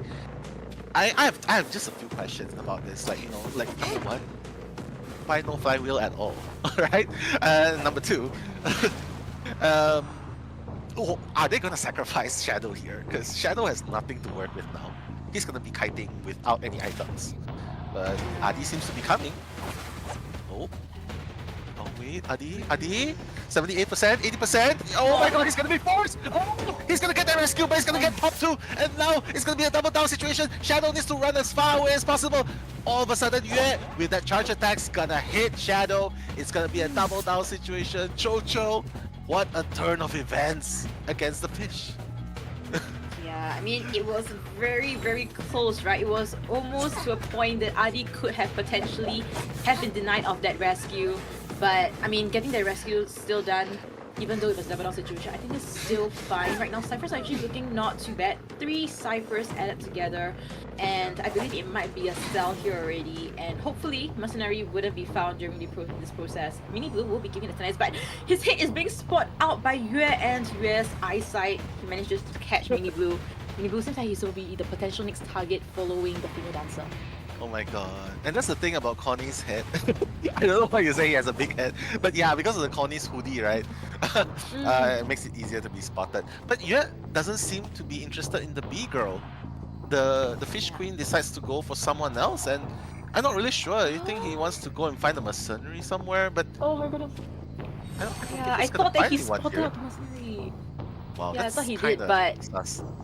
yeah, I think Yue has this tendency to kind of be lost at the start and also in the middle where he can't find his survivors. So it seems to be the case, and now Mini Blue will be his next target. Yeah, he needs a Waze or a GPS at this point, right? But Mini Blue, I mean, we've seen how amazing he did with his entomologist when he played during IVC, but with only a quarter of the beast left and nowhere to run, I'm not sure if he can outmaneuver Yue on the Fish Lady. Well, your question was answered. He managed to maneuver out from the water pool area and get that basic hit instead of that water pool. But now Blink is online, ladies and gentlemen. He might be potentially down here if he manages to swim through the beast, which it seems like it is kind of tough. Are you gonna do it? Yes, gonna blink through. Is he gonna blink through? No, he's not gonna blink through. He's gonna save his trade, right? But that's the thing though, Jojo. He brought Insolence Detention. So he's not gonna have trump card to deal with all of this. And the last Cypher is already at 52%. So I feel like it's a very high chance of a draw? Yeah, it seems so. We have to see how the survivors play their end game, whether it's played perfectly. And now CC will be the one priming the Cypher. Adi, the mercenary, will be coming for this rescue. And mind you guys, the entomologists have a little bit of bees left. And the dungeon, I believe, is at the 11 area, correct? Or is it It is. Yeah, it's definitely very near to where. Oh my god, that free rescue. That's Yue deciding to just leave. I'm not really sure about the game plan. You think Yue's like, I'm pretty sure I can get more than just a draw in this situation, and that's why he left the entomologist. I think he thinks that if he camps, it's definitely a tie, so he wants to aim for more and see whether survivors can give that chance. But we're talking about CZ here, ladies and gentlemen. He is undoubtedly one of the best kiters in Malaysia division right now, and we do see that he only gave 1 hit, and Yue doesn't want to continue this containment onto him anymore. He's gonna go for Adi instead. Yeah, it's kind of sus. Like, Adi still has 1 more pad, not to mention he is at full health, right? So Adi, Adi! Oh, nice. Yeah, keep waiting here. Oh my god. This is the situation where I hate to be at the most, but I don't think it really matters because Sizi is almost done with the Cypher. It's already at 97, 98, 99. If he wants to, he's just gonna pop. Oh my god. Malaysia team is doing it, Yue. I think Yue loves me because he doesn't want me to be bald, so... but my god. They're not out of hot soup yet. Sizi still needs to kite, and Yue still has a blink, right? And Sizi's gonna go down, and I don't know, Shoucho. I feel like Malaysian teams doing really well against the Chinese team now. Like getting a draw against Chinese Hunter. Yeah, very surprisingly, I would say. Yue, I mean, majority of his plays during IVS was a majority wins, and going against Malaysia division, we were thinking like it's gonna be probably one-sided victory, an overwhelming win, but Malaysia division, they're showing a different side to us, and I'm excited to see how Kuga is gonna go against the survivor side. And mind you guys, in the first round, like what we mentioned, Kuga got a tie situation, correct? Yes, Kuga got a tie with his Itakwa. And Xiaoma was the one who played Itakwa too, so technically, can we say that Xiaoma and Kuga are on par with each other in terms of using Itakwa? I think we're gonna get backlash. In terms of using Itakwa. In terms of using Itakwa, right? Alright, fair enough. Alright, so in terms of Itakwa, of course we can say that, but I still think that maybe coming to BO2 we might be seeing Kuga's Dream Witch, and we're gonna compare between Xiaoma's Dream Witch and Kuga's Dream Witch. You can confidently say that Kuga's Dream Witch should be the better one out of the two. So I still remember the interview from Malaysian division, like for Adi, he said, 我们很崇拜 the Chinese division. It means they worship, they really idolize the Chinese division. But coming into this, yeah, right, full respect, right? But coming into this tournament, they're showing that they're not going down that easily. And as a matter of fact, they're doing really, really good. Like against not just Xiaoma, but against Yue now as well. So I feel like I might really go bold. I feel scared now. I mean, viewers, if you don't want Nell to go vault, please cheer on which team is it? Cheer on Chinese mainland team, please. Yeah. If not, the next time we see Nell, he's gonna be like growing hair out of his head. So yeah, I'm gonna be. Yeah. And I heard about how important hair is to men. I mean, women as well, but men especially. So it like completely differs in their image that they want to portray. So, but before that, let's look into our statistics right now. The first kite by Shadow seems pretty short, 53.9 seconds, but Mini Blue, you know, he's giving that redemption, you know, that we're seeing here, 74.3 seconds, and also we have to mention his beast support. It is amazing. It helps Shadow kite slightly longer, don't you think now? Yeah, slightly longer. Slightly longer. Yeah, and your hair is slightly longer than Eli. But anyway, Eli's hair is so bushy. You see that? Do you know why he told me? It almost looks like my poodle's hair, but oh, did I just say that? Okay, I'm so sorry. He just told me he uses a steel brush because the normal conventional brush breaks when he uses them. So I'm like, what? Steel brush? They sell like steel brush? Yeah, you know, like the tip where it's like made of steel, not plastic, because it breaks. When he uses the plastic one, it breaks. You should try the bamboo one though. The bamboo one helps in blood circulation in the head. I'm not sure. I think Eli has too much blood circulation going on up here. You know, analytical thinking, right? Yeah. But speaking of analytical, wow, it's been 2-2 first game, first half, second half 2-2, and now in the second game, first half also 2-2. What are your predictions for the second half? Do you think Kuga's also gonna get that 2-2, or you think one team's gonna break the balance? I think Chinese mainland is gonna break the balance. Reason being, this is Chinese mainland's map selection, and considering that their hunter came up first with the tie, I believe the survivor side of Chinese mainland is gonna pop off. 3 escapes, 4 escapes against Kuga. But oh my god, the question is, what character is Kuga gonna play? So, is it gonna be the Dream Witch ban, or is it the Night Watch? What do you think now? I think they have to ban his Night Watch. I think they have to ban his Night Watch and play against his Dream Witch, because I think the Chinese mainland teams have an idea on how to handle most of the pro Dream Witch players, and they do have Yue on Dream Witch, right? So I think it's logically they are able to practice against the top Dream Witch hunters in China.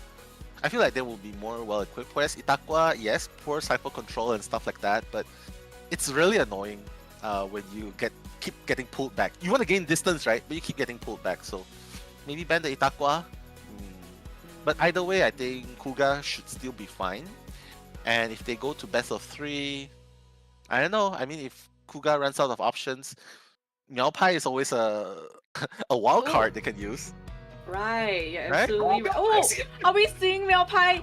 You hit the bullet now. You talk about it. What does Miao Pai play? Just tell the audiences what did he play? Miao Pai plays a lot of things.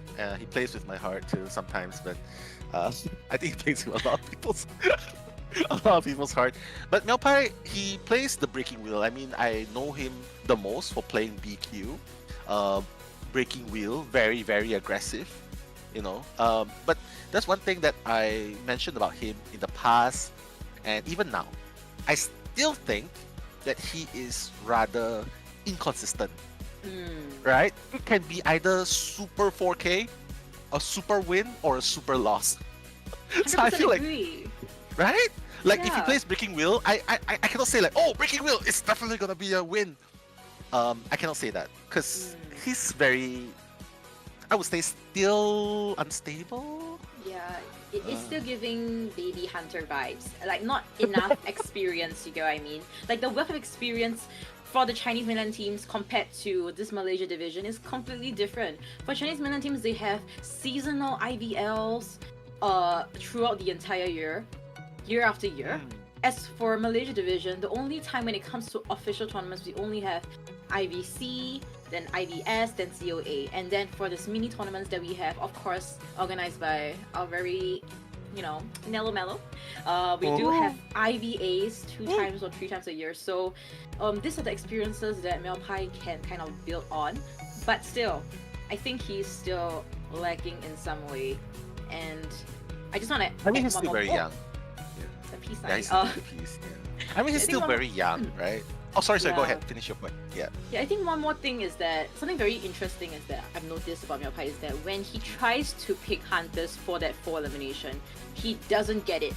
But when he picks hunters that are not usually like 4K, like we saw a Bloody Queen, he can get a 4K with Bloody Queen, but not with a Breaking Will.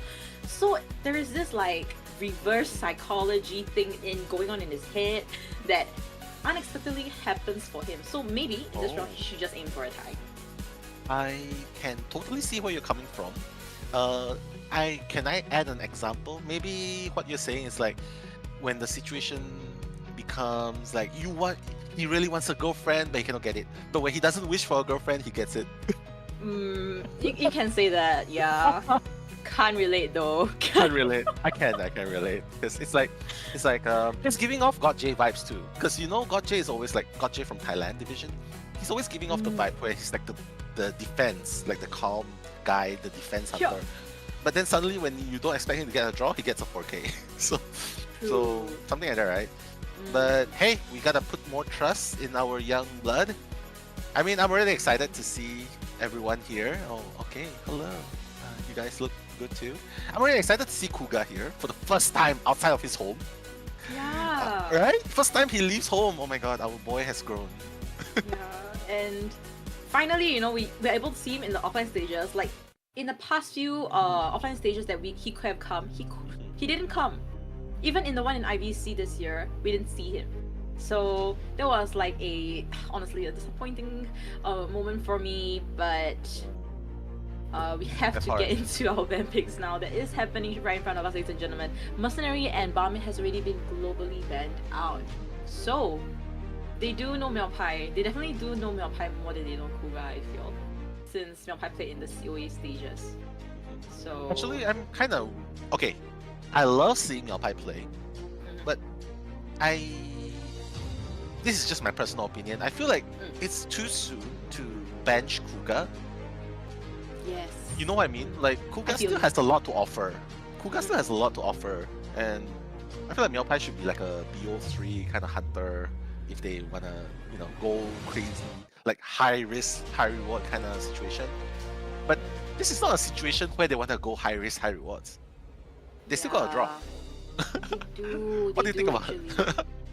I think 100% agree with you. Last time, if you're talking about last time when Kuga and Meopai were like the 2 hunters in a single team, Kuga was always the BO1 hunter and then BO2 and BO3 would be Meopai. I mean, but that was last time. Now, Kuga is showing a lot more different sides of him.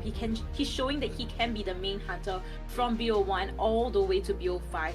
We saw that in IVC 2023 finals day going against GH. So I believe I 100% agree with you. Now, Kuga seems to be a better option and more consistent results coming from him compared to Meopai. So hopefully this doesn't bite Malaysia division in the back with this swap. Well, I'm fine. I'm fine. At least I don't go bald. Which is what everyone in the team. Why is everyone in the chat be like, make Nello bald? Nello Why? go bald. Nello You? go bald. No.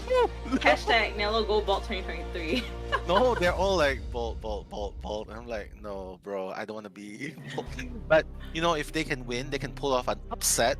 I mean, it's a challenge after all. If Malaysia division can prove everyone wrong, that teams can rise to the occasion, David does win against Goliath. Well, I would be glad to sacrifice what little I have, which is my hair. What? I'm pretty sure that's not little. That's a lot. I'll just trim the sides a little bit. But yeah, I mean, just looking at all these bans, right? Even banning the Wildling. Wow, he's really going for Bloody Queen. Yeah. So they pull Meopai out and bench Kuga. so that Miaopai can play Bloody Queen Bloody Queen. for this occasion? I'm not gonna lie. Miaopai's Bloody Queen versus Kuga's Bloody Queen. If I'm gonna say about confidence level, I would say it's slightly below right now compared to Kuga's Bloody Queen. But you know what? I'm just gonna 100% trust, and I think that Malaysia Division's Miaopai has geared up for this. You know, practicing Bloody Queen, rank after rank session after rank sessions, team practices of team practices. So now I think we'll be seeing the Great Wall of China once again, like you've mentioned, Mello, and Miaopai will be spawning next to the first officer. Any potential first chase here now? I don't care who he chases, as long as his mirrors all connect, then it's gonna be there's gonna be hope on Malaysian Division. Okay. Yeah, right? Let's do this. Let's do this. Number of missed mirrors. Let's do this. We have time. Okay, the loser does what? Say that first. Come on. Loser does what forfeit? You can say for me. You can say for yours. I can't think of any right now. Okay. Whoever loses has gotta do a kiss pose. Oh no, that's no. Gotta pinch your own cheeks and make it like super thick, like pinch it. Oh my far. goodness. Okay. Okay, how many missed mirrors do you think Miaopai's I gonna think Miaopai, good luck. I hope at most 5. At most 5. So 5. get? Wow. Missed You mirrors think 5. 5 is it's not a confident pick? I can't tell. I mean, it could be the potential of the Chinese mainland survivors that dodges out the mirror because they're just that miraculous. And 2 flywheels now, so Okay, I will say 7. So whoever's closest to, I'll say 6, so that it's closer. Whoever's closer. Okay. Fine. Yeah, here we go, ladies and gentlemen. Second round, second half. Malaysia Division bring out Miaopai as the Queen Isabella trying to find his first target, going up against Team China. Will they be able to break the balance, which is draw the entire time, or will the draw persist until best of 3? But here you have it. Me, Melo, and Jojo bringing the commentaries, and Miaopai still seems lost. Yeah, it's giving Yue with the Naya just now. But the first mirror has been used. Aka! Oh! Come on, can you help it? It seems like he doesn't! You have so little faith! Miaopai hit! Ooh. Okay, so the first mirror successful. Very, very good. AK is on the run. Mind you though, he is a patient. He still has 3 hooks, and he still has flywheels. So he's not using anything yet. So I feel like he's like, yeah, we know you're making a bet. We'll just let you have a good time first. But he's kiting through the ciphers in the middle to second mirror, Jojo! Oh, the flywheel! Alright, so successfully able to get out of that situation there, but come on, right now there is no blink. There is only excitement, so we'll see this little mind game being played over here. Come on, seems like he won it, and Blink through. Oh my god, the mind games. It feels like, yeah, the confidence coming from AK is like, yeah, you want me? You gotta be ready to play my game. But Miaopai, like, no hesitation, Jojo. Like, just walks through the pallet like a queen and just go hit. Like, you think I'm afraid of pallets? Bro, I eat pallets for breakfast. That's right. And the moment I saw him becoming so hot-headed, just went through that pallet, it reminded me of the Miaopai that was in the past, where he always just don't care what palette, I'm just gonna go through, and the hit registers on the survivors. That is his playstyle that Chinese mainland is unable to really dissect right now. We're seeing that. And now Hart, the rescuer, will be coming for this very stable rescue. There is no double down situation, no watch being used as well. So come on, will he be able to make use of another hook successfully? Seems like it is, but the third mirror of the day successfully hits AK the patient, and now he will be down once again. Hart, unable to decode this cipher that patient just down on. Oh my god, maybe Malaysia Division has an idea of how to play this game, right? Because he only missed 2 mirrors so far, and all the targets that he downed is actually interrupting the ciphers nearby. So maybe the Chinese team did not account for how much interference the Bloody Queen can cause by just the mirrors. Oh wait! Is it gonna be the third miss? Seems like it will be the third miss. Now the Antiquarian will be coming for this rescue. He's buying a lot more time right now so that he can maximize the potential of this chair. No, he's not gonna. Oh my god! I thought he was gonna try and bait. You know, like okay, you thought I cannot hit you. I'm just gonna excitement straight away and then terror shock you. But I guess he's not really taking that risk here. Okay. Okay, flying where did far he go? away. Oh, there you are. The hit does not register because of flywheel. But will it hit now? God, that's the 4th miss mirror. Is that it? 4th miss mirror? Yes, that's right. Oh and my god. The blink, yeah. So he has already expanded his trump card now, so he does not have this teleport when it comes to endgame. It seems like the assignment was of no use as well. So, yeah. Right now, Cypher is 4.5, and now 2 injured survivors. This 5th mirror, potential 5th belt mirror. Let's see whether it's gonna successfully register. Oh my god, let's hope not. Oh wait, Hua Hua! Hua Hua has a flywheel. He cannot go down here. If Hua Hua goes down here, it's gonna be expanding another rescue onto him. Flywheel used. It seems like he will successfully dodge out that situation, which means it's the 5th belt mirror. And Hua Hua is in this sticky situation with the both of them is kind of cornered in at this area, unfortunately. Cypher progress, it is on a standstill. Yeah. I mean, he knows. Like, even though there's only 1 Cypher remaining, but as long— oh my god, Hua Hua went down straight away from that mirror. That's crazy, right? And they have to start a new Cypher because of that. No, actually they're just continuing the Cypher. Miaopai should spot out that Cypher all the way at the 11 o'clock. He knows because that's where he was interrupting the Cypher the entire time. Yeah, and really unfortunate that the 3 Cyphers, right? The one that the decoding is right smack at the center at small boat. Now Juan will pirouette towards the chair, get that free rescue. He will be full health, so he can come for the second rescue if anything. Now switching over to small boat. The first officer still has 2 watch. I don't think it's gonna be instant on situation. Mirror is on cooldown as well. So I believe the 2 servers are gonna heal each other up. Yeah. They're not. They're not. They're just gonna try and rush the Cyphers. Yeah, because they know they cannot afford to waste that time. They gotta go for it. But speaking of which, 6 miss mirrors, Churchill. Oh, that was so. That was so good. Accurate. Yes. I nearly said the S word. That was so. I almost said the G word, but oh my god, that was top G material. But seriously though, yeah, like Hua Hua's doing another Cypher here. And maybe it's good that they didn't stop to heal up, because right now they're forced to do the rescue again. So I don't know, man. I feel like maybe Malaysia Division sending out Miaopai can be the saving grace they need. They need someone unpredictable, right? So Hua Hua has to be careful not to get hit here. If he gets hit, it's all over. Oh my god. First officer still running through. Okay, what's he doing? He's gonna change targets towards Hua Hua. Okay, nice decision. That's 7 miss mirrors. He's gonna blink. No, he's not gonna blink. He's just gonna try and bait a little bit. Hua Hua going through again. Maybe going through the window this time. Miaopai still looking for Hua Hua. But at the same time, the Cyphers are moving at the middle boat. Chocho. So Miaopai is racing against the clock now.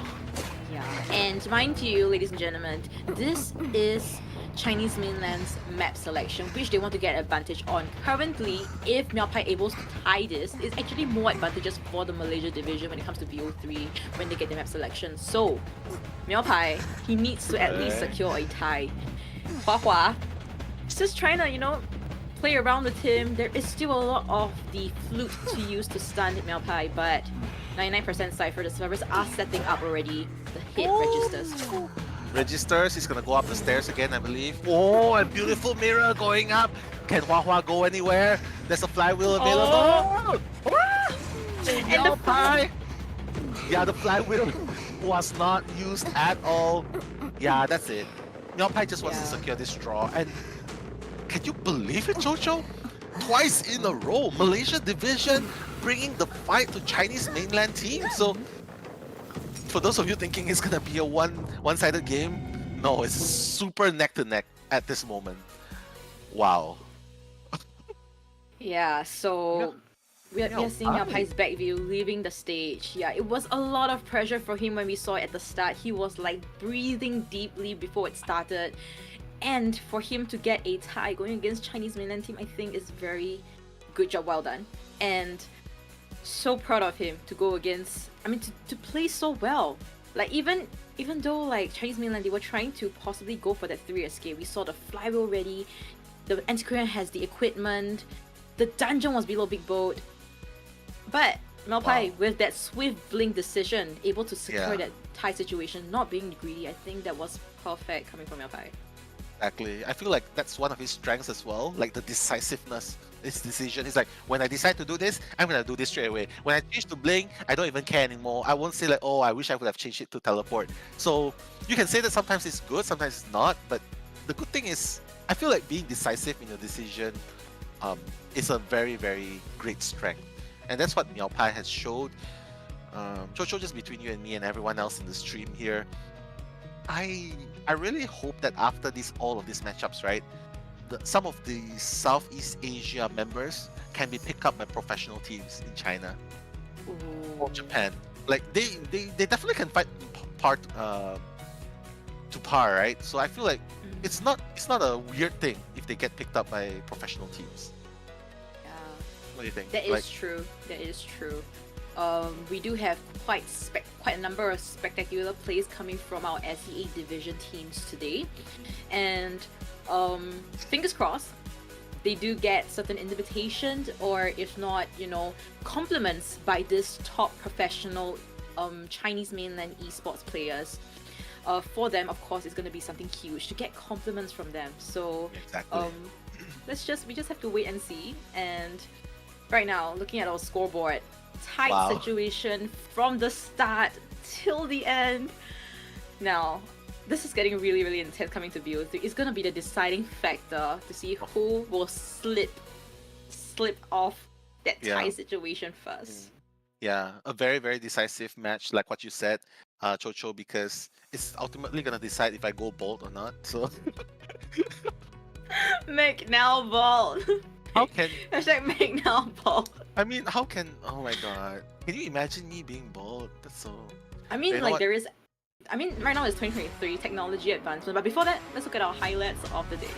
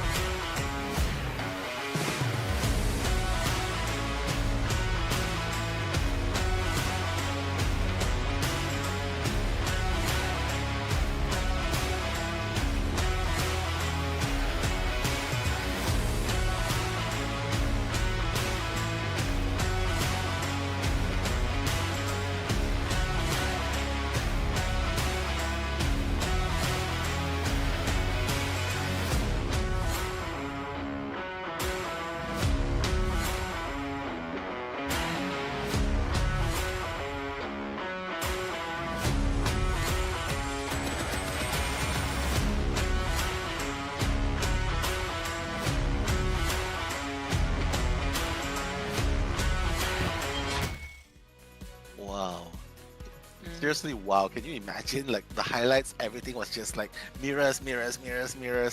And speaking of mirrors, Chocho, I believe someone has lost the game. It was more than 6. I mean, you lost it too. No, but it was closer to me.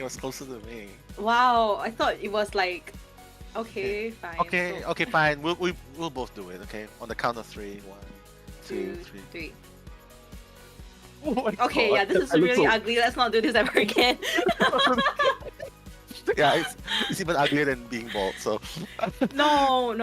Okay, guys, even if now loses this bet about being bald, it's 2023, right? Technology, guys, advancements. Just go to like certain applications and do that bald filter thing. And then you'll see now as a bald person before he goes bald. So you might as well make me use a filter that grows my hair long and stuff like that. You're gonna look pretty. It's fine. No, I don't want to look prettier. I don't look prettier than you, Chocho. But jokes aside, though, seriously, it's been neck and neck, right? Like 2 all the way. And I believe even the people in the chat's like, wow, this is really amazing because these are not just normal teams. It's Chinese mainland team division, and that's crazy. And you know what else is crazy? People remembering to make me bald. Yeah. Why are they Hashtag remembering? Canelo bald. No, But I mean, make Eli bald. Actually, I haven't given a shout out yet to everybody that's looking at the chat. So I'm so sorry. I'm gonna give it now. So hi Noon, hi Misha Xia. I'm so sorry. Athena Kicks. What? You guys are giving really interesting names. Hi Nano. Hi Sophie. Hi Kino. Hello, Vanilla. Adia, TF Griffin, Idea Shroud, Chi Sophie Kia, and also this one I told myself to remember to give her a shout out. Is a fan of Adi, a huge fan of Adi from Malaysia Division. Yu. Oh, she's also XYU. Yeah, she was in the chat. So hello, you. Shout outs to you too. I remember. Okay, I remember. So I remember you too. Yeah. She always replies to my stories, like when I post she's really nice. food. Yeah, she's really nice. You know, she sends me a lot of fan art as well. Really? Like not my fan art, but like FT's fan art and her pretty drawings and everything. It's amazing. I tell her to make her own business. You know, have rates and like people's gonna like buy it, man. But she never sent any to me. She loves me more. Oh yeah, I mean you're more lovable. I'm not. No. But yeah, but seriously though, she's really really nice. And for those of you as well, take my time to promote myself. If you want to follow us, if you have IG, you want to follow us, it's me at Nello the World. And of course for Chocho, it's Chocho_IDV. Is that correct? It changed already, I think. You changed to what? Yeah, Chocho. I think it's who's Chocho. Who's Chocho? Oh yeah. Chocho? Who's Chocho? Who's Chocho? So I believe that's you. Yeah, and Yeah. I'm so sorry. Yeah, The chat, go bald, Nello. Why? No, I'm gonna post it on Instagram. Yeah, but please do follow us because we share a lot of funny stuff and we just want to connect with you guys. Yes. But bringing your attention back to round 3, map ban picks. It's back to the Malaysia division. Advantage to pick the map, Chocho. So I guess we're going to Chinatown. Yeah, What's Chinatown? so- Correct me if I'm wrong. Yeah, it is Chinatown, and it's actually a great map for Malaysian division. I think they're confident, but from what I saw in the IVS for the Chinese mainland side, the survivors as well as the hunters, 2 hunters, Yue as well as Xiaoma, does exceptionally well at that map. So I wonder whether that's gonna bite them in the back in the later rounds that we are gonna be seeing now. So fingers crossed. Now, hopefully you don't go bald, but Chinese mainland, 加油. Wow, seriously, someone said I was going bald already. Seriously, if I put my hair down, you're gonna see that it's just my nose, bro. I just decided to comb it up, that's why. Yeah, just looking tidy and neat and stuff like that. I don't wanna look like a poodle. So, but anyway, but bringing it back though to Yue, I don't know, man. Do you think I really look forward to see? I really want to see him play Smiley Face, right? I really want to see him play Smiley Face because crazy Smiley Face. But considering all the draws and stuff like that, I'm not sure if he wants to risk it with Smiley. I mean, in the qualifiers, he plays a lot of Smiley Face, and even in Chinatown, right? So, Yes. you think if he plays Smiley Face, you think the Malaysian division will stand a chance against his Smiley? I have to look at their global bans again to see whether there are certain characters that have completely banned out for you to pick that clown. I think he's gonna look at those conditions as well before he hit right into this. And now, yeah, we do see Malaysian division survivors. They are kind of gearing up and making sure all their equipments are at the right condition, the prime condition that they need it to be. And yep, we're loving this view of Adi, man. Yeah, exactly. Loving the view and see some people asking for shoutouts. Curry, shoutouts to you, Curry. Shoutouts to you, Revel. Even though you asked me to go bald, but shoutouts to you as well, XU, Sophie, Xiu Zibin, and Hanako are the regulars always. Yokasi, Michelle, Sia, and all of you in the chat who we haven't called yet. We will get to you when we see you again. Okay, and Dani as well, and Athena. Shout out to all of you. Thank you for making our day. Thank you for making our nights as well. And of course, we hope we can, Chocho and I, we hope we can make your night as well, or day, regardless of where you are. That's right. And I mean, majority of you guys who know about CZ, he is a very quiet, introverted person, and I am super happy that just now, from what I saw in front of us, he was actually communicating with the entire team, and like, it's a great sight instead of him always being really, really quiet. And that's true. It is working out right now. Yeah, I mean, it definitely is working out. But Chocho, please look at your Discord, because someone naughty decided to make me bold. Wait, what? Using filter. Look at your direct message. Oh my goodness! Someone decided to make me bold straight away. Yo, you Erica, don't have to do it anymore, man. Erica, I hate you. I'm just Erica. kidding. Lots of love, Erica. But seriously, man. I look so ugly being bald. Okay, you know what? I don't cheer for Malaysia anymore. Okay, then I will cheer for Malaysia. You cheer for Chinese mainland. And right now, they will be heading into our BP. And we do see the entomologist completely banned out already. So there is the potential for that clown pick. Maybe Malaysia division might go with the Enchantress. Yeah, for sure. I mean, Enchantress is really, really annoying. Like, we see Vietnam division players picked it up just now, and it was really annoying. Singapore as well. Yeah, I mean, Enchantress is really underrated. I feel like the mini stunts can help prolong the kite, okay? And even after being rescued, you can have the 3 stacks, it cancels off Hunter animation. I feel like there's a lot of things you can do in Enchantress. The only time when it will be useless is when, when Hunter brings excitement. But after all of this, well, they banned the clown, so they know what's up with Viet, right? So they're like, yeah, we don't want to play against your clown. We know it's strong. But here beckons the question: what else can Yue possibly bring to the table with this? Spider.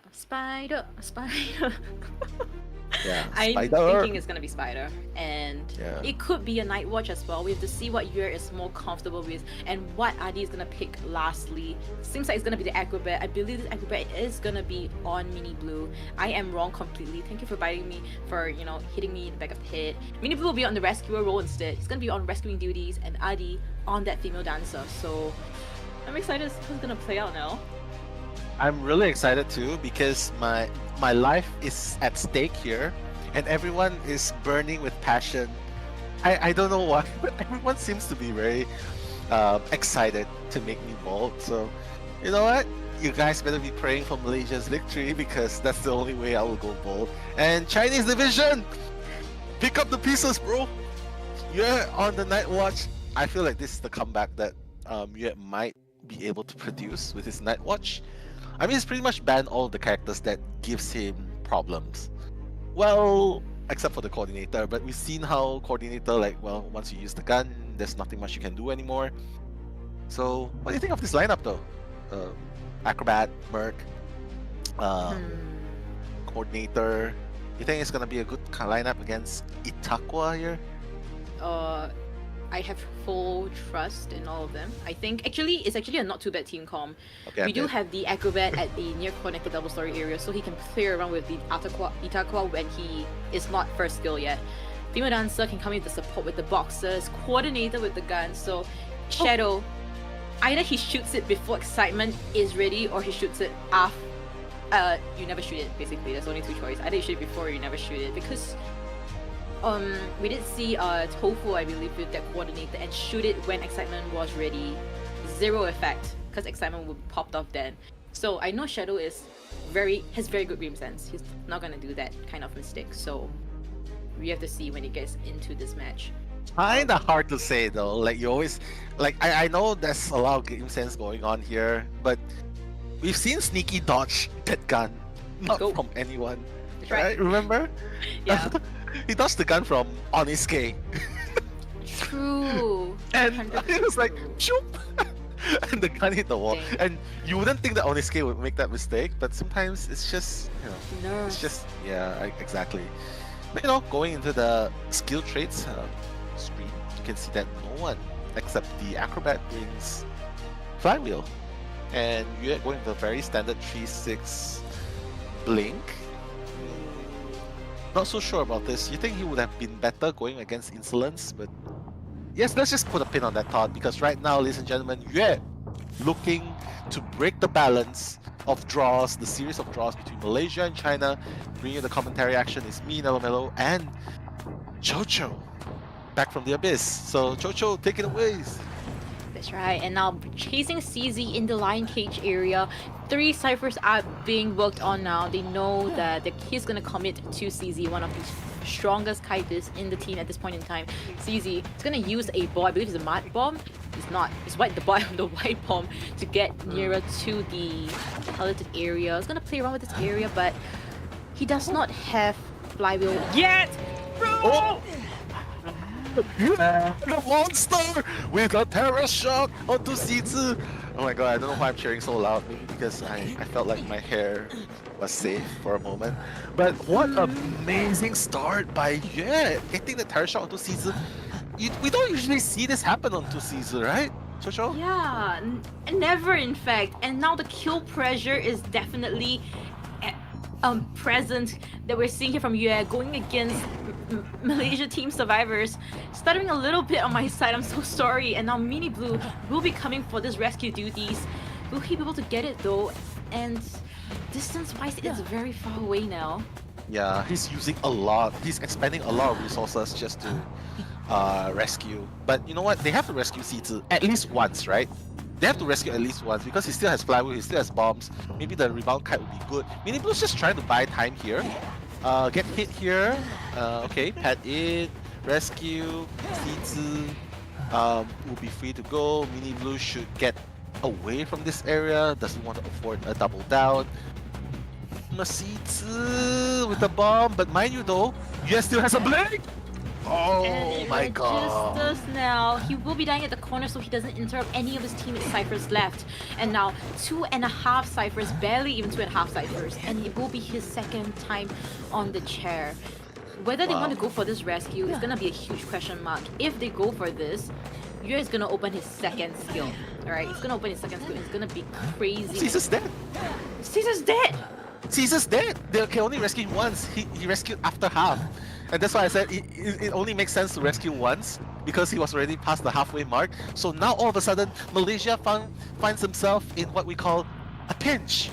And only 2 ciphers are done, Chocho. So oh my god. Shadow needs to make this kite count, and the good thing is that if we're gonna look at this on the bright side is that Yue expended his blink, which means that he does not have excitement. So Shadow can kite, I believe, with the gun, shoots it and prolong the kite further. Female Dancer, I believe, is the one pushing for the ciphers. Mercenary will probably be doing that as well. But yeah, it was an expensive trade right now with the rescue. 3 elbow pads. 3 elbow pads, nothing to use after that, and with half health. Mini Blue's only duty here now is just to decode. I don't think he should go for rescue anymore at all. But Shadow's a very, very good kiter, now making use of that. Wow, look at him make that distance. Shadow's not gonna get down that easily. So you wanna catch him? Shadow! Wow, that mind game coming in. So Shadow might be the second kiter that slam onto Yue. He's like saying, you want me bro? You gotta get through me first. And now all of a sudden it feels like Malaysia division still has that glimmer of hope happening in the form of Shadow, because 2 ciphers are actually moving at a very, very fast pace. It's already at 80%, one of them, and a 6th cipher is gonna be started, and Shadow has yet to use his gun, has yet to receive any damage. Wow, Jojo. Mad respect for Shadow. Yeah, and the amount of miss swings by Yue is getting too much, and it's kind of tilting for him, it seems to be. Shadow will be trying to kite this out, still have that gun for that end game, I believe. Last Cypher's at 50% now, and it's being continuously pushed. Wow, look at that presence of mind, Shadow. Wow, look at what he's doing. He knows exactly what's doing. Shadow actually kited a very, very respectable time. Cypher's already at 75%. So here comes Adi. Adi, oh wait, no, it's not Adi. It's actually, wow, wait, yeah, it's gonna teleport straight to Adi. That's right. Adi has no music box to work with here, so Mini Blue's gonna get a free rescue. Probably gonna run off and finish that initial cipher. And Adi needs to kite really. He has to kite long here in order to make that last cipher pop. Like they are already doing that fifth cipher initially. Yeah, but I mean, he is kiting very well. He's going into the area where his slow boxes is at. The mind game is on. Adi, he will not win it. He will be down here, but saving grace, Mercenary is half health and he can rescue one more time. Last cipher being pushed, 78, almost 80% by Shadow. No teleport. Basement. But the basement is here. Oh no! But Mini Blue's just gonna go down straight away. He doesn't want the drop down situation to happen, right? Cypher's already at 95%. Mini Blue has to be really careful not to get hit before Cypher's prime, and not to get Terror Shock. But actually it's fine, right? He's gonna rescue, probably try and body block once. He's gonna go down and try to do the drop down hit. Adi, Mini Blue's gonna fall down really soon. No! You hesitated! That's not registered! Yes! Yeah! You hesitated! Oh my god! Oh my goodness, but the tough situation comes now. He makes use of his magic wand to kind of use as a barrier to prevent him from being attracted. Now, Mini Blue will be down at the basement now. The opening gate is at 60%. Dancer is running there. Teleport happens. Coordinator steals a gun. Oh, No, Shadow can do this. He has to play this mind game with him. He has to bait. Wow, look at him. He knows when the attraction is gonna happen. And he's just gonna go through. Look at him going through again. Oh, no! Shadow, the first mistake with the coordinator. Never say never because that's what happens. When you say that you will never hit the wall. Oh my goodness, and now Adi, he's focusing on opening the door as fast as possible. But Mercenary is not up yet. His healing is really slow. Adi has to go and rotate and try and rescue Shadow. I don't know, man. Yue is just camping around the area. He's not even gonna try and finish the gate. Yue seems to have this in his grasp. Oh my god, Malaysia division. This is so scary close. Yeah, and now Dancer will be that target. Coordinator cannot be rescued anymore. Adi, the hit not registering, but it's just a matter of time now. The hit will definitely register. Whether Mercenary can get off the gate in time. The gate is being pushed now. Wow, Adi is still doing really good though. Adi is nowhere near the dungeon, so it's safe to say, wait, Adi's still making that rotation! How is he still alive, Chocho? He's still alive! And the gate's already open. Mercenary is already opened the gate. But unfortunately, Chocho, it seems like this is gonna be the end of the journey for Adi. Mini Blue will be the only one going out, and Yue has finally successfully broken that draw streak. So Chinese division is up one game. That's right. Just one small half of the game.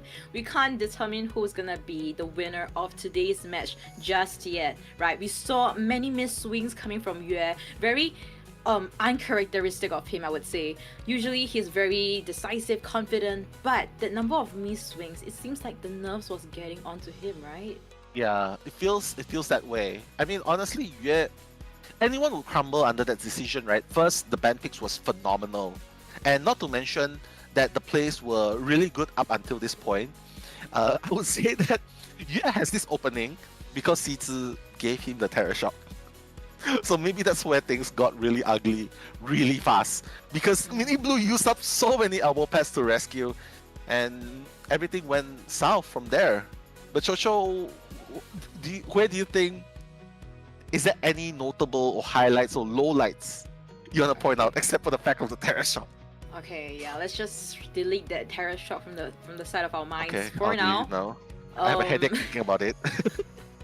But I think the Shadow's Kite, that one was game changing. We have to agree on that. Hong Tai that are sneaking there. Yeah. Endorsed by Skyfall and Capcom, by the way. So I agree with you. That Kite by Shadow totally saved Malaysia team from being 4K. Yeah.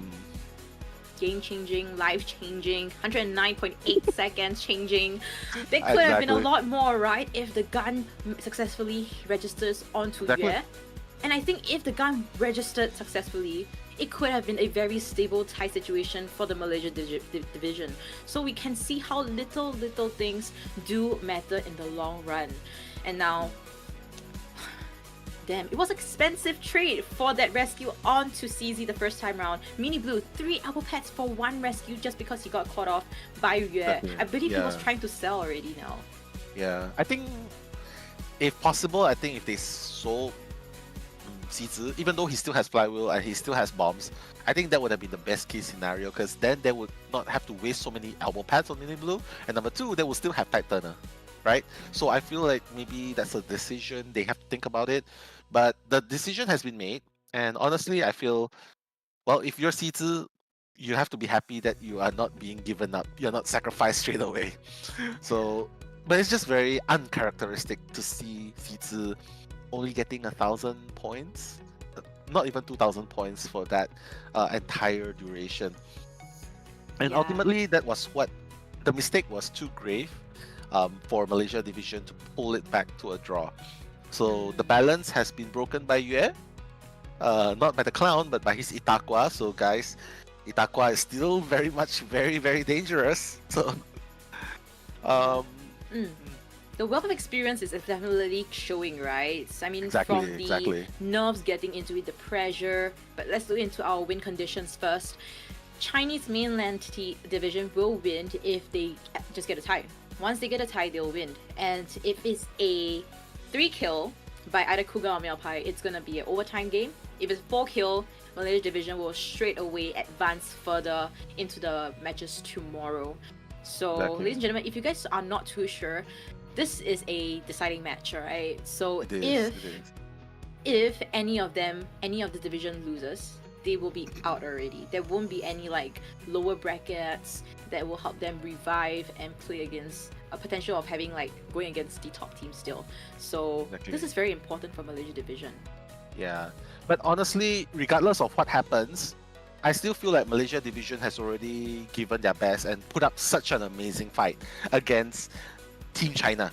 Like, imagine if Malaysia division went against any other teams, like HMT. Not to say that they are weaker, but imagine if it's not the strongest team right now. I think they would have been less stressed, less pressured, because they do idolize Chinese mainland team. And now, Chocho, it's up to our young blood from Malaysia here, Miaopai, to make the impossible happen. If he wants to bring this to a game 4, he needs to get a 3K. If he wants to win this one round, he needs to get a 4K. So, I don't know, man. Sometimes, like, I fear for what you said earlier, Jojo, because you said if he aims for 4K, he might just get a draw.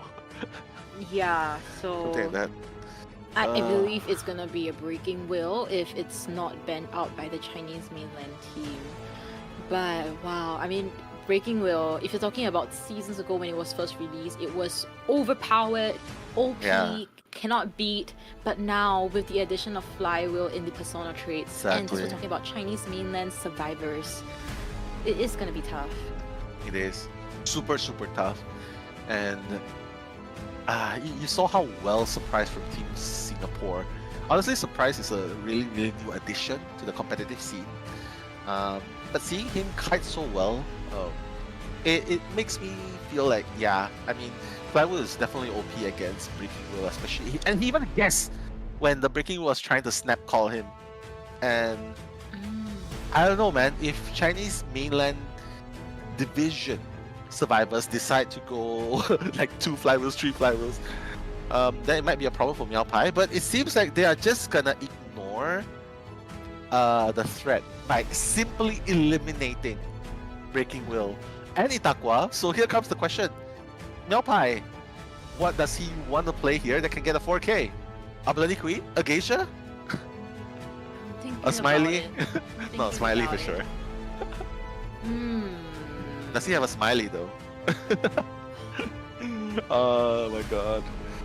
Thing is that I actually have an idea. You know, usually, right, when hunters just need to get a 1 kill, they always pick Wax Artist. Thing is that Wax Artist, right, the outcome of them trying to just get a 1 kill will always be more than that. And actually a 3 kill, not a 4 kill situation. So, I don't know if Miaopai wants to really go for that. Wax Artist. Or it's just gonna shock us with something that we didn't expect him to play. Oh wait, is that his mom? I'm not sure. I think this is the same lady that was supporting Skyfall just now. Oh, really? I'm not too sure. I'm not too sure. Like, please help me out here if you guys do recognize the same lady that we're seeing here. I was told that. Oh my god! I just mentioned Smiley. If he has Smiley and he actually picks out Smiley. Now, pop off, man. Like, this is the character that you kind of always play when you're on PC, right? I But know, tell us about yeah. it when he's on mobile. Mobile is super hard to control. It's super hard. I think the golden standard you have now for Smiley Face on PC, I know who it is, but I'm not gonna mention PC because it's mobile. I'll say Yue is one of them, and the other one is, what's his name again? I can't remember the name.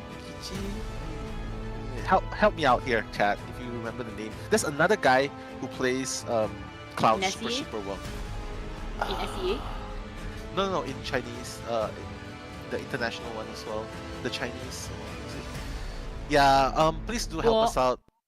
Bo Yi, Bo Wan, is it? Or is it? But we're just gonna put that to Yeah, a we're just gonna pause. put that to a pause. Right. Because right now, Meow Pie, we've never seen Meow Pie on Smiley. Never. It's not something a beginner can pick up. It's not something a beginner can pick up and be super good at it.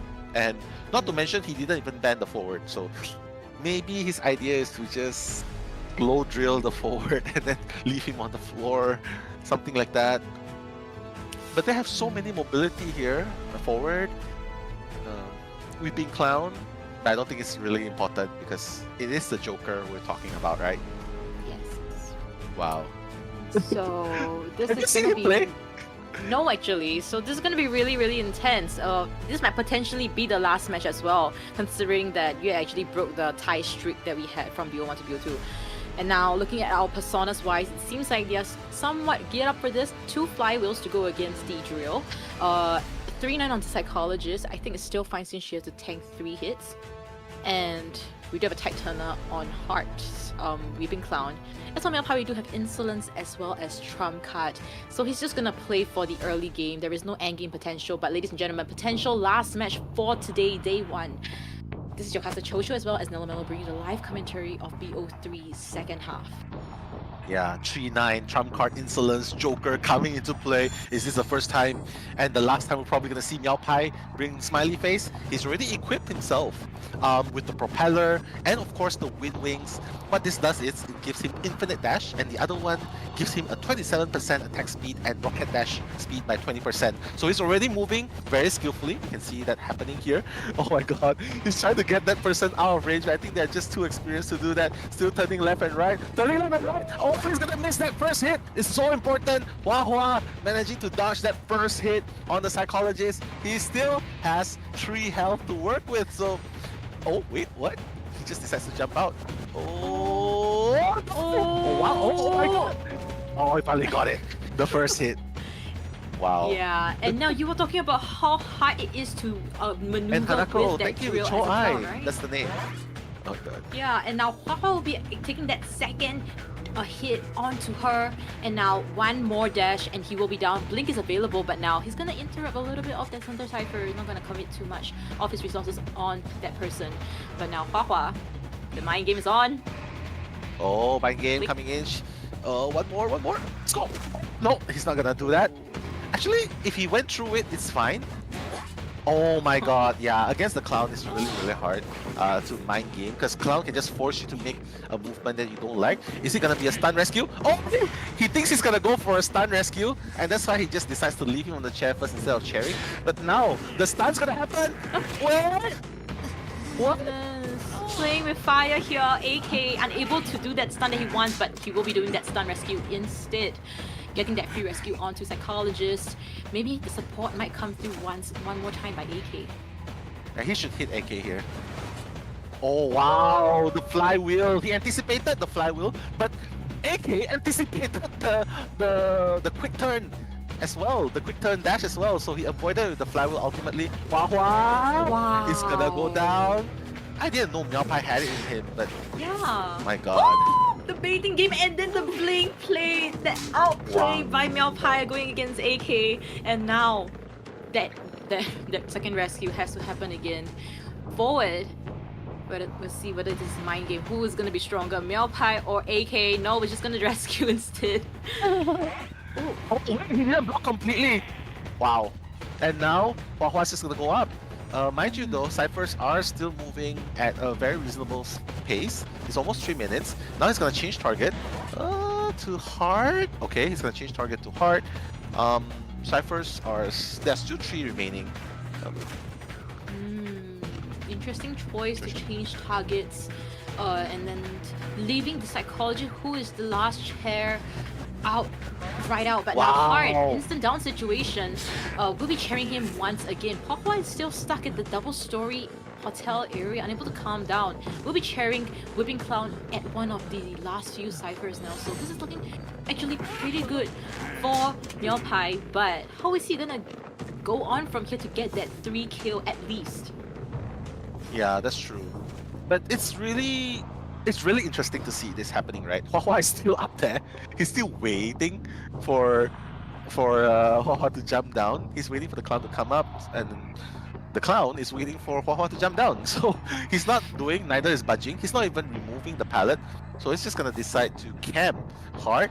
But while all of that is happening, the last cipher is being fixed at the same time. So Jojo, man, I mean, choosing the cell is okay because right now there's 3 of them. 2 of them half health and 1 full health.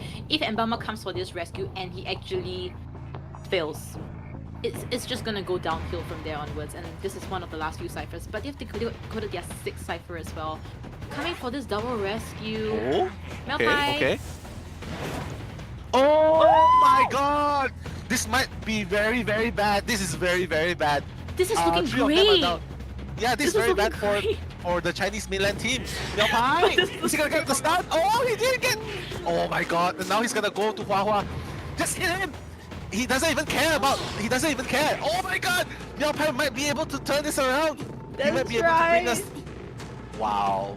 This is honestly a secret weapon, Jojo, because no one knows Meowpai plays Smiley. I don't think he knows too, but right now he needs a 3 kill. He does not have detention now, Blink. So he needs to play his cards carefully. There is a potential for that BO3 overtime that Malaysia division desperately needs. This is the opportunity. AK, is he gonna get that free hit? Oh, he's gonna miss, and the Talent Slam. Oh, he's gonna miss as well. Meowpai and the Blink. Oh, he's gonna get that 1 hit onto AK first, possibly, and then there is no dungeon. There is no dungeon as well. There's no dungeon here. Oh my God. Meowpai might be able to keep the hope alive. Wait, he's changing target. Why? Meowpai, please don't do this. No, because Huahua has to off him. He has to force one out. He has to force one out. But then he can run towards dungeon, no? One. If he hits one, oh my God! I think they're gonna manage to run through. Yeah, he's just buying time. He's just buying time for Forward to go to the dungeon. Oh no! Meowpai knows. He's accepted his fate. Oh my God! The outplay now. The outplay now. This is incredible coming from Chinese mainland teams. Things that we might not be able to see. It happened. It happened for Win. It happened for Chinese mainland. And congratulations to Chinese mainland. That was so close now. Exactly. Super, super close. I think even Chinese, look, they're not even celebrating much. They're like, wow, that was a really close call. They couldn't even celebrate much because they know how neck and neck it was. Congratulations to the Chinese mainland division. They are going to be moving forward. But honestly, Malaysia division put on a hell of a fight. Man, that smiley face was so unexpected. But honestly, Chinese mainland team in that round itself, I feel like the Embalmer was the deciding factor in the end. And game-changing. Yeah, game-changing. Nothing could have been done at that point. But it's still a very, very great showing by both teams and Malaysia division, though they will be eliminated from the IVS Asian Cup. I think a lot of people in the chat, they also know that this is like, wow, they're making the Giants sweat. Right. Yeah, they definitely made me sweat too, because they definitely made me sweat too. Man. Yeah, and the hair, Yeah, but I think for the side of Malaysia division, they of course, I mean, with this pick of Smiley Face, I mean, even if it doesn't end well, at least it still ends with a smile on everyone's faces with this smiley. And going against head-on with Chinese mainland division, I think it's a huge honor for them to see where they actually stand. And considering that it was so close, so clutch, I think this is something that Malaysia division should look this on the bright side, that there is a chance, a potential for them to play much better when it comes to COA next year. And I think Chinese mainland division, they probably were thinking that it shouldn't have been so close because they probably might have underestimated Malaysia division. I'm not too sure, but right one thing for sure, right? But one thing's for sure, everyone will be paying attention. A lot of people will be paying attention to the Southeast Asia scene. The Vietnam division is moving forward. Singaporean division has such a strong standing as well, has definitely shown a lot. Not to mention Thailand as well. I mean, it's very unfortunate that Thailand division had to go against the Japan team. Super strong as well. And not to mention Malaysia team, actually closer than anyone would have ever expected. People are gonna start paying more attention to the Southeast Asia scene. So honestly, it's still a win-win, right, Chocho? Of course, still win-win. And I think definitely Malaysia division, they are, even though it is kind of like a lost opportunity, but it's still an opportunity to go against such great teams. And being at Japan itself, together as a team, able to, you know, make that bond, get that synergy going. I think that's something that they are very much over the moon about. And of course, definitely a good step in the right direction for the side of SEA's future tournaments. Exactly. So guys, let's keep cheering for the teams. I mean, they've already improved so much, like all the blood, tears and sweat. And I know because I've talked to some of the teams as well, like even Malaysia's team, the division, they said that they were there mostly for, you know, for the experience, you know, just to have fun, for the experience. But being able to pull it that close towards the Chinese mainland team, I would have to say, we're getting there. Guys, Southeast Asia is making it there, and we want all of you to be on board with us. Shout outs to you all in the chat as well. Curry, I feel like morning, please don't. Zah as well, Chuzvin, Danny, Mumu Prawn. Make me want to eat prawn. Steam Buns, Sophie, Yokasi, Kamu 18L, Reverie. Any shout outs you want to give to all these amazing supporters, Jojo? Yes, of course. Many Chujibin, Dixon Boone, Kamu 18L, to every one of you that has been here halfway through or from the start till the end of today. It has been more than 10 hours, and I'm so glad that, you know, today ended in such a beautiful note for all of these teams.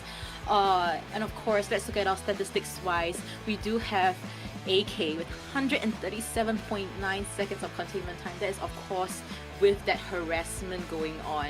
Remember, I did a great job with the whipping, not the whipping clown, the clown as well. And now, why are you laughing? Why? Can I ask who did this to you? I don't know, man. Manny sent that to me. Manny, who made that for me? This is illegal. This can't be a thing. Oh my god. So, ladies and gentlemen, if you guys don't know what is going on and what is making now laugh, like to a point that his face is becoming a real tomato, is someone made me bald. Someone made me bald with that filter. This is not really it, guys. That was never part of the deal. That was never part of the deal. The Chinese division ultimately won, so we're safe. We're not gonna go bald, right? I mean, I'm not gonna go bald, you're not gonna go bald, so I guess that's a good thing, but they make filter of us. I guess that was a bad idea from my side to actually recommend that for them to do. I know, right? But you know what? You know what else we can ask them to do? What? Make Eli bald too. Make okay, Eli, guys, make Posh bald. Not just us, man. It's gotta be fair for all the casters. 4 bald. I cannot. I really cannot.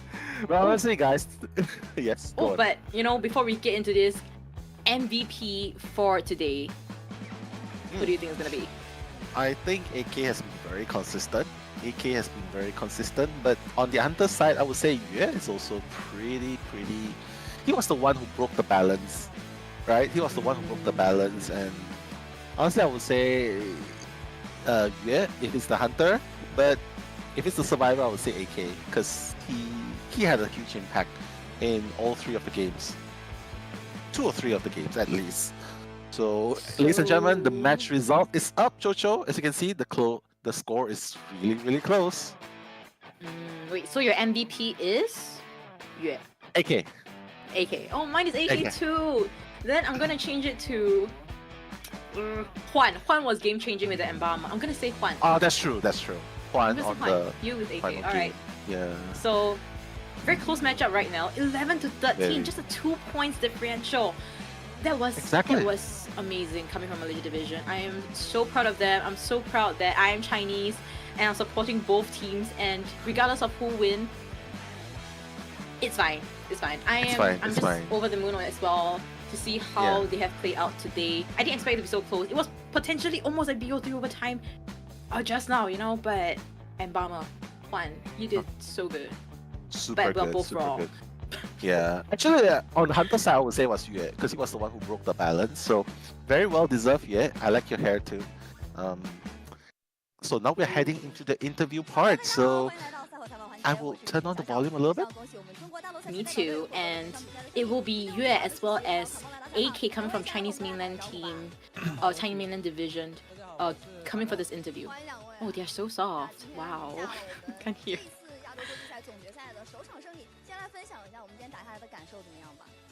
How are they feeling? Exciting. Oh, the very exciting. Okay, you can be AK. I'll be Yue. You can be the. It was very exciting as well. 之前，先来问一下我们今天开幕式吧，大家非常整齐的这个比心动作，想问一下你们当时是怎么样商量的？你是自愿的吗 What was the game plan like? Game plan?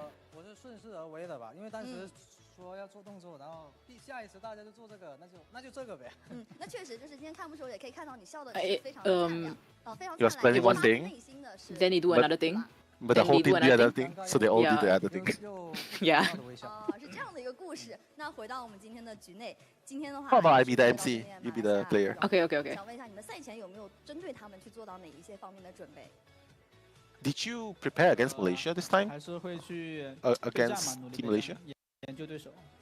那我们求胜者这边。Yeah, USA. Yeah, he definitely did analyze his play, analyze the opponents. 就是大家相互去打训练赛， Damn. 做一些针对方面。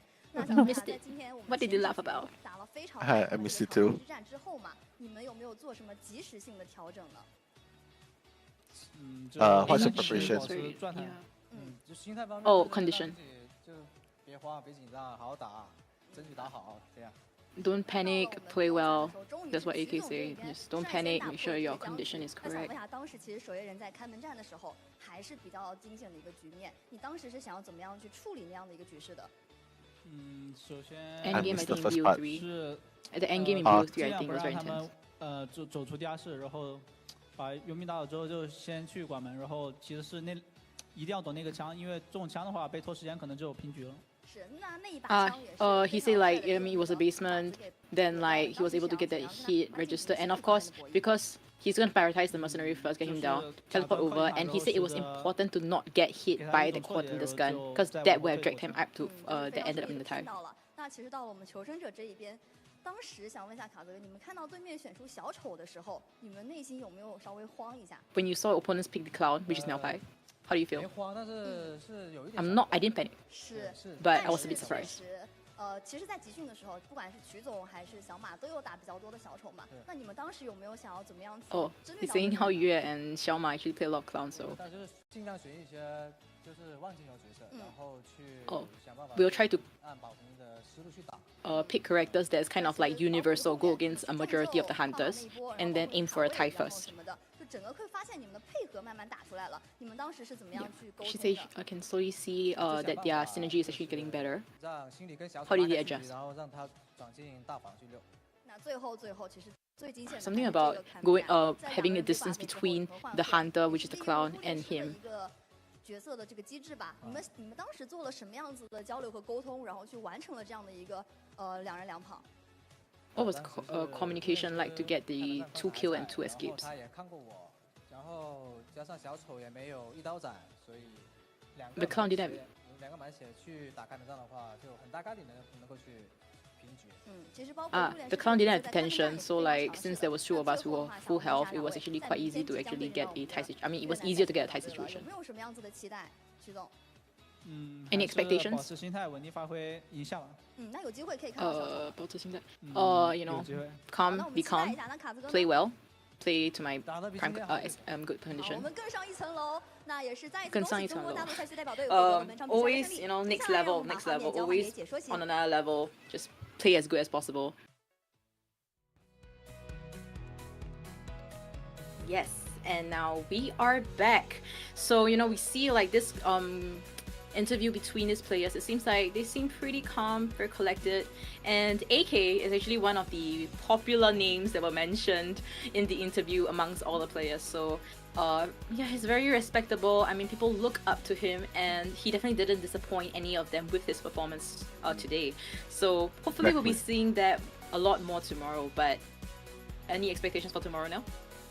I'm gonna expect a lot of actions tomorrow because it is the winners that are gonna be clashing against each other.